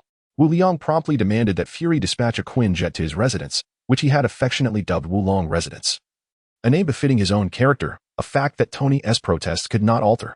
Unfortunately, Fury informed him that due to ongoing internal restructuring within S.H.I.E.L.D., the aircraft would not arrive until the evening at the earliest. Though Wu Liang was quite displeased, Tony also desired to exact his own retribution. Thus, Wu Liang had no choice but to yield. Meanwhile, a baser was curled up in a corner, surrounded by an array of books, the most conspicuous of which was a copy of the Xinhua dictionary. He was rapidly flipping through the pages for him. These texts were easily memorized in the span of a single cigarette, yet the master had commanded him to comprehend them thoroughly. Wu Liang had no ill intentions in this regard, for the Xinhua dictionary embodied the quintessence of Chinese culture. Given that a base's vocabulary was rather limited, it was imperative for him to acquire a broader understanding of essential cultural knowledge. How ironic it was that a distinguished expert in Zerg genetics found himself in such a predicament. Upon observing Bucky fiddling with his metallic arm, Wu Liang's mind sparked with inspiration. If Iron Man had transformed into a suit of armor, there was no reason Bucky should not undergo enhancement as well. Approaching Bucky with utmost seriousness, he inquired, "Bucky, do you know why you cannot even defeat my minion?" Bucky, perplexed by the question, replied, "Who could possibly contend with such a monster? I am but a normal person. I do not know." Wu Liang secretly rejoiced at Bucky's admission of ignorance and proceeded to elaborate. "It is because you remain superficial in your understanding. You have yet to delve deeper. In China, there exists a mysterious force known as Anjing." "Anjing?" Bucky repeated, bewildered. "Indeed," Wu Liang replied, nonchalantly turning to gaze out the window at the blinding midday sun. The glare was intense, particularly by the seaside. He closed his eyes, tears involuntarily streaming down his cheeks, grateful that no one could witness his vulnerability. Anjing, a mystical power typically requiring extensive training and rigorous exertion to master, was released through the very veins of one's being. Allow me to illustrate with a simple example. Imagine a piece of bread placed atop a wall. A person who has mastered Anjing can strike it with their fist, and the bread remains unscathed while the wall shatters into countless fragments. Can you envision that? Bucky was taken aback by the vivid imagery Wu Liang painted. It had always been said that China possessed extraordinary martial arts, and today he was witnessing it firsthand. Wu Liang was pleased by Bucky's astonishment. And the reason you cannot defeat my jumping bugs is precisely because you remain on the surface. If you were to master ranching, you could dispatch the jumping bugs in an instant. Bucky nodded in agreement. However, how could I master the hidden strength? Wu Liang remained silent and approached a table. With a resounding thud, he struck with his fist, yet his hand was a considerable distance from the table, which nonetheless shattered into pieces.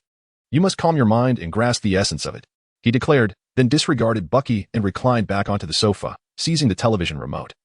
Engrossed in the programming about the awakening of nature and the mating season of animals, Bucky gazed at the splintered table, unable to quell his astonishment.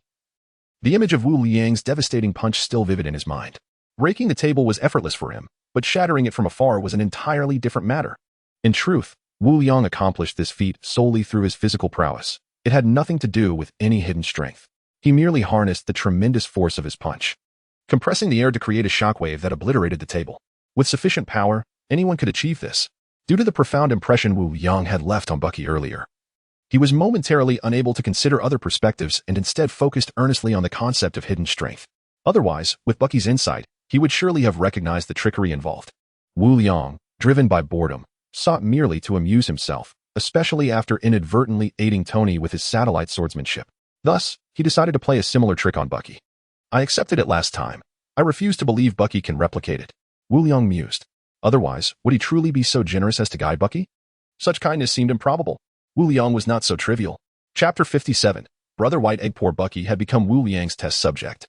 Meanwhile, Bucky crouched beside the shattered table, attempting to discern the source of its power, though all his efforts would prove futile. Humph.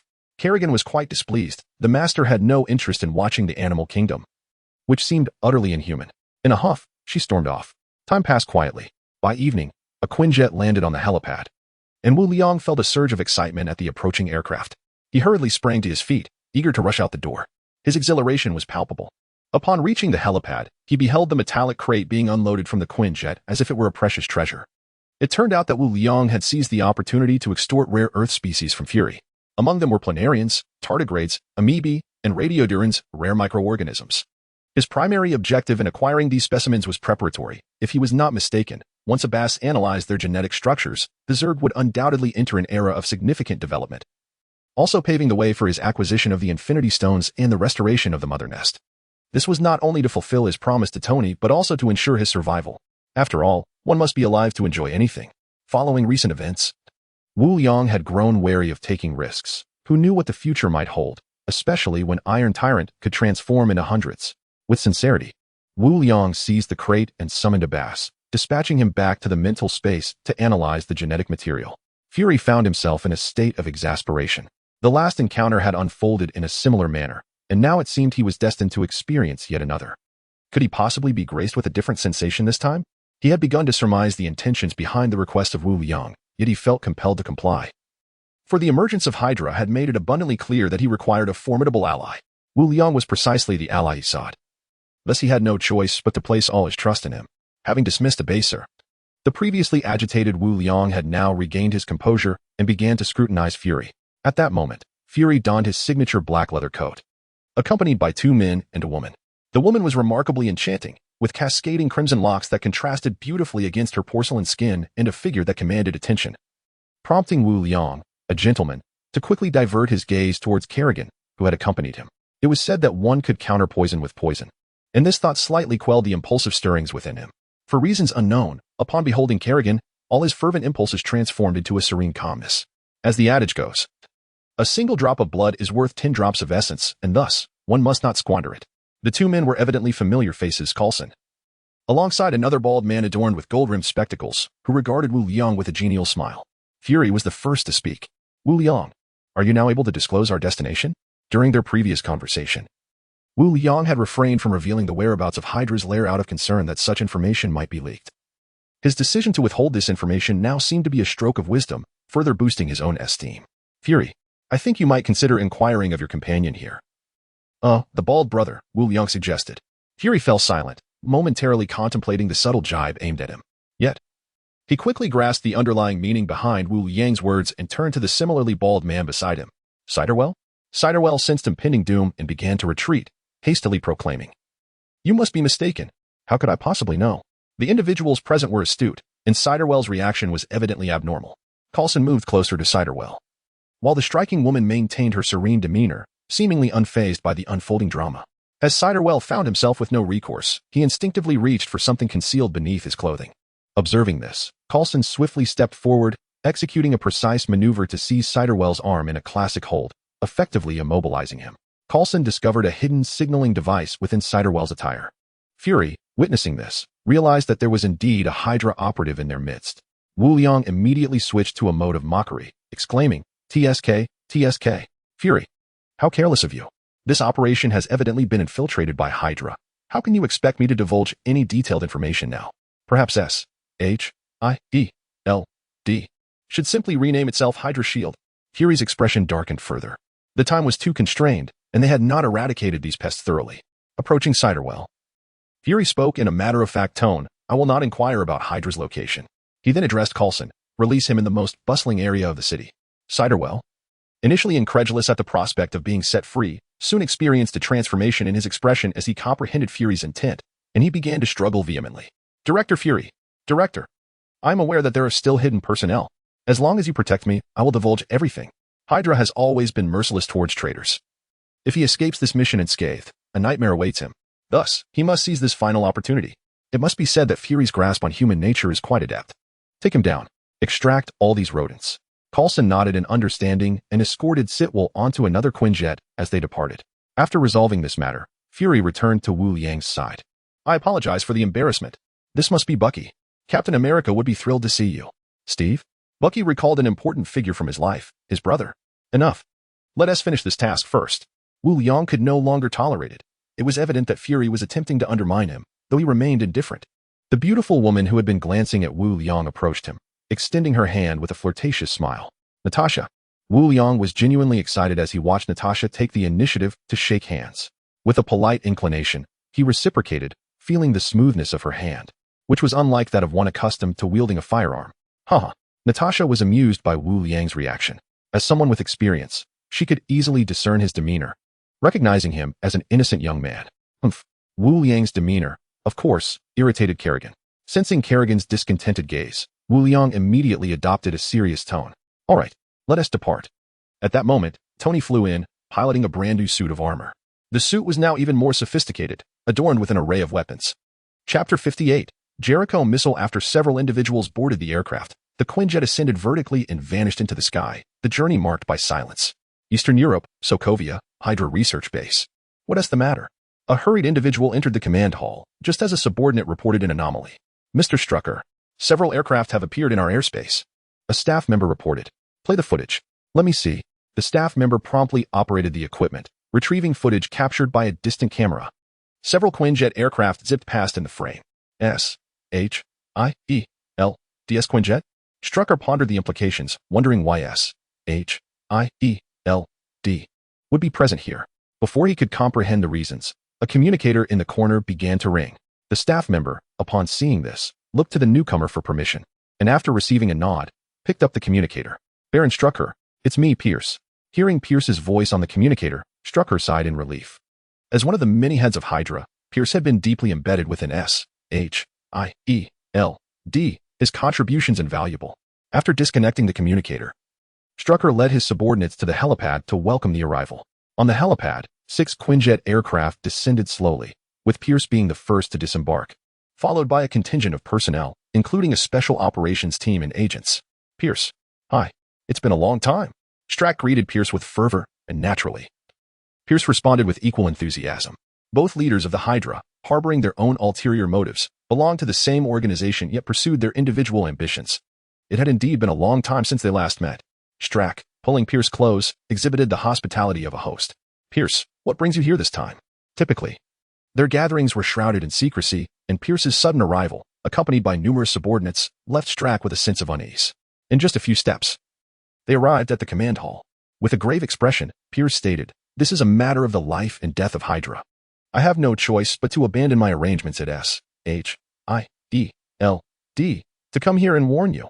Upon hearing this, Strack became serious. For Pierce to forsake his plans at S-H-I-E-L-D indicated that the situation was extraordinary. He was well aware of Pierce's strategies over the years, particularly the Sola algorithm, a plan aimed at eliminating all threats to Hydra. What could be so dire? There is an individual capable of altering the world order who intends to strike at Hydra. In a bid to enhance his credibility, Pierce produced his phone and played a video featuring St. Pierre. After watching the footage, Strack's complexion turned ashen. Was this truly a human opponent? Why would he target Hydra? Moreover, given their secretive operations, how had he uncovered their existence? Pierce, filled with fury, retorted, "It's because of you." Somehow, the information leaked. He's already prepared to act against you. Upon receiving this news, I rushed here. Hydra can no longer endure another significant loss. Pierce paused, surveying the surroundings before continuing. This is not the time for accountability. As the acting Supreme Commander of Hydra, I order you to expedite the inventory of resources and prepare for evacuation. Strack, still reeling from the shocking video, found himself unable to grasp the gravity of the situation or question the authority of the acting commander. He instinctively performed the customary reverence of Hydra. Understood. He then directed his subordinates, inventory the resources, prepare for relocation. All present stood tall, raising their hands in unison, affirming, yes. Subsequently, they busily engaged in their tasks. The primary purpose of Pierce's visit was to indirectly secure Strack's resources and personnel before proceeding to the next Hydra leader. Madam Hydra. Although his actions had exposed Hydra, he would never admit to it. As long as he could gather all the leaders, he would possess the means to contend with Wu Liang. Meanwhile, Wu Liang and his companions were airborne, nearing the castle. Wu Liang pointed at the distant fortress through the aircraft's display. There it is. The fortress is the Hydra base. Charge ahead. However, Fury wore a troubled expression. For the sake of secrecy, this matter had not been reported to the Security Council, and as they arrived in Sokovia, SHIELD lacked legal authorization. Resolving to trust Wu Liang, Fury steeled himself and instructed the pilot, Natasha, charge ahead. As Tony spotted his target ahead, impatience surged within him. He made his way directly to the cockpit and pressed the activation button. With a leap, he soared into the air, tracing a white arc towards the castle. At that moment, Tony's armor appeared rather cumbersome. Upon reaching a distance of 2 kilometers from the castle, Jarvis reported the absence of a significant number of armed personnel. Jarvis, launch the Jericho missiles. Understood, sir. With a whoosh, a missile was fired from the rear of the armor, its tail igniting in a blaze as it raced away at several times the speed of sound. When it reached 500 meters from the castle, the missile's body split open, unleashing countless small warheads that resembled black dots. The warheads detonated with a violent explosion, transforming the castle into mere dust. While a colossal shockwave surged forth, affecting dozens of kilometers and stirring up a tremendous storm, Wu Liang could not help but smirk. It seems Tony is truly serious this time, deploying such a formidable weapon. But what am I to do now? Fury, however, stood in stunned silence, his mouth agape. With such a commotion, how am I to explain this? The aircraft halted 1,000 meters from the castle as Wu Liang and his companions exited the cockpit. Gazing at the desolation that was once the castle, 500 meters underground, they fell into a profound silence. Prior to their arrival aboard the Quinjet, they had received reports and thus had arranged for some outer Hydra members to remain as cannon fodder to delay time. Meanwhile, they had gathered thousands of Hydra elites below the castle, intending to escape through secret passages. Yet, who could have foreseen that the entire castle would be reduced to rubble? Fortunately, the structural framework had been reinforced during construction to withstand atomic-level impacts. Otherwise, everyone would have been buried alive. Commander, the mountainside has collapsed due to the immense explosion, and the exit mechanism is jammed. We cannot escape. What? Pierce's expression changed dramatically. The thought of being trapped was unfathomable. He immediately commanded, blast open the exit mechanism. Stark, pale-faced, whispered to Pierce, Commander, it's futile. The metal walls can withstand an atomic blast. Our only chance lies in a desperate fight. Pierce understood the gravity of the situation and shouted to the Hydra elites, this is a matter of Hydra survival. Fight with me and destroy them. Destroy them. Destroy them. The Hydra elites echoed his rallying cry. Pierce issued the charge command and ordered the opening of the exit above. Charge. Long live Hydra. He then quietly instructed Stark. Await the opportunity to retreat. Chapter 59. The Insectoid Fusion Technique. The blood tide rises. Buzzing. Wu Liang, still grumbling about the lack of excitement, noticed a plume of dust rising from the distant ruins. In the air, Tony surveyed the devastation. Through a portable communicator, he addressed everyone, Wu Liang. A multitude of enemy units is emerging from the rubble. Damn it. With a resounding boom, a rocket-propelled grenade hurtled toward the mech, striking its surface. The ground around cracked open, revealing numerous pathways from which a multitude of Hydra soldiers emerged. Tony executed several aerial rolls before regaining his composure. The damage inflicted by the rocket on the mech proving to be negligible, leaving only a charred mark on its chest. The Hydra forces, equipped with formidable gear, donned rudimentary exoskeletons and wielded heavy machine guns. Without the support of their exoskeletons, the recoil of the heavy weaponry would have been unbearable. Clearly designed with a specific target in mind, mused Wu Liang. Goodness, such firepower is no trifling matter. Had this been in the past, relying solely on the jumpers would have led to considerable losses. However, the Zerg had evolved significantly since then. He promptly summoned a rift from which 2,000 jumpers and 1,000 blood-controlling insects emerged. The jumpers advanced 100 meters, while the imposing figures of the blood-controlling insects positioned themselves 50 meters in front of the Dominator, forming a standard phalanx. At that moment, they radiated an aura of formidable prowess. Clearing his throat, Wu Liang elegantly gestured forward with one hand, the other resting behind him, declaring with flair, insect race fusion technique. Blood wave of cataclysm. The 2,000 jumpers moved in perfect unison, assisting one another. Their elongated tails were severed at a small segment, their forms arching in anticipation. With a swift motion, they flung their tails, sending a torrent of crimson liquid soaring skyward, aimed directly at the Hydra forces. Yet, with every advantage comes a drawback. Due to the incorporation of the gene for accelerated healing, akin to situations in Afghanistan, any inflicted wounds hindered the release of Wu Liang's developed skill, corrosive touch, as the rate of bleeding did not exceed the speed of healing. Thus, they could only sever their tail tips. However, this necessitated a swift resolution, lest the severed tails regenerate rapidly. Of course, the blood-controlling insects could directly siphon blood from the jumpers, but through Wu Liang's tedious experiments, it was concluded that their combined efforts yielded even greater power. Empowered by the jumpers, the resulting blood barrage had an element of surprise. The 2,000 streams of blood traced elegant parabolic arcs through the air. Then, an astonishing scene unfolded. The blood streams reacted, extending and merging with one another. Just as they neared the Hydra forces, they coalesced into a colossal wave of blood, sweeping toward the Hydra troops. The first Hydra soldiers to encounter this blood wave seemed to turn to clay, instantly withering away, vanishing from existence, as rows upon rows of Hydra soldiers disappeared.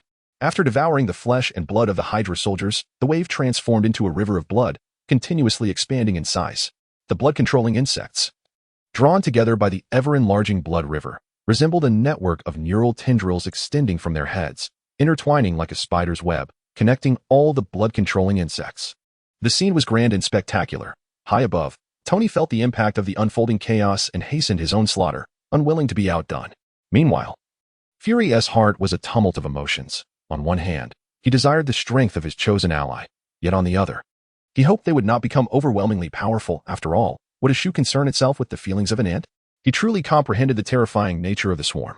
This scene felt eerily familiar. Was it not reminiscent of the methods employed by the Blood Clan against Wu Liang and St. Pierre? Yet, merely a few days later, the swarm had not only absorbed but mastered this ability. For the first time, Fry felt genuine admiration. Indeed, the swarm was a calamity. The Hydra forces, confronted with such a devastating assault, had no means of resistance, and in the blink of an eye, they were utterly annihilated. Pierce, witnessing this horror, felt a bitter pang of regret welling up within him. He and Strack had refrained from intervening, originally planning to discreetly depart once the conflict intensified. However, the reality was brutally harsh. The battle concluded in mere moments. Pierce closed his eyes, tears streaming down his face as he lamented his own avarice. Why had he come here? Had he chosen to remain inconspicuous and fragmented, he would not have found himself ensnared in this predicament. Thus, a grand battle ended in such an eerie manner, leaving the castle's location resembling a field ravaged by a reaper, with the entire mountain mass diminished by a tenth. Wherever the blood wave traveled, the earth seemed to soften, akin to a quagmire, releasing puffs of white smoke and the shrill sounds of corrosion. After losing its target, the blood wave, having already doubled in size, redirected its course like a guided torrent, charging forth with ferocity. Oh no, it aims to devour its master. Wu Liang exclaimed in alarm, for the blood wave was advancing towards his position. Fry, standing beside him, wore a tense expression, bewildered by the unfolding events. As Wu Liang attempted to retreat quietly, he noticed Kerrigan standing immobile and observed that the blood-controlling insects did not seem out of control, which allowed him to gradually relax. Just as the blood wave drew within 100 meters of the swarm, it transformed into 1,000 streams of crimson surging towards the 1,000 blood-controlling insects. Each insect opened its gaping maw, voraciously consuming the oncoming blood, visibly swelling in size. Once measuring 4 meters, they had now expanded to 5. Astonished, Wu Liang gazed at this spectacle and reached out to Abathur within his consciousness. Abathur, what is happening? When did the blood-controlling insects gain the ability to absorb blood and enhance themselves? Master, the blood-controlling insects were not originally designed with this capability, yet they acquired it post-creation. Upon analysis, it was discovered that the majority of the genes used in their design originated from the Blood Clan. Thus, the blood-controlling insects inherited the vampiric strength enhancement ability. Abathur continued to flatter Wu Yang within his consciousness. Great master. Your wisdom astounds me. A mere unit has bested all my proud creations. My admiration for you flows like an unceasing river, overwhelming and unstoppable. Wu Liang reveled in this amicable exchange with Abathur. Indeed. It is evident you have diligently studied the text I provided. Keep it up. I have high hopes for you. Reluctantly, he severed the connection with Abathur and called out to Isha within his consciousness. Scan this area to see if there are any remaining threats. Wu Yang primarily failed to locate the individuals he sought, namely Pierce and Baron Strucker. As you command, Master. Chapter 60. Fury. I surrender, Master. Vital signs have been detected beneath the ruins ahead. Shortly thereafter, Isha's voice echoed. Is this a game of hide and seek with me? Wu Liang mused playfully. Then addressed Fury. Fury, let us bombard the ruins. Understood. Although Fury was perplexed by Wu Liang's intentions, he nonetheless signaled to Natasha. Natasha piloted the Quinjet over the castle ruins. The aircraft's weapon bay opened, revealing a 6-barrel Gatling gun. Its barrels whirling and emanating flames as it unleashed a barrage upon the debris below. Occasionally, air-to-ground missiles struck amidst the ruins. The metallic walls of the underground passage glowed red from the relentless Gatling fire, their hue intensifying like a blazing sun, poised to melt at any moment. Within the underground passage, Pierce observed a screen displaying a steadily declining defense value. While the passage could withstand a nuclear blast, it could not endure prolonged assaults. With a heavy sigh, Pierce activated a communication device, connecting to the aircraft. Fury, I surrender. There was no alternative. The adversary was acutely aware of his location. And with no escape route available, he opted for capitulation. It was a gamble on his worth. As long as he lived, there remained a chance for redemption. Upon receiving Natasha's report, Fury commanded a cessation of fire.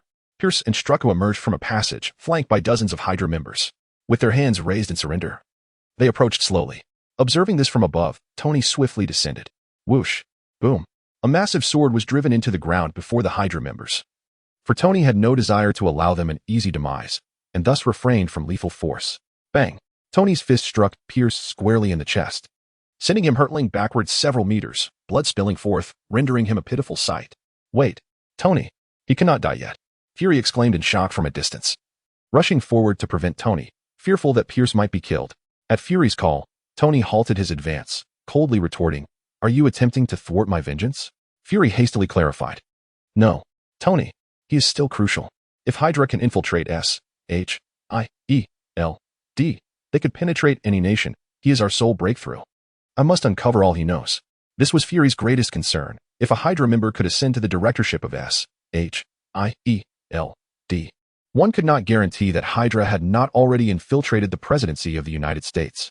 Tony comprehended the gravity of the situation, and his raised hand gradually lowered. Ha! Cough, cough, cough. Pierce, witnessing Fury's intervention halting Tony, realized he was now safe and erupted into laughter. However, his brief amusement was cut short by the intense pain in his chest, leading him to cough violently. Subsequently, Pierce taunted Fury. Do you think you have triumphed? If it weren't for that monster you rely upon, you remain a mere pawn in my hands, oblivious to your predicament. Fury, upon witnessing Tony cease his actions, breathed a sigh of relief and turned his gaze towards Pierce. Why have you selected me as the head of S-H-I-E-L-D? Fury, having ascended to the position of director of S-H-I-E-L-D,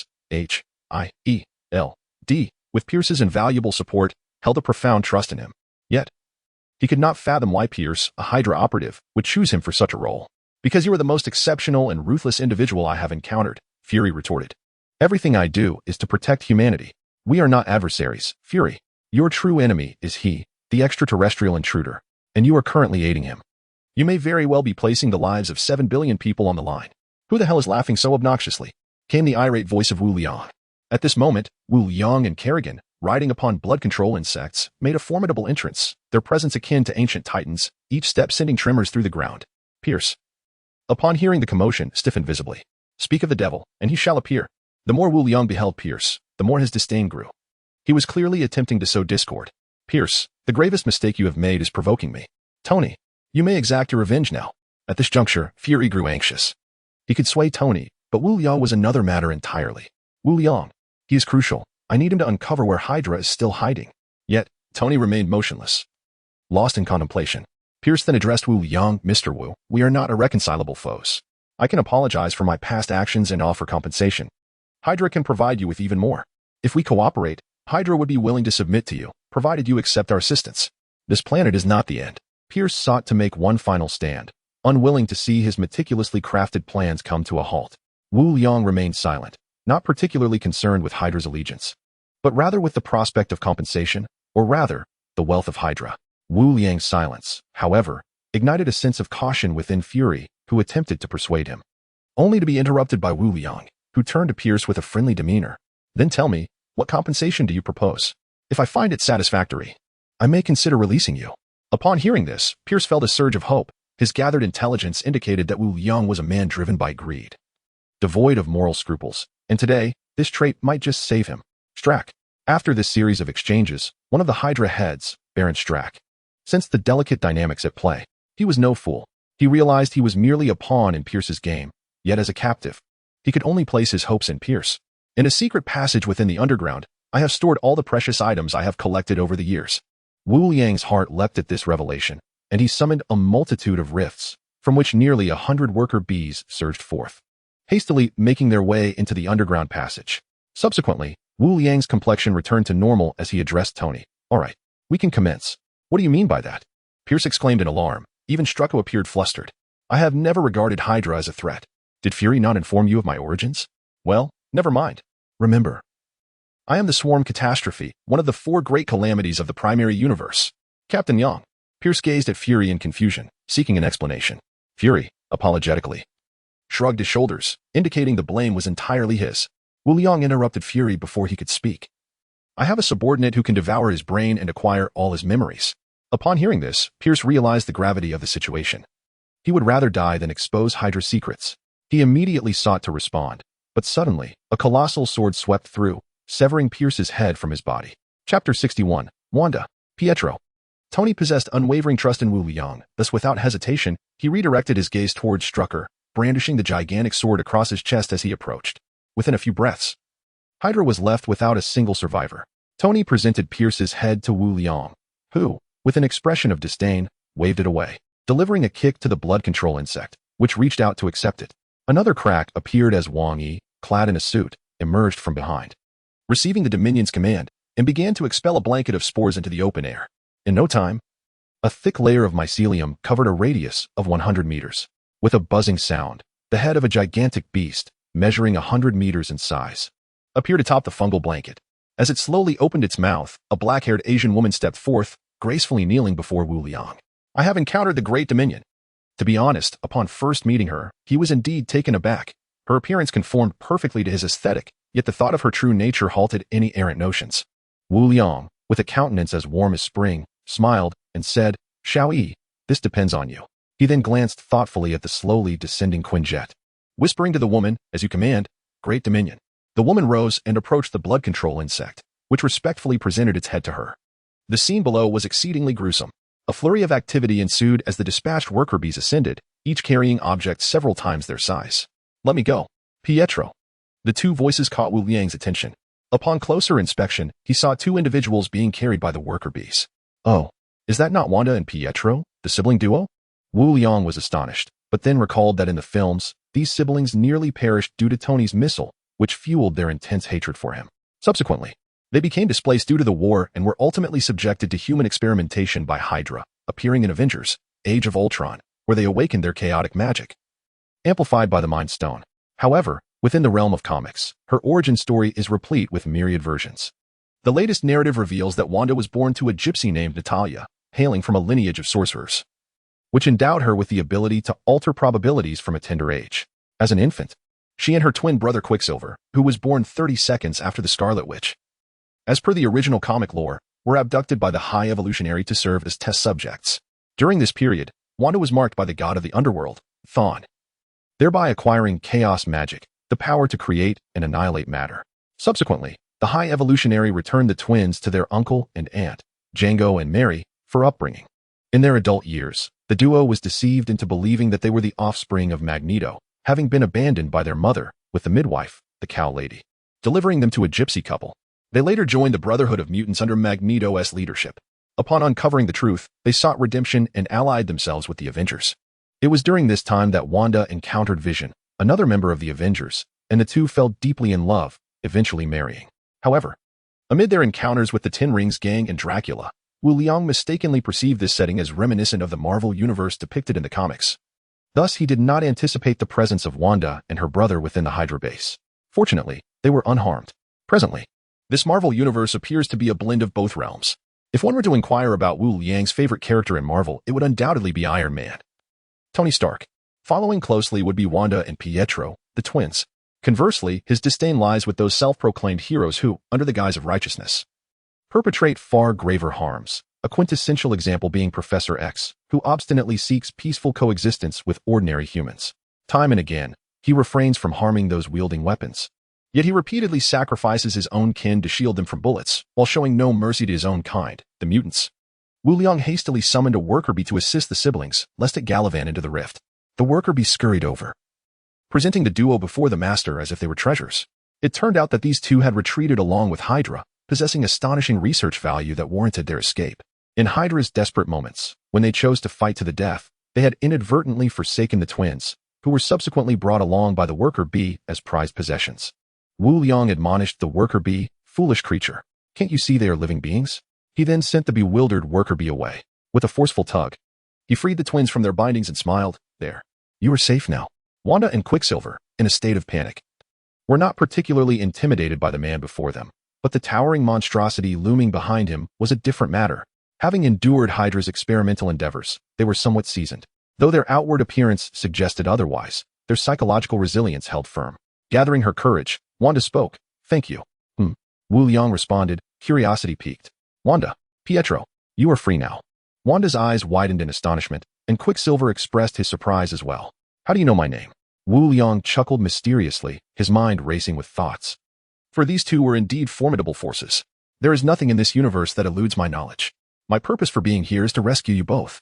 "Rescue us?" The two repeated, bewildered. "Indeed, I am actually your elder brother." "What?" Fury and Tony exclaimed in disbelief, while Wanda and Peter were rendered utterly speechless, mouths agape, momentarily forgetting to close them. At that moment, Tony, rather inopportunely, interjected, "Hey, Liang, are you mistaken? You are an Oriental, and they are clearly of a different race. How can you claim to be their brother? Moreover, aren't you here for revenge?" This thought lingered unspoken on Tony's lips, for Wu Liang was glaring at him fiercely, causing him to feel a twinge of apprehension. With vengeance in mind, Tony attempted to revert to his previous nonchalant demeanor, while Wu Liang's desire to physically reprimand Tony grew. Did he not notice that even Fury, the ever-cunning strategist, remained silent? Meanwhile, Fury stroked his chin, lost in contemplation. Alas, it seemed that many brain cells would be sacrificed once more. Wu Liang sighed inwardly, unwilling to expend any unnecessary effort. Chapter 62.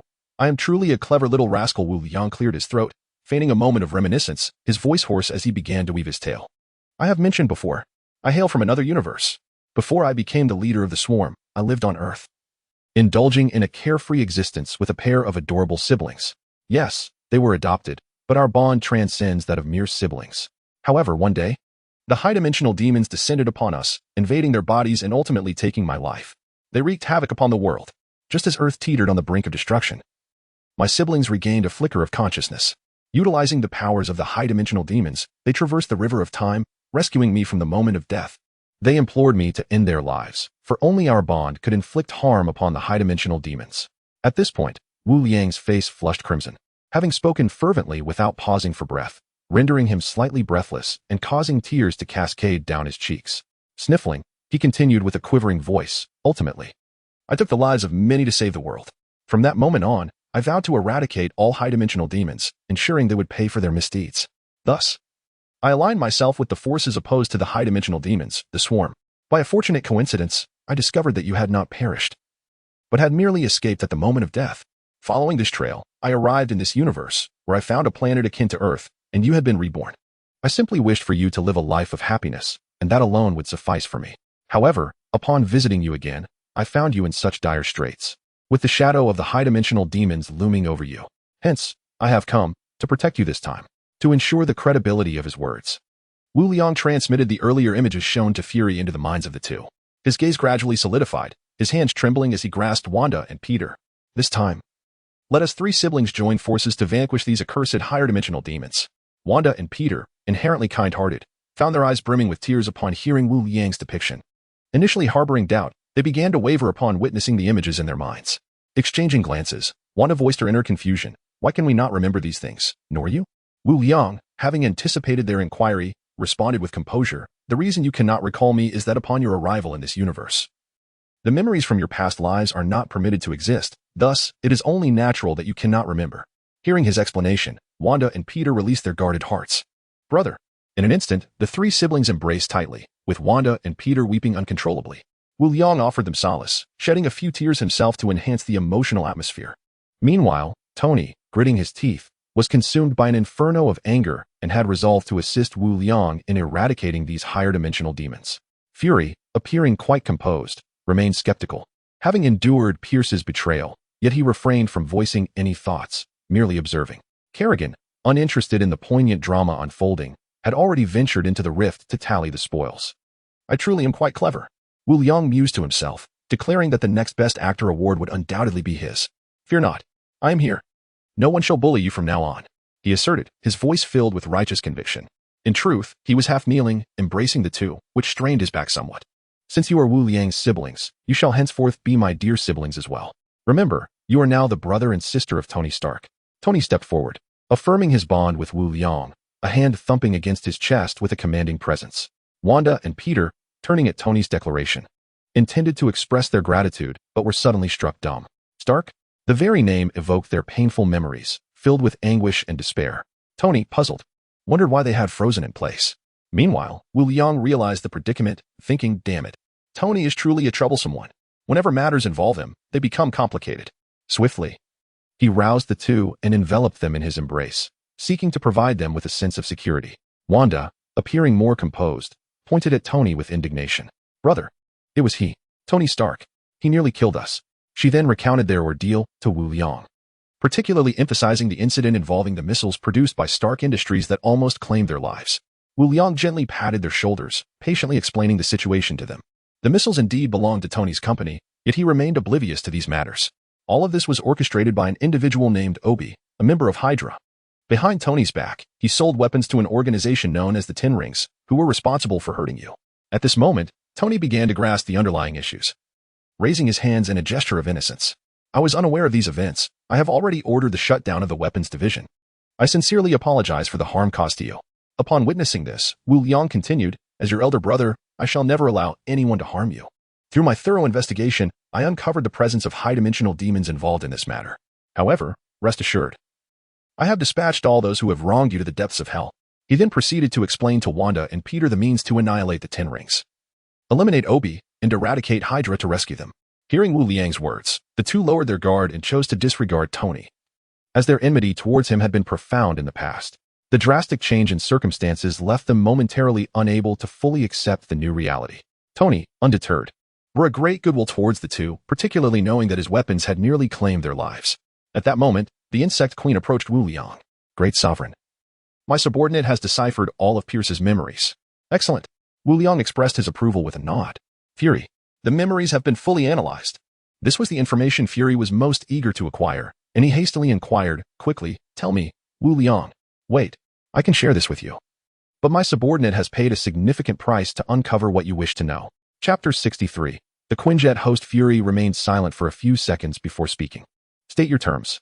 I relish conversing with intelligent individuals. This Quinjet is quite remarkable." Fury began to comprehend Wu Liang's intentions, his expression reflecting deep contemplation as he feigned difficulty. "This aircraft is classified, and only key members of S, H, I, E, L, D are permitted to pilot it, yet you are not part of S, H, I, E, L, D. He then added with subtle implications, "However, if you were to join S, H, I, E, L, D, it would pose no issue." Upon hearing this, Wu Liang furrowed his brow. Noticing his reaction, Fury promptly clarified, "Wu Liang, if joining S, H, I, E, L, D poses a challenge for you, you could serve as our consultant. After all, the Quinjet represents technology far beyond this era. I cannot grant access to individuals outside of our organization." "Fury, I understand your concerns. Fear not. We are old friends. How could I place you in a predicament?" With that, Wu Liang elegantly clapped his hands. Yet, upon hearing Wu Liang's words, Fury felt no sense of relief. His single eye twitched, as if foreboding that something unfortunate was about to transpire. In the distance, the Quinjet remained idle, and Natasha, seated in the cockpit, found herself engulfed in boredom. She had anticipated an impending battle, yet little did she know that S, H, I, E, L, D was merely idle. Seizing the opportunity with everyone else having stepped out, she took control of the aircraft's joystick, indulging in a classic game, Thunderfighter, skillfully maneuvering her miniature jet to evade a barrage of incoming bullets while mounting counterattacks. The presence of such a game aboard the Quinjet was a mystery that no one could elucidate. Just as Natasha was on the brink of conquering a challenging level, the display screen suddenly distorted. With a resounding bang, sparks erupted from the monitor, releasing a grotesque, tumor-like entity that rapidly proliferated, filling the entire cockpit within mere moments. Fortunately, Natasha possessed reflexes surpassing the ordinary. She swiftly retreated, her heart racing with fear reminiscent of a chilling film. Upon exiting the jet, she was met with an astonishing transformation. The Quinjet, once a length of 15 meters, had now expanded to 30. Its metallic structure was marred with cracks, protruding sharp spikes, and the nose had split in two. Resembling a chimera, limbs had sprouted from either side, showcasing a violent aesthetic. The rear exit, once functional, was now cloaked in flesh. Merging with the metal to forge a gleaming exoskeleton, its razor-sharp claws leaving deep gashes in the ground as if slicing through tofu. The wings had morphed into dragon-like appendages, unfurling majestically, exuding an overwhelming dominance. With a thunderous roar, the two-headed beast proclaimed its existence. Wu Liang was immensely pleased with the parasitic transformation of the Quinjet. He had now acquired a formidable steed. Turning to the bewildered Fury, he reassured him, "Look, to make it easier for you, I didn't even consult you before commandeering the modification of your aircraft. Now, no one will suspect its origins. When you return, simply state that the jet met with an unfortunate accident. What a splendid excuse. It saves you the trouble of explanations and resolves my need for a pilot." Fury, seething with impotent rage, could have killed Wu Liang with a mere glare, leaving him feeling metaphorically riddled with bullets. Yet, he had no choice but to swallow his frustration. Originally, he had contemplated assigning Natasha as Wu Liang's dedicated pilot if the latter refused to accept the advisor role, but now that concern was rendered moot. Taking a deep breath, Fury recognized the futility of dwelling on it and addressed Wu Liang. "Now, will you grant me Pierce's memories?" "Of course," Wu Liang replied. Without further ado, he extended a hand and lightly tapped Fury's forehead, channeling his dominion over consciousness to transfer Pierce's memories in a rush. With a pained cry, Fury clutched his throbbing head, overwhelmed by the influx of memories, and collapsed to the ground, unable to maintain his footing. Fury is unable to bear the entirety of a person's memories throughout their lifetime. The pain he experiences is merely a mild side effect. As the director of SHIELD, he has been secretly consuming a special serum, allowing him to endure the pain and ultimately assimilate Pierce's memories. However, for an ordinary individual, the consequence would likely be either immediate brain death or a complete mental breakdown. Observing Fury's discomfort, Wu Liang felt a pang of guilt. Realizing the excruciating nature of absorbing another's memories, Natasha, accompanied by several SHIELD agents, arrived on the scene, helping the half-kneeling Fury to his feet, intending to escort him away. Yet, as they turned, they were rendered speechless.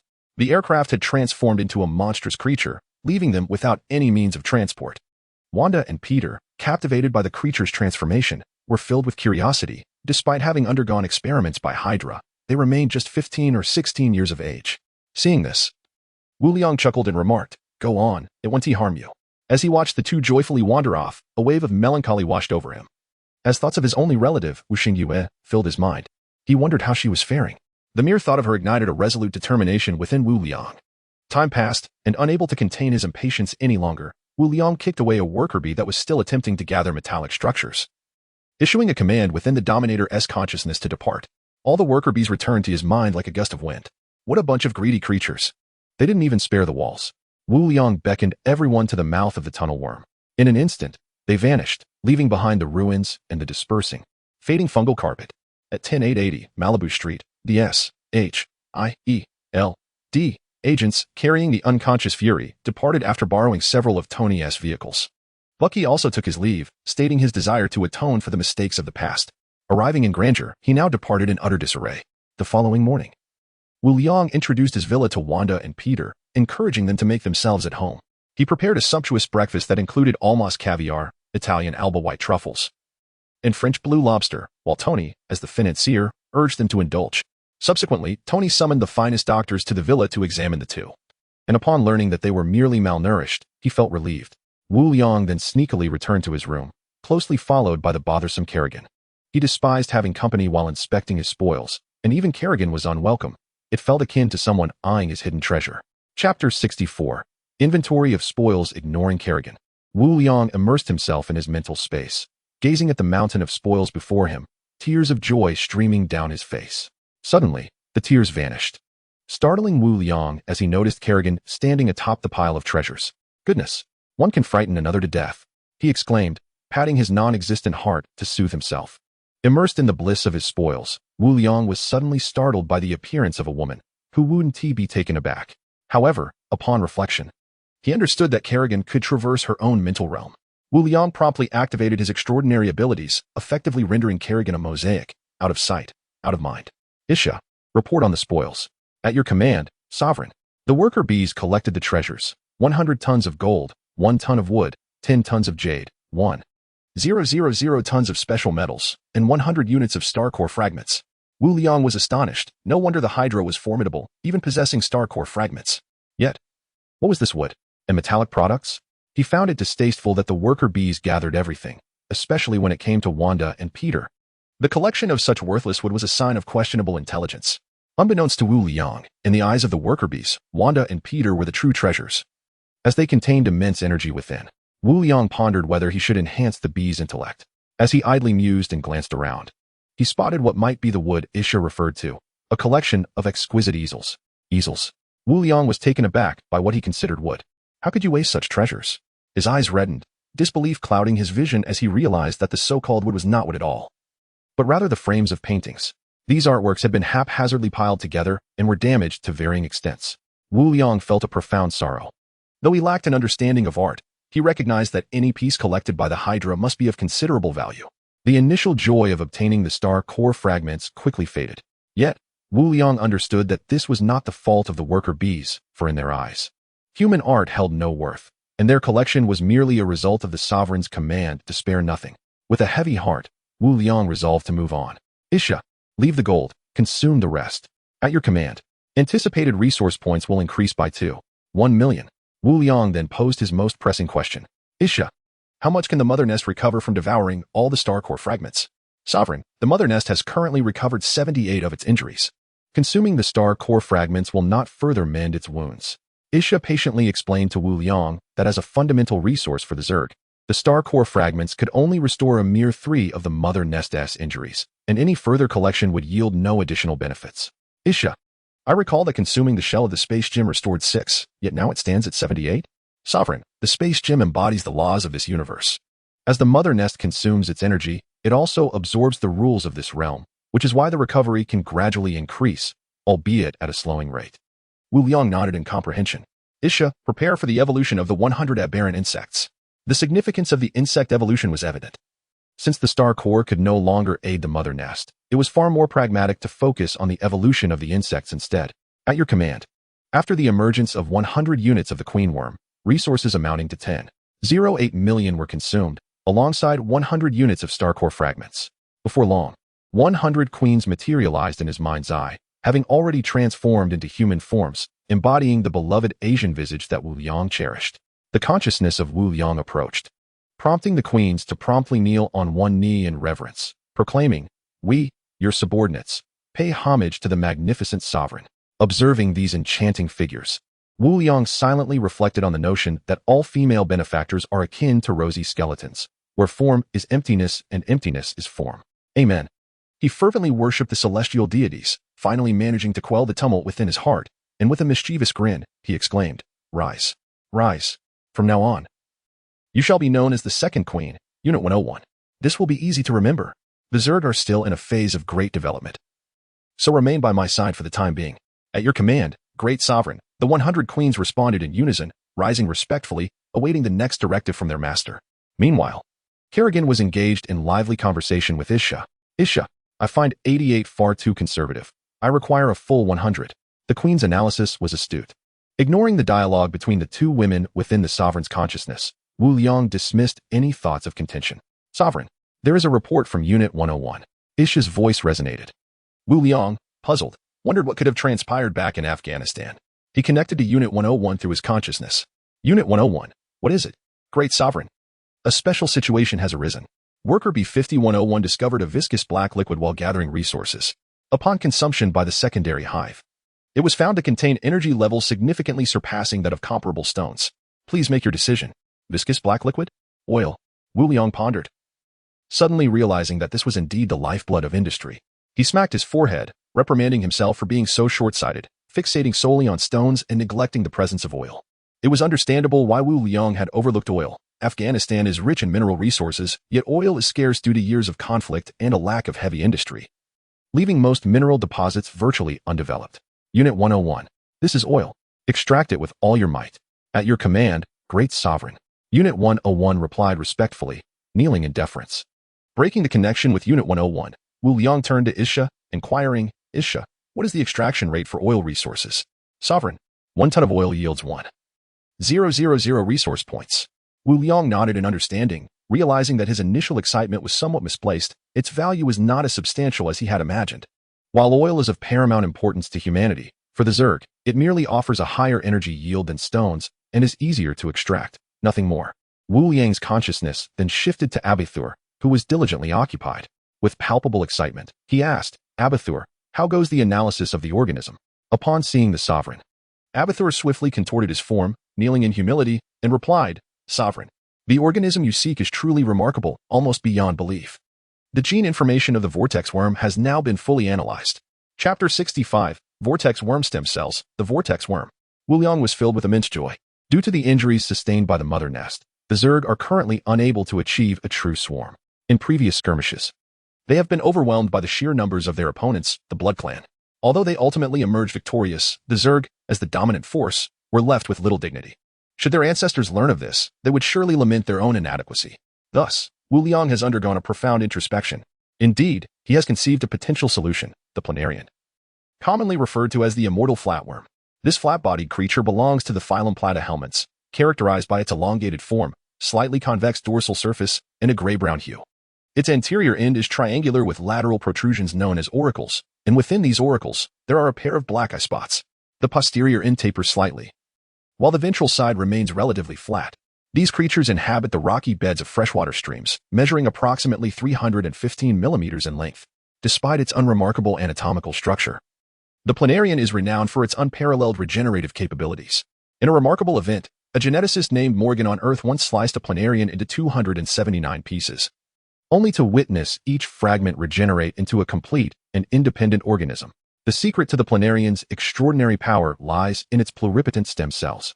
When its body experiences trauma, the electrical signals within the planarian shift, allowing it to detect the absence of tissue. In response, the pluripotent stem cells initiate repair and growth, ultimately restoring the organism to its original form. Moreover, the planarian's method of reproduction is peculiar, as it involves self-fission, allowing it to propagate by splitting itself into parts. Interestingly, should two planarians engage in combat, it is not long before a brawl ensues. This leads to the notion that, if growth is slow, a different approach could be taken, by dividing the larvae into halves, then into quarters, and so forth, perpetually splitting, the swarm would soon be realized. While this may seem unorthodox for the Zerg, united by a singular consciousness, such unconventionality bears little significance. Wu Liang, undeterred by the potential deviation from Zerg norms, is resolute in his pursuit. Abbas promptly reported on the analysis of the planarian's genetic information. At your command, Dominator, Abbas replied, bowing slightly in deference. The planarian possesses only one type of genetic information, the planarian stem cell. Through relentless efforts, I have managed to isolate a single planarian into 1.48 million fragments. After extensive analysis, I ultimately acquired the genetic information of the planarian, albeit at the cost of 1 million planarians. Wu Liang was taken aback upon hearing this. This creature is truly so difficult to analyze? Little did he know, the simpler the biological structure, the greater the challenge in deciphering it. In a world as intricate as ours, if all organisms could be comprehended with ease, the Zerg would have triumphed long ago. Take the human body, for instance, which comprises approximately 372 trillion cells that form a complex network of genetic chains. The Zerg's proficiency in unraveling the genetic codes of entities like Dracula does not require such arduous effort, as they possess countless specialized biological instruments designed for genetic analysis. The genes of planarians are astonishingly simple, akin to countless mechanical arms grappling with something as minuscule as a sesame seed. They would find themselves utterly at a loss, having already lost sight of their target before they even commence their endeavor. To decipher the genetic information of 1 million planarians is indeed a stroke of fortune. Abithur has shared the genetic information of planarian stem cells within the dominion of consciousness. Planarian stem cells are unique pluripotent stem cells, possessing limitless differentiation potential and capable of transforming into various tissues and organs, with the potential to develop into a complete individual. How marvelous! At this moment, Kerrigan appeared unexpectedly, delightedly observing the fortunate planarians that had not yet been analyzed, unable to tear her gaze away. Naturally, with her elevated privileges, Kerrigan could also access the genetic information of the planarians. Her keen insight allowed her to recognize the significance of this genetic data. Wu Liang gazed excitedly at the planarian genetic information, disregarding the presence of Mosaic beside him, and addressed Abathur. Abathur, quickly, integrated into the original genes of the larvae. Before he could finish his sentence, Wu Liang froze. Had he been foolish? Instead of merely adding it to the larvae, why not incorporate it into the entire swarm? Would that not enable infinite self-cloning? This was indeed the conception of an invincible, immortal legion of insects. Wu Liang chastised himself for his rigid thinking. He then became even more exhilarated. Abathur, add it to all units of the swarm. At this point, Wu Liang was brimming with confidence, feeling as though the world belonged to him. At your command, Dominator. Time passed slowly as Wu Liang, at a loss, looked towards Abathur. Abathur, under the Dominator's gaze, dared not resume his tasks and innocently returned the look. Ultimately, Wu Liang could no longer contain his curiosity and inquired, Abathur, is it done? It is done. Abathur confirmed with a nod. But why was there no notification about resource consumption? Wu Liang questioned, genuinely puzzled. He had prepared himself for a significant expenditure or perhaps a notification indicating insufficient resources, yet the resource points remained unchanged, and there was no indication whatsoever. In response to Wu Liang's query, Abathur elucidated, Dominator. The planarian stem cells are indeed a form of unique pluripotent stem cells. All units of the swarm possess these stem cells.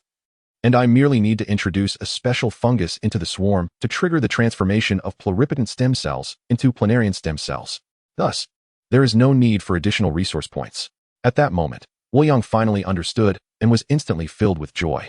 He relished the prospect of acquiring something for nothing. He promptly commanded a jump insect to approach, eager to observe the performance of the planarian stem cells. A jump insect from the outermost perimeter scampered over, affectionately resting beside Wu Liang. He patted the creature's head in encouragement and instructed Kerrigan, come, let us test its efficacy by slicing it in half. Fortunately, the jump insect lacked independent thought. Otherwise, it would likely have begun to protest vehemently. Without hesitation, Kerrigan acted swiftly. A shadow flashed, and the jump insect was cleaved cleanly in two, its severed edges smooth. Chapter 66. How many segments can the mother nest be divided into? The bifurcated creature lay before him, its two halves of the jumping worm tilted askew due to the absence of a supporting point. Curiously, no blood flowed from the wound. It appeared as if the blood had solidified, resembling jelly, due to the presence of the planarian stem cells. The two halves of the worm struggled incessantly, and from the smooth edges of the wound grew an array of fleshy granulations, striving to extend outward. Yet, something essential was missing, preventing any further height increase or the formation of a new entity. As time passed, the two halves gradually lost their luster, prompting Wu Liang to voice his confusion. Abathur, what is happening? Why can't the two halves of the jumping worm generate a new individual? The master. The planarian stem cells within the jumping worm require energy to repair damaged tissues or to create new entities, Abathur explained. Indeed. There is no such thing as a free lunch in the universe. Wu Liang lamented, how many resource points are needed? 1,200 resource points, Abathur replied candidly. What? Are you insane? A single jumping worm requires only 600 resource points. Are you saying that merely restoring its body demands double the resources? Wu Liang questioned, pointing an accusatory finger at Abathur. Abathur, feeling diminutive and cautious, refrained from any movement. As an expert in the genetics of the insect race, he bore the weight of responsibility for not satisfying the master with his research outcomes. My lord, the 600 resource points required for the mutated jumping worm is due to the larval stage serving as a foundation. To achieve cloning through self-replication necessitates the creation of two new individuals, akin to manifesting a complete genetic chain from thin air. This process demands substantial resource points. The universe adheres to the principles of energy conservation. Larvae are birthed from the mother nest, while jumping worms mutate from larvae, with the mutation consuming resource points. All of this adheres to the law of energy conservation. Observing the relentless struggle of the two halves of the jumping worm, Wu Liang felt a complex surge of emotions. It seemed that the dream of infinite replication and cloning was destined to shatter. In resignation, he approached the worm, lifting it effortlessly as though it were a mere toy. Bringing the two halves closer together, a miraculous scene unfolded. They fused seamlessly, and in the blink of an eye, no trace of a wound remained. The adorably bewildered worm gazed down at itself, astonished. Yet, one certainty emerged. The vitality of the worm had become remarkably robust, surviving even after being cleaved in two. Subsequently, Wu Liang instructed Kerrigan to slice the worm again, and each time, it swiftly recuperated. However, This relentless experimentation resulted in a scattering of various parts across the ground, leaving the worm emaciated. Ultimately, Wu Liang concluded that the planarian stem cells necessitate energy to ensure proper differentiation and to guarantee that the excised tissues can survive for an extended duration until they exhaust their own nutrients. Surveying the scattered tissues and organs, Wu Liang felt exasperated and promptly commanded, "Isha, provide these parts with sufficient energy. We cannot allow such resources to go to waste." Wu Liang had always been a paragon of frugality. "At your command, master." It is anticipated that a resource consumption of 13,200 points will be required. Wu Liang's heart bled at the thought, for this amount could enable the transformation of 22 jumping insects. Reluctantly, he conceded that the recent intimacy with the jumping insects made it worthwhile. As for the already emaciated jumping insect, Wu Liang discarded it, believing it best to allow it to nourish itself on the fungal mat and gradually recover. The fungal mat on the ground emitted a faint glow, continuously replenishing the energy of the 11 components. From their wounds, the 11 components began to extend flesh buds, while within, one could see the slow growth of bones, muscles, nerves, and blood vessels. Before long, 11 new individual jumping insects emerged. Wu Liang waved away the 12 jumping insects, yet his heart was not lightened. Although a willingness to expend resource points would instantaneously yield a considerable swarm, the insect race had lost its essence. Corrupted insect blood. This was indeed troubling. Moreover, the insect race, having undergone genetic enhancement from the bloodline, possessed a formidable ability to recover from injuries. The most unfortunate aspect was that the blood-controlling insects would lose their efficacy. If the insect race no longer perished or bled, how could they fulfill their purpose? At that moment, Wu Liang felt a profound sense of disappointment. After laboring for an extended period, his efforts seemed futile, truly a bittersweet predicament. As he contemplated whether to simply eliminate the vortex insect stem cells, Kerrigan appeared to discern Wu Liang's thoughts, approaching him and inquiring, "Abathur, how many resource points are required for the larva to be divided into segments?" This question was deliberately posed in Wu Liang's presence, as the saying goes. The observer is confounded, perfectly capturing Wu Liang's current state. Although the vortex insect stem cells might not be suitable for the jumping insects or other units, it certainly did not encompass all, and the larva was not included. Abathur slightly elevated his form and replied, "My queen. Each segment division of the jumping insect requires 100 resource points for restoration. However, it can only be divided into a maximum of 10 segments. Furthermore, the newly formed individuals cannot be divided again." Wu Liang's ears perked up. He overheard the conversation between Kerrigan and Abathur, and his mind began to race with calculations. If one larva is divided into 10 segments, it demands 1,000 resource points. To transform 10 larvae into jumping insects requires 6,000 resource points, totaling 7,000 resource points. Astonishing. This was far more advantageous than cutting the jumping insects. Wu Liang's spirit soared. It seemed his efforts were not entirely in vain. Although he had gone in circles, he ultimately returned to the starting point. "Abathur, why is the larva limited to a maximum of 10 segments for division? And why can't the newly formed individuals be divided again?" Abathur lowered his form slightly and explained, "Overlord, the larva is not merely a singular life form. It functions more like a small genetic repository of the insect race. All units arise from the transformation of the larva. Yet its form can only endure a division of 10 segments. Exceeding this threshold would lead to the collapse of the genetic repository. The newly formed larva represents the ultimate limit. One must learn to be content." Wu Liang reassured himself. He approached Abathur and quietly inquired, "How many segments can the mother nest be divided into?" Silence descended into an eerie calm within his mind. At the very heart of the cerebral realm, the mother nest had been blissfully absorbing the energy of spatial gems. Yet now, it was glaring at Wu Liang, its intent unmistakable, having consumed so many resources. "Is the sovereign finally about to take action against me?" At this moment, Abathur had buried his head into the fungal blanket, his body trembling incessantly, while Kerrigan covered her mouth, silencing any sound. All Zerg units within the cerebral space stood as still as statues, paralyzed by the tension. This was a matter of level 1 and level 2 authority. Wu Liang was taken aback by the scene, hastily exclaiming in the sovereign's domain, "I was just joking." Chapter 67, I swear on my conscience to the heavens. Wu Liang instantly teleported beside the mother nest, perplexed by the fact that it could hear him even at such a low volume. However, he dared not express any discontent. Gently patting the mother nest's head, he earnestly declared, "I swear on my conscience to the heavens. I have no intention of severing you. I merely sought to lighten the atmosphere." Hey. How can you spit at me?" Through relentless efforts, Wu Liang finally managed to soothe the mother nest, which resumed its serene absorption of the spatial gem's energy. Yet, Wu Liang felt a shiver of fear, vowing never again to mention severing the mother nest. Returning to his previous location, he noticed that although Abathur had risen, His inner turmoil was evident. Kerrigan, on the other hand, raised her thumbs in sincere praise for the sovereign. Wu Liang, feeling increasingly awkward, directly commanded, Isha, how many larvae do we have now? Sovereign, there are 717 larvae in the cerebral space and 2,000 larvae at the Afghanistan base. Order, all larvae to differentiate. At your command, Sovereign. An estimated consumption of 372 million resource points is anticipated, with an expected yield of 170 larvae. In an instant, a gruesome spectacle unfolded. Larvae in both the underground Afghanistan base and the cerebral realm were transformed into tenfold by the jumpers, as resources were continuously fed into the fungal blanket. All segments of the jumpers rapidly grew. Before long, 170 larvae were produced. Though somewhat disappointing, it was still acceptable. Isha, 660 jumpers have mutated, along with 799 royal worms, 4000 blood control worms, and the remaining being mutated worker bees, all to diligently extract Afghanistan's resources. Wu Liang had a penchant for precision, compelled by his obsession for order. At your command, Sovereign.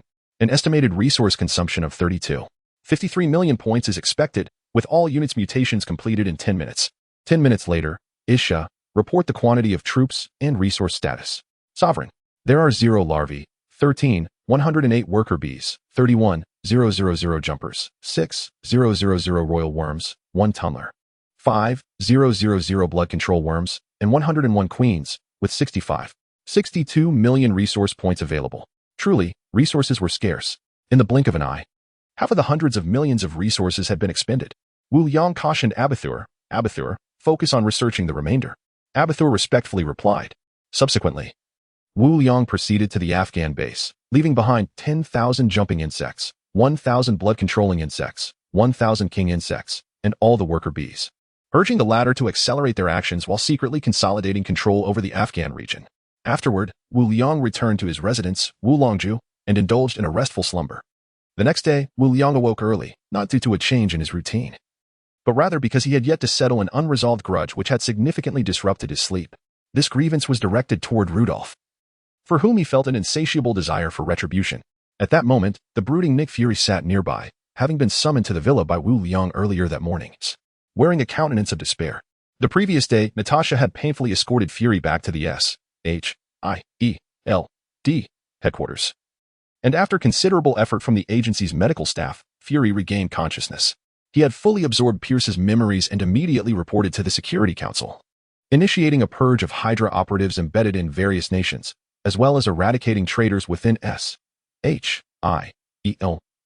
He also became aware of Pierce's long-standing plans, including the Insight program and the SOLA algorithm, which echoed the events of Captain America, the Winter Soldier, culminating in a short-range ballistic missile strike on the old SHIELD base in New Jersey.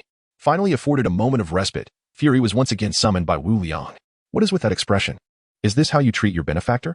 Wu Liang remarked, displeased by Fury's demeanor. Fury turned away, reclining on the sofa, and asked, Wu Liang, why did you summon me so early? I have pressing matters to attend to. The uproar caused by the events in Eastern Europe, particularly in Sokovia, had created a multitude of urgent tasks for Fury to address, leaving him feeling quite overwhelmed. Naturally, it concerns significant matters, Wu Liang replied. Hearing this, Fury perked up. Rising quickly to inquire quietly, is it news about Hydra? The previous night, Fury had dispatched agents and a special operations team to the base of the Hydra Madam. But upon arrival, they found it deserted. However, in a rather considerate gesture, the Hydra Madam had prepared an extravagant gift for the SHIELD personnel, a timed explosion at their base. Consequently, SHIELD suffered losses amongst several of its teams. Given the magnitude of the disturbances in Sokovia, it was hardly surprising that the Hydra Madam would have caught wind of it. Thus, upon hearing of significant matters, Fury naturally assumed it pertained to Hydra. Certainly not. I have yet to regard Hydra as a serious concern. I would not trouble you over them, Wu Liang stated. As Fury took a sip from a glass of water on the table, he felt a twinge of disappointment, yet found solace in Wu Liang's words, thinking to himself that at least they were somewhat reasonable. However, the next moment caused him to spit out the water he had just sipped. Previously, I was too busy to deal with that band of clowns, but now that I have the time, I have come to discuss the military personnel who have been causing me trouble. Otherwise, it severely impacts my sleep quality. Fury choked on the water and coughed, not forgetting to voice his sarcasm. Cough, cough. Wu Liang, is this why you called me here? if your sleep quality is poor. I can send you a few boxes of sleeping pills. He retorted. Isn't it true that sleeping pills are prescription medications? They aren't typically available to the general public. Oh, I see. Whether you believe it or not, I will report you for abusing your power. Of course, purchasing medicine is quite troublesome. It would be far simpler to transfer the money directly to me. It is more effective than the medicine. Fury, disregarding Wu Liang's words, made a slight adjustment and said, Wu Liang, the military has also approached me. They are willing to compensate you. The instigator of this matter is named Rudolph, and he is willing to apologize to you in person. However, it is impossible to hand him over to you, due to the Iron Overlord mech. Rudolph has garnered support from the military and the United States government. There is nothing I can do. Subsequently, Fury conveyed the intricacies of the situation to Wu Liang, explaining that Rudolph, having control over the Iron Overlord mech and reactor technology, used this as leverage to ensure protection from the military and the U.S. government, leaving Fury powerless. Seeing Wu Liang in silence, Fury attempted to persuade him. The military and the United States will not abandon Rudolph or the technology behind him, and the United States wields significant influence internationally. It is not worth provoking conflict over Rudolph. A wicked smile crept across Wu Liang's lips. I have always been one to yield to softness rather than hardness. Rudolph is attempting to pressure me with his influence. Unfortunately, he has miscalculated. Chapter 68. Preparing for a clever strategy in a clandestine military base somewhere in the United States, Rudolph stood atop a high platform, surveying the personnel below. As he gazed out, he could see a vast enclosed space filled with mechs, each stationed every 3 meters, with 8 workers diligently engaged at each. The scene resembled an assembly line for mechs, with completed mechs being whisked away on connected tracks while new semi-finished mechs were brought in, as the 8 workers, seemingly accustomed to the rhythm, retrieved components from nearby workstations for assembly. This base had an additional layer, 3 levels underground, shrouded in secrecy, accessible only to Rudolph and his trusted aides. Adjacent to him was a series of screens displaying surveillance footage from the underground level. The footage revealed scientists in white coats, bustling about in a flurry of activity, grouped in teams of 3, totaling 500 teams, each with corresponding workstations equipped with a row of small reactors. Each team had clearly defined roles. One member focused on precise assembly, another assisted, while the third conducted performance tests on the finished products. In another area, hundreds of massive furnaces glowed red-hot, periodically receiving new materials, which, after being subjected to intense heat, were carefully transformed into molten metal by the overseer, who ensured the process was meticulously controlled before pouring the liquid into exquisite molds. Subsequently, the cooled products were removed and new molten metal was introduced. The United States has long been a powerhouse in arms manufacturing, boasting a well-stocked arsenal and skilled personnel. This military base, with an investment of 100,000 specialized resources, was nearing depletion of its already ample supplies, indicating the level of importance placed upon this endeavor. The results have been promising. Thus far, 20,000 Iron Overlord mechs have been produced, and this number continues to grow. Around the perimeter of the military base, thousands of soldiers were undergoing specialized training, instructed by the very hundreds who had previously engaged with Tony, all clad in Iron Overlord mechs, demonstrating various techniques. Everything was proceeding in an orderly fashion, and Rudolph was quite satisfied with the current progress. At that moment, a woman clad in military attire approached to report. General Rudolph, the inventory of alloys and palladium in the warehouse is insufficient. If it is not replenished soon, we will be unable to produce the Iron Overlord mechs and reactors. Damn it. Call and demand that the incompetent responsible for this matter expedite the delivery of the necessary materials. Rudolph was furious. Within a mere 2 days, he had secured the full support of the state and military. All avenues had been greenlit, transforming the military base into a veritable mech manufacturing facility. Yet now, it was the scarcity of mech materials that thwarted his progress. How could this not incite his ire? The source of Rudolph's anger stemmed from the ever-looming presence of Wu Liang, a constant thorn in his side. Thankfully, divine providence had not forsaken him, granting him access to the technical data of the Iron Overlord mechs, his sole means of survival at present. As a formidable figure, he would never entrust his fate to others, nor could he forget the humiliation inflicted upon him by Wu Liang. This was merely a delaying tactic. Once the number of Iron Overlord mechs reached a certain threshold, he would fear no one. That would be the moment he would settle the score with Wu Liang. Rudolph took out his phone and dialed. Hello, General Ross. How are things progressing? Rudolph. It's all set. You, hello. Hello. Damn it. Ross angrily slammed his phone down to vent his frustration. Meanwhile, Rudolph had already hung up, fully immersed in the bustling activities around him. On the other side, Fry had departed. Neither party had managed to persuade the other. Wu Liang was not one to relent, and Fry found himself at a loss. Even when Fry indicated that the military might resort to nuclear options, Wu Liang remained unmoved. Internally, he was in a state of panic, instructing a baser to hasten the research. Ultimately, the two parted ways on a sour note. However, Wu Liang gleaned significant insights into Rudolph's situation, which sparked new thoughts within him, not a change of heart, but rather a strategical maneuver. He promptly summoned 100 insect queens, dispatching them to execute their respective plans. Wu Liang understood that under the lure of riches, valiant souls would surely emerge. He issued a stern proclamation. Whoever completed their plan first would receive a personally signed document from the Dominator. As anticipated, the 100 insect queens surged forth like a wave of adrenaline, scattering to fulfill their missions. Fry, there will come a time when you will seek my assistance. Wu Liang couldn't help but emit a chilling laugh. Hey, brother, why do you laugh so creepily? Wanda inquired with curiosity. Wu Liang's expression instantly froze. Come, your body needs nourishment. I'll prepare roasted lobster for you. The two then stealthily ascended to the upper floor to indulge in their culinary endeavor. By evening, various bars across New York were graced by the presence of stunning Asian women, their beauty captivating the attention of all within, naturally becoming the focal point of the establishments.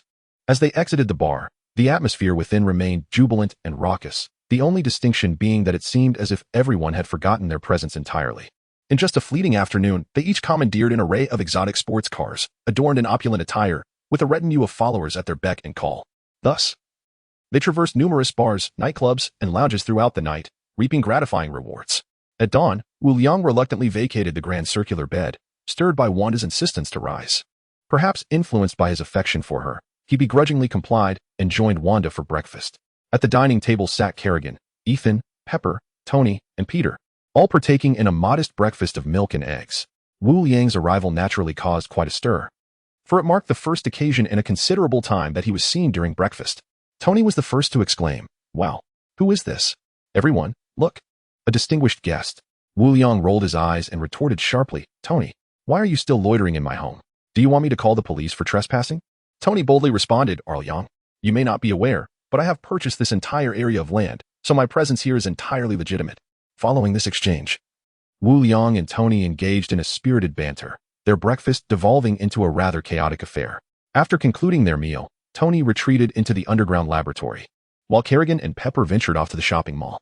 Ethan, seemingly with purpose, seized Wanda and Peter, leading them away from the residence, leaving Wu Liang on the sofa, listening to Ish's report. Chapter 69, 10 Days Later, Master. After a night of diligent effort by the Brood Queens, they have now parasitized 100,000 humans, and the numbers continue to swell. The Brood Queens can produce parasites, and the quantity is determined by the energy within the queens. If sufficient energy is available, it can theoretically reach limitless proportions. What? They have parasitized 100,000 humans? This is madness. Stop them at once.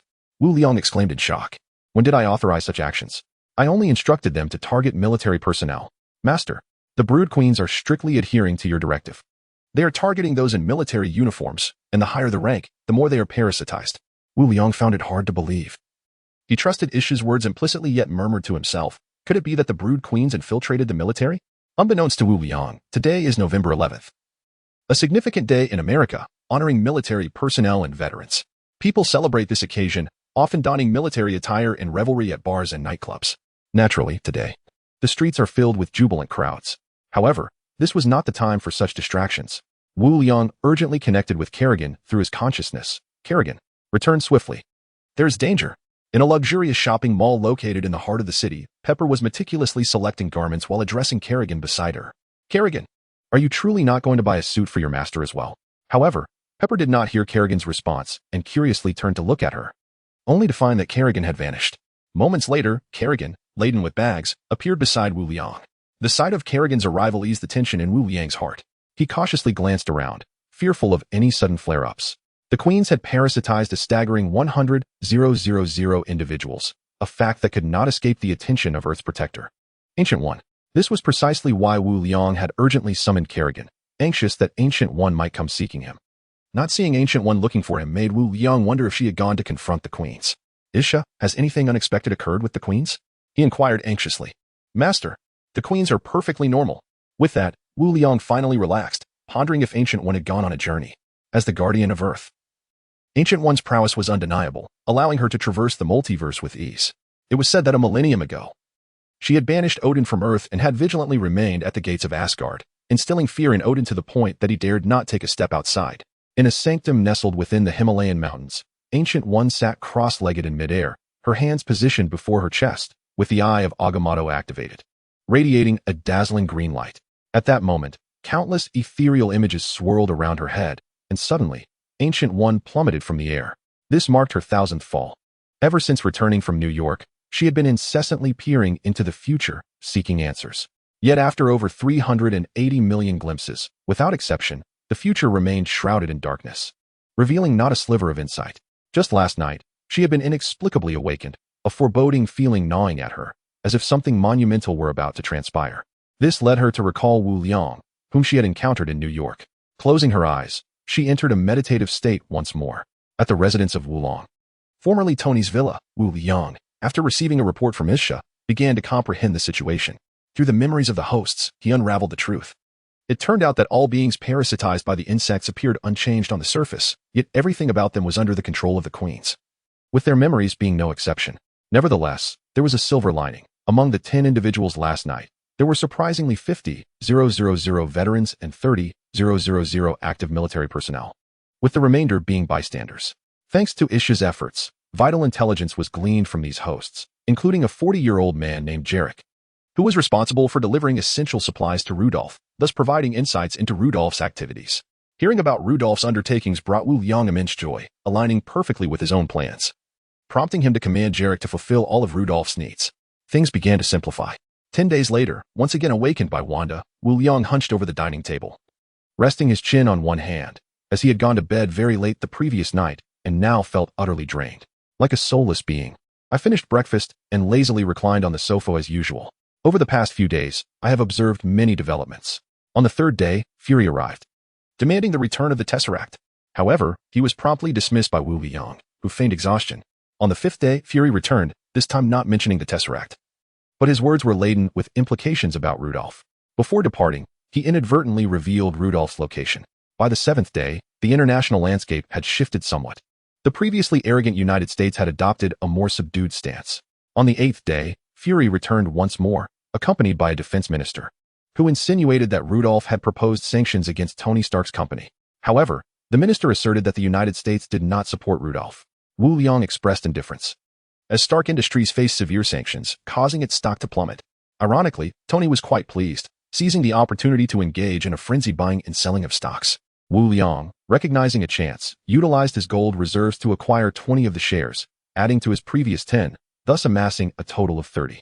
Meanwhile, Tony, combined with his existing shares, now controlled 55 of Stark Industries, effectively rendering him the majority shareholder. On the 9th day, Wu Liang closed the door to visitors. In the outside world, Rudolph became a topic of heated debate, even making a declaration for war during the American military conference, calling for unity on Earth. Wu Liang, however, remained uninterested. Consequently, the United States found itself divided, with countless individuals taking to the streets to support Rudolph's rhetoric, while many others voiced their opposition. Today, I lazily watched the news coverage of the protests, finally turning on my phone, which had been dormant for quite some time. Instantly, it erupted with a barrage of notifications, the incessant sound of incoming messages ringing out. The call log displayed the number 999. Chapter 70, 100,000 Iron Overlords. Before I could even check the messages, the phone rang again. Without needing to look, I knew it could only be Fury. Wu Liang, you are the only one who can assist the United States now. Rudolph has gone mad. He intends to initiate World War III. He will plunge the United States into oblivion. I replied leisurely, what concern is that to me? Furthermore, Fury, I advise you to focus on your own duties. Fury fell silent, realizing the truth. Indeed, how could the Third World War affect Wu Liang in any significant way? At that moment, another voice came through the phone. This is the President of the United States. Is this Mr. Wu Liang? The authority in the speaker's voice was unmistakable, exuding the demeanor of someone in power. Wu Liang frowned, wondering whom he was addressing. Did he truly believe I was unaware of his status? Perhaps tonight I would witness his downfall. I interrupted him with a sardonic tone. President? The president of a presidential suite? Apologies, but my home is far superior to any presidential suite. The individual across the table was rendered speechless. Fury concealed his face, shaking his head in disbelief. At such a critical juncture, how could one still adopt the demeanor of a president? He seized the phone and declared, Wu Liang, state your terms, and they shall be met. Only you possess the means to halt him. Wu Liang, I lack the capacity for such matters. You ought to seek the American president. He replied, I dare not involve myself in the affairs of great powers. Fury's expression betrayed his embarrassment, Previously, when Wu Liang inquired about Rudolph, he had declined by citing military and American interests, never anticipating such a swift rebuke. Fury found himself in a difficult position. Rudolph was safeguarded by the military and American authorities. What could he possibly do? Just days prior, through intelligence from S.H.I.E.L.D., he had discerned the gravity of the situation and approached Wu Liang, inadvertently revealing Rudolph's location, hoping to resolve the matter through him. Yet, Wu Liang remained indifferent. As Fury pondered how to persuade Wu Liang to act, the president reached out to him, briefing him on Rudolph's situation and seeking to enlist Wu Liang's intervention. He also relayed Rudolph's proposal to sanction Stark Industries. Upon hearing this, Fury devised a plan and arranged for the Secretary of Defense to meet Wu Liang, aiming to persuade him to take action, explaining that America no longer stood behind Rudolph. To Fury's astonishment, Wu Liang still exhibited no reaction. Based on his understanding, this issue directly involved Wu Liang's financial interests. He should not be so apathetic. However, subsequent developments clarified everything. Tony and Wu Liang were aggressively acquiring stocks, illuminating Wu Liang's intentions. Then came Wu Liang's dismissal of visitors, and only now had they re-established contact. The situation had escalated far beyond their control. Rudolph's ambitions had surged alarmingly, making declarations of war during a military conference, which garnered substantial public support.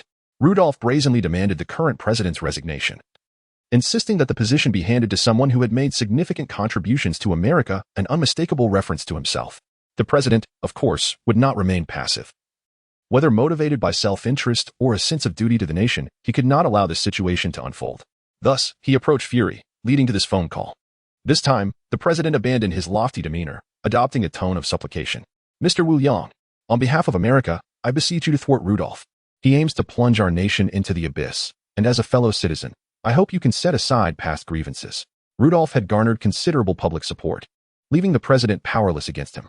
However, other nations would not be so understanding. Should Rudolph deploy his mech, they would not hesitate to unleash nuclear weapons upon America, bearing no burden for such an act. The consequences would be nothing short of a global war, an outcome he could not accept. He could not allow Rudolph to gamble the entirety of America, for he would be branded the instigator of World War III. Having signed off on Rudolph's mech army plan and wholeheartedly supported him. Thus, he found himself compelled to implore Wu Liang. Wu Liang tapped his ear, closest to the phone, and swiftly responded, "No, no, no. Previously, I had intended to eliminate Rudolph, but you would not permit it. Now, however, I have changed my mind. Do you not find this a splendid spectacle? Moreover, I am not a citizen of your esteemed America. My identity is merely a fabricated one crafted in Hell's Kitchen for a few $100s. In essence, I share no genuine connection with you." Fury, who had remained silent until now, finally spoke. "Wu Liang, the Cosmic Cube belongs to you. I implore you to intervene and halt Rudolph." Fury, "The Cosmic Cube has always been mine. Your ability to deceive rivals that of this president. What must you do to take action?" Fury stood up, but ultimately sank back into his seat, realizing he could not afford to confront Wu Liang, especially now when he was in need of his assistance. Wu Liang sensed that the moment was ripe and remarked, "Some individuals have erred. Naturally, they must face consequences. Once they are punished, I shall indeed take action. Mr. Wu Liang, I apologize for the previous matters." Mr. President, if apologies were effective, what need would there be for the police? After a prolonged silence, the president declared, "I will hold a press conference and resign from the presidency."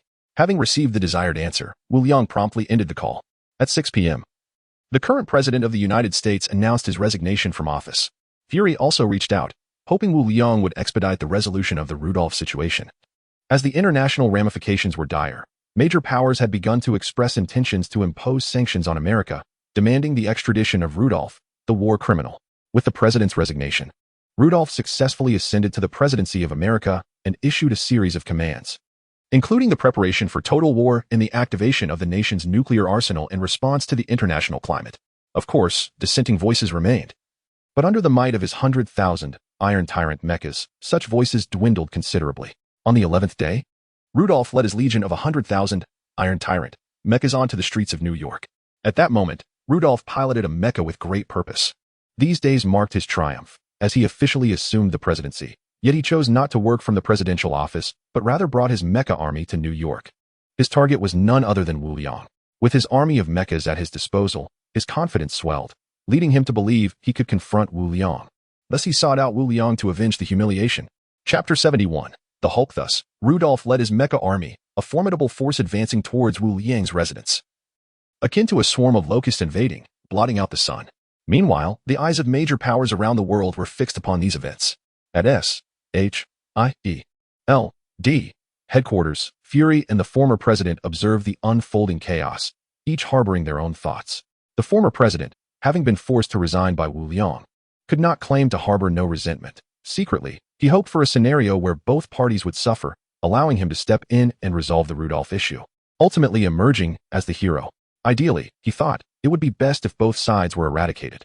Fury was engulfed in apprehension, as his understanding of Wu Liang's capabilities remained rooted in the obliteration of the Hydra research base. However, upon witnessing the staggering array of 100,000 mechs, his confidence wavered. Each mech possessed firepower that rivaled an entire armored company. Fury's gaze frequently drifted towards the former president, acutely aware that their current alliance stemmed from Rudolph's utter madness, which had encroached upon their mutual interests. Should Rudolph be vanquished, Fury feared he might become the next Rudolph, an even more formidable adversary, for he was more patient and astute in discerning the tides of circumstance. Leaning back into the sofa, Fury casually rested one hand on the armrest, rhythmically tapping it in silence. Natasha, eliminate the former president's backup after Rudolph's defeat. The military base must not fall into the hands of another aspiring tyrant. Meanwhile, Wu Liang, at home, was already cognizant of Rudolph's impending arrival. He set off with Kerrigan towards the path Rudolph would traverse, not out of any particular reverence for Rudolph, but rather out of concern that the latter might wreak havoc upon his cherished garden, which was, after all, a matter of financial investment.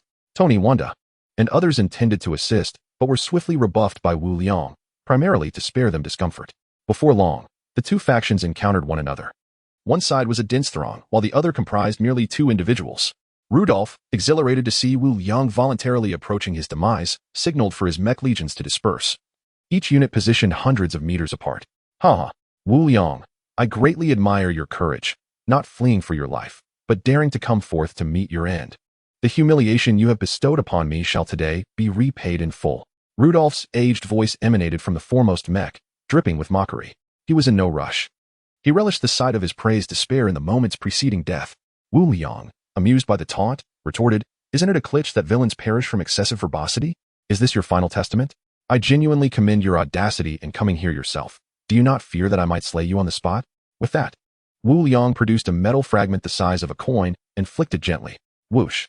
The metal fragment vanished, followed by the explosive shattering of rocks behind the foremost mech. A coin-sized dent appeared in the mech's chest, striking its reactor, deprived of energy. The mech plummeted to the ground, stirring a cloud of dust. Wu Liang, do you truly believe me to be a fool? There are 100,000 mechs here. It is sheer folly to think you could evade detection. I shall personally appear before you, and then slowly, methodically, crush every bone in your body. Rudolph's voice resonated once more, this time from within all the mechs. Wu Liang scoffed, unimpressed, merely irritated by the mech's show of bravado. Did they not understand the proverb about the bird that sticks its head out? Surely, he was aware of Rudolph's hidden presence. Suddenly, a mech's hatch soared into the sky, hurtling directly towards Wu Liang. Nanny? What on earth? Wu Liang gasped in surprise, yet he did not evade, for Kerrigan was at his side. The mech hatch was repelled. But immediately following was a green figure. A powerful fist struck the air just half a meter away from Wu Liang, yet it remained immobile. At that moment, Rudolph's voice resonated once more. This is a gift I prepared especially for you. Isn't it splendid? The audacity with which Rudolph approached Wu Liang was bolstered by the presence of the 100,000 mech army. But it was the formidable green behemoth that served as the primary catalyst for his confidence. Fully aware of Kerrigan's formidable prowess, he had come well prepared. He positioned this colossal creature at the forefront specifically to orchestrate the scene that had just unfolded. The Incredible Hulk? What brings him here? Wu Liang exclaimed in astonishment. The Hulk's arrival was unexpected. According to Wu Liang's recollection, the Hulk was meant to emerge synchronously with the events of Iron Man 2. Thus, his appearance at this juncture was nothing short of shocking. Frozen in midair, the Hulk's massive visage initially displayed a look of confusion, but it rapidly morphed into fury. Defying the laws of gravity, the Hulk appeared to hover, unleashing a frenetic barrage of attacks against an unseen barrier. Each strike produced explosive bursts of air. Though the Hulk recognized the existence of an invisible shield, he paid it no heed, relentlessly battering it with forceful blows that allowed him to maintain his aerial assault.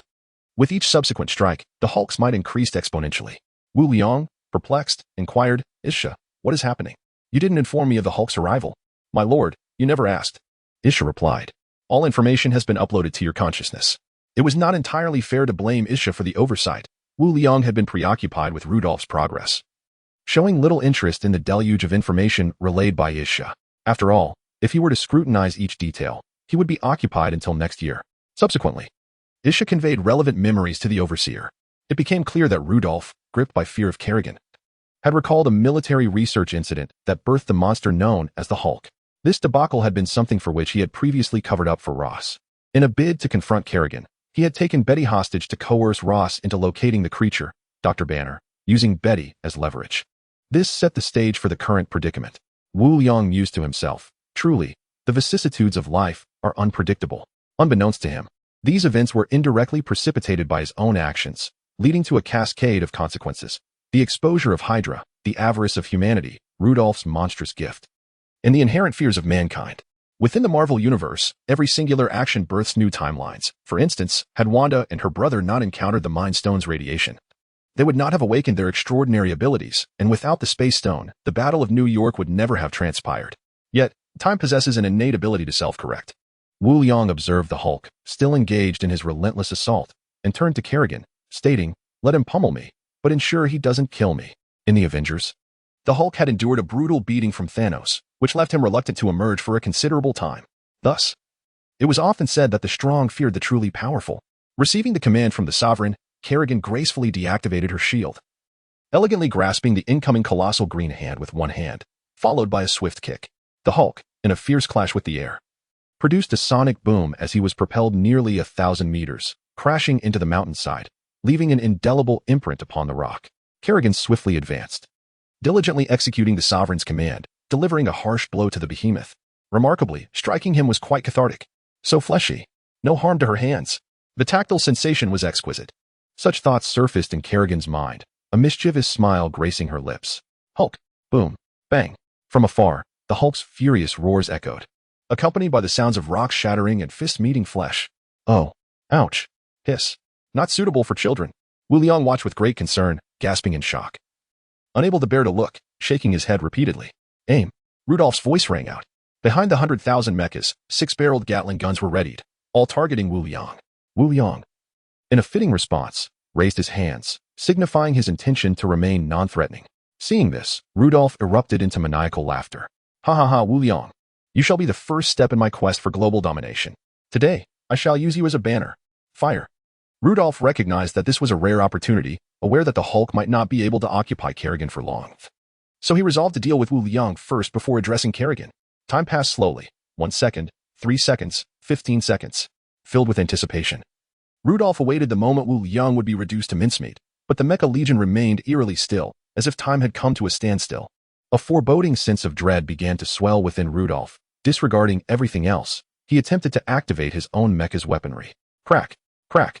No matter how fervently Rudolph pressed the firepower switch, the mecha remained unresponsive. Unbeknownst to him, sweat trickled down his brow, soaking his back. Damn it, fire now? At that moment, Rudolph was far from his earlier composure. Keneal, what is happening? Command all mechas to fire. Keneal. A response came, yet the earpiece remained silent. It turned out that Rudolph always kept a contingency plan. During the production of the mechas, he had made adjustments, equipping each with a self-destruct mechanism, as well as a remote control system to prevent the Mecha Legion from disobeying his orders. Keneal was his most trusted individual, for he was his illegitimate son. Boom. The hatch of Rudolph's mecha was violently torn open, revealing Wu Liang standing before him. This time, it was Wu Liang's turn to be audacious, teasing Rudolph.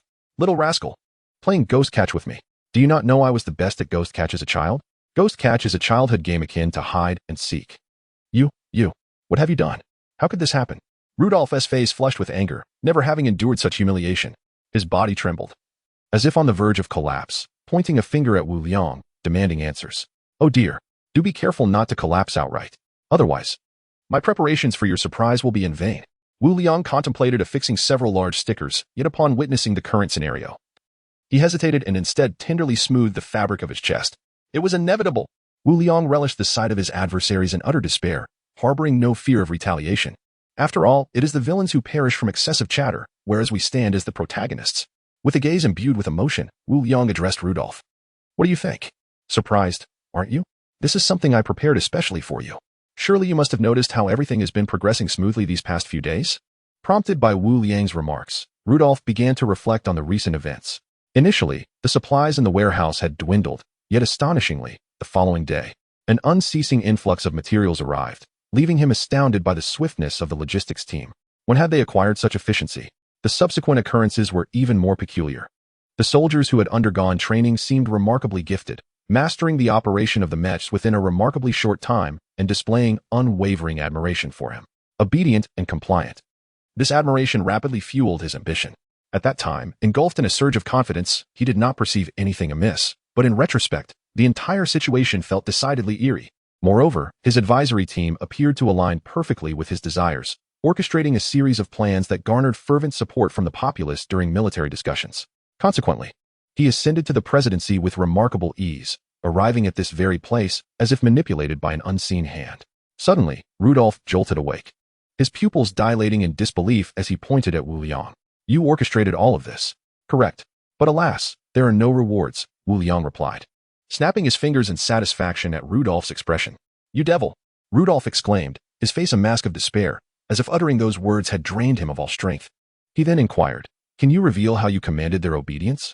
Eager to respond to Rudolph's question, Wu Liang was delighted, even without the inquiry. It is quite simple. Observe. Wu Liang gestured towards the mechs, inviting Rudolph to take note.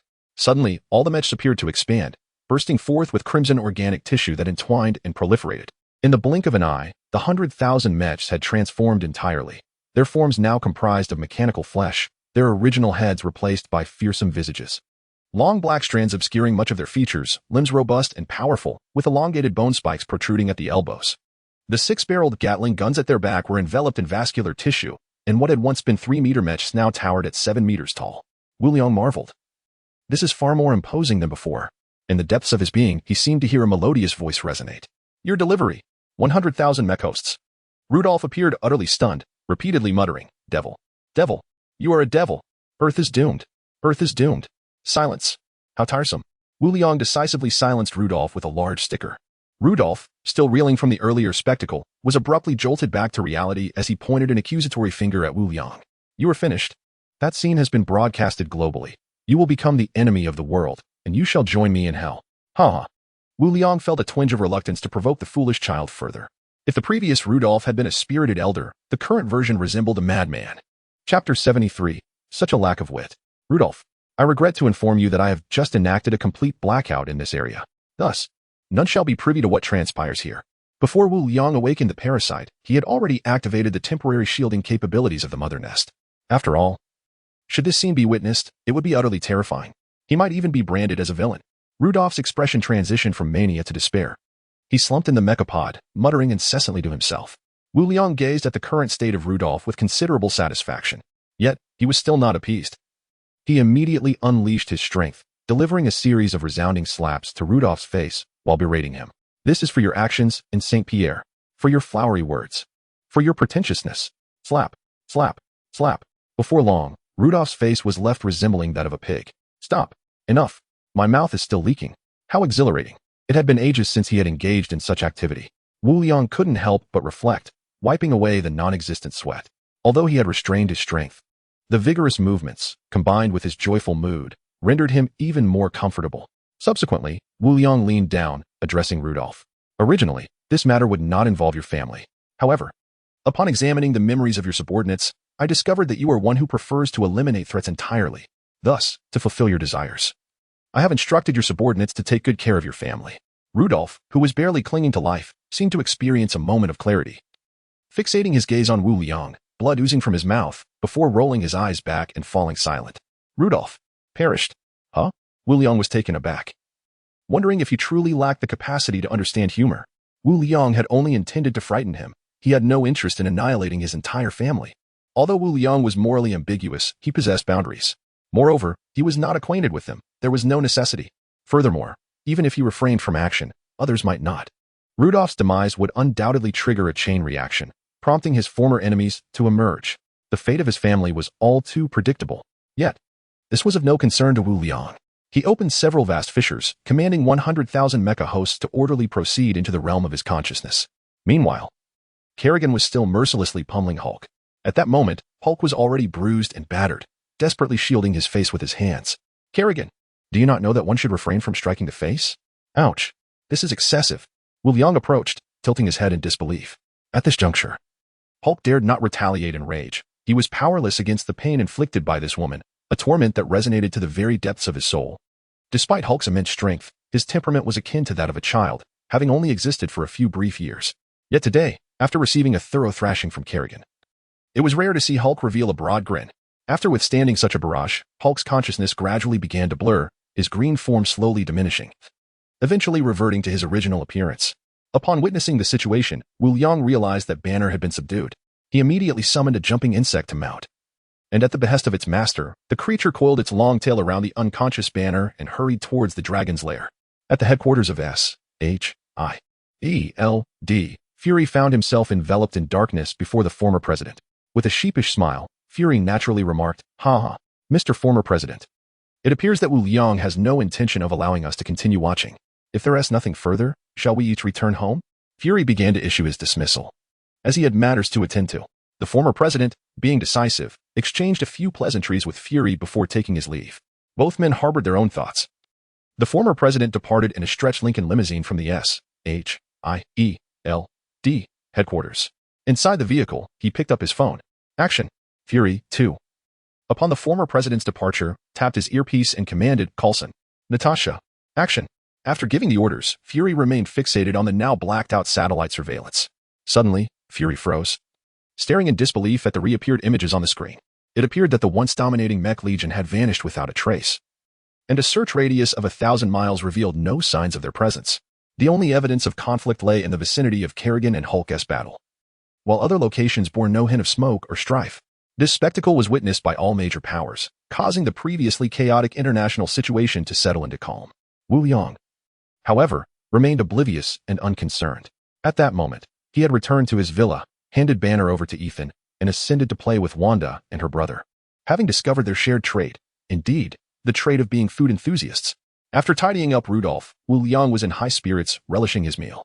Later that evening, Fury's call came in, primarily questioning whether he had blown up that secret base. However, how could Wu Liang confess to such an unjust accusation, though he was indeed responsible? He solemnly declared, "Who cares? It certainly was Timmy." Fury, naturally exasperated, let the matter drop. When Coulson and Natasha arrived at the secret base, they encountered a massive explosion. Fortunately, they were at a safe distance. Otherwise, it could have spelled doom for their entire force. The former president, however, faced unfortunate consequences, as nearly all his subordinates perished in the explosion. Upon receiving the news, he was so enraged that he had to be hospitalized. The next day, Banner awoke, and thanks to Hulk, he returned to his former self, just like when Betty had rushed out to save him, only to be stopped by Kerrigan. At that moment, Banner was still unclear about what had transpired and believed he was being held captive.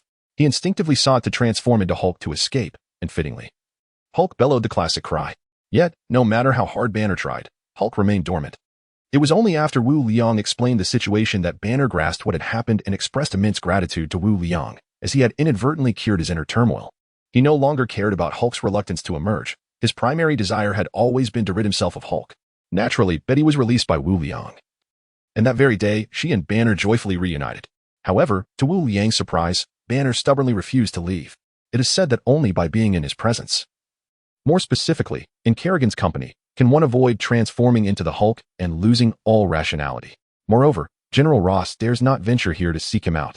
Wu Liang, feeling quite helpless, finds himself once again in the company of two uninvited guests. Yet, in this world, there is no such thing as a free lunch, and one must exchange Hulk's blood for sustenance.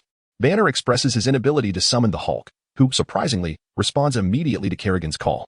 Betty, who was cozily nestled beside him, is startled and retreats in surprise. Uncharacteristically, the Hulk does not erupt in anger. Instead, he points at Kerrigan and declares, "Woman, I admire you. Let us battle outside." Observing this, Wu Liang seizes the opportunity and interjects, "No problem. 10 kilograms of blood, if you please." He then reveals a merchant's grin. Although the Hulk does not comprehend the concept of blood extraction, he boldly responds, "Come." Initially, all seems well. But as 5 kilograms and then 10 kilograms of blood are drawn, the Hulk rolls his eyes back in his head. Boom. The Hulk transforms back into Banner, staggering and on the verge of collapsing. Betty, who was merely startled by the Hulk moments ago, quickly realizes the situation and rushes to embrace Banner. Thus, life continues in this blissful manner. America has elected a new president and lifted the sanctions against Stark Industries, causing the stocks held by Wu Liang and Tony to soar, with the upward trend seemingly endless, as if everything has finally fallen into place. Chapter 74, New Year's Eve, January 25th, 2010. This is indeed a significant day. As Wu Liang confirms repeatedly, today marks the Chinese New Year's Eve, a celebration of utmost importance. Wu Liang, a quintessential patriotic youth, scoffs at foreign festivities in his heart. Only the traditions of his homeland hold value, and he cannot let this day pass without acknowledgement. To his surprise, others seem to revel in the occasion, and inevitably, Wulong residence is adorned in festive decorations. Brother, red envelopes. Brother, red envelopes. Wanda and Peter chase after Wu Liang, demanding their share of red envelopes. However, who is Wu Liang to indulge their whims? What a ridiculous notion. It is, in fact, Wu Liang's fault for regaling them with tales of the joyous Chinese New Year, where families set off firecrackers and exchange red envelopes. This led to their eager anticipation as they clamored for their red envelopes from early morning. Amidst their playful antics, Wu Liang, seizing an opportune moment while Tony is distracted, snatches the red envelopes Tony had prepared, justifying it as helping to distribute them. Thank you, brother. Thank you, brother. Wanda and Peter joyfully accept the envelopes, expressing their gratitude as they excitedly unwrap them. Meanwhile, Tony is less than pleased. Hey, Wanda, Peter. Those were meant for you by me. Why are you thanking him? Wanda and Peter respond with playful expressions, refusing to answer. Over time, they have grown accustomed to Tony. Yet their mischievousness remains evident. Wu Liang, undeterred, continues to distribute red envelopes to everyone. He intends to share the thick stack of envelopes with those in the hall, who are busy making dumplings. However, his keen eyes spot Wanda and Peter opening their envelopes to reveal a dazzling golden glow. Goodness, they are extravagant. Red envelopes filled with gold bricks. No wonder they are so hefty. Due to Wu Liang's astonishing strength, he held a thick red envelope yet felt no weight, believing it merely contained a slightly larger sum of cash. In a flash, Wu Liang appeared beside Wanda and Peter, amiably reclaiming the envelope from their hands. Haha. Once the envelope is opened, it loses its auspiciousness. Allow me to exchange it for new ones. In an instant, Wu Liang vanished, his speed rivaling that of Kerrigan. He reappeared moments later, beaming as he began distributing red envelopes. Wanda, Peter, do not open the envelopes carelessly. It is inauspicious. Open them secretly when no one is around. Peter joyfully accepted his envelope, albeit with a hint of confusion. Why does it feel lighter? He began to ask, but Wanda swiftly covered his mouth, muffling his words. Frustrated, she kicked Peter a few times, leaving him bewildered. Wu Liang felt an awkwardness wash over him as he internally lamented, I searched everywhere. Yet there is hardly any cash in Tony's room. Maintaining his composure, Wu Liang generously continued to hand out envelopes. Come on, Tony, catch the envelope. Tony turned away, ignoring Wu Liang. Undeterred, Wu Liang adhered to his life philosophy. If I am not embarrassed, then the embarrassment falls upon others. In Wu Liang's room, a pile of gold bricks stood neatly arranged on the bed. Time for dumplings. At that moment, he donned an apron typically used for grilling shrimp, carrying a massive 3-meter pot brimming with broth. Unfortunately, due to the lack of a ladle in Wulong residence, he had no choice but to bring the pot along. Kerrigan, it's your turn now. Reluctantly, Kerrigan smoothed her hair and used her psychic powers to act as a ladle, allowing everyone to joyfully feast. In the vastness of their minds, the Mother Nest and Abathur were presented with thousands of roasted sheep and cattle, a special request from Wu Liang to the queens. After all, happiness is meant to be created. Naturally, the remaining Zerg units were not afforded such luxury. As Wu Liang's second life principle dictated, treat people according to their status. In New York City, various Chinese restaurants were fully booked. A fleet of luxury cars parked outside one establishment. In the kitchen of a particular restaurant, a young Asian assistant observed the peculiar atmosphere and quietly asked, Boss, who are all those people outside? A middle-aged man, busy with his work, replied without looking at the assistant, That's not your concern. Just prepare the dumplings. Remember, roll them 3 times. Each roll requires an adequate amount of cold water to ensure the filling is thoroughly cooked and appears plump and appealing. After the 3rd roll, the assistant served the dumplings to the table, surrounded by dozens of people standing yet none taking a seat. At the center sat a stunning Asian woman, delicately blowing on a dumpling picked up with her chopsticks before savoring it. She mused, not bad. Is this what the sovereign referred to as dumplings? Simultaneously, this scene unfolded across various Chinese restaurants. In Wulong residence, everyone was enthusiastically enjoying their dumplings, with Kerrigan leading the way in consumption, followed closely by Wu Liang. And then Tony. Unashamedly, Tony resorted to utilizing his mech in a desperate bid to seize the dumplings, deftly maneuvering a pair of specially crafted chopsticks. Then there were Peter, Wanda, Natasha, Banner, Coulson, Fury, Ethan, Pepper, and Betty, all gathered around a pot that was soon emptied. Wu Liang slammed the table in frustration, exclaiming, Fury, you 3 are utterly incompetent. Champions of dining, indeed.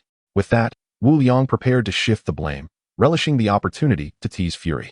Meanwhile, Fury, exasperated, lamented the absurdity of the dumplings. Despite his arsenal of weaponry, submarines, and aircraft, he found himself utterly incapable of wrapping dumplings. Even Natasha, shyly covering her face, was caught indulging in them. Coulson, on the other hand, wore an adorably dazed smile. After the meal, the group ascended to the rooftop, where the clock struck 11:59 p.m. in Huagua. Ding. Time stood still at midnight. Beep, beep, crack, crack, boom, bang. The seaside exploded with countless fireworks, reminiscent of golden daisies soaring into the sky, each vying to unfurl their beautiful petals. However, the spectacle was somewhat diminished by the unremarkable midday timing for fireworks. Subsequently, laughter and chatter filled the rooftop as everyone seemed to forget their troubles. Wu Liang and Fury sat together, exchanging idle conversation. From his pocket, Wu Liang produced a blue gemstone, radiating a dazzling light, and handed it to Fury. Fury was momentarily taken aback. Gazing at the luminous gem, his curiosity piqued. Wu Liang, what is this? No wonder Fury struggled to recognize it. Anyone would be perplexed. The cosmic cube, Fury exclaimed, astonished, not with joy, but with indignation. When you gave it to me, it was a cube the size of 2 fists, and now you return it to me with a mere fragment. Wu Liang smiled and clarified, do not be alarmed. This is indeed the cosmic cube. This is what it truly looks like, the space gem. The cube is merely its protective shell. Fury, somewhat skeptical, reached out for the space gem but was halted by Wu Liang's warning. Do not touch it with your bare hands. You ought to know better. At that moment, Fury recalled the consequences of handling the cosmic cube, instinctively shuddering. Wu Liang, having prepared a special box for it, presented it to Fury. Initially, Fury hesitated to accept it, having previously promised to gift it to Wu Liang, but Wu Liang firmly rejected that notion, insisting, a loan is a loan. A good return is expected. Wu Liang quickly stifled his words, nearly letting slip a secret. As for why Wu Liang would kindly return the gem to Fury, it was not out of a sudden moral awakening, but rather because he had resolved to cease being passive. However, he pondered deeply, finding no effective means to acquire the Infinity Stones. The Time Stone was in the possession of the Ancient One, still on Earth, and he was not yet capable of confronting her, so it would be wiser to wait until her demise to reconsider. Yet, the Mind Stone was in Thanos' grasp. Even if he wished to seize it, he was powerless, and with the Chitauri unable to traverse the cosmos, he turned his thoughts to the Battle of New York. Rather than toiling away in a desperate scramble for resources, it is far more prudent to await the gems to be delivered to one's doorstep. Thus unfolded the recent scene. First, an invitation to Fury for a joyous gathering, followed by Wu Liang returning the Space Stone to Fury, subtly indicating the extraordinary nature of the gem. Should it undergo even a modicum of testing and research, the weaponry derived from it could pose a significant threat to my swarm. The path has been laid out for Wu Liang. The remainder rests solely in Fury's hands. The gathering continued until the early hours, with everyone gradually returning to their chambers by 3 a.m. Fury and his companions departed in haste, and it was evident that Fury held the box with a firm grip, underscoring the importance he placed upon it. The following day, everything resumed its normalcy. After all, residing within the Marvel Universe, there were no relatives nearby, apart from the familiar faces within the villa. Due to the late-night revelry, everyone rose later than usual. Wu Liang, too, enjoyed a particularly restful slumber, unbothered by Wanda's morning calls, allowing him to awaken naturally. As was his custom, he descended to partake in a brunch. However, while dining, he noticed the table lacked several familiar faces: Tony, Peter, Pepper, and Wanda. "Where's my little Wanda?" he inquired aloud. "She's accompanying Tony to the Stark Expo's opening ceremony," came the response from Ethan. Wu Liang suddenly realized, that's why Wanda didn't wake me. It dawned on him that she had gone out to enjoy herself. What a forgetful brother I am. Wu Liang felt a deep sense of betrayal from the world. Unbeknownst to him, Wanda had indeed come to rouse him early, but in his groggy state, he had declined. After a moment's reflection, he opted not to attend the event, not out of disinterest, but rather a disdain for complications. If a charity gala could lead to a vampire incident, one could only imagine the potential chaos at a larger expo. Yet, despite his decision, Wu Liang had a penchant for excitement. Thus, he commanded, "Jarvis, play Tony's press conference." "Certainly, sir," came the response. On the screen, Tony appeared impeccably dressed, conducting a press conference. The Stark Expo's opening ceremony was scheduled for the evening, but at present, they were in the press conference segment. As the journalists began to pose questions, the sound of camera flashes filled the air. A blonde, blue-eyed reporter boldly initiated the inquiry. "Mr. Stark, could you comment on the recent mech brawl incident at Stark Industries?" Tony found himself momentarily taken aback. The time elapsed since the incident, nearly causing him to forget it. At that time, the military was conducting exercises nearby. I am unaware of further details. Some speculate that I was involved in the matter. Previously, Fury had reached out to him regarding this incident, suggesting they frame it as a military exercise to downplay the situation, but due to numerous pressing matters, no clarifications had been made. The blonde reporter, notebook in hand and glasses perched, unhurriedly interjected, "I'm sorry. Are you genuinely expecting us to believe that a mech-clad bodyguard coincidentally appeared amidst a skirmish with military mechs?" Irritated by her persistence, Tony spread his hands and replied candidly, "Indeed. It is I. I am Iron Man." The blonde journalist was momentarily taken aback, hastily clarifying, "I did not mention any superheroes."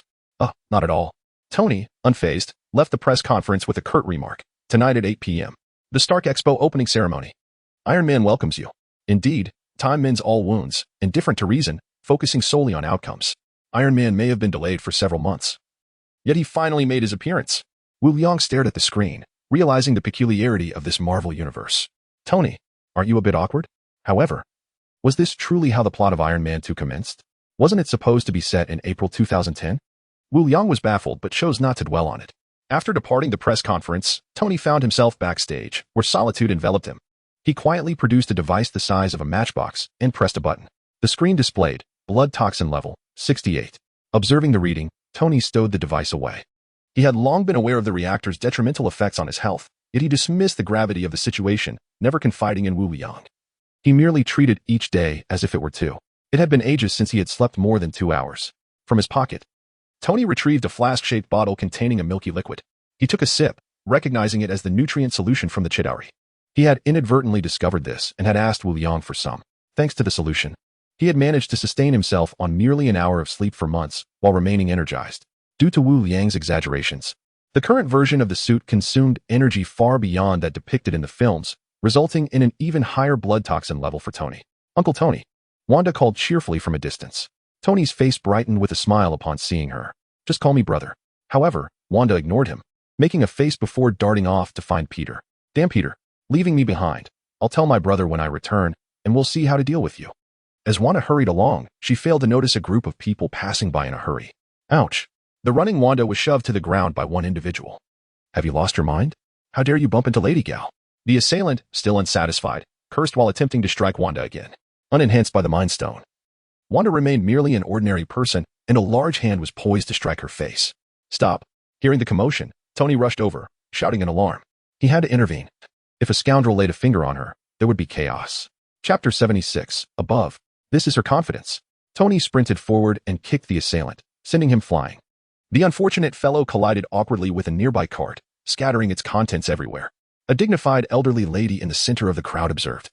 Recognizing Tony without even glancing at him, she spoke softly, "Mr. Stark, you are being rather domineering." A professionally dressed woman to the left translated her words. Tony was astonished. It was the first time he encountered someone who recognized him yet chose not to show him any deference. He helped Wanda to her feet, adjusting her clothing as he spoke slowly. "You should be grateful to me rather than questioning my actions." The elegant elderly lady smiled faintly. For an ordinary individual, the name Tony resonates like thunder, yet for her, or the Hand Association, he is merely a stronger ant. The Rand Group serves as an example. Although its market value does not rival that of Stark Industries, it is not something she can toy with at will. Her words, devoid of any courtesy, echoed, "Ha. I wonder where your gratitude comes from." Madame Gao's tone grew noticeably more severe, her cane striking the ground with a resounding thud. The professional female translator to her left continued her translations. Madame Gao always had a translator at her side, as she spoke only Mandarin, leading those around her to greatly underestimate her, believing she could not comprehend their words without a translator. Thus, she swiftly seized control of the situation. Tony furrowed his brow. He had never been treated in such a manner. What transpired? Isn't that Mr. Stark? It appeared that a girl had blocked a Group S path and was pushed aside, leading Tony to demand an explanation. Why did the individuals across from him seem unaware of whom they faced? Could they not recognize Iron Man? Are you foolish? Do you think others should immediately know what just transpired in your home? Perhaps the commotion had drawn quite a crowd, as many gathered around, including numerous reporters snapping photos. Coincidentally, Wu Liang, who had been lazily watching the live broadcast, happened to catch this scene and listened intently to the conversation. Suddenly, the marble floor cracked extensively, and Wu Liang, who had been lying down moments before, stood up with red-rimmed eyes, fixated on the group displayed on the screen. "Kerrigan, let us go deal with that old dog." Without a moment's hesitation, Kerrigan appeared before Wu Liang, following him as they made their way to the rooftop. Upon reaching the rooftop, Wu Liang opened the crack, from which a giant insectoid aircraft emerged. Its massive form hovered in the air, while Wu Liang and Kerrigan steadied themselves on its back. The aircraft, with its humanoid structure, had been designed by the Queen, who wove a comfortable flesh-and-blood sofa for them. Then, with a powerful flap of its wings, it soared into the distance, its speed far surpassing that of the maximum velocity of the insectoid aircraft. The reason Wu Liang spoke of going to confront the old dog was clear. He recognized who led that group. Madame Gao, one of the 5 fingers of the Hand Association, had lived for nearly 4 centuries. The Hand Association originated centuries ago in Japan's feudal era when oppressed commoners sought refuge in the Iga and Koga regions, secretly honing their skills. Influenced by the teachings of Sun Tzu's descendants, they ultimately developed ninjutsu. Over the next century, they continuously learned and trained, with most members mastering hand-to-hand combat, swordsmanship, disguise, evasion, medicine, and demolition, along with possessing willpower, endurance, and combat abilities that transcended the norm. They were also experts in espionage and assassination, typically providing their professional services to warlords or the wealthy. The Hand Association also wielded formidable magical secrets, capable of resurrecting the dead. At the Stark Expo venue, Tony surveyed the gathering crowd and, with a dramatic flourish of his hands, exclaimed, "Oh no, it's over. Wanda, your brother is going to scold me again." Wanda, what a character she is, the little witch. At this moment, she had fully recovered, smiling cheerfully. Deservedly so. She then cast a fierce glare at the old woman. Tony, though reluctantly, was displeased with the old woman's demeanor. "What is coming? You will know shortly. Don't say I didn't warn you. Hurry up." Tony's sudden kindness was not out of compassion, but rather a fear that Wu Liang would arrive and disrupt the exhibition. In his earpiece, Jarvis had already alerted him that Wu Liang was making his way here from the rooftop. Madame Gao's expression turned icy. She sensed Tony's disdain. As one of the 5 fingers, she would not permit such disrespect. However, observing the increasing crowd, she hesitated to lash out and instead spoke sharply. "Considering Stark Industries' reputation, you will apologize to me, and I shall not pursue this matter further. But this girl who has wronged me must be punished. Sever her hands. Gouge out her eyes." Madame Gao's minions quickly surrounded the two, with one recently kicked by Tony glaring menacingly at him, gesturing towards his neck. Tony dismissed them with disdain. For not far away, his upgraded mech was stationed, now capable of long-range identification of Tony's signal, autonomously flying to his side. This was heavily influenced by Wu Liang. As Tony salivated with envy every time he witnessed Wu Liang summon countless troops at will. Thinking of making a move? Wait a moment. Allow me to clear the crowd first. Tony raised his hand to pause, thoughtfully considering the situation, and then addressed the onlookers. The evening exhibition will proceed with its opening ceremony as scheduled. We need to handle a private matter here. Nothing to see, so please disperse. He then instructed the approaching security personnel. Evacuate the crowd. No one within a kilometer. Tony was genuinely considerate of the crowd, as he wished to prevent anyone from being caught in the crossfire. Of course, this was also a tactic to buy time, for he had summoned his mech. Madame Gao was taken aback by Tony's actions, yet she refrained from striking, for this was precisely what she desired. Leaning on her cane, her already unattractive face appeared even more menacing. Before long, the crowd had been dispersed by security. Madame Gao's protruding lips moved as she declared, "Now that the area is clear, kneel and apologize to me. I will consider sparing you both, Mr. Tony. Otherwise, it will be your hands severed and eyes gouged out." Tony stepped forward, locking eyes with Madame Gao. "Wu Liang once said something that left a deep impression on me. When heaven wishes to destroy someone, it first drives them insane." Whoosh. A large capsule-shaped object shot in from the distance. Crack. The capsule abruptly halted 3 meters from Tony, quickly transforming mid-air. And a sliding platform swiftly enveloped Tony. The transformed capsule had now taken the form of a 3-meter-tall mech, its dissections gradually glowing with blue light. "All right. Now we can commence the battle." Tony maneuvered the mech into position, expressing his excitement. The onlookers were taken aback by this spectacle, particularly the moment when the sliding platform enveloped him. Madame Gao, seemingly unperturbed, squinted at Tony, her tone becoming increasingly grave. "Is this your source of confidence?" Tony replied honestly. "Well, yes and no. Look above. That is her source of confidence." He pointed towards the sky and then gestured at Wanda. Madame Gao, a woman of experience, was not concerned about Tony's trickery. Following his, she witnessed a scene that filled her with profound regret and a sense of existential doubt. A colossal shadow plummeted from the sky. It was none other than Wu Liang, rushing to their aid. In Wu Liang's heart, Wanda and her brother had become akin to his own siblings. He could not allow others to bully them. As he descended, the figure on the ground grew larger. And Wu Liang, who typically adhered to the principle of verbal confrontation over physical altercation, could no longer restrain himself. At a distance of 10 meters, he stomped his foot and accelerated, launching himself toward the group.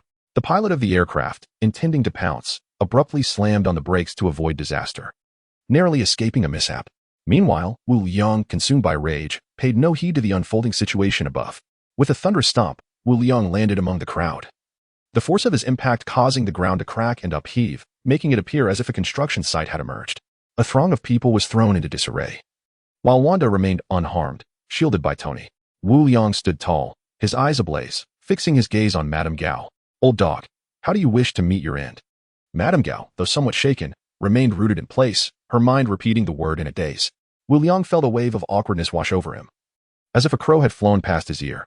"Watch the punch," he exclaimed, charging toward Madame Gao with his right fist coiled for a strike. Madame Gao, previously lost in thought, suddenly focused, her pupils constricting as she braced herself. As Wu Liang's fist approached within a meter of her, it felt as though it struck an invisible barrier, halting his advance. Stunned, Wu Liang realized this was his debut battle. Then, he firmly planted his feet, adopting a forward stance, his right hand seeming to ignite with fervor, the air visibly quivering around him. His fist appeared to break through an unseen threshold, producing a thunderous sonic boom. The air surged forward, and Madame Gao, agile despite her age, narrowly evaded by rolling aside. The ground trembled violently, leaving a deep crater where Madame Gao had stood, a testament to the tremendous power of his blow. Rising hastily, she instinctively raised her cane to her chest, her tone urgent. "Your Excellency, is there some misunderstanding? Please, cease this. We can negotiate." Wu Liang, having missed his strike, withdrew his fist and crossed his arms, regarding Madame Gao with a cold glare. "This is my sister. How dare you even think of harming her? You are truly blind." Madame Gao found herself at a loss for words, the odds stacked against her, especially with the two-headed dragon looming in the distance, fixated on her. The disheveled crowd scrambled to gather around Madame Gao, seeking refuge, with blood trickling from the corners of their mouths and hands clutching their chests in agony. It was evident that they had sustained internal injuries from the shock. Madame Gao's already unattractive visage appeared even more grotesque as she realized she had encountered an insurmountable challenge today. Forcing a hideous smile, she declared, "This old woman, lacking discernment, has offended a noble young lady. I apologize profusely. It was he who pushed this esteemed lady, and I leave his fate to your discretion." The individual who had previously attempted to harm himself upon hearing Madame Gao's words collapsed in terror, his countenance reflecting sheer horror as he crawled toward her, pleading, "Madam, please, do not abandon me." Silence. Madame Gao was too preoccupied with her own survival to concern herself with others. With a swift motion of her cane, she struck the man. A sickening crack resonated through the air as his jaw became a gruesome mess, a sight of utter despair. Witnessing this, Wu Liang felt a surge of discontent. Commanding the battle machine, host with his mind, the formidable figure of the battle machine surged forth, lifting the man and tossing him into the distance. Madame Gao maintained her composure, smiling as she said, "Heh, I have no further business. This old woman takes her leave.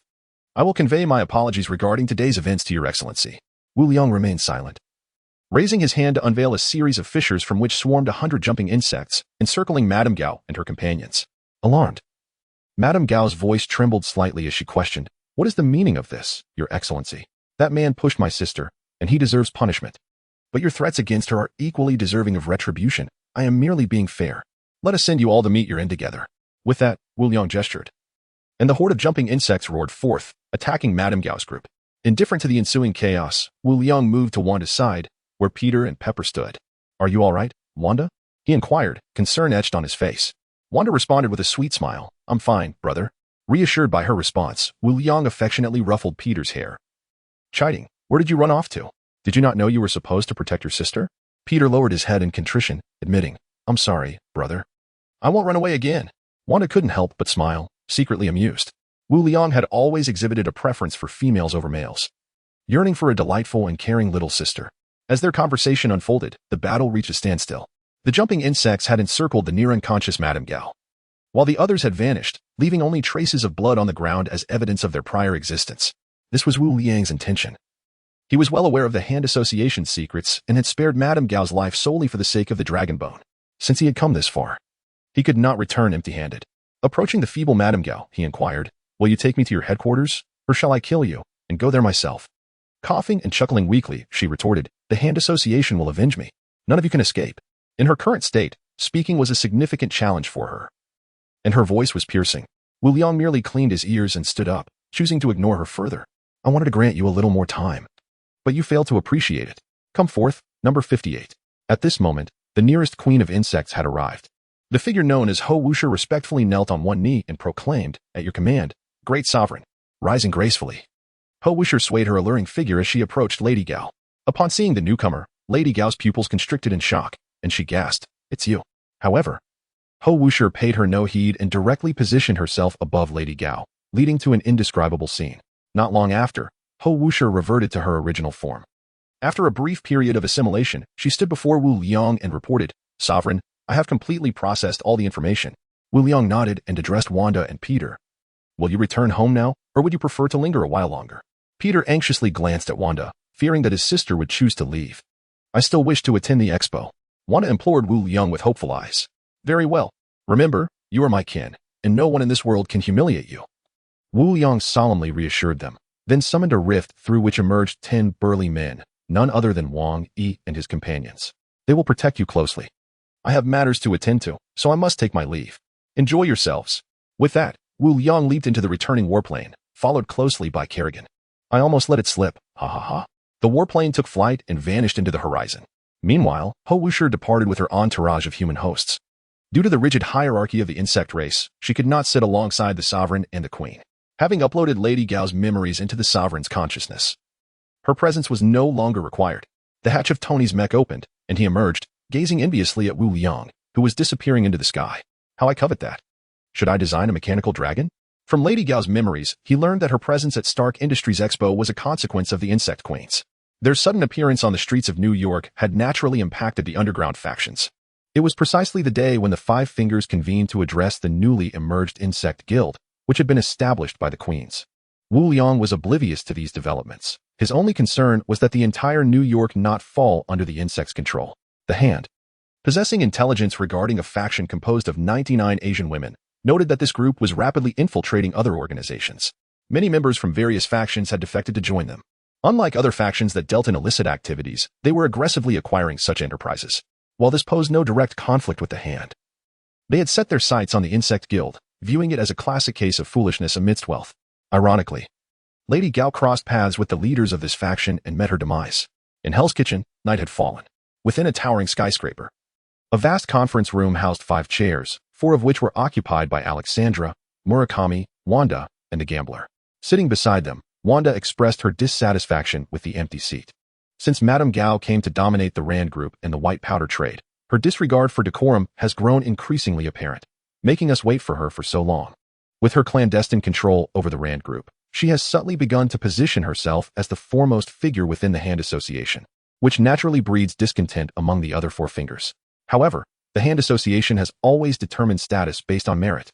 If you possess Madame Gao's capabilities, you too could attain such standing. Sitting on the left, Murakami mocked. "Enough.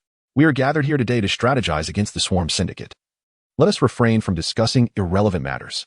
Alexandra interjected, interrupting their exchange.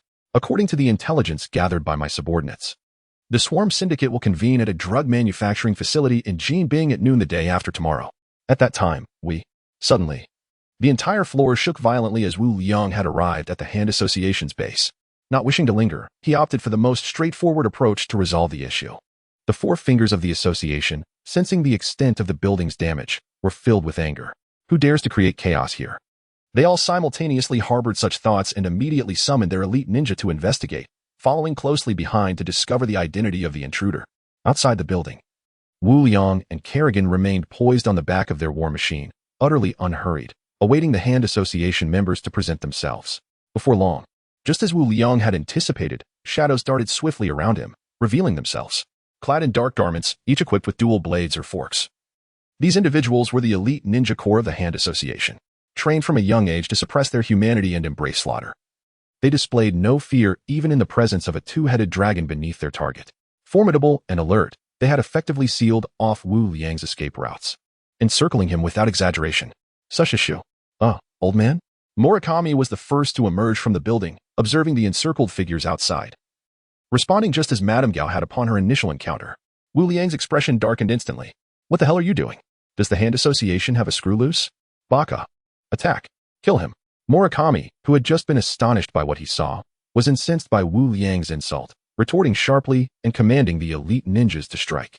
In an instant, the ninjas surrounding Wu Liang drew shurikens from behind and hurled them at him. Swish, swish, swish. The countless shurikens flew with lightning speed, enveloping Wu Liang without a single gap for evasion. Clang, clang, clang. The shurikens fell to the ground, for Kerrigan had already activated her psychic shield. Wu Liang glanced at the no fewer than 500 elite ninjas and turned to Kerrigan, proposing, "I say, Kerrigan, could you perhaps deal with them alone? It's hardly worth our time to summon units from the swarm with such weaklings." Kerrigan, initially inclined to be indifferent, rolled her eyes upon hearing her master's words, shooting him an annoyed glance. Summoning units from the swarm is merely a matter of a wave of the hand. Kerrigan, despite her disdainful thoughts, remained swift in her actions. She clasped her hands together, and as she spread them apart, a bolt of black lightning manifested within her palms. With a gentle exhale, the black lightning surged forth like a wild stallion, eagerly striking at the nearest elite ninja, thereafter pulsating with a sinister energy. The sound of thunderous claps echoed, and in an instant, all elite ninjas lay lifeless on the ground, save for the four surrounding Murakami. Murakami stood in sheer astonishment at the scene before him. While he might have maintained his composure upon witnessing a two-headed dragon, he now trembled uncontrollably, retreating in fear. The other three were not faring any better. And at that moment, Soanda seethed. "Murakami, you scoundrel." Without a moment's hesitation, Wu Liang advanced and delivered a powerful kick that sent Murakami sprawling, followed by a relentless barrage of blows. "How dare you? Is your life not satisfactory? Seeking death, are we?" Murakami, overwhelmed and desperate, thought to plead for mercy, his mind racing with regret. Why did I seek attention? Wasn't it enough to simply keep a low profile? After a brief while, Wu Liang's anger subsided slightly, and he disdainfully addressed the battle machine's host. "He belongs to you now." The battle machine's host swooped in, leading to an indescribable scene. Wu Liang then turned to the remaining three, asserting, "I am not one for idle chatter. Take me to the Dragon Bone, or you may find yourselves in dire circumstances." Dire circumstances, indeed. The trio thought in unison. Chapter 79. Location of the Dragon Bone. At that moment, their hearts were tumultuous. The Dragon Bone had been deliberately concealed by them, known only to them and Kunlun. Soanda, eyeing the two-headed dragon feasting in the background, narrowed his gaze. "Are you the Iron Fist of our time?" "Iron what?" Wu Liang retorted, displeased. The Iron Fist referred to a character named Daniel Rand, whose survival relied heavily on the protagonist's halo and the foolishness of Lady Gao. Have you ever seen the Iron Fist exude such an aura? Absurd. Soanda found himself at a loss for words. Indeed, if the Iron Fist possessed such a demeanor, would the hand still exist? Enough nonsense. Tell me where the Dragon Bone is. My patience is limited. The three exchanged glances, and it was ultimately Alessandra who spoke up. "My lord, we apologize for the previous offense. The Dragon Bone is not in our possession. The only one with knowledge of its whereabouts is Lady Gao, and she is yet to arrive." Wu Liang frowned. "Lady Gao's memories can reveal what you know. Do not feign ignorance." The three were struck with dread. "Lady Gao's memories? What do you mean, my lord?" One of them exclaimed in shock. "Literally, I am not here to trouble you for no reason. Lady Gao has wronged me, and thus she must compensate. I have come to collect. She did not cherish the opportunity, and I see you're the same." Within his consciousness, Wu Liang instructed Isha, "Contact the nearest queen." For within Lady Gao's memories lay no specific location of the Dragon Bone. However, these three were privy to its exact whereabouts and had long been preparing for this endeavor. Their expressions shifted dramatically, as if a realization struck them. One among them was the first to plead desperately, "My lord, I will take you there. I will take you there. Spare my life. Coward, you wretched gambler. Spit." Soanda erupted in a fit of curses, intent on confronting the gambler. However, how could Wu Liang allow such a thing? With a mere glance, the aircraft host behind him lashed out, its elongated tail spike piercing directly through Soanda's head, leaving him lifeless. Blood spurted forth, splattering the gambler's face. Instinctively, he wiped the blood from his visage, staring in disbelief as his body collapsed, fear etched across his features. The Dragon Bones lay within the territory of Jin Bing, beneath the construction site. The gambler recoiled, visibly shaken and terrified. Wu Liang, perplexed, wondered if this man truly lacked courage. Yet, he dismissed the thought and commanded, "Let us proceed. Lead the way." The gambler scrambled to his feet, disregarding the stains on his suit, bowing and scraping as he hurried ahead to guide them. Alexandra remained silent, closely following his side. Before long, they arrived at a construction site in Hell's Kitchen. The hour was late, and the location was quite secluded, enveloped in an eerie silence. Before them stood a construction area, encircled by immense green iron plates, its expanse vast. A sign read "Private Property. Trespassers will be shot." A distinct hallmark of Hell's Kitchen. Wu Liang smiled knowingly and ordered the aircraft host to advance, quite literally pushing through. The aircraft host, with its colossal limbs planted firmly, unfurled its wings and charged forward. The ground shook with a series of thuds as it traversed the site, creating a path of destruction. Strangely, there was not a soul in sight. This was Jin Bing's territory, and given the fear associated with his name, no one dared to cause trouble here, thus rendering guards unnecessary. Yet, Wu Liang found the previous sign's message quite irksome, prompting this display. Private property? Trespassers will be shot? Is there still law? Is there still justice? As a product of 9 years of compulsory education, a staunchly socialist youth, how could he remain indifferent to such oppression? What of the promised freedom? To die for merely entering your abode? Is this freedom? Is this air truly refreshing? It felt like a cruel joke. Wu Liang appeared to enter a fervor, clapping his hands vigorously to vent his frustrations. The gambler and Alexandra, watching from a distance, exchanged glances, a thought crossing their minds. Could he be mad? It seemed that madmen could kill without consequence. Kerrigan swiftly vanished into the construction site, her actions speaking volumes. Wu Liang, taken aback, pondered her sudden disappearance, feeling an unsettling lack of security in her absence. Cough. I could just obliterate this planet, he exclaimed. What are you staring at? Move ahead. The two quickly shuddered, nodding vigorously in compliance as they hastened toward the site. Wu Liang, observing the pair ahead, quietly summoned a rift, from which emerged a slender jumping insect, noticeably weaker than the average. However, its eyes sparkled with an unusual intelligence. Unbeknownst to Wu Liang, the insect leaped onto him as they entered the depths of the construction site. What Wu Liang was unaware of was that the leaping insect beneath him was the very same creature that had suffered countless tortures that day. Following the two gamblers, they meandered until they arrived at a location. After Kerrigan struck the ground with a powerful punch, creating a deep pit, they all descended into it. Due to the narrowness of the pit, the host of battle machines remained above, while the leaping insect was just small enough to enter the confined space. Before long, they found themselves in a chamber that appeared to be artificially carved, with enigmatic patterns adorning the walls, depicting a colossal dragon-like entity. The gamblers were visibly ecstatic, and as one of them caressed the wall, a surge of excitement coursed through him. After a prolonged search, they had finally found what they sought. He humbly approached Wu Liang and pointed towards the wall, exclaiming, "Esteemed sir, this is the repository of the dragon bones. However, this wall can only be breached by the current Iron Fist." "Huh, I beg to differ," Wu Liang retorted. "The notion that only the current Iron Fist can shatter this wall is merely a reflection of the fact that those capable of breaking through here disdain the dragon bones." Approaching the wall, he ran his hand along its surface with a dismissive smile, then unleashed a punch. There was no need for Kerrigan to intervene. He could handle it himself. With a resounding crash, the wall cracked, the fissures spreading outward. Suddenly, the structure crumbled to the ground. As the dust settled, a vast space revealed itself behind the wall. Upon entering, Wu Liang beheld a massive dragon bone coiled in the center, with nothing else around. While Wu Liang focused all his attention on the dragon bone, an unexpected turn of events unfolded behind him. The gambler produced a peculiar pendant from his pocket, intricately carved with a beastly design. He seized Alexandra, thrusting the pendant into her eye. "Ah!" Alexandra screamed in agony, breaking free from the gambler's grasp. Scrambling to escape while shouting, "You intend to use me as a sacrifice." Before she could finish her sentence, an eerie transformation occurred. She abruptly became a lifeless corpse, devoid of sound. Chapter 80. Classification of Levels and Primordial Demon Beasts Return. O Primordial Demon Beast. The gambler knelt, murmuring an incantation, as the pendant emitted an ominous glow. What the hell is happening? Wu Liang was bewildered, but now is not the time for confusion. He commanded Kerrigan, "Stop him." However, Kerrigan merely shook his head gently, saying, "Master, it is futile. This is an evil summoning ritual. Once the sacrifice is made, the ritual cannot be interrupted." Upon hearing Kerrigan's words, Wu Liang's expression turned grave, for he had begun to hypothesize a chilling possibility. Indeed, this Marvel universe was unlike any other.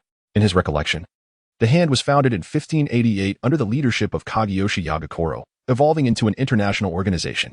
Later, it was renamed the Serpent's Root and began to worship the primordial demon beast, transforming into the infamous Japanese ninja assassin group. By adhering to the worship of the primordial demon beast, they had also become a superhuman organization, wielding formidable dark magic. Their most formidable weapon is the Black Void, an entity housed within a human vessel that harbors the power of the primordial demon beast. In Wu Liang's recollection, the Hand Alliance's most potent weapon, the Black Void, is none other than Erica. However, in Lady Gao's memories, Erica has betrayed the organization and possesses no recollection of the sacrificial summoning of the primordial demon beast. The gambler is merely tasked with managing an academy in New York, aimed at transforming homeless youths into covert assassins for the Hand Alliance. Wu Liang is perplexed by the confusion. The one he deemed least significant turns out to be the most formidable among the five.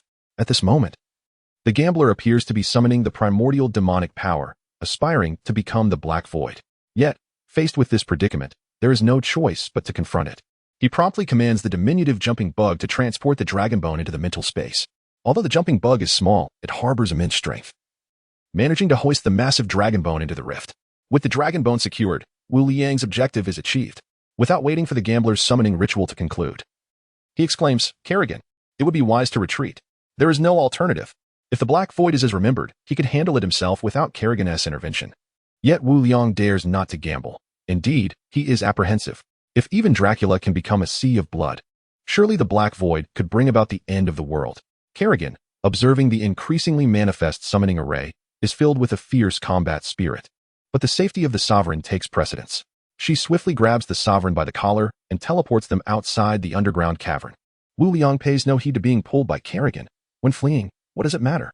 The moment they emerge, he leaps onto the battle aircraft's host and commands within the Sovereign's consciousness, "Hey, activate emergency escape mode."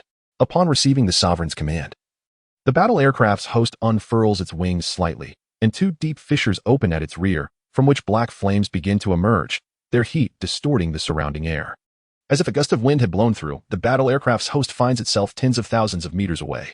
This is the ability inherited from the Kuan-style battle aircraft, super speed mode, consuming its own energy to achieve supersonic velocity, albeit this ability can only be employed for 3 seconds.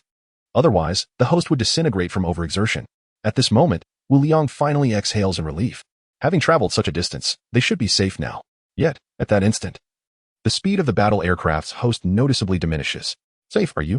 Do you truly believe you are secure?" A mocking voice echoes. Suddenly, a figure materializes ahead.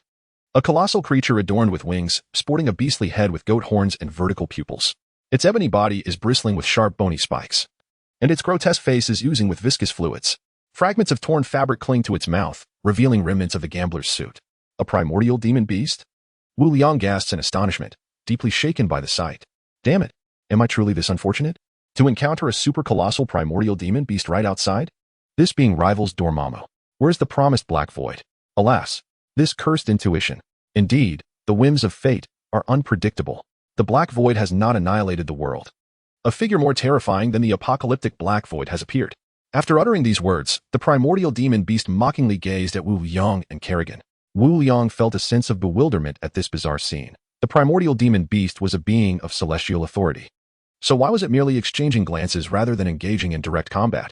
When discussing the hierarchy of Marvel, one must consider several tiers: ordinary humans, planetary-level beings, cosmic-level entities, celestial beings, singular universe-level titans, multiverse-level powers, omnipotent cosmic entities, and the legendary figures. Ordinary humans are self-explanatory. Planetary-level beings occupy a position solely on the surfaces of planets.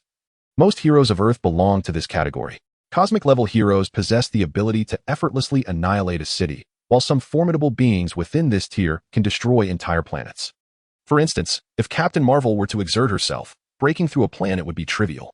Celestial beings possess the power to obliterate a planet with ease. And some of the more powerful celestial entities can reach singular universe-level strength, as exemplified by Dormammu in the Dark Dimension. The distinction between singular universe-level beings and powerful celestial beings is minimal, as both can typically destroy planets effortlessly. However, singular universe-level entities have significantly higher potential limits, with the might to influence an entire universe. Multiverse-level existences are regarded as major figures, as even the weakest among them can affect several parallel universes. Given that the Marvel Universe comprises countless parallel universes, one can assert that there are innumerable heroes below the singular universe level. At the pinnacle of Marvel's hierarchy lies an unfathomable existence, one that transcends all known and unknown matter and spirit, surpassing even the aforementioned descriptions. Unbeknownst to Wu Liang, the primordial demon beast was merely a manifestation at this moment. Curiously, he quietly inquired within the Dominator consciousness, "Kerrigan, what is going on? Why has this creature made a move?" "It is currently just a manifestation," Kerrigan explained, though she was already in a state of combat readiness. Observing the situation, Wu Liang contemplated, the true form is celestial, while this incarnation must be at least cosmic or subcelestial in nature. "Kerrigan, what is your current combat capability?" Wu Liang had previously posed this question, but Kerrigan's response had been vague, merely stating that her power was related to the number of Zerg. He then proceeded to outline the power hierarchy of the Marvel Universe to her. Without much deliberation, Kerrigan replied, "Dominator. I am currently at a level surpassing cosmic, but below celestial." Meanwhile, the primordial demon beast feigned mockery, yet its heart brimmed with caution, pondering when Earth had birthed such a formidable entity. However, its cunning nature refused to concede. "Forget it. While Ancient One has yet to arrive, I must seize the dragon bone and retreat swiftly." As he currently exists merely as an avatar, he harbored no fear of Kerrigan alone. However, his presence would inevitably summon the Ancient One, and facing two opponents would render him, without hope of victory, an endeavor fraught with peril. This beautiful lady, your servant has taken my belongings. For your sake, return them to me, and I shall let the matter go. Otherwise, do not blame me when my true form descends to vanquish you all. Wu Liang's forehead throbbed with veins, and his heart seethed with curses. Servant? What kind of gaze is that? You are the servant. Your entire family are servants. Yet, the reality was that Wu Liang unconsciously stepped back, retreating behind Kerrigan, already prepared to summon the rift and unleash the dragon bone. However, the ensuing scene interrupted Wu Liang's actions.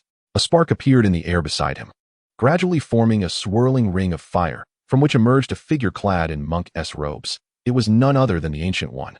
It is often said that one's thoughts can manifest their reality. Indeed, the Ancient One arrived just as the primal demon beast, who had been reveling in his own cleverness, least desired to encounter the Earth's guardian, the supreme sorcerer. The Ancient One hovered in the air, aligning himself with Wu Liang, facing the primal demon beast. Beast, you dare to manifest on Earth, unafraid that I might annihilate your avatar, leaving your true form severely wounded? The primal demon beast exhaled a scorching breath, glaring fiercely at the Ancient One. Ancient One, you must understand the significance of the dragon bone to me. Hand it over, and I shall depart immediately. The Ancient One responded with a faint smile. This decision is not mine to make. Depart now, and I shall pretend nothing has transpired. This is your final warning. Are you not afraid of my true form arriving here? The Ancient One smiled in response, remaining silent. Such audacity. Wu Liang admired him. Yet from this exchange, he gleaned several crucial insights. First, in his recollections, the Ancient One belonged to the semi-divine tier, relying on the time stone to contend with the divine-level Dormammu. However, in their dialogue, the primal demon beast clearly feared the Ancient One, suggesting that the strength of its avatar merely approached the semi-divine threshold. Second, the primal demon beast's true form was unable to arrive. Furthermore, the Ancient One was now confronting this fledgling semi-divine neophyte alongside Kerrigan. Wu Liang lifted his head proudly, hands clasped behind his back, and nonchalantly looked past Kerrigan, boldly berating the primal demon beast. You pathetic wretch. What were you just saying? Your dragon bone? Why not mention your kidneys? Did someone take your kidneys when you stepped out, and now you seek attention? What a pitiful creature. And what of servant? Are you blind? Is your entire species blind? Can you not see that I am the one in charge here? Now you kneel and plead for mercy. For the sake of the Ancient One, I might spare your life. You resemble a dog that has stolen the horns from the neighbor's flock. Here is your chance to become my watchdog. Otherwise, I shall mercilessly slay you. In that moment, Wu Liang exuded far more authority than the Ancient One, flanked by two semi-divine beings truly impressive. The Ancient One, drenched in sweat, desperately signaled, unaware that the primal demon beast abhorred being compared to a dog. Even sovereigns of its caliber dared not utter such words in its presence. Yet, Wu Liang remained oblivious to this high-stakes tension. Having consumed the gambler, the primal demon beast naturally acquired his memories, thus comprehending Wu Liang's words with remarkable clarity. The primal demon beast, known for its fiery temperament, was initially contemplating the pros and cons of the situation, but upon hearing Wu Liang's insults, it was instantly consumed by rage. Its form swelled in size with fury, resembling an entity on the brink of explosion. You have thoroughly enraged me. I am the primal demon beast. Since my inception, I have never endured such humiliation. I swear by my true name, we shall not rest until one of us is vanquished. Wu Liang found himself momentarily frozen, his mind racing with 1,000 expletives. Was it truly necessary to swear vengeance over a few words? You could hurl a few more insults my way. I assure you, I shan't retort. The primal demon beast, however, was indifferent to Wu Liang's internal turmoil. Its once human-sized form had now expanded to a staggering 10 meters. The spikes surrounding it appeared more menacing, and its claws radiated a chilling aura. It vanished from sight, only to reappear directly above Wu Liang. Its claws, seemingly capable of rending space itself, swung down with ferocity. The sound of metal clashing echoed ominously. Kerrigan had materialized above, colliding with the primal demon beast. The two engaged in a fierce struggle. Their movements, so swift they were nearly imperceptible, punctuated only by the sound of thudding impacts resonating around them. Wu Liang awkwardly addressed Ancient One. Oh, Ancient One. Look at Kerrigan valiantly fighting for Earth. Shouldn't you lend a hand? Even Ancient One, with all his composure, felt the urge to clench his fists, wishing to impart a lesson upon Wu Liang. Do you not grasp the gravity of the situation? Had it not been for your incessant chatter, perhaps we could have both returned home by now. However, as the battle between Kerrigan and the primal demon beast intensified, the surrounding space began to weaken, and the area of distortion was expanding. Ancient One realized he could no longer remain a passive observer. Allowing this conflict to continue posed a risk of cataclysm for Earth. He stepped forward, his robes billowing in the wind. With each step, intricate magic circles formed beneath his feet. With a flourish of his hand, the surrounding space refracted. Resembling a kaleidoscope, this was Ancient One's signature spell, the Mirror Dimension. In an instant, the three vanished from sight. Wu Liang, however, let out an unsettling laugh, akin to that of someone unhinged, as he plopped onto the back of the battle machine host, wiping the sweat that had emerged. What an exhilarating experience. Should we retreat? Wu Liang mused to himself, not out of cowardice, but because the intensity of this battle far exceeded his capabilities. He promptly decided to pat the battle machine host, urging it to make a hasty retreat. Suddenly, the fabric of space ahead shattered, and a figure came hurtling forth, none other than the primal demon beast. Its body was marred with wounds, dark blood oozing like viscous fluid, some lacerations already scabbed over, suggesting it had endured a prolonged struggle. Within Ancient One's mirror dimension, time flowed differently, and what appeared to Wu Liang as mere moments had, in fact, been an extensive battle. Soon, Kerrigan and Ancient One reappeared, both seemingly unscathed. As they approached the severely injured primal demon beast, as Gui approached, he spoke, "You must leave now." The primal demon beast gazed at the two approaching figures, its eyes brimming with madness, its chest heaving violently. It laughed maniacally, "Ha ha ha. I am bound to him in a dance of death. You shall not deter me. Do you truly believe you can stop me? Prepare to meet your demise." In an instant, the primal demon beast transformed into a stream of light, hurtling towards Wu Liang with a speed that neither Kerrigan nor Gui could intercept. With a thunderous crash, a colossal temporal black hole appeared in the vicinity of Wu Liang. In that moment, both Wu Liang and the host of the war machine vanished without a trace. Chapter 82. Gamma Adenosine and the Demon Army. Kerrigan, witnessing this scene, was left in disbelief and rushed toward the temporal black hole, desperate to plunge into its depths. However, she was halted by Gui. As time passed, the black hole gradually diminished, inciting Kerrigan's wrath. Unbeknownst to her, a few strands of her hair began to shimmer with a golden hue. With her rising fury, an overwhelming aura of pressure emanated from her, hinting at a transcendence to a celestial level. This was the genetic essence of the Hulk, the gamma adenosine. Gamma adenosine, a special radiation that induces mutations in adrenaline, causing one to lose their rationality and gain limitless strength upon activation. Observing Kerrigan's current state, Gui felt a heightened sense of alertness but steeled himself to speak. "Kerrigan, the temporal black hole is a perilous realm. Entering it would lead to your demise. Kerrigan, if the Master were to meet with misfortune, this planet would cease to exist." At this moment, Kerrigan's aura had indeed ascended to a celestial level and continued to intensify. Gui's understanding of her deepened as he raised his hands before his chest, forming complex gestures while the eye of Agamotto at his heart rotated, emanating an emerald glow. As he cast a spell, he explained, "Kerrigan, this is the time stone, capable of reversing the flow of time. I will exert all my efforts to rescue Wu Liang." Yet, Gui refrained from revealing that the temporal black hole was an exceptionally unique entity. Those who perished within its grasp would be irrevocably erased from the continuum of time, beyond even the capabilities of the time stone to resurrect. However, Gui possessed another means, a spell recorded in the Book of Vishanti, which could potentially save Wu Liang, albeit at the cost of her own life. The universe adheres to the laws of energy conservation, and all must reckon with this truth. Gui's determination to save Wu Liang was not merely a response to Kerrigan's threat. It was born from countless glimpses into the future, not without reward. A catastrophe beyond description loomed over this world, with Wu Liang standing as its sole beacon of hope. Therefore, disregarding everything else, Gui directly sought communion with the source of her magic, the Vishanti. A halo of emerald light formed a magical array in her hands as she directed it towards the temporal black hole that had just formed. The Vishanti was not a singular entity but a trinity composed of three ancient deities from Earth, Agamotto, Ashtar, and Hoggoth. In essence, the Vishanti represented a coalition of these divine beings, the very source of all white magic, their union rivaling that of the multiverse itself. Wu Liang tightly closed his eyes, his nose twitching slightly as an overwhelming stench assaulted his senses, so foul that he instinctively took a step back. Goodness, it reeks. Yet, a sense of bewilderment lingered in his mind as he recalled the last image, the primal demon beast transforming into a stream of light hurtling towards him, followed by an immersion into endless darkness. Is it possible to retain one's sense of smell after death? How inhumane. A poor review. Sigh. Wu Liang lamented the misfortunes of death, and with a perplexed expression, he opened his eyes to survey his surroundings. Before him lay a blood-red sky, reminiscent of a grim curtain, and the desolation around him exuded an absence of life. Strangely, it felt as though time had ceased to exist here, as if the world had been abruptly paused. Is this what hell looks like? Wu Liang murmured to himself, instinctively feeling his body, discovering no injuries. Suddenly, a thought struck him. He hastily attempted to connect with the mind of the Overlord. "Izza, are you there? Kerrigan, are you present?" The Overlord, The queen cannot be contacted due to the vast distance.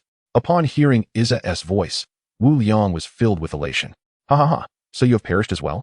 Iza's tone remained unwavering as she explained, the Overlord. You are not dead. Wu Liang was momentarily stunned, but his surprise quickly morphed into joy, only to be followed by confusion. Not dead? Then why does this place resemble hell so closely? Oh, where is the battle machine host? I have no mount beneath me. It feels so empty. The Overlord, this realm is not Earth, but rather a unique dimension. Iza then patiently elucidated that. In the infinitesimal moment before the primal demon beast's luminous form struck Wu Liang, the Mother Nest had intervened, much like when Wu Liang traversed the Marvel universe. The stream of light, formed from the primal demon beast, sacrificed itself to send Wu Liang into a temporal rift, attempting to use the black hole of time to eliminate him. However, the primal demon beast had not anticipated the Mother Nest's intervention, which is why Wu Liang remained unscathed. Iza, is the Mother Nest unharmed? Wu Liang, with red-rimmed eyes, asked his most pressing concern, disregarding even his current location. The Overlord. The Mother Nest sustained injuries while resisting the time black hole and has now returned to 6 strength. Silence. After a brief moment of distraction, Wu Liang could no longer contain his emotions and erupted in anger to vent his frustrations. Primal demon beast. I curse you. I will not rest until you are vanquished. Yet, Wu Liang was troubled. This extravagant Mother Nest. Little do you know how arduous it was to restore you to 9 strength. And now you've been reduced to square one. On New Year's Eve, the Mother Nest had reached 9 strength, allowing for a daily production of larvae to surge from 1,000 to 10,000, translating to an impressive 100,000 each day. But before Wu Liang could relish the thrill of producing 100,000 daily, he was unceremoniously thrown back to the beginning. How could he possibly accept this? Suddenly, a thunderous voice reverberated through the heavens. A towering figure, 1,000 feet high, emerged at the edge of the sky, taking the form of the primal demon beast. Wu Liang fell silent, utterly speechless, as he gazed upon the shocking sight, filled with an overwhelming urge to slap himself for his foolishness.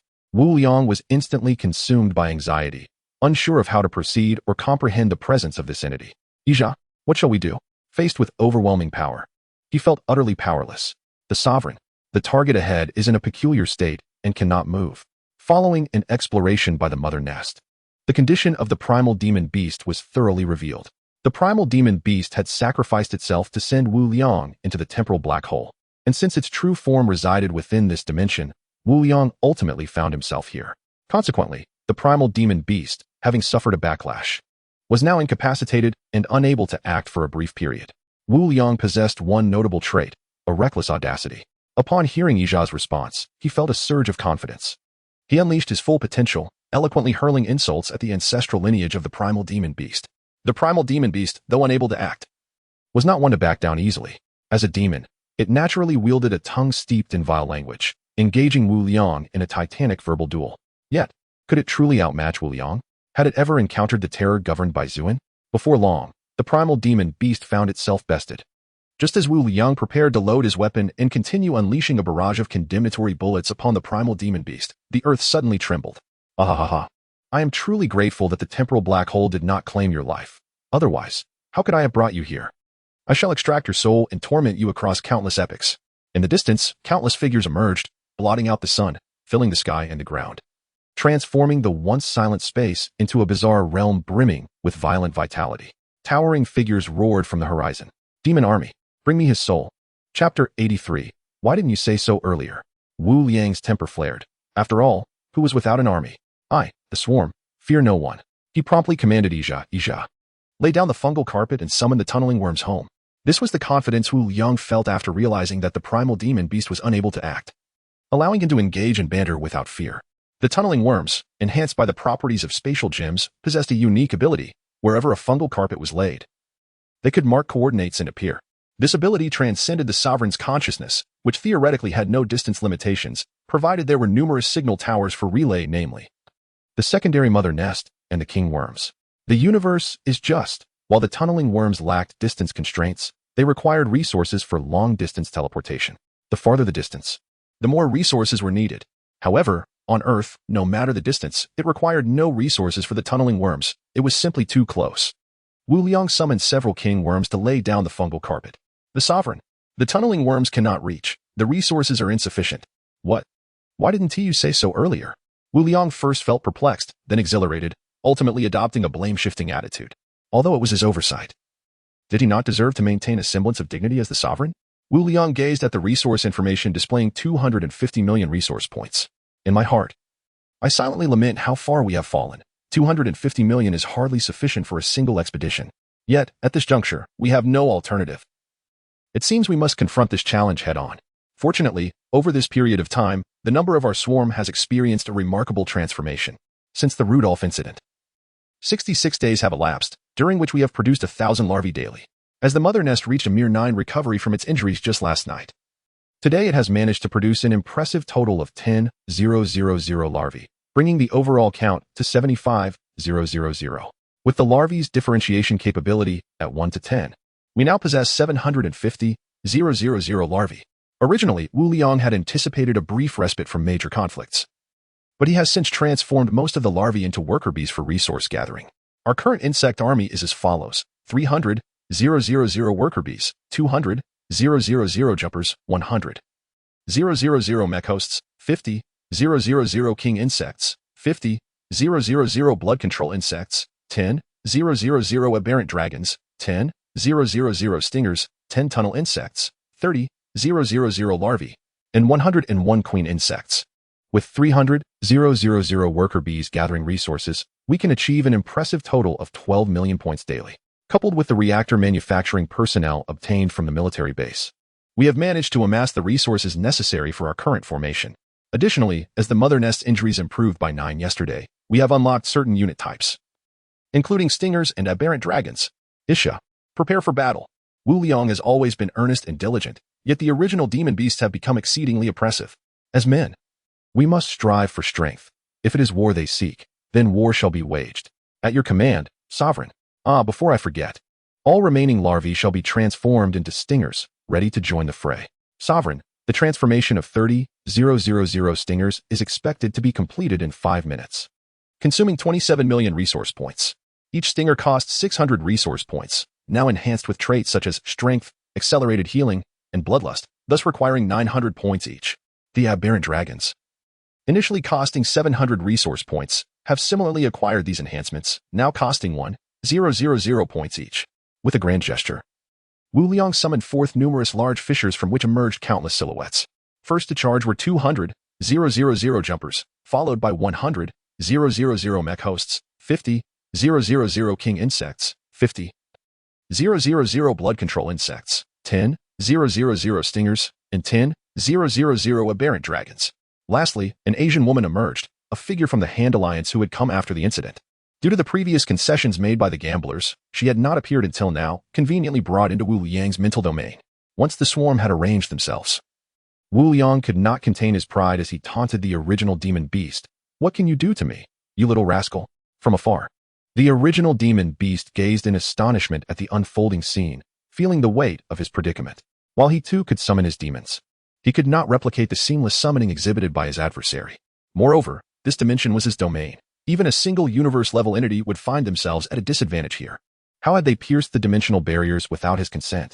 Yet, this was his territory, and although he was currently incapacitated, he commanded an endless legion of demons. How could he be afraid? Kill. Wu Liang, confronted with the primal fury of the auditory demon, was resolute in his defiance. Formation ready.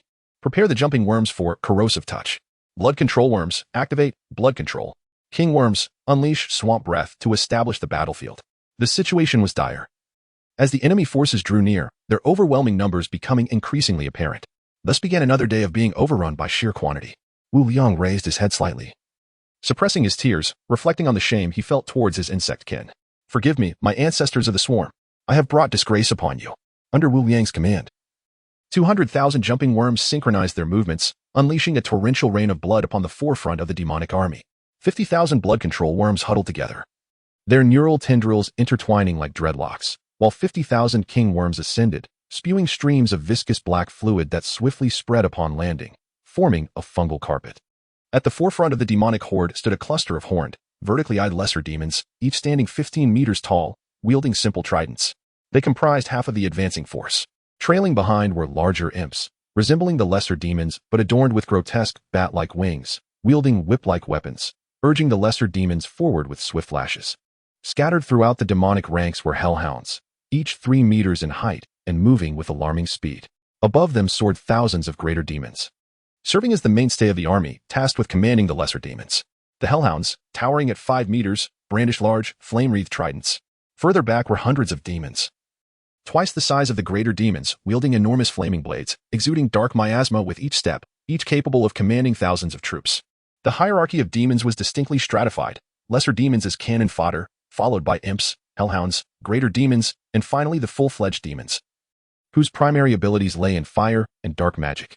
Amidst the chaos, the sky was soon engulfed in a deluge of blood, drawing derision from the hundreds of demons commanding the army, who laughed heartily in the rear ranks. In their perception, blood-based attacks were numerous, often akin to toxins or corrosive acids, which were merely a minor inconvenience to beings accustomed to harsh environments. The oncoming blood further ignited their insatiable thirst for carnage. With each demon becoming increasingly exhilarated, their minds twisted with visions of brutal slaughter. Chapter 84. The Stinging Serpent and the Endless Demons under the precise control of the blood control worms. Each droplet found its target. In an instant, the demonic army erupted in howls of agony. The front line fell like a wave, and the lifeless bodies of the demons were corroded into pools of blood, merging with the onslaught of blood, as if infused with vitality, continuing their relentless advance against the remaining demons. The once jovial demons were taken aback by the brutal scene before them, their arrogance vanishing as they resorted to various means to combat the onslaught of blood. Alleviating the pressure on their forces, the demons, endowed with innate abilities of fire and dark magic, found themselves at an advantage against the blood entities. In the distance, Wu Liang observed that the results were promising, having decimated nearly 1/10 of the opposing forces in a single strike. Perhaps a few more such attacks would render close combat unnecessary. With a sense of elation, he commanded the blood-controlling insects to intensify their efforts. Prepare the stinging serpents. Aim for the large targets and fire. With a whoosh, upon receiving their master's orders, 10,000 5-meter-long stinging serpents contracted their abdomens and unleashed a barrage of armor-piercing spines towards the demon horde, originally resembling caterpillars. These herbivorous slugs underwent a significant transformation following their enhancement by the Central Intelligence. Their evolutionary blueprint was severely distorted, with countless armor-piercing spines concealed beneath their hardened exoskeletons. Bolstered by exceptionally robust musculature, 4,000 muscle segments compared to a mere 629 in humans. Coupled with genetic enhancements, the spines they shot forth traveled at supersonic speeds. In an instant, the battlefield was enveloped in dust and chaos, the demon army suffering catastrophic losses, their fallen comrades nailed gruesomely to the ground. Observing this from a distance, the demons stationed at the rear abandoned their dismissive attitudes and promptly issued commands to retaliate. The demon army, undeterred by the deaths of their kin, bore cruel smiles as they raised their weapons, unleashing torrents of flames upon the swarming insects. Dive underground. Take cover. Wu Liang shouted as he witnessed the fiery onslaught raining down. He hurriedly ordered his swarm to burrow into the earth, but due to the urgency of the situation, a portion of the swarm was caught in the inferno. In an instant, the struck insect units fell like wheat before the scythe. The mech hosts, however, were fortunate enough to have taken flight to evade the assault. Thankfully, the swarm had received genetic enhancements, resulting in minimal casualties. Only a few unfortunate units were struck fatally. The injured units that survived managed to stagger back to their feet, their wounds slowly healing as they rejoined the fray. Meanwhile, the deceased insect units were siphoned of their blood by the blood-controlling insects, which directed the crimson streams towards the wounded, facilitating their rapid recovery. After all, the insect units possessed bloodline genes that allowed for swift healing, albeit at the cost of their own blood. The blood-controlling insects, fortuitously discovered by Wu Liang, repurposed the blood of the fallen to replenish the injured, synergizing with the mech hosts in a phenomenon he termed Metal Storm. 100,000 mech hosts unleashed a metallic tempest upon the demon army, punctuated by missile strikes. If the demons resembled the Middle Ages, then Wu Liang's mech hosts epitomized the 22nd century. While a single machine gun might prove ineffective against the demons, what of 100,000 Gatling guns? The barrels of the Gatling guns whirled, spewing forth bullets like a cascade of light. The firepower generated by the 100,000 Gatling guns wove a net of destruction, sweeping over the demon forces with the ferocity of a storm, inflicting grievous losses even upon their commanding leaders. In a fleeting moment, the battlefield was strewn with dismembered limbs and mangled flesh. Before long, nearly a million-strong demonic army had been vanquished, an inconceivable display of might. Remarkably, this legion of demons had yet to reach the swarm. Wu Liang absent-mindedly stroked the stubble on his chin, contemplating the situation. A modern army pitted against a medieval one. This was nothing short of a massacre. However, such overwhelming firepower had significantly depleted the ammunition reserves of the mech hosts, which had originally been carried by the mechs but had now become an integral part of the hosts due to parasitic infestation, and were non-renewable. Unable to restrain himself, Wu Liang provocatively exclaimed, "Is that all you've got?" while gesturing dismissively, a rather infuriating display aimed at the primal demon beasts. The primal demon beasts were taken aback by the rapid annihilation of their forces, yet they remained unfazed. Hehehe, that was merely an appetizer. With that, a veritable tide of demonic forces surged forth from the distance, far exceeding the previous numbers. This realm belonged to the primal demon beasts, and the rules here were dictated by them. The demons were merely manifestations of souls collected across countless epochs. For beings of such stature, many tasks were delegated to their numerous subordinates. In the grand scheme of warfare, battles often involved millions, and the loss of a few 100,000 was but a trivial matter. Furthermore, as long as the primal demon beast remained alive, the fallen demons could be reborn through the dimensional rules. Wu Liang, witnessing the approaching demonic horde, felt a wave of despair wash over him. With merely a few 100,000 swarm units at his disposal, how could he possibly contend with such an overwhelming army of demons? The demonic forces were indifferent to Wu Liang's plight, unleashing a barrage of attacks, dark magic, flames, and more. Fortunately, this area was cloaked in a fungal carpet, allowing the swarm units to receive resources for timely replenishment, thereby mitigating casualties to a degree. The blood river controlled by the blood-controlling insect had transformed into a nascent sea of blood, launching widespread attacks against the demonic army. Yet, the demons were not easily thwarted. Countless flames rained down upon the blood river, evaporating a significant portion of the blood sea. Thankfully, the blood water, converted from demonic blood, provided a constant supply for sustenance. Meanwhile, the demons had gathered in the rear, numbering in the tens of thousands, preparing to launch a surprise assault on the swarm. In an instant, these demons teleported into the midst of the swarm, unleashing indiscriminate slaughter. Wu Liang had anticipated this maneuver. The swarm units fiercely protected the blood-controlling insect, ensuring that most of the demons merely teleported to the periphery, where they were met by the guardian jump insects. Although a single jump insect could not contend with a demon, a swarm of them posed a grave threat. The aerial dragon beasts, however, far surpassed the jump insects in combat capability. Each dragon measured 10 meters in length with a wingspan of 20 meters, resembling slender, winged worms. Their elongated forms were adorned with sharp, bony protrusions at both ends. The dragons attacked by launching blade insects from their tails, targeting both aerial and ground adversaries. These blade insects were ferocious symbionts, capable of rapidly disintegrating into multiple fragments that splattered toward the enemy. 10,000 alien dragons unleashed a torrent of 1,000 blade worms, which, upon contact with the demons, swiftly fragmented into several pieces, splattering the nearby fiends as if corroding their very blood. In Chapter 85, the Demon Host and the Demon Beast Legion, in an instant, tens of thousands of demons were annihilated. Behind Wu Liang stood the second half, who contributed to the swarm in her own way. Behind her, a multitude of insect eggs had accumulated, a feat only achievable under conditions of sufficient energy through resource conversion. Each egg bore an 8-petaled opening, from which a translucent viscous fluid oozed, as a peculiar creature resembling a snake emerged, approximately 30 centimeters in size, with a grayish-white hue, swiftly writhing its way toward the battlefield. Amidst the fierce long-range exchanges, the insect race, bolstered by their superior ranged capabilities and the ability to receive timely healing, suffered minimal casualties. Yet, the sheer number of the demon horde was daunting, and both sides gradually closed the distance. The jumping worms emitted a piercing screech as they charged forth on their robust limbs toward the demon army. Under the command of their overseer, the jumping worms transitioned from a square formation into a conical one as they surged forward. The two sides collided with the ferocity of a tidal wave. With their bodies leaning forward, the worms extended their scythe-like claws, plowing through the advancing demons like a bulldozer, with the front lines consisting of lesser demons. Although their numbers were vast, they proved powerless against the onslaught of the jumping worms. Falling like wheat before a harvester, their deaths horrific and widespread, leaving devastation in their wake. However, when confronted by hellhounds, the situation became more complicated, as the tactics effective against lesser demons were ineffectual here. Both sides exhibited comparable combat prowess, unyielding in the face of death and pain, resulting in fierce clashes where each side sought to inflict harm upon the other. Meanwhile, agile parasitic worms emerged from the ground, small and inconspicuous, seizing the opportunity to burrow into the bodies of hellhounds and major demons alike.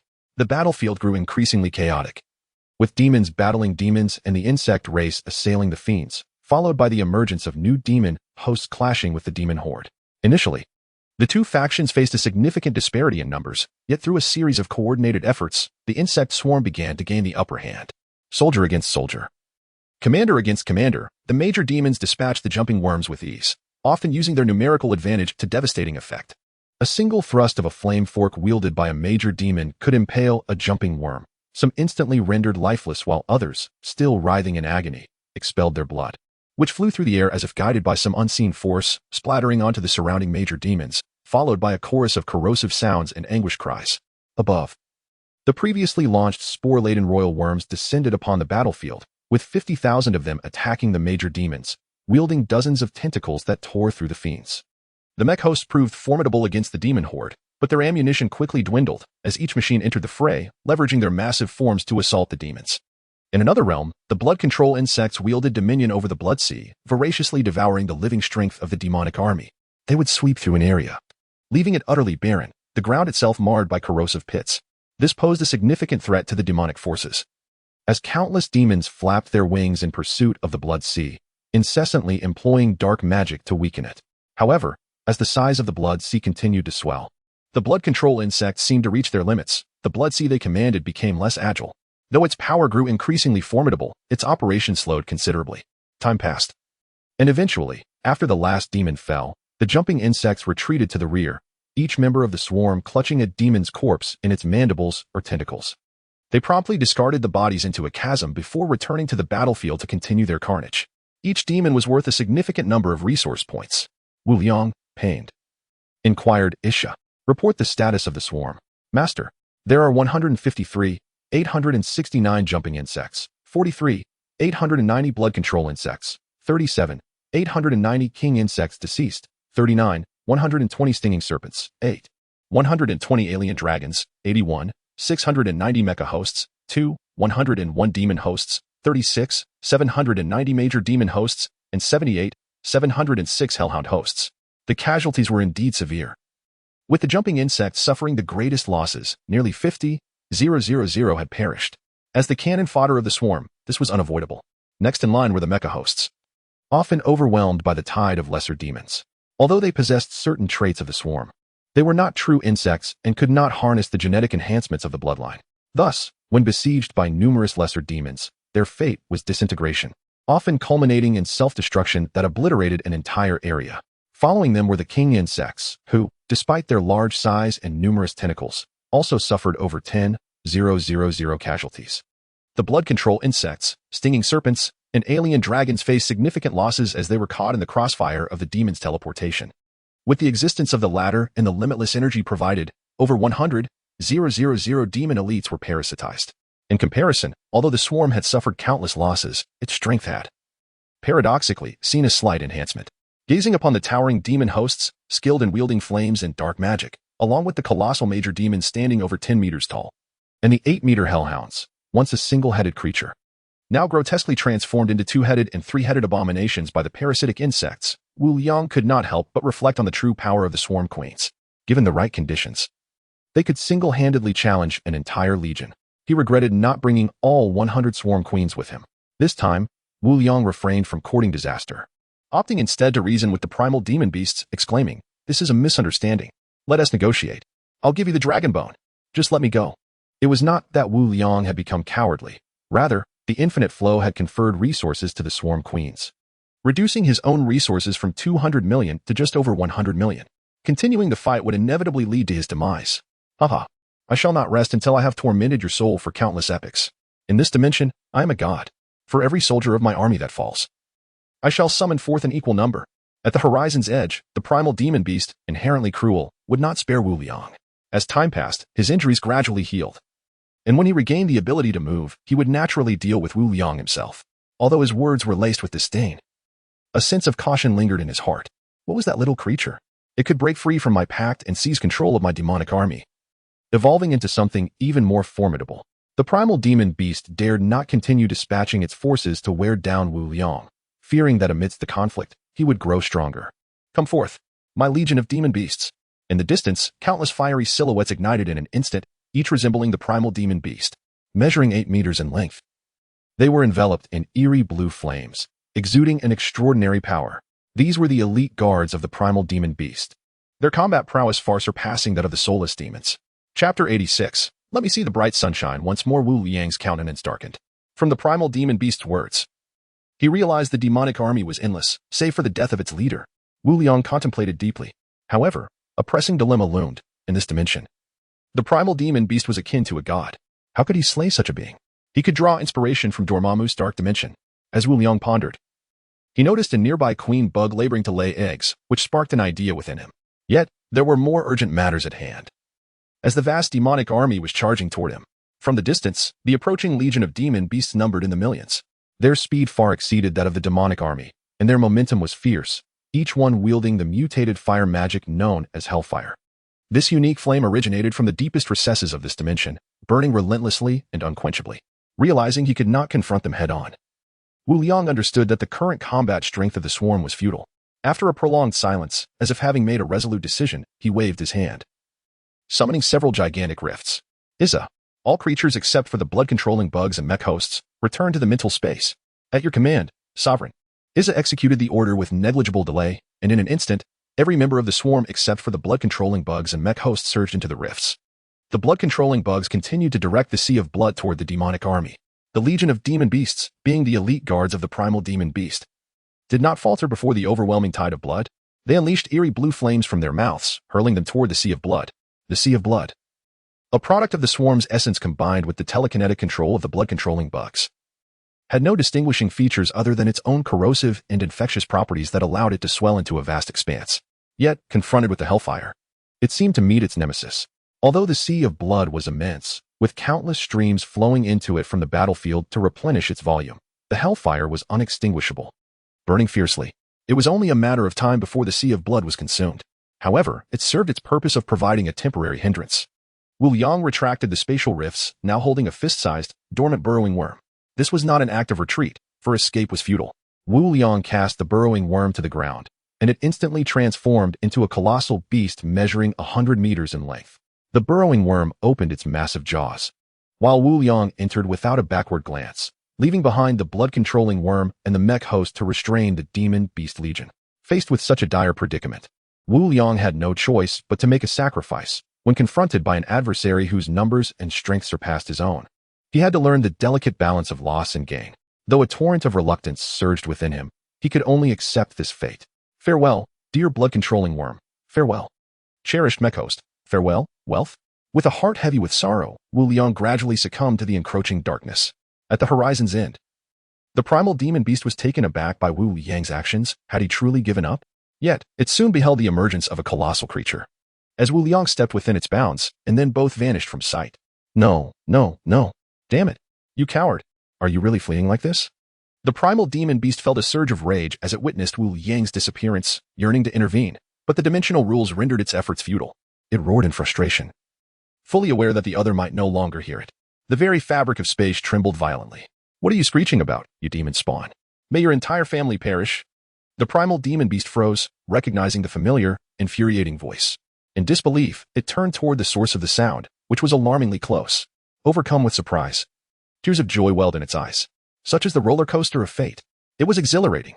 The primal demon beast felt a surge of emotion, pondering how many years it had tormented him. The mycelium blanket possessed formidable adhesive properties and a vigorous growth rate. The preceding fierce battle had left a visceral landscape, nourishing the blanket, and the immense quantity of mycelium previously sprayed by the kingworm had spread to the very feet of the primal demon beast. Thus, Wu Liang had ventured here via the burrowing worm, though he had initially been reluctant to arrive. What a terrifying sight. So colossal. Yet, he had no choice but to proceed. After repeated assurances from Isha, he found himself in the situation he faced now. Upon arrival, Wu Liang discovered that he had previously underestimated the vastness of this dimension, believing it to be the end. Yet, upon reaching this place, he realized the dimension was indeed expansive. As far as the eye could see, there was no end in sight, and he caught a glimpse of a seemingly endless army of demons advancing toward him, albeit from a considerable distance. Regaining his composure, Wu Liang shouted to the primal demon beast, "Hey, I'm here to surrender. Will there be any leniency?" With his hands raised in an international sign of surrender, he was uncertain if it would hold any meaning to a demon. How naive. I intend to torture you before extracting your essence, extracting your soul, and tormenting you for countless epochs. Is that the best you can come up with? Wu Liang interrupted the primal demon beast's tirade with a resigned tone. Damn it. You kill him, Demon Beast Legion. The primal demon beast bellowed, summoning its legion that had already retreated. Upon hearing their master's call, the demon beasts immediately turned back, only to realize that their escape route had been silently blocked by a sea of blood, and they could not break through in the immediate future. With a series of explosive hellfire eruptions, the blood sea evaporated in an instant, losing half its volume. Wu Liang appeared calm on the surface, yet internally he was fervently praying. Upon witnessing the demon beast legion's inability to breach the defenses, he finally felt at ease and addressed the primal demon with a serene demeanor. I have come to surrender. I am weary of the incessant bloodshed. Continue this rudeness, and I shall take my leave. With a quick flicker in his eyes, Wu Liang stepped directly into the gaping maw of the burrowing worm, which subsequently vanished. It was akin to the pursuit of a romantic interest. The essence of uncertainty governs the dance. No, you pest. Halt. The primal demon was taken aback, and once again erupted in a fit of rage, genuinely fearing that Wu Liang might vanish without a trace this time. Hey, can we converse properly now? The primal demon swiftly turned to see Wu Liang appearing from the side. Just allow me to inflict torment and extract souls. Everything else is negotiable. The primal demon hastily shouted, anxious that Wu Liang might disappear once more. At that moment, the primal demon felt a profound discomfort within its own dimension. It could not gauge Wu Liang's movements, and with substantial losses incurred, it feared that if nothing was gained in the end, it would be a total disaster. All right. No problem. But you must agree to a few conditions. Wu Liang internally scoffed at the notions of torment and soul extraction. Let me show you how to brew your demise. The primal demon fell silent, scrutinizing Wu Liang, and after a moment's contemplation, it spoke. State your conditions. Before I meet my end, let me see the bright sunlight one last time. Chapter 87. The signing of the demon contract. The primal demon was astonished, incredulous at what it had just heard, beginning to question whether its ears were deceiving it. Was this creature afflicted with some grave ailment? What need had it to see sunlight before its demise? Did it not understand that sunlight and demons were not subjects for discussion? For a primal demon like itself, sunlight posed no harm whatsoever. It was merely an innate aversion. However, lesser demons might suffer burns from exposure, and while they could evade lethal damage, greater demons and other forms of evil were impervious to such effects. The fear of sunlight depicted in films was reserved for intangible entities like wraiths, which would be reduced to ash upon exposure. The primal demon regarded Wu Liang as one might regard a fool, feeling a modicum of sympathy. It began to ponder whether torment and soul extraction held any effect on someone so seemingly simple-minded. Perhaps this creature relished such experiences. At that point, it might not be the demon inflicting torment, but rather itself that would crumble first. Wu Liang instantly sensed the peculiar gaze directed at him and was about to launch a few mocking quips when the primal demon interjected. Sunlight poses significant harm to us demons. This complicates matters. In the inherently cunning and greedy eyes of the demon, not profiting was tantamount to losing. Although it seemed impossible to engage with sunlight outside, within this dimension, it was a god, and if a god demanded sunlight, then sunlight it would have. This was a manifestation of the rules at play. Then shall I take my leave? Wu Liang, not one for lengthy discourse, stepped forward once more toward the burrowing worm's maw. The primal demon, in a flurry, called out, sunlight and our demonic attributes are inherently antagonistic. I truly have no solution. Unless what? Wu Liang urgently pressed, for this was a matter of his very existence. Yet, he felt a sudden jolt of concern. Realizing he had perhaps revealed too much eagerness, Wu Liang, with a humble demeanor, responded to the primal demonic beast with a faint smile. The primal demonic beast harbored disdain in its heart, yet chose to remain silent, fully aware that Wu Liang's intentions were to exploit sunlight against it. How naive. It decided to play along, for if it had known the futility of the endeavor, it would not have willingly walked into its own demise. Unless you are willing to sign a contract with me, I cannot bend the rules of the contract to reflect sunlight here. Of course, the price of the contract is your soul. Ha ha ha. The demonic contract, also known as the devil's contract or dark pact, is a binding agreement that formalizes a transaction between two parties acknowledged by the cosmic rules of this realm. Once signed, neither party can retract, yet the cunning demon, as the executor of the contract, often embeds numerous loopholes, leaving vague stipulations regarding its own obligations. Subsequently, a contract materialized in the air, formed from black smoke, hovering before Wu Liang. The contract. Wu Liang understood that demons relish such dealings, yet he felt uncertain. Would signing the contract truly cost him his soul? Just as doubts plagued his mind, a voice echoed within him. Master, a contract is a binding rule, yet it bears no significance for the insect race. You can sign the contract in the name of the master, and then effortlessly transfer it to an insect unit. Though not ideal, it was indeed the best course of action. After a brief silence, Wu Liang inquired with delight, can it be a parasite? Such a maneuver? In that instant, Wu Liang felt an overwhelming urge to befriend the demon. Sacrificing a single insect to fulfill endless wishes seemed exceedingly advantageous. Isha fell silent. She chose not to respond further. And Wu Liang, undeterred, acknowledged that while he was not afraid of this contract, the infamous reputation of demons was well known. Are you trying to outsmart me? This is all wrong. Wu Liang hastily pointed at the contract, which bore English text. However, for Wu Liang, he recognized the letters but did not comprehend their meaning. This was psychological warfare, a mere intimidation tactic. Though communication was seamless, thanks to the Master's consciousness and its biological wave capabilities. Real-time translation of the text was not provided. Even after digesting numerous memories, they had been optimized. Suddenly, the text on the hovering contract shifted slightly.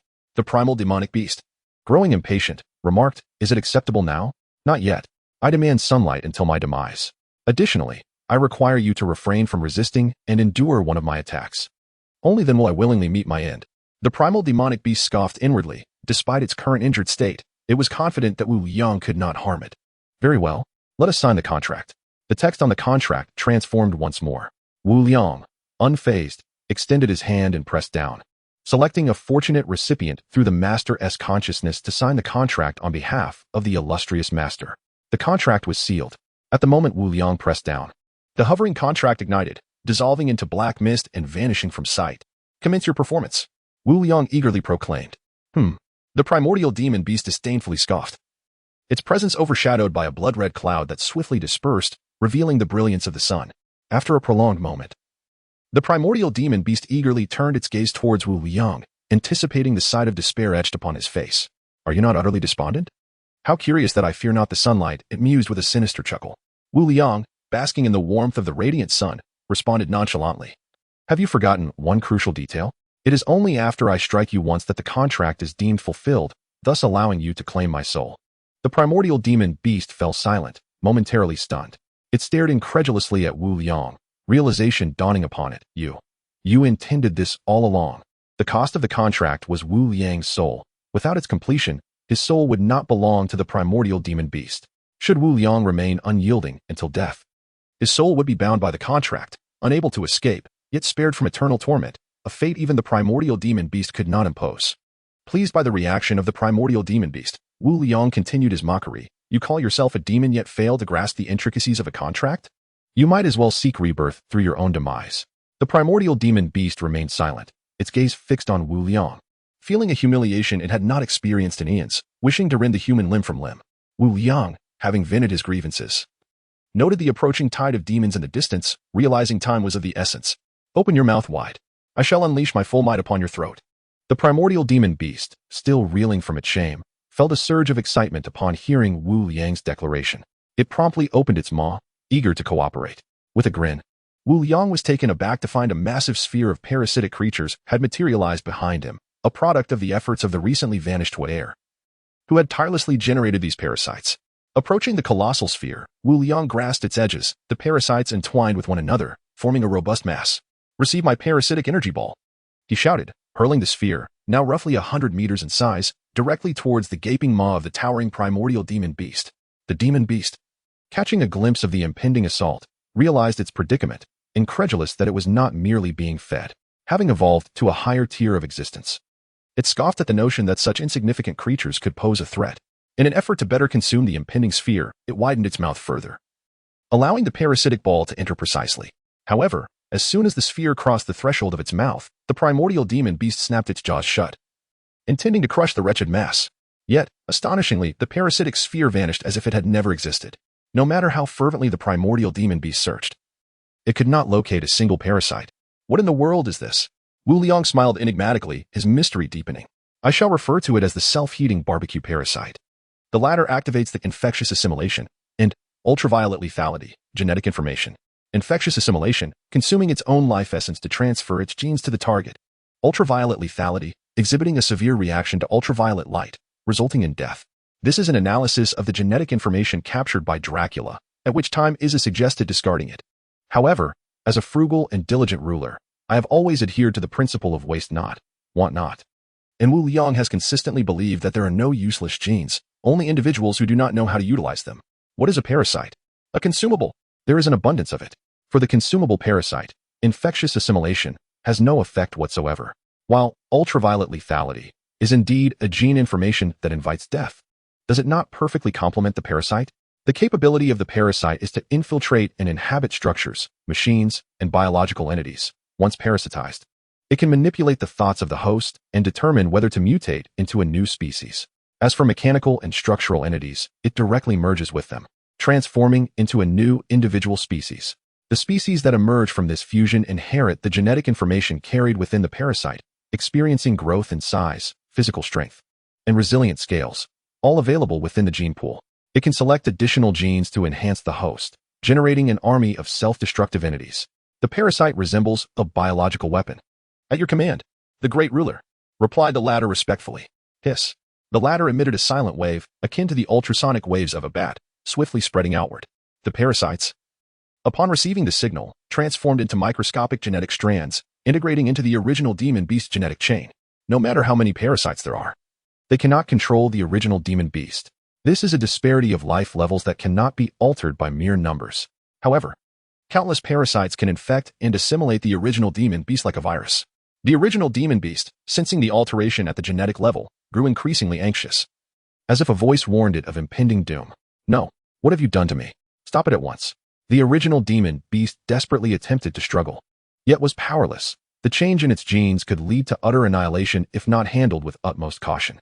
Wu Liang and the latter had already retreated 1,000 meters away, fearful of being embroiled in the impending upheaval.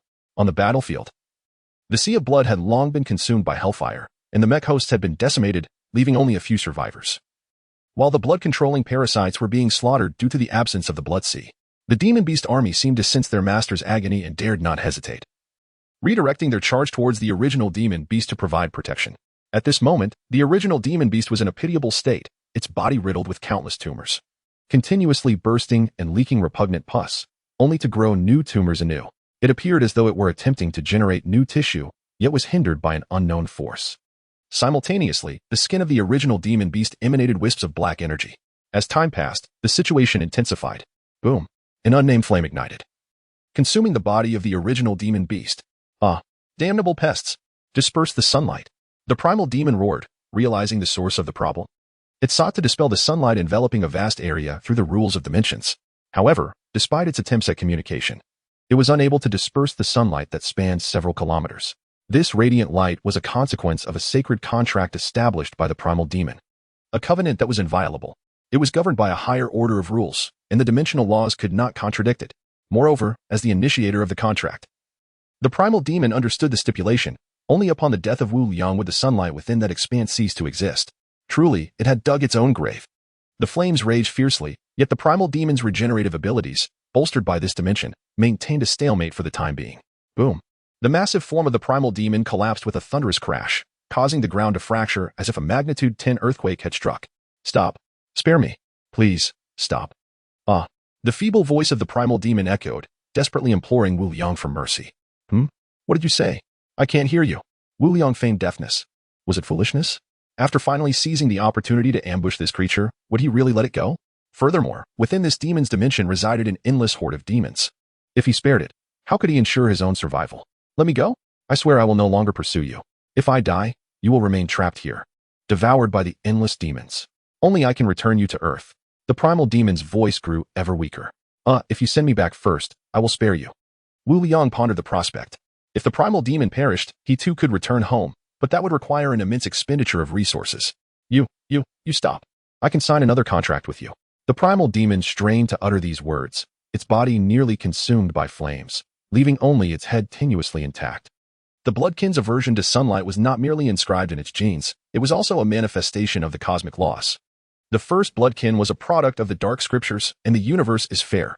Although the bloodkin possessed eternal life, they forfeited their right to live freely beneath the sun, akin to rats confined to the sewers. Thus, this was equally fatal for the primal demon, which could not escape the confines of this universe. At last, the primal demon was reduced to ashes, vanishing completely. Wu Liang let out a sigh of relief. He had finally resolved the issue and could now focus on self-preservation. "Master, the mother nest has detected the rules of this dimension. Should we capture and merge?" Upon hearing Ish's prompt, Wu Liang momentarily forgot about the strategic retreat and stood there, dumbfounded. "What? Please, say that again." Suddenly, the space around Wu Liang became distorted, and in the blink of an eye, he vanished. Chapter 89. Ruthless Kerrigan Earth. Wu Liang slowly opened his eyes. The scene before him left him in shock. Kerrigan was kneeling before him, her knee touching the ground as she pleaded, "Master, I have failed to protect you. I deserve the gravest of punishments." Ancient One gazed at himself with a broad smile, yet Wu Liang remained oblivious to this, as his blood pressure soared.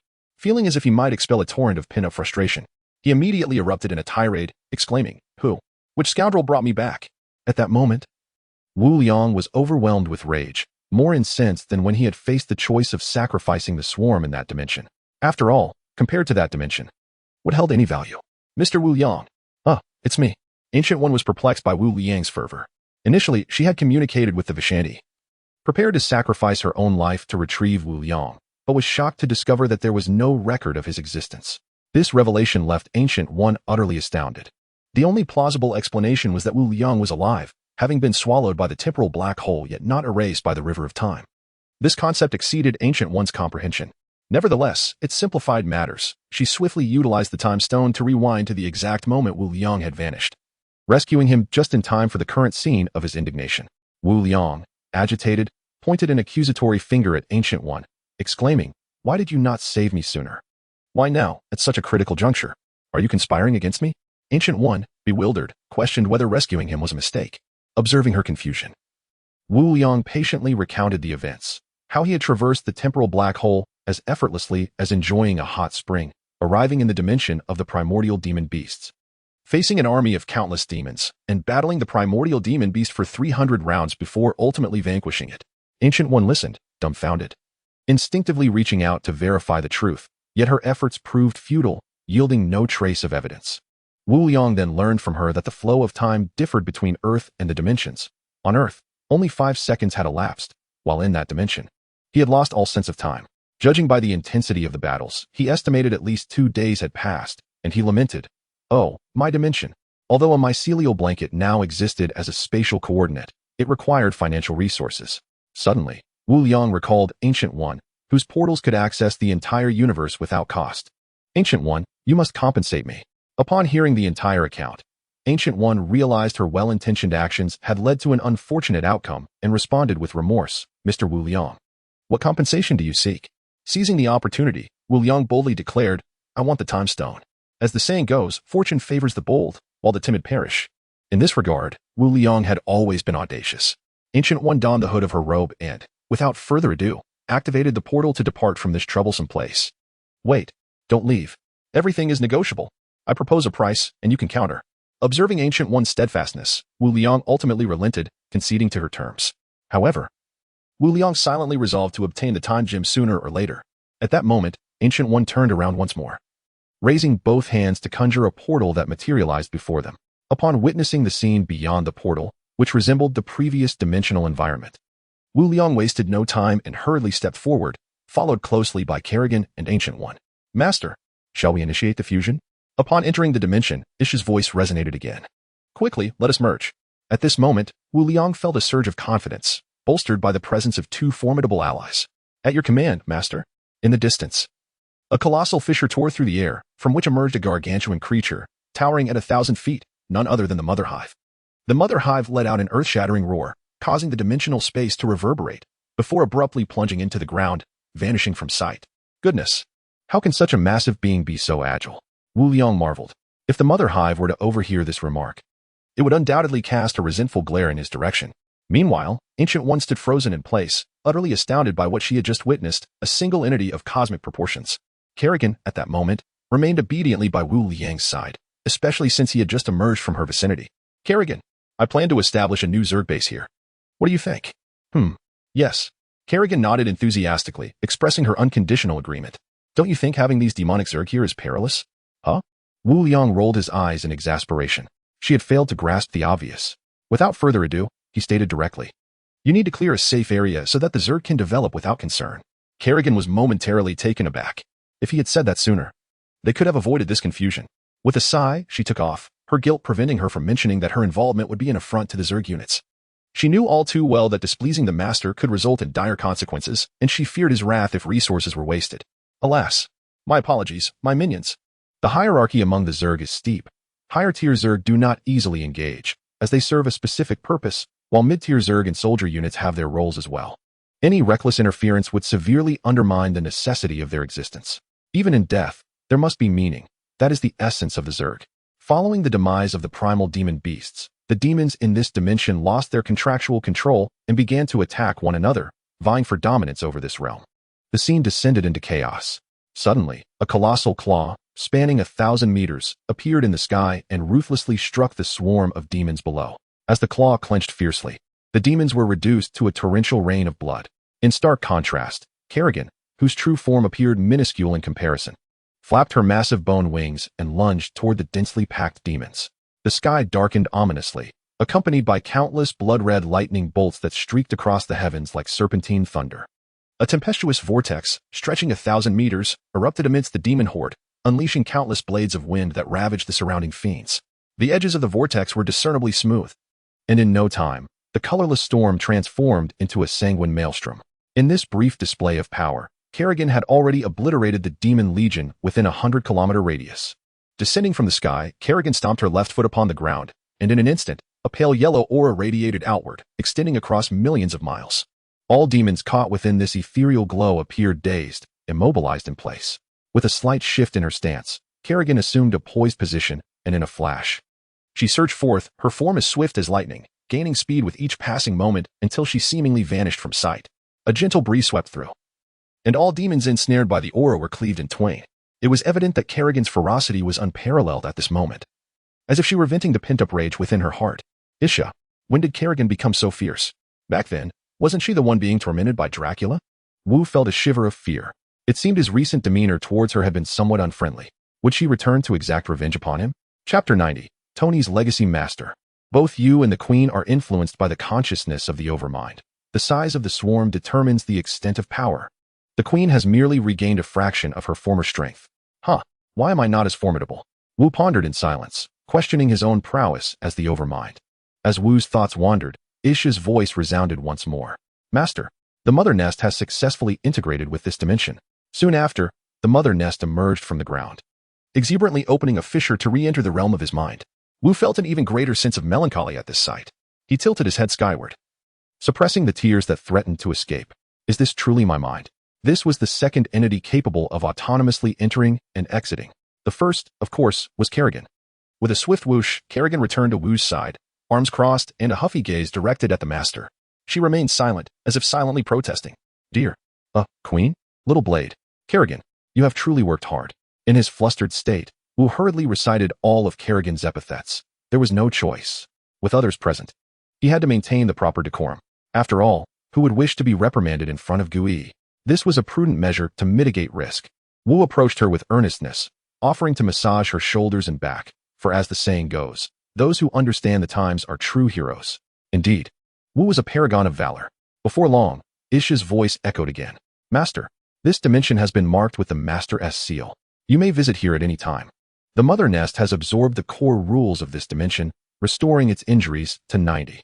Wu furrowed his brow, questioning, Isha, having devoured this dimension, it has only recovered to 90. Are you underestimating my understanding of these matters? In Wu's eyes, the Mother Nest had already been at 90 before their arrival, only to fall back to 60 in its efforts to save him. Was this merely a break-even scenario? No gain is indeed a loss. This sentiment resonated with Wu. Master, devouring this dimension, the Mother Nest can recover 12%. Yet, the Mother Nest allocates 3% of its energy to spawn new secondary nests. The secondary nests. 3%. Wu Liang murmured to himself, counting on his fingers. Suddenly, he exclaimed in disbelief. Is it foolish? 12% for the Mother Nest.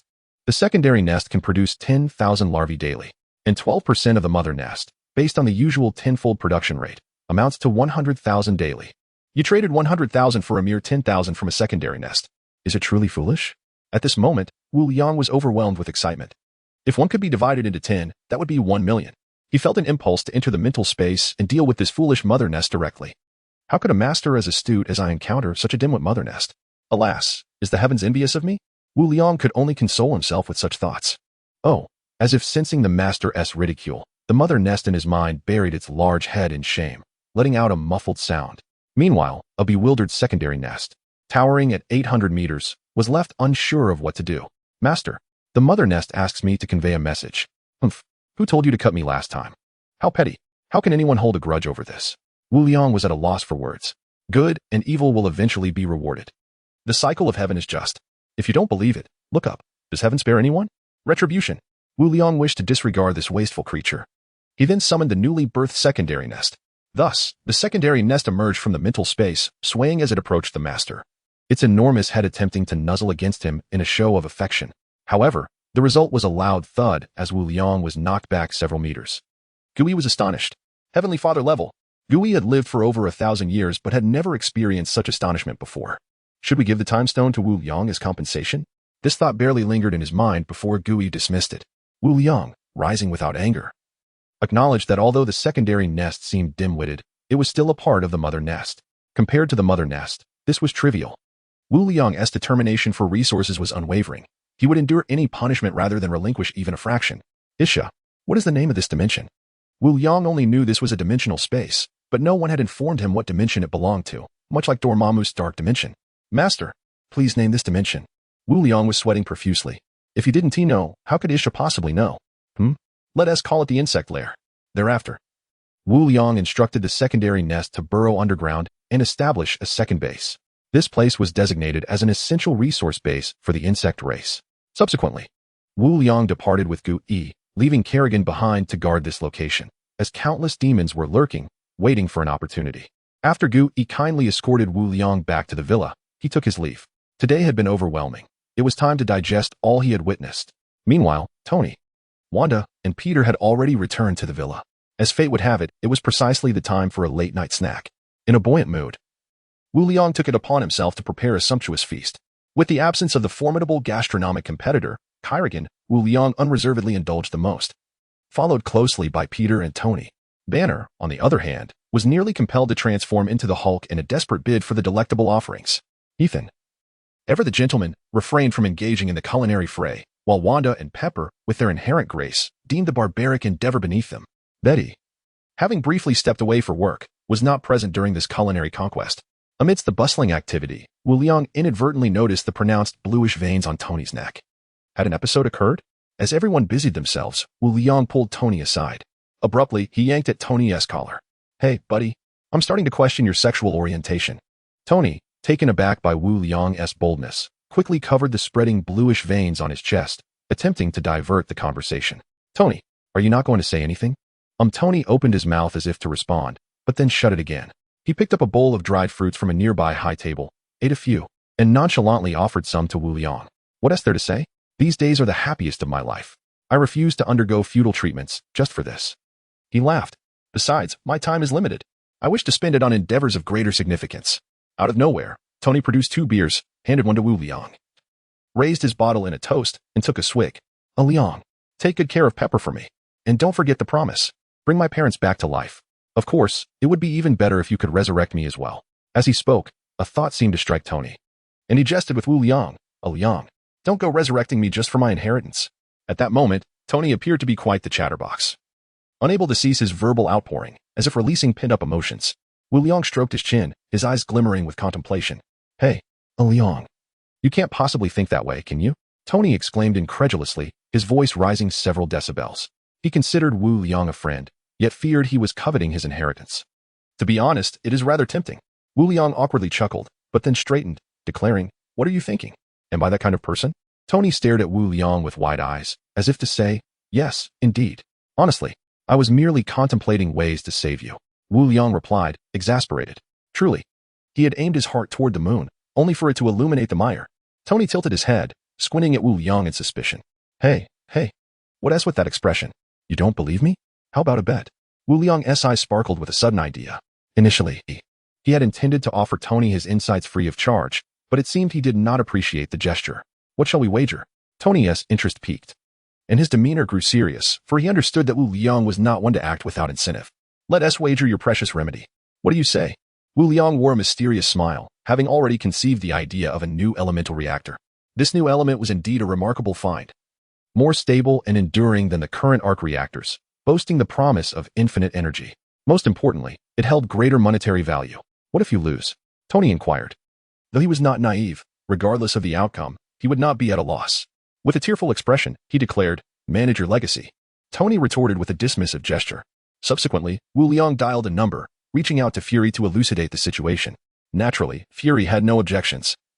If events unfolded as they typically would, he would personally deliver the items Tony required. Wu Liang, did you orchestrate the chaos in Hell's Kitchen? Fury pondered for a moment before voicing his concern. Through satellite surveillance, he had witnessed Wu Liang wreaking havoc in Hell's Kitchen, and most alarmingly, he had seen a figure reminiscent of a demon. Wu Liang was not surprised, after all. It was said that 1 in 10 individuals on Earth was an agent of S-H-I-E-L-D. How could Hell's Kitchen escape his grasp? Ah, Fury. You mentioning this reminds me. Do you have any idea of the sacrifices I have made for the Earth? I have just rescued it. Wu Liang exclaimed. You must reimburse my losses. While contemplating how to recover his expenditures, Wu Liang realized that an opportunity had presented itself. What do you mean by that? At that moment, Fury wished he could slap himself for bringing up such a sensitive topic that was tantamount to soliciting funds from himself. Hey, Fury, you can't renege on your debts. I have incurred immense losses. Do you understand? I just thwarted an apocalyptic event for Earth. It was the subordinates of that higher dimensional demon I mentioned, the primal demon beasts. If you doubt me, you can consult with Ancient One. As the director of S-H-I-E-L-D, Fury was privy to a wealth of information. However, the more enigmatic aspects remained elusive, particularly those that Wu Liang casually fabricated. Why did the name primal demon seem more formidable than that of the higher dimensional demon? Wu Liang scowled. You ask me, but who should I ask in return? Fury, sensing his reluctance to settle the matter, felt compelled to placate him. Hey, Wu Liang. I never said I wouldn't pay. Just tell me how much. Fury surrendered, abandoning his resistance, resigning himself to the notion that he was merely purchasing peace of mind. Ultimately, after a heated verbal duel lasting half an hour, both parties reached an agreement. Fury would provide 1 Quinjet and a military production facility in compensation to resolve the issue. There was little choice. Wu Liang had only managed to extort this amount. Following the Hydra incident, the Security Council had effectively constrained S-H-I-E-L-D, beginning with its funding. According to Fury, they were nearly unable to disburse salaries. Disheartened, Wu Liang hung up the phone, only to find Tony gazing at him with a peculiar expression. Hey, what's wrong, Tony? Why the grimace? Upon realizing he was not beyond rescue, Tony's demeanor relaxed, and he turned away with an air of arrogance. My affairs could have been settled in 2 sentences, yet Wu Liang dragged it out for over half an hour. I must be unfortunate in my choice of friends. Is this fellow seriously unwell? Wu Liang shook his head, choosing to disregard the individual and retreated to his room for some much-needed rest. The following day, at dawn, Wu Liang rose early, cheerfully indulging in breakfast, remarkably devoid of any morning grumpiness. This was not solely due to being awakened by Wanda, but also because Isha had shared delightful news with him just before he drifted off to sleep the previous night. Hastily shoveling down a few bites, he abandoned his bowl and chopsticks, dashing off without a moment to acknowledge Wanda, heading straight to the Zerg dimension. Meanwhile, Wanda sat at the dining table, her expression marked by discontent. Peter, sensing something amiss, turned to her and inquired, What's wrong, Wanda? Due to the mere minutes that separated their births, Peter typically addressed her by name rather than calling her sister. He didn't even say goodbye before leaving. Wanda lamented. Peter rolled his eyes, choosing not to engage further. In the Zerg dimension, now fully dominated by the Overmind, Wu Liang could enter at will, and exiting would simply return him to his previous location. At this moment, the Zerg had cleared a vast space, as Kerrigan's presence instilled such fear in the demons of this dimension that they kept their distance, wary of provoking the formidable queen. Kerrigan sat casually atop an alien dragon, which obediently lay low, ensuring her comfort. Before her, a jump bug rested, its form more slender than the average specimen. Upon entering the dimension, Wu Liang disregarded Kerrigan and made his way directly to the jump bug. The night prior, as the Overmind sought to enjoy a peaceful slumber after consuming the dimension, it had unexpectedly detected a peculiar aura. Tracing its source, it identified the anomaly residing within the frail jump bug. Consequently, the Overmind informed Wu Liang about the discovery.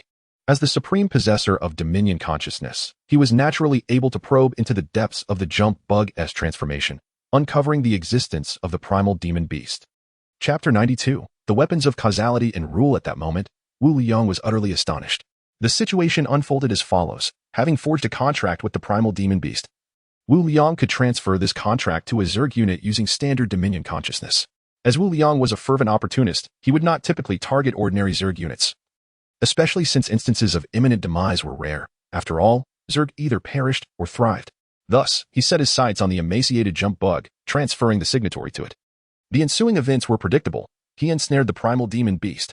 Logically, one would think this concluded the matter, but who could have anticipated that the primal demon beast, being an original demon, possessed its own means of manipulation?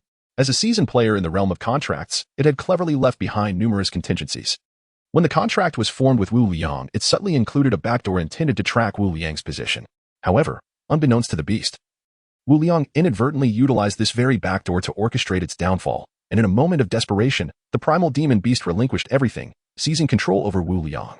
To its dismay, the primal demon beast soon realized that in its frantic bid for survival, It had commandeered the body of a lowly insect.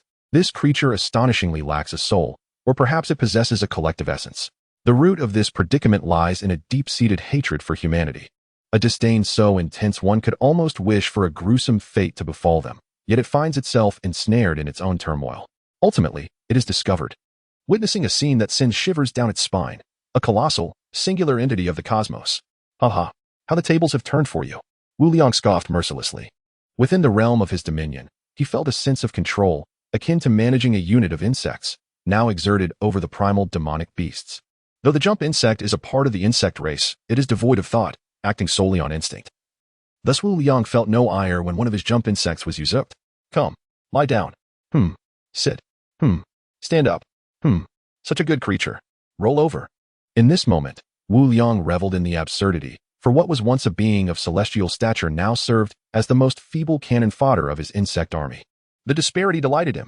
The primal demonic beast, compelled by the Master's commands, could only comply with tears in its eyes. Humans, it is permissible to kill, but not to humiliate. In my life, despite performing a series of degrading actions, the primal demonic beast found its voice within the Master's consciousness. Despair enveloped it. Rather than endure such humiliation, it would prefer a noble demise. Ah, how naive. I shall force you to mate with the most grotesque of beings, thereby birthing a new race. I shall name it the superior hybrid of demonic beasts. Human, how malicious you are. You are more fiendish than a demon. At that moment, the primal demonic beast could scarcely fathom such a scenario. It was more tormenting than death itself, a torture of the soul that could span eons. Are you seeking a beating? Can you not converse properly? Come, let us commence your mating with the lowest of demons. Wu Liang, unyielding, prepared to lead it away. No. The primal demonic beast bellowed in fury, yet its body scampered obediently behind Wu Liang. Human, I pledge my allegiance to you. Spare me. At this juncture, the primal demonic beast recognized its plight. It could neither seek death nor escape the imminent degradation at the hands of the most despicable demon, forcing its proud neck to bow in submission. Demons are peculiar entities. They mercilessly slay the weak without hesitation, yet they become abjectly humble when faced with those more powerful. As the saying goes, they prey on the weak while fearing the strong. Bravo, you're learning. Wu Liang commended the primal demonic beast, then added, however, I do not keep idlers. If you are of no use, you might as well be sent out to create a new species. This statement left the primal demonic beast in a quandary, for having relinquished everything to possess the jump insect, it now found itself powerless.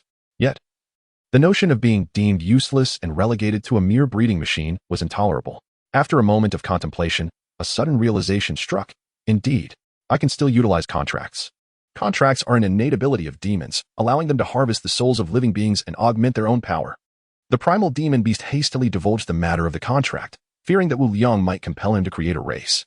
Upon hearing the primal demon beast's words, Wu Liang fell into deep contemplation. A contract is an agreement wherein the contractor presents a wish, which is then fulfilled by the demon with whom the contract is made, ultimately at the cost of the contractor.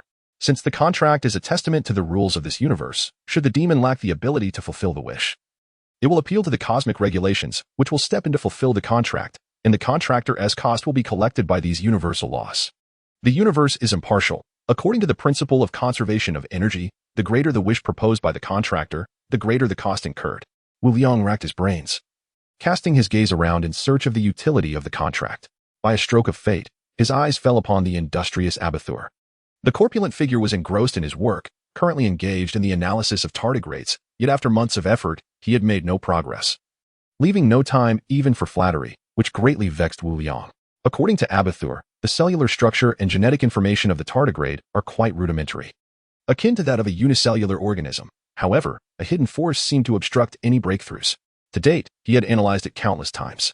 Wu Liang was immensely intrigued by the tardigrade's genetics, and even though he had not yet succeeded in the analysis, he was reluctant to abandon the endeavor. Much like a gambler's superstitious hope, he felt that luck might soon favor him.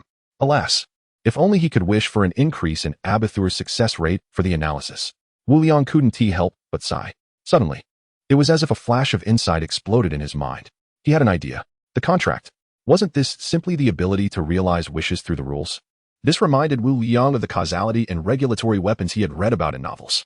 In the Marvel Universe, who wields the weapon of causality? That would be Wanda, the Scarlet Witch. She can alter reality, famously negating the existence of mutants, thus rendering them extinct before the terrifying might of her powers. As for regulatory weapons, a contract is one such example. Yet, Demons do not possess absolute control. Instead, both parties are subject to limitations, leaving only a minor loophole.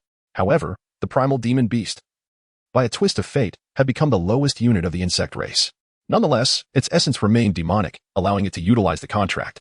And Wu Liang was now pondering how to exploit this regulatory weapon. Chapter 93. Intimidation and Coercion Contract. Contract. Wu Liang muttered incessantly.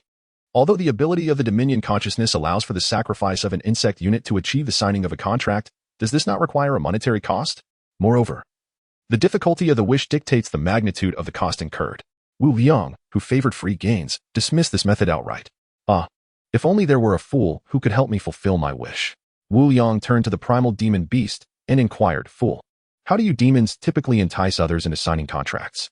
He sought to glean insights from the experiences of the primal demon beast, hoping for inspiration. The primordial demon beast promptly divulged all it knew to Wu Liang. Helplessly, an enigmatic consciousness link subtly indicated to it that Wu Liang represented everything, leaving it utterly exposed before him. It was a seduction of sorts, through temptation, allure, and manipulation, or through schemes of power and vengeance. Wu Liang furrowed his brow, as if he had heard something utterly preposterous. Do you not employ intimidation or coercion to compel individuals into signing contracts? He inquired incredulously. Are demons truly so civilized? The primordial demon beast was momentarily taken aback and replied honestly, I have never attempted such methods. However, the signatory must be willing to consent to the contract. Demons exhaust every conceivable means to lure individuals into signing agreements, adhering to this protocol without resorting to alternative tactics. Wu Liang was exasperated, feeling as if he were banging his head against a wall. Willing? Let me ask you this. If I were to request that you sign a contract and then perish, would you agree? The primordial demon beast was startled, the unexpectedness of the situation leaving it momentarily speechless. Its frail head bobbed like a chick pecking at grain, eager to show its compliance. Yes, I am willing. I am willing. Wu Liang narrowed his eyes, his hands cracking audibly as they clasped before his chest. In a flash, the scene turned rather grim. Eventually, the demon beast lay gasping on the ground, fortunate to have a mycelium blanket sustaining its breath. Otherwise, it would have perished. How dare you harbor ulterior motives? Perhaps you should focus on creating a race instead. The primordial demon beast shook its head vigorously, like a rattle. I was wrong, my sovereign. Under the guise of benevolence, the primordial demon beast relinquished its final vestiges of dignity, addressing Wu Liang as my sovereign. Akin to the insect race. Yet, it comprehended the implications. It was desperate for death, while others would plead for mercy to secure a contract. The primordial demon beast began to doubt its suitability for demonic existence, realizing it lacked the cunning of a true demon. Its expression transformed with excitement, as if a new world had unveiled itself. Was it possible to operate in such a manner? Previously, it had succumbed to coercion, but now it found itself steeped in profound admiration. The formidable forces behind Wu Liang were one aspect. Yet more crucial was the revelation that this human was even more cunning than the demons themselves, and demons thrived on wickedness. The primordial demon beast became somewhat entranced, inhaling the essence of Wu Liang's malevolent soul. The subsequent matters became straightforward. Wu Liang instructed Kerrigan to capture a demon for the purpose of testing the feasibility of the contract. However, dealing with such a minor character did not necessitate Wu Liang's direct involvement. The primordial demon beast reveled in the situation, perhaps deeply affected by Wu Liang's influence. As it grasped the essence of the endeavor, the unfortunate demon stood transfixed, clutching a rock for dear life, refusing to relinquish its hold. Yet the primordial demon beast, once its master, showed no mercy. Ultimately, it signed the contract with a face of relief. Of course, the content of the contract was the successful analysis of Abathur. Though it had no knowledge of who Abathur was or what analysis entailed, the instant it signed the contract, it met its demise. The soul was seized by the rules. Yet the visage of the corpse bore a clear expression of contentment. Upon further investigation, it was discovered that the demise of this demon occurred instantaneously due to the exorbitant cost of the contract, an expense beyond its capacity to endure. The rules, rather unreasonably, directly extracted its soul. However, this posed little concern for Wu Liang, who promptly commanded the primal demon beast to accompany Kerrigan in seeking out more demons to forge contracts. This, indeed, indicated that such a course of action was viable. Wu Liang naturally held great regard for individuals of value, for what is most precious in the 20th century: talent. He affectionately bestowed upon the primal demon beast an endearing name, Slim Dog, a most fitting moniker, as the current frail jumping insect appeared even more emaciated. In light of this, the primal demon beast was delighted to be addressed as Slim Dog and expressed all manner of commendations for Wu Liang, embracing its role as a demon for life. After addressing the matter at hand, Wu Liang observed the circumstances of this realm. The expanse was vast and boundless. and the richness of its stones and resources was astonishingly high, each fragment surpassing earthly stones in quality, albeit with some hindrances to collection. Perhaps the gravity here was significantly greater than that of Earth, resulting in a higher density of the stones, coupled with the harsh conditions and the demon's inherent bloodlust. The sky was a ghastly crimson, and the land was stained red. The previous night, Wu Liang had arranged matters accordingly, successfully relocating 250,000 worker bees to the insect nest dimension. They were currently busily extracting resources from this dimension. Meanwhile, only 50,000 worker bees remained at the Afghanistan base, now not engaged in rock collection, but rather managing the various supplies that had been transported. These supplies were, of course, delivered by the insect queens, and the daily conversion of resources was quite substantial. In New York, Wu Liang had retained 10 insect queens to handle urgent affairs in the newly developed factions of the insect queens, while the remaining 90 had been transferred to this location. The combat capability of the demon host was notably formidable, at least until significant genetic enhancements were made to the insect units. They were unified under the leadership of the insect queens, who were currently leading a contingent of combat units to various demon tribes, assimilating the demon armies. In no time, Slim Dog found itself surrounded by 100 demons, all undergoing torment. Observing the orderly progression of events, Wu Liang contentedly withdrew from the insect nest dimension. The following day, Fry delivered a box left by Tony's father, accompanied by a Cohen-style fighter jet. The location of the weapon production facility had already been sent to Wu Liang's phone. Upon receiving the box, Tony sequestered himself in his room, showing little interest to Wu Liang, who was already aware of the unfolding narrative. After implanting a parasite in the Cohen-style fighter jet, Wu Liang was delighted to acquire an aerial mount. Everything gradually fell into place, with Wu Liang continuing his routine of eating and sleeping, eagerly anticipating the results from Abathur. 3 days later, while still in slumber, Wu Liang was roused by Abathur's incessant disturbances. Chapter 94. Tardigrade genetic information after a period of diligent efforts and the sacrifices made by various demons, at long last. Abathur completed the analysis of the tardigrade this morning. Wu Liang directly immersed himself in the depths of his mind, disregarding everything else. Excitedly, he approached Abathur. The existence of the tardigrade resonated profoundly with everyone. Tardigrades, colloquially known as water bears, are minuscule creatures, ranging in size from 50 micrometers to 14 millimeters, typically requiring magnification tools for clear observation. Their bodies possess 4 pairs of short, stout appendages, each ending in claws, and they move with a deliberate slowness. Their surface is covered with skin, lacking chitin, that sheds periodically. The ventral side is flat, while the dorsal side is arched, with 4 pairs of clawed legs on either side, enabling them to crawl at a sluggish pace. They are dioecious and oviparous, exhibiting direct development. Remarkably, they can survive for 2 minutes under conditions of 272 and 151, endure low temperatures of 200 for several days, and live for at least 30 years in an environment of 20 degrees. Their tolerance for ionizing radiation is hundreds of times greater than the lethal dose for humans. They can withstand pressures approximately 6 times that of the deepest ocean trenches, where humans would be crushed into deformity under similar conditions. With such extraordinary capabilities, how could Wu Liang not be exhilarated? At this moment, Abathur was equally enthusiastic, thrilled to have completed the analysis of the tardigrade today, and even more astonished by its genetic makeup. Ruler, you shine like the stars in the vast cosmos, radiating unparalleled brilliance. You illuminate the future of my insect race. Your wise and formidable decisions grant us the capital to rise above all other races, unlike certain rulers who remain stagnant, bringing nothing but harm to the insect race. Abathur lowered his body as much as possible, attempting to keep his form beneath that of the ruler. This scene was quite comical, a large, hefty insect pressed against the ground, its belly flattened in an amusing sight. Behind Wu Liang, Kerrigan's fists were clenched tightly in anger. Who was she subtly mocking? However, as Kerrigan pondered, she found this phrase strangely familiar. Flattery would come later. Let us first discuss serious matters. Wu Liang's mind was consumed with thoughts of the tardigrade, leaving him little capacity to feel the tension. At your command, great ruler. The insect race adheres to a strict hierarchy. Medium-tier insects generally refer to the ruler as the great ruler. Higher-tier insects enjoy numerous privileges, such as merely addressing the ruler as ruler. Yet Abathur stands out as a peculiar exception among the higher-tier insects, being the only one to address the ruler with the added title of great. However, this seemingly simple addition has greatly benefited Abathur. For instance, during Kerrigan's era, he received special attention. Under Wu Liang's reign, his significance was even more pronounced. Abathur directly uploaded the genetic information of the tardigrade into the ruler's consciousness. Cryptobiosis. Enter a state of non-consumptive lifelessness, rapidly reviving upon contact with energy. Tardigrade exoskeleton. The exoskeleton can withstand an immense pressure of 87,000 pounds per square inch. Resistance. capable of resisting extreme temperatures, severe cold, dehydration, hypoxia, and cosmic radiation. Wu Liang gazed in astonishment at this series of introductions, saliva nearly spilling forth in excitement. He could hardly contain himself as he urgently called out to Isha, "Hurry, hurry. Integrate, hibernation, into the original genetic code of all Zerg units." The excitement is palpable. Within Wu Liang's mind, a grand calculation unfolds, echoing with fervor. What does hibernation signify? It denotes a state of lifelessness, wherein upon encountering energy, revival is possible. I recall a scientific experiment where tardigrades, frozen for 30 years, could rapidly return to their natural state upon thawing. This is intrinsically linked to the concept of hibernation.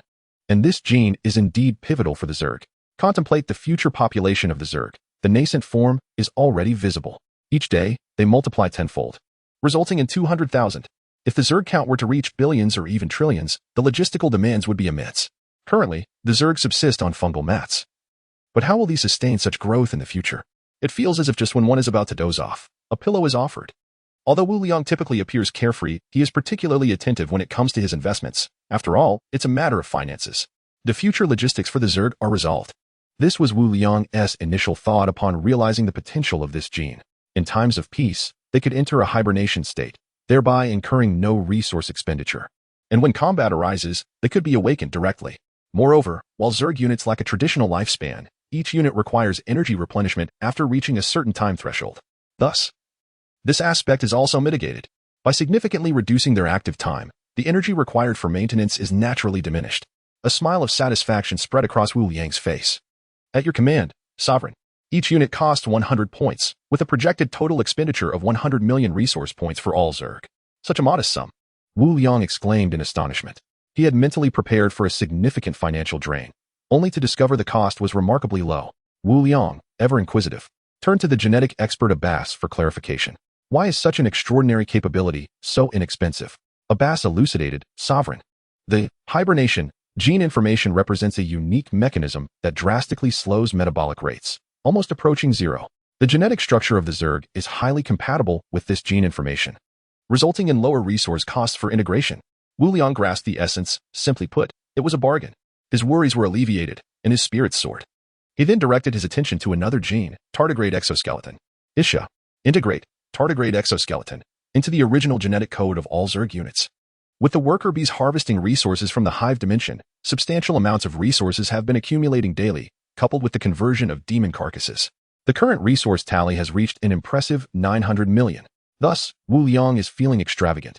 Sovereign, each unit costs 100 points, with a projected total expenditure of 100 million resource points for all Zerg. This time, Wu Liang was not surprised. The exoskeleton is an innate trait of the Zerg, hence the minimal cost.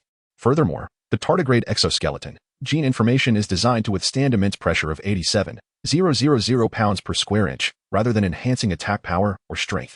It serves to resist deep-sea pressures or extreme gravitational forces, which is merely an embellishment for the Zerg. Subsequently, Wu Liang turned his gaze towards the final genetic information, resistance.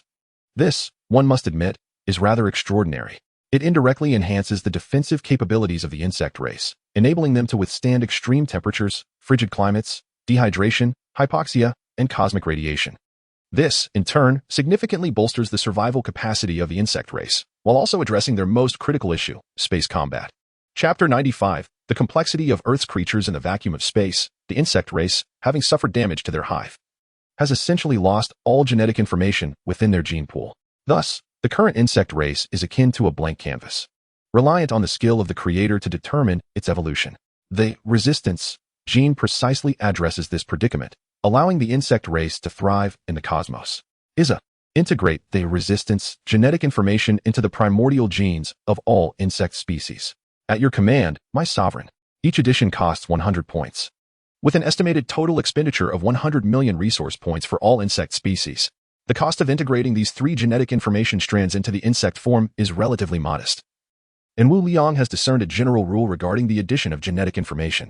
For instance, the jump insect, a close combat unit, can enhance its defense, speed, stamina, and spiked scales. However, incorporating abilities related to mental attacks, internal spore projection, or venom, or even the previous transformation gene, incurs substantial costs, as this would fundamentally alter the basic genetic structure of the jump insect. Please report on the current mutation status of the insect units. Wu Liang, naturally, places great importance on finances and wishes to ascertain the current increase in mutation demands for the insect race. Sovereign. Worker bees cost 400 resource points each, with a mutation time of 1 minute. Jump insects cost 900 resource points each, with a mutation time of 2 minutes. King insects cost 3,500 resource points each, with a mutation time of 5 minutes. Blood control insects cost 1,300 resource points each, with a mutation time of 5 minutes. Stinging serpents cost 1,200 resource points each, with a mutation time of 5 minutes. Abnormal dragons cost 1,300 resource points each, with a mutation time of 5 minutes. Pitworms cost 500,000 resource points each, with a mutation time of 30 minutes. The insect queen costs 108,300 resource points and 1 unit of star core fragment, with a mutation time of 10 minutes. Wu Liang nodded thoughtfully. The cost for all units have increased. Even the worker bees are now 4 times more expensive than before. Yet, all of this is worthwhile.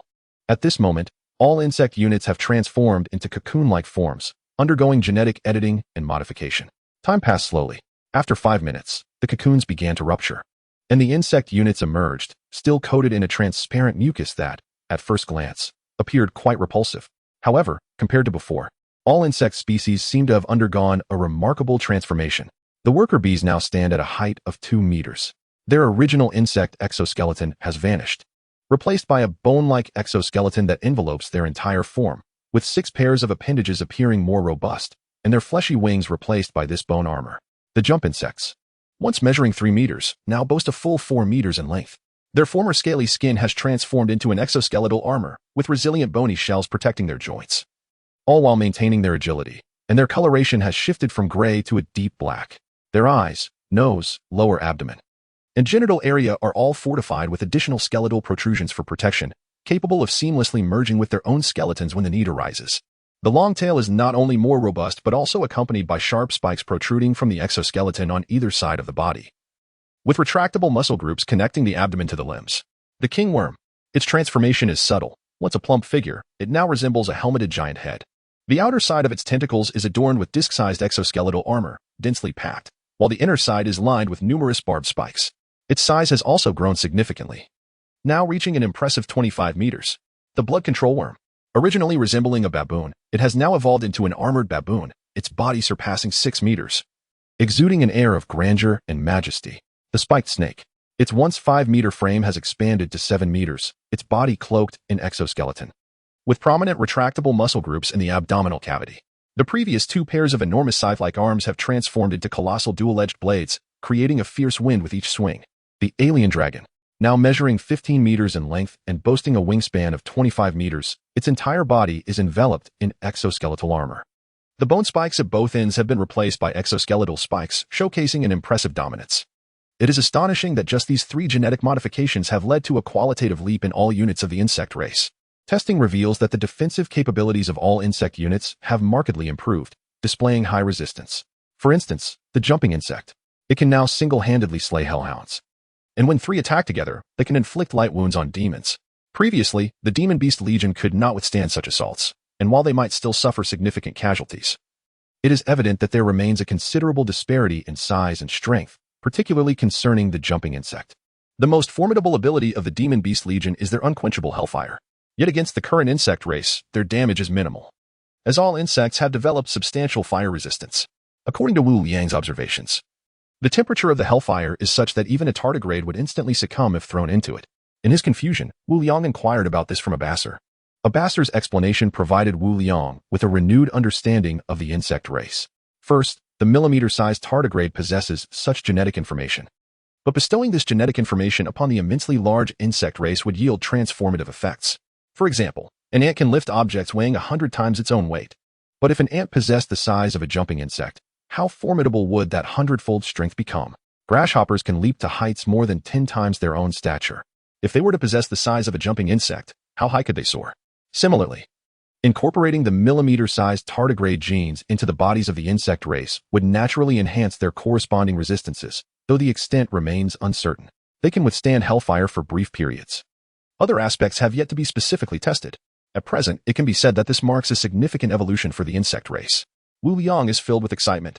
The tardigrade has brought him immense surprises, and he increasingly senses the complexity of Earth's biological diversity.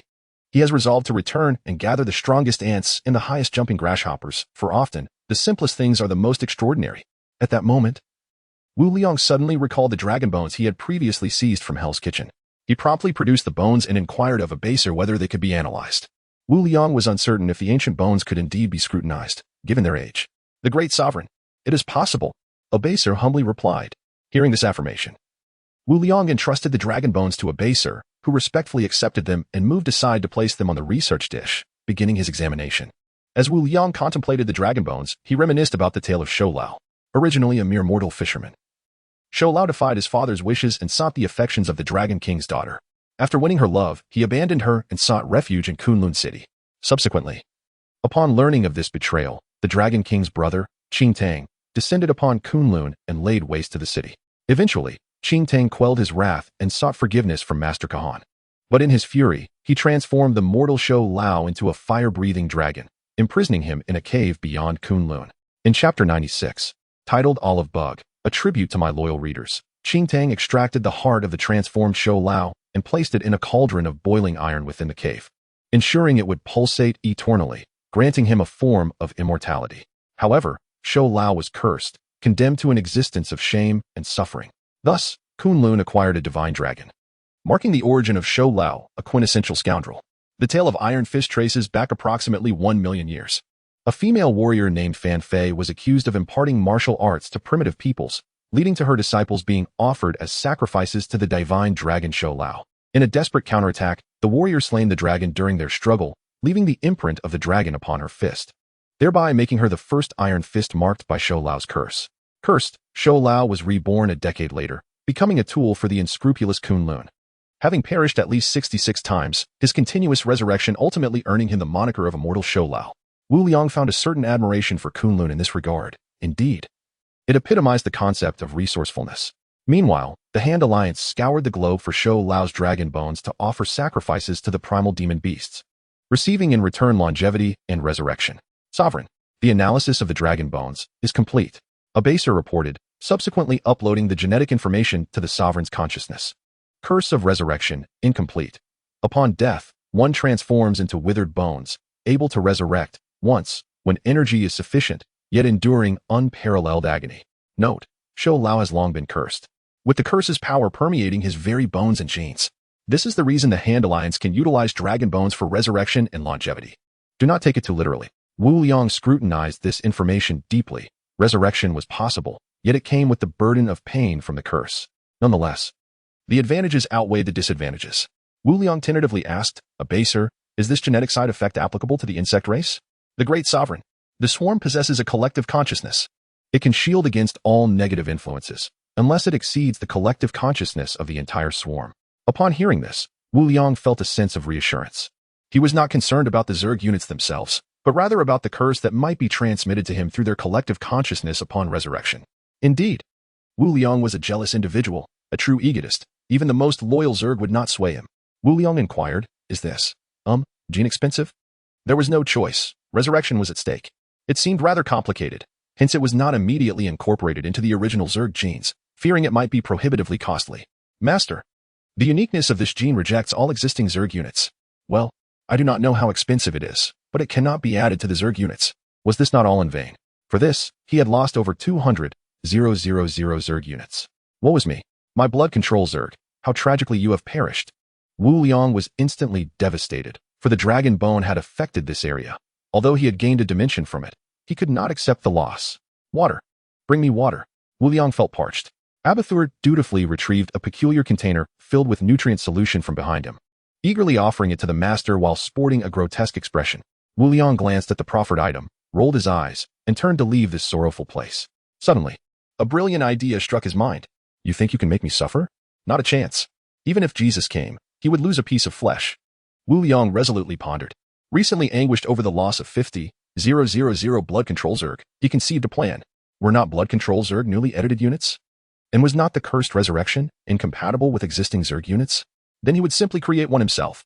Abathur, is it possible to edit this gene into a brand new Zerg unit using some genes from the gene pool? Abathur's entire body suddenly froze, his voice trembling as he replied, yes. Yes. How could I not think of that? The master is truly the master. Your wisdom shines like the stars, immeasurable. Wu Liang's heart leaped with joy, yet he maintained an impassive facade as he commanded, "Stop with the flattery. Quickly list the gene pool information. I shall personally edit a new Zerg unit." Finally, Wu Liang shook his head, lamenting, "The team is difficult to manage now." Abathur nodded his plump head, turning away in shame as he busied himself with preparations. Unbeknownst to Wu Liang, as Abathur turned, a barely perceptible smile crept across his grotesque visage, as if some cunning scheme had succeeded. As a genetic expert of the Zerg, how could he not be aware of such a solution? The reason he had not mentioned it was, of course, due to human sentiments and social intricacies. Indeed, Abathur was truly a unique creature among the Zerg. After Kerrigan became the Zerg queen in the previous life, he delved deep into human habits, yielding remarkable results. He had understood that what humans value most are social relationships and sentiments. Having mastered the intricacies of human relations, he had thrived during Kerrigan's reign and continued to do so now. Moreover, according to his observations, the current sovereign's personality and preferences have been thoroughly grasped by him. The reason he refrained from speaking earlier was undoubtedly to allow the sovereign to articulate it, thereby enhancing the sovereign's image of unparalleled wisdom. Most importantly, Abathur had previously encountered the meaning of overstepping one's authority in that thick tome. Thus, he felt compelled to disguise himself. Otherwise, he would face dire consequences. If Wu Liang were to comprehend the entire context, he would undoubtedly mete out a severe punishment, exemplifying a classic case of failing to apply theoretical knowledge practically and comprehensively. Do I, as a member of the insect race, truly fear your overreaching authority? Such self-importance is laughable. Subsequently, Abathur presented the genetic data from the gene pool into the sovereign's consciousness. Within Wu Liang's mind appeared a three-dimensional virtual device, displaying numerous options and genetic information. Following the prompts, Wu Liang added the primary genetic information of curse rebirth into the first genetic slot, and then supplemented it with resistance, beetle exoskeleton, bloodthirst, concealment, among others. The design was rather intricate, necessitating consideration of organizational structure, muscular coordination, and biomechanics. Finding it cumbersome, Wu Liang simply delegated the task to Abathur. After configuring the template, Wu Liang instructed Isha to mutate one for testing. Soon, a larva transformed into a fleshy cocoon, gradually enlarging over time. After 15 minutes, the cocoon ruptured, revealing a monstrous creature of 20 meters in size, shaped like an olive leaf. Given that the insect race currently possessed an abundance of offensive units, and recalling his previous encounter with the demons, Wu Liang sensed a pressing need for defensive meat shield units within the insect race. Coupled with the curse rebirth genetic information, a wicked smile involuntarily crept across Wu Liang's face. Gazing at the new insect unit before him, he resolved to name it the olive bug. As resilient as an olive pit. Chapter 97. The combat capability of the olive bug. The more Wu Liang observed the olive bug, the more satisfied he became. He subsequently summoned several jump bugs and stingers to the insect nest dimension to test the olive bug's combat prowess. In the insect nest dimension, a vacant space was designated, and several insects positioned themselves, awaiting the sovereign's command. Wu Liang nodded in satisfaction. Let the performance commence. He then moved to a distant spot, together with Kerrigan, to appreciate the unfolding battle, both of them indulging in snacks like sunflower seeds, fruits, and popcorn, an essential for any spectator. Upon receiving the sovereign's command, the stinger initiated the assault. With a swift flurry, it launched 3 armor-piercing spines towards the olive bug. Sensing the impending attack, the olive bug exhibited no reaction, simply lying down and lazily snorting, as its command was to withstand the assault. Thud, thud, thud, the sound of impact echoed. The armor-piercing spines fell impotently to the ground, leaving only 3 faint white marks on the olive bug's surface. At that moment, the jump bugs charged at the olive bug, brandishing their sharp claws to slash at its body. The cacophony of sound was akin to striking metal. However, this time, the jump bugs failed to leave even a trace. Wu Liang scratched his head in disbelief. Is the disparity truly that vast? To put it plainly, currently, the Zerg's basic combat strength is incapable of breaching its defenses. One can only imagine the formidable nature of the olive bug. However, the full extent of the olive bug's powers remains untested. While pondering how to proceed, a rather contemptuous voice echoed, "The sovereign has graced the Zerg nest dimension." The lean dog was overwhelmed with joy, exclaiming that a day apart felt like 3 autumns. Before him stood the emaciated, jumping bug, whose face was alight with obsequiousness. He basked in his current glory. Indeed, it was the satisfaction of having forged a contract. Utilizing the methods of Professor Wu Liang, he had achieved unprecedented efficiency over countless epochs. If only he could return to the past, he might have reached the level of a multiverse entity by now. Never before had he experienced the joy of signing contracts as he did now. Previously, he had to shamelessly solicit others, but now it was they who sought him out. With a fundamental shift in dynamics, he reveled in the experience. Moreover, he showed no mercy towards his former subordinates. Observing from beside Wu Liang, Abathur tilted his head, scrutinizing the jumping bug. According to the hierarchy of sovereign consciousness, he could easily comprehend this creature. However, as a baser squinted, he found himself losing interest in the olive bug, having discovered an unexpected rival among the Zerg. A sense of crisis washed over him. The Zerg's only sycophant was about to become one of two. The lean dog, too, assessed a baser, sensing the innate aura of dominance emanating from him, and thus wore a smile of ingratiation. Wu Liang, indifferent to their psychological exchanges, was preoccupied with testing the olive bug's capabilities. Upon seeing the lean dog's arrival, a brilliant idea struck him. The demons trained by the lean dog now numbered in the thousands, an ideal testing ground. Since the lean dog's torment was primarily psychological, the demon's combat effectiveness remained largely intact. Wu Liang relayed his thoughts to the lean dog, who, upon hearing Wu Liang's proposal, could not refuse and promptly stood tall, declaring his readiness to fulfill the task. With a piercing cry, the lean dog summoned the horde of demons, who seemed to sense an impending calamity and rushed towards them in a frenzy. As the demons approached, the lean dog shouted, "Do you see that bug? Attack it!" Without a moment's hesitation, the demons surged forward. Each demon stood several meters tall. And as they neared the olive bug, they unleashed a barrage of dark magic, filling the sky with a kaleidoscope of colors. Just before making contact with the olive bug, it appeared to sense the impending threat, its massive form adopting a defensive posture.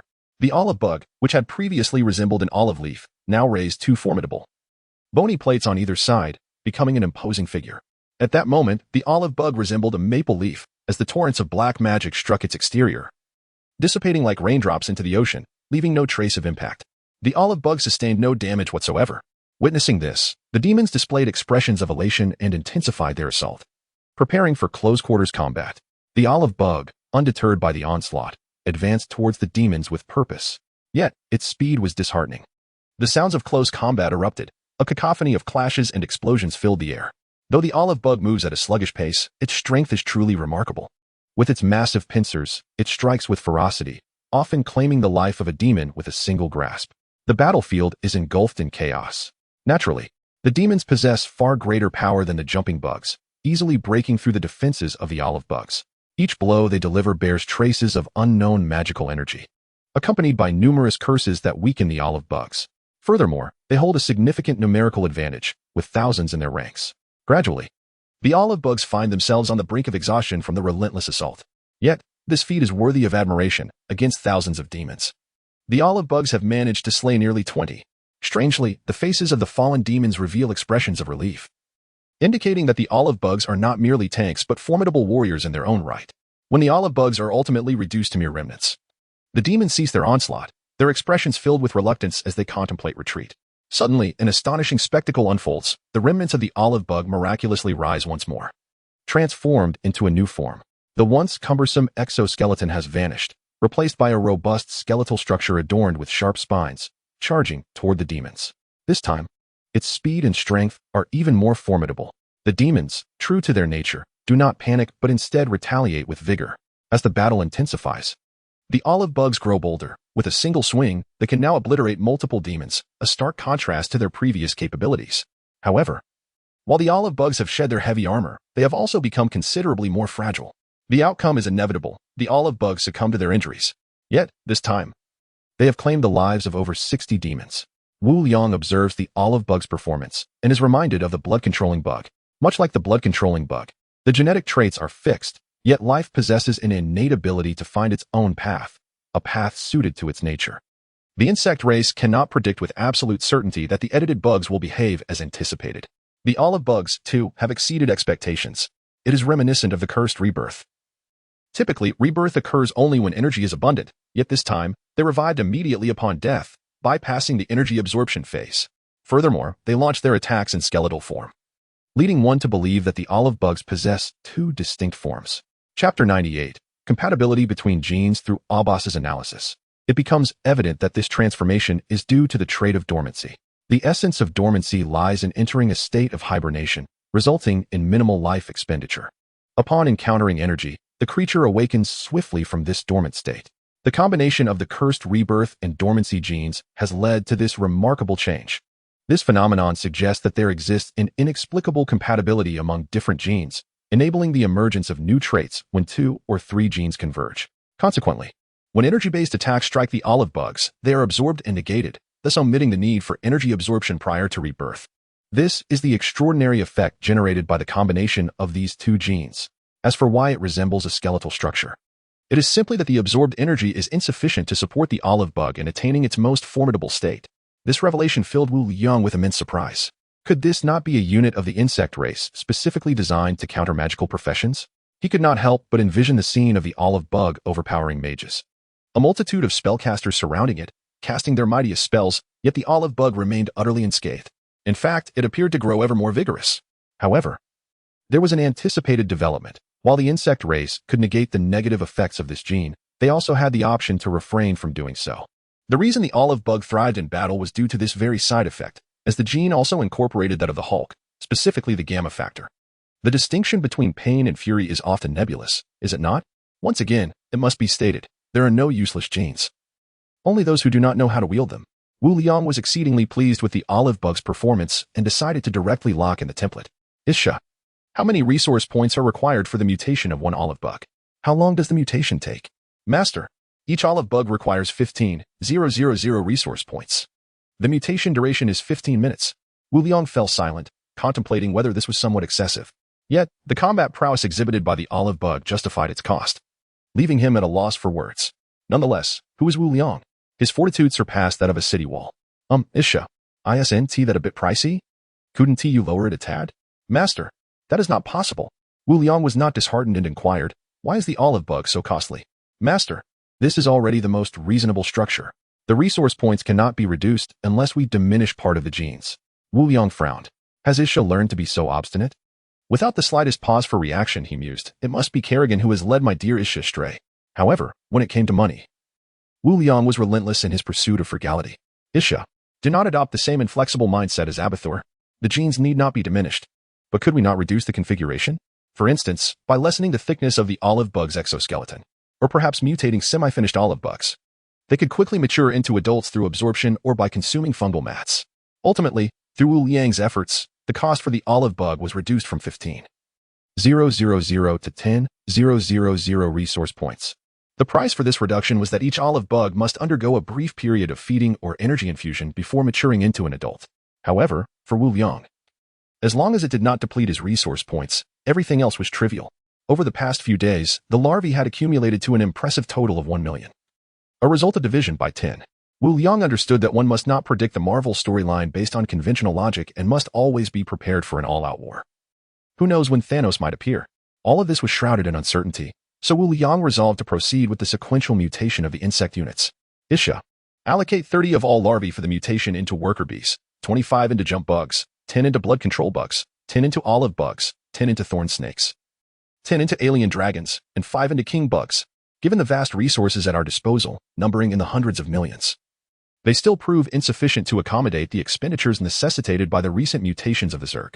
Wu Liang meticulously established the sequence and quantity of these mutations, thereby relieving himself from the constant worry of daily arrangements for the 200,000 larvae, a task that would surely exhaust him.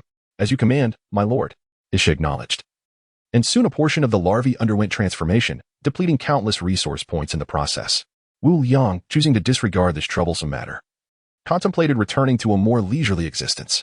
However, upon turning, he was confronted with a scene that made him question his very existence. He observed the jump bugs from his mental space attacking the frail dog. Indeed, these jump bugs were assailing Zerg units without his command. As the sovereign, Wu Liang was naturally perplexed by this turn of events. Had the Zerg turned traitor? The other Zerg units appeared oblivious, failing to intervene. Wu Liang could not stand idly by. The frail dog was his probabilistic tool. Cease at once. The jump bugs halted their assault in perfect unison upon hearing the sovereign's command. It was only then that the frail dog had the opportunity to speak.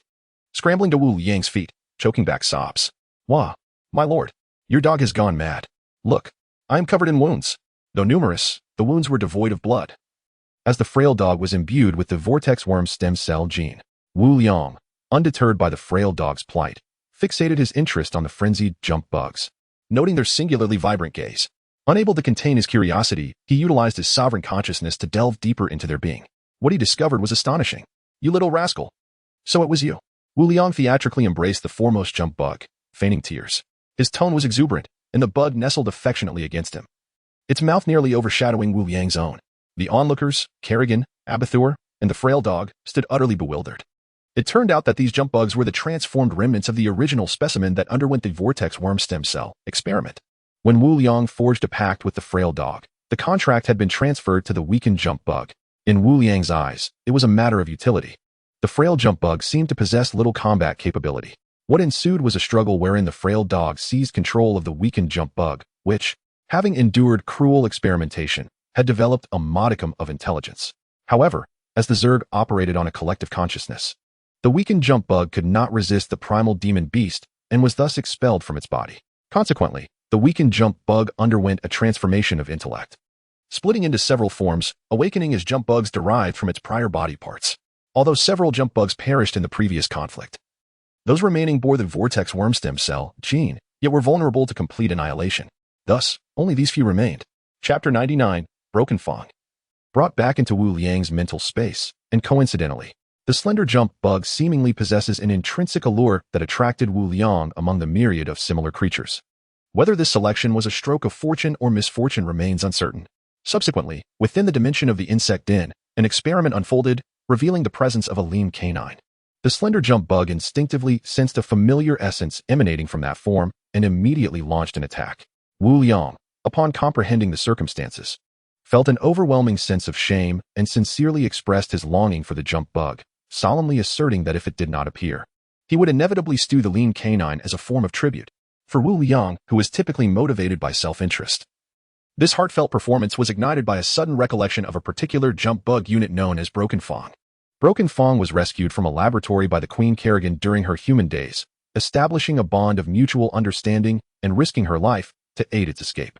Remarkably, Broken Fang was the sole jump bug endowed with self-awareness, free from the psychic control of its superiors, and loyal to Kerrigan solely out of gratitude.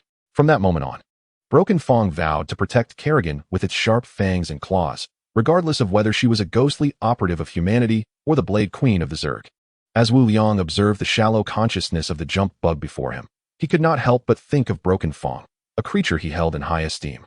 Rising, he carefully examined the jump bug, gently stroking it.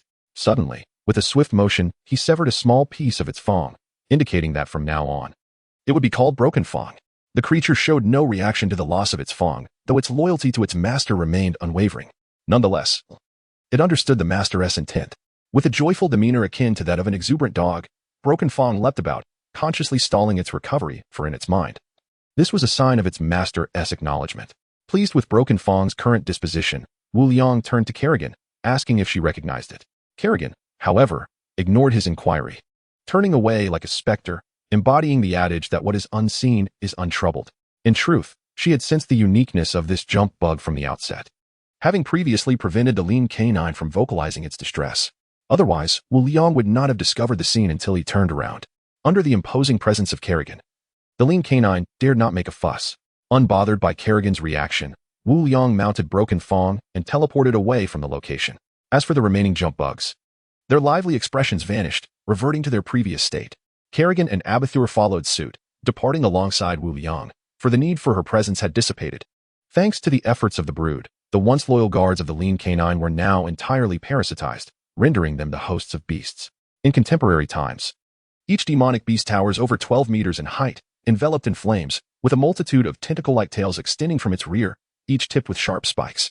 Not only does it possess the capability of ranged hellfire attacks, but it also engages in close combat with its long, tentacle-like appendages. The slender canine remains oblivious to all of this. To him, these other demons merely represent a congregation of his past powers, combined with the souls he has collected. However, the demonic beasts are akin to his kin. Although Wu Liang has preserved a portion of their bloodline for utility, the majority have been parasitized, becoming part of the swarm's combat strength. There are a staggering 1 million of these demonic beasts capable of being parasitized. Kerrigan has undoubtedly contributed significantly to this effort. At this moment, it is midday. Although the passage of time in this dimension differs from that of reality, a considerable amount of time has indeed elapsed. Due to the overall increase in the swarm's combat prowess, Wu Liang is in high spirits and has taken it upon himself to prepare a feast of Australian blue lobsters, each measuring over a meter in length. Wu Liang's companion, the Broken Fang, has captivated the attention of the gathering, particularly Wanda and Peter, who are utterly enchanted. With Peter even climbing atop it, everyone is aware that this creature belongs to Wu Liang, or rather, is one of his subordinates. And they are also cognizant of the formidable force he commands, the Swarm of the Apocalypse. It is inevitable given Wu Liang's penchant for regaling them with tales of how certain predecessors, accompanied by the swarm, have contended for supremacy in various universes. Life must hold its joys, and Wu Liang is no exception. He shares stories from the novels he has read about the swarm, leaving his audience spellbound. At this moment, Tony is examining a peculiar device while scrutinizing the body of a jumping insect, occasionally casting sidelong glances at Wu Liang, his eyes betraying a mischievous intent. Once I develop the anti-swarm battle armor, Liang, await my grand stampede. Unaware of Tony's intentions, Wu Liang is engrossed in his grilling. Had he known, he would surely have remarked on how some would always seek to conspire against him. Subsequently, the group indulges in a lavish lobster feast. Liang, it would be a pity for your culinary skills to go unrecognized. Tony, his cheeks bulging with lobster, speaks without hindrance. Wu Liang, catching wind of Tony's provocations, is not one to back down, retorting, "You not fixing cars would be the true loss." Thus, the banter between Wu Liang and Tony ensues as a customary ritual. Liang, I have arranged for Wanda and Peter's schooling. A former classmate of mine is now the principal at Midtown High School. They need not take entrance exams. Ethan interjects at this juncture. Excellent. Thank you, Ethan. This is far superior to the alternatives. Wu Liang responds joyfully. In his heart, the importance of schooling pales in comparison to the value of social interaction and making friends of similar age, which is essential for joyful growth, of course. He does not miss the opportunity to mock certain individuals. Humph. Tony, however, is displeased, responding with a scoff. Initially, he had intended to arrange for Wanda and Peter to be admitted to MIT through special consideration, but Wu Liang had declined. After all, if they attended MIT and stayed on campus, who would wake him up in the morning? It is said that if a person engages in the same activity for over 30 consecutive days, they will form a habit. Now, Wu Liang has indeed formed the habit of being awakened by Wanda. Upon hearing this news, Peter's demeanor darkened, his face clouded with discontent. Brother, I do not wish to attend school. I have already mastered the knowledge in the high school textbooks. Wu Liang took Wanda's concerns to heart and patiently counseled him. I am not sending you to study. I am encouraging you to embrace the role of a leader and experience a complete life. Peter remained sullen, feeling as though he were not a true brother. He too was unhappy, yet he refrained from expressing his feelings aloud. Chapter 100. Go with Flair. Today's event, since Wanda and Peter arrived in New York, Wu Liang had broached the subject of their education. At merely 156 years of age, having been displaced since childhood and subjected to Hydra's captivity and experiments, they had come a long way, yet they appeared quite withdrawn. Wu Liang placed great importance on this matter. For the sake of their mental well-being, he wished for them to interact more with their peers. Previously, he had consulted Fury, given that officials often possess certain connections. However, to Wu Liang's astonishment, Fury arrived with an acceptance letter to the S.H.I.E.L.D. Academy of Agents. He was nearly driven to exasperation. An agent academy? No thank you. Ultimately, Wu Liang sought the assistance of Ethan, who was often preoccupied with various research and seminars. Thus, he entrusted this matter to him. Fortunately, the outcome was quite favorable. Wu Liang savored his meal with satisfaction, wholly unconcerned about the glum expressions of Wanda and Peter. At that moment, he resembled many parents who, as long as they feel justified in their actions, believe they are indeed correct. After dining, Tony retreated to the basement to continue his work on his armor. In recent days, he had successfully developed a new element reactor, which necessitated significant modifications to the underground laboratory. As the homeowner, Wu Liang voiced his grievances, particularly since Tony had even breached a load-bearing wall. Consequently, Wu Liang encouraged Hulk to create some chaos below. Nevertheless, the results were promising. The first new element reactor was fed to the mother nest, astonishingly aiding its recovery to 0-1. Wu Liang was pleasantly surprised. However, after that initial success, no further healing occurred, although numerous resource points emerged. Upon discovering that approximately 1 pound of the new element could be converted into 1 million resource points, Wu Liang's demeanor shifted dramatically.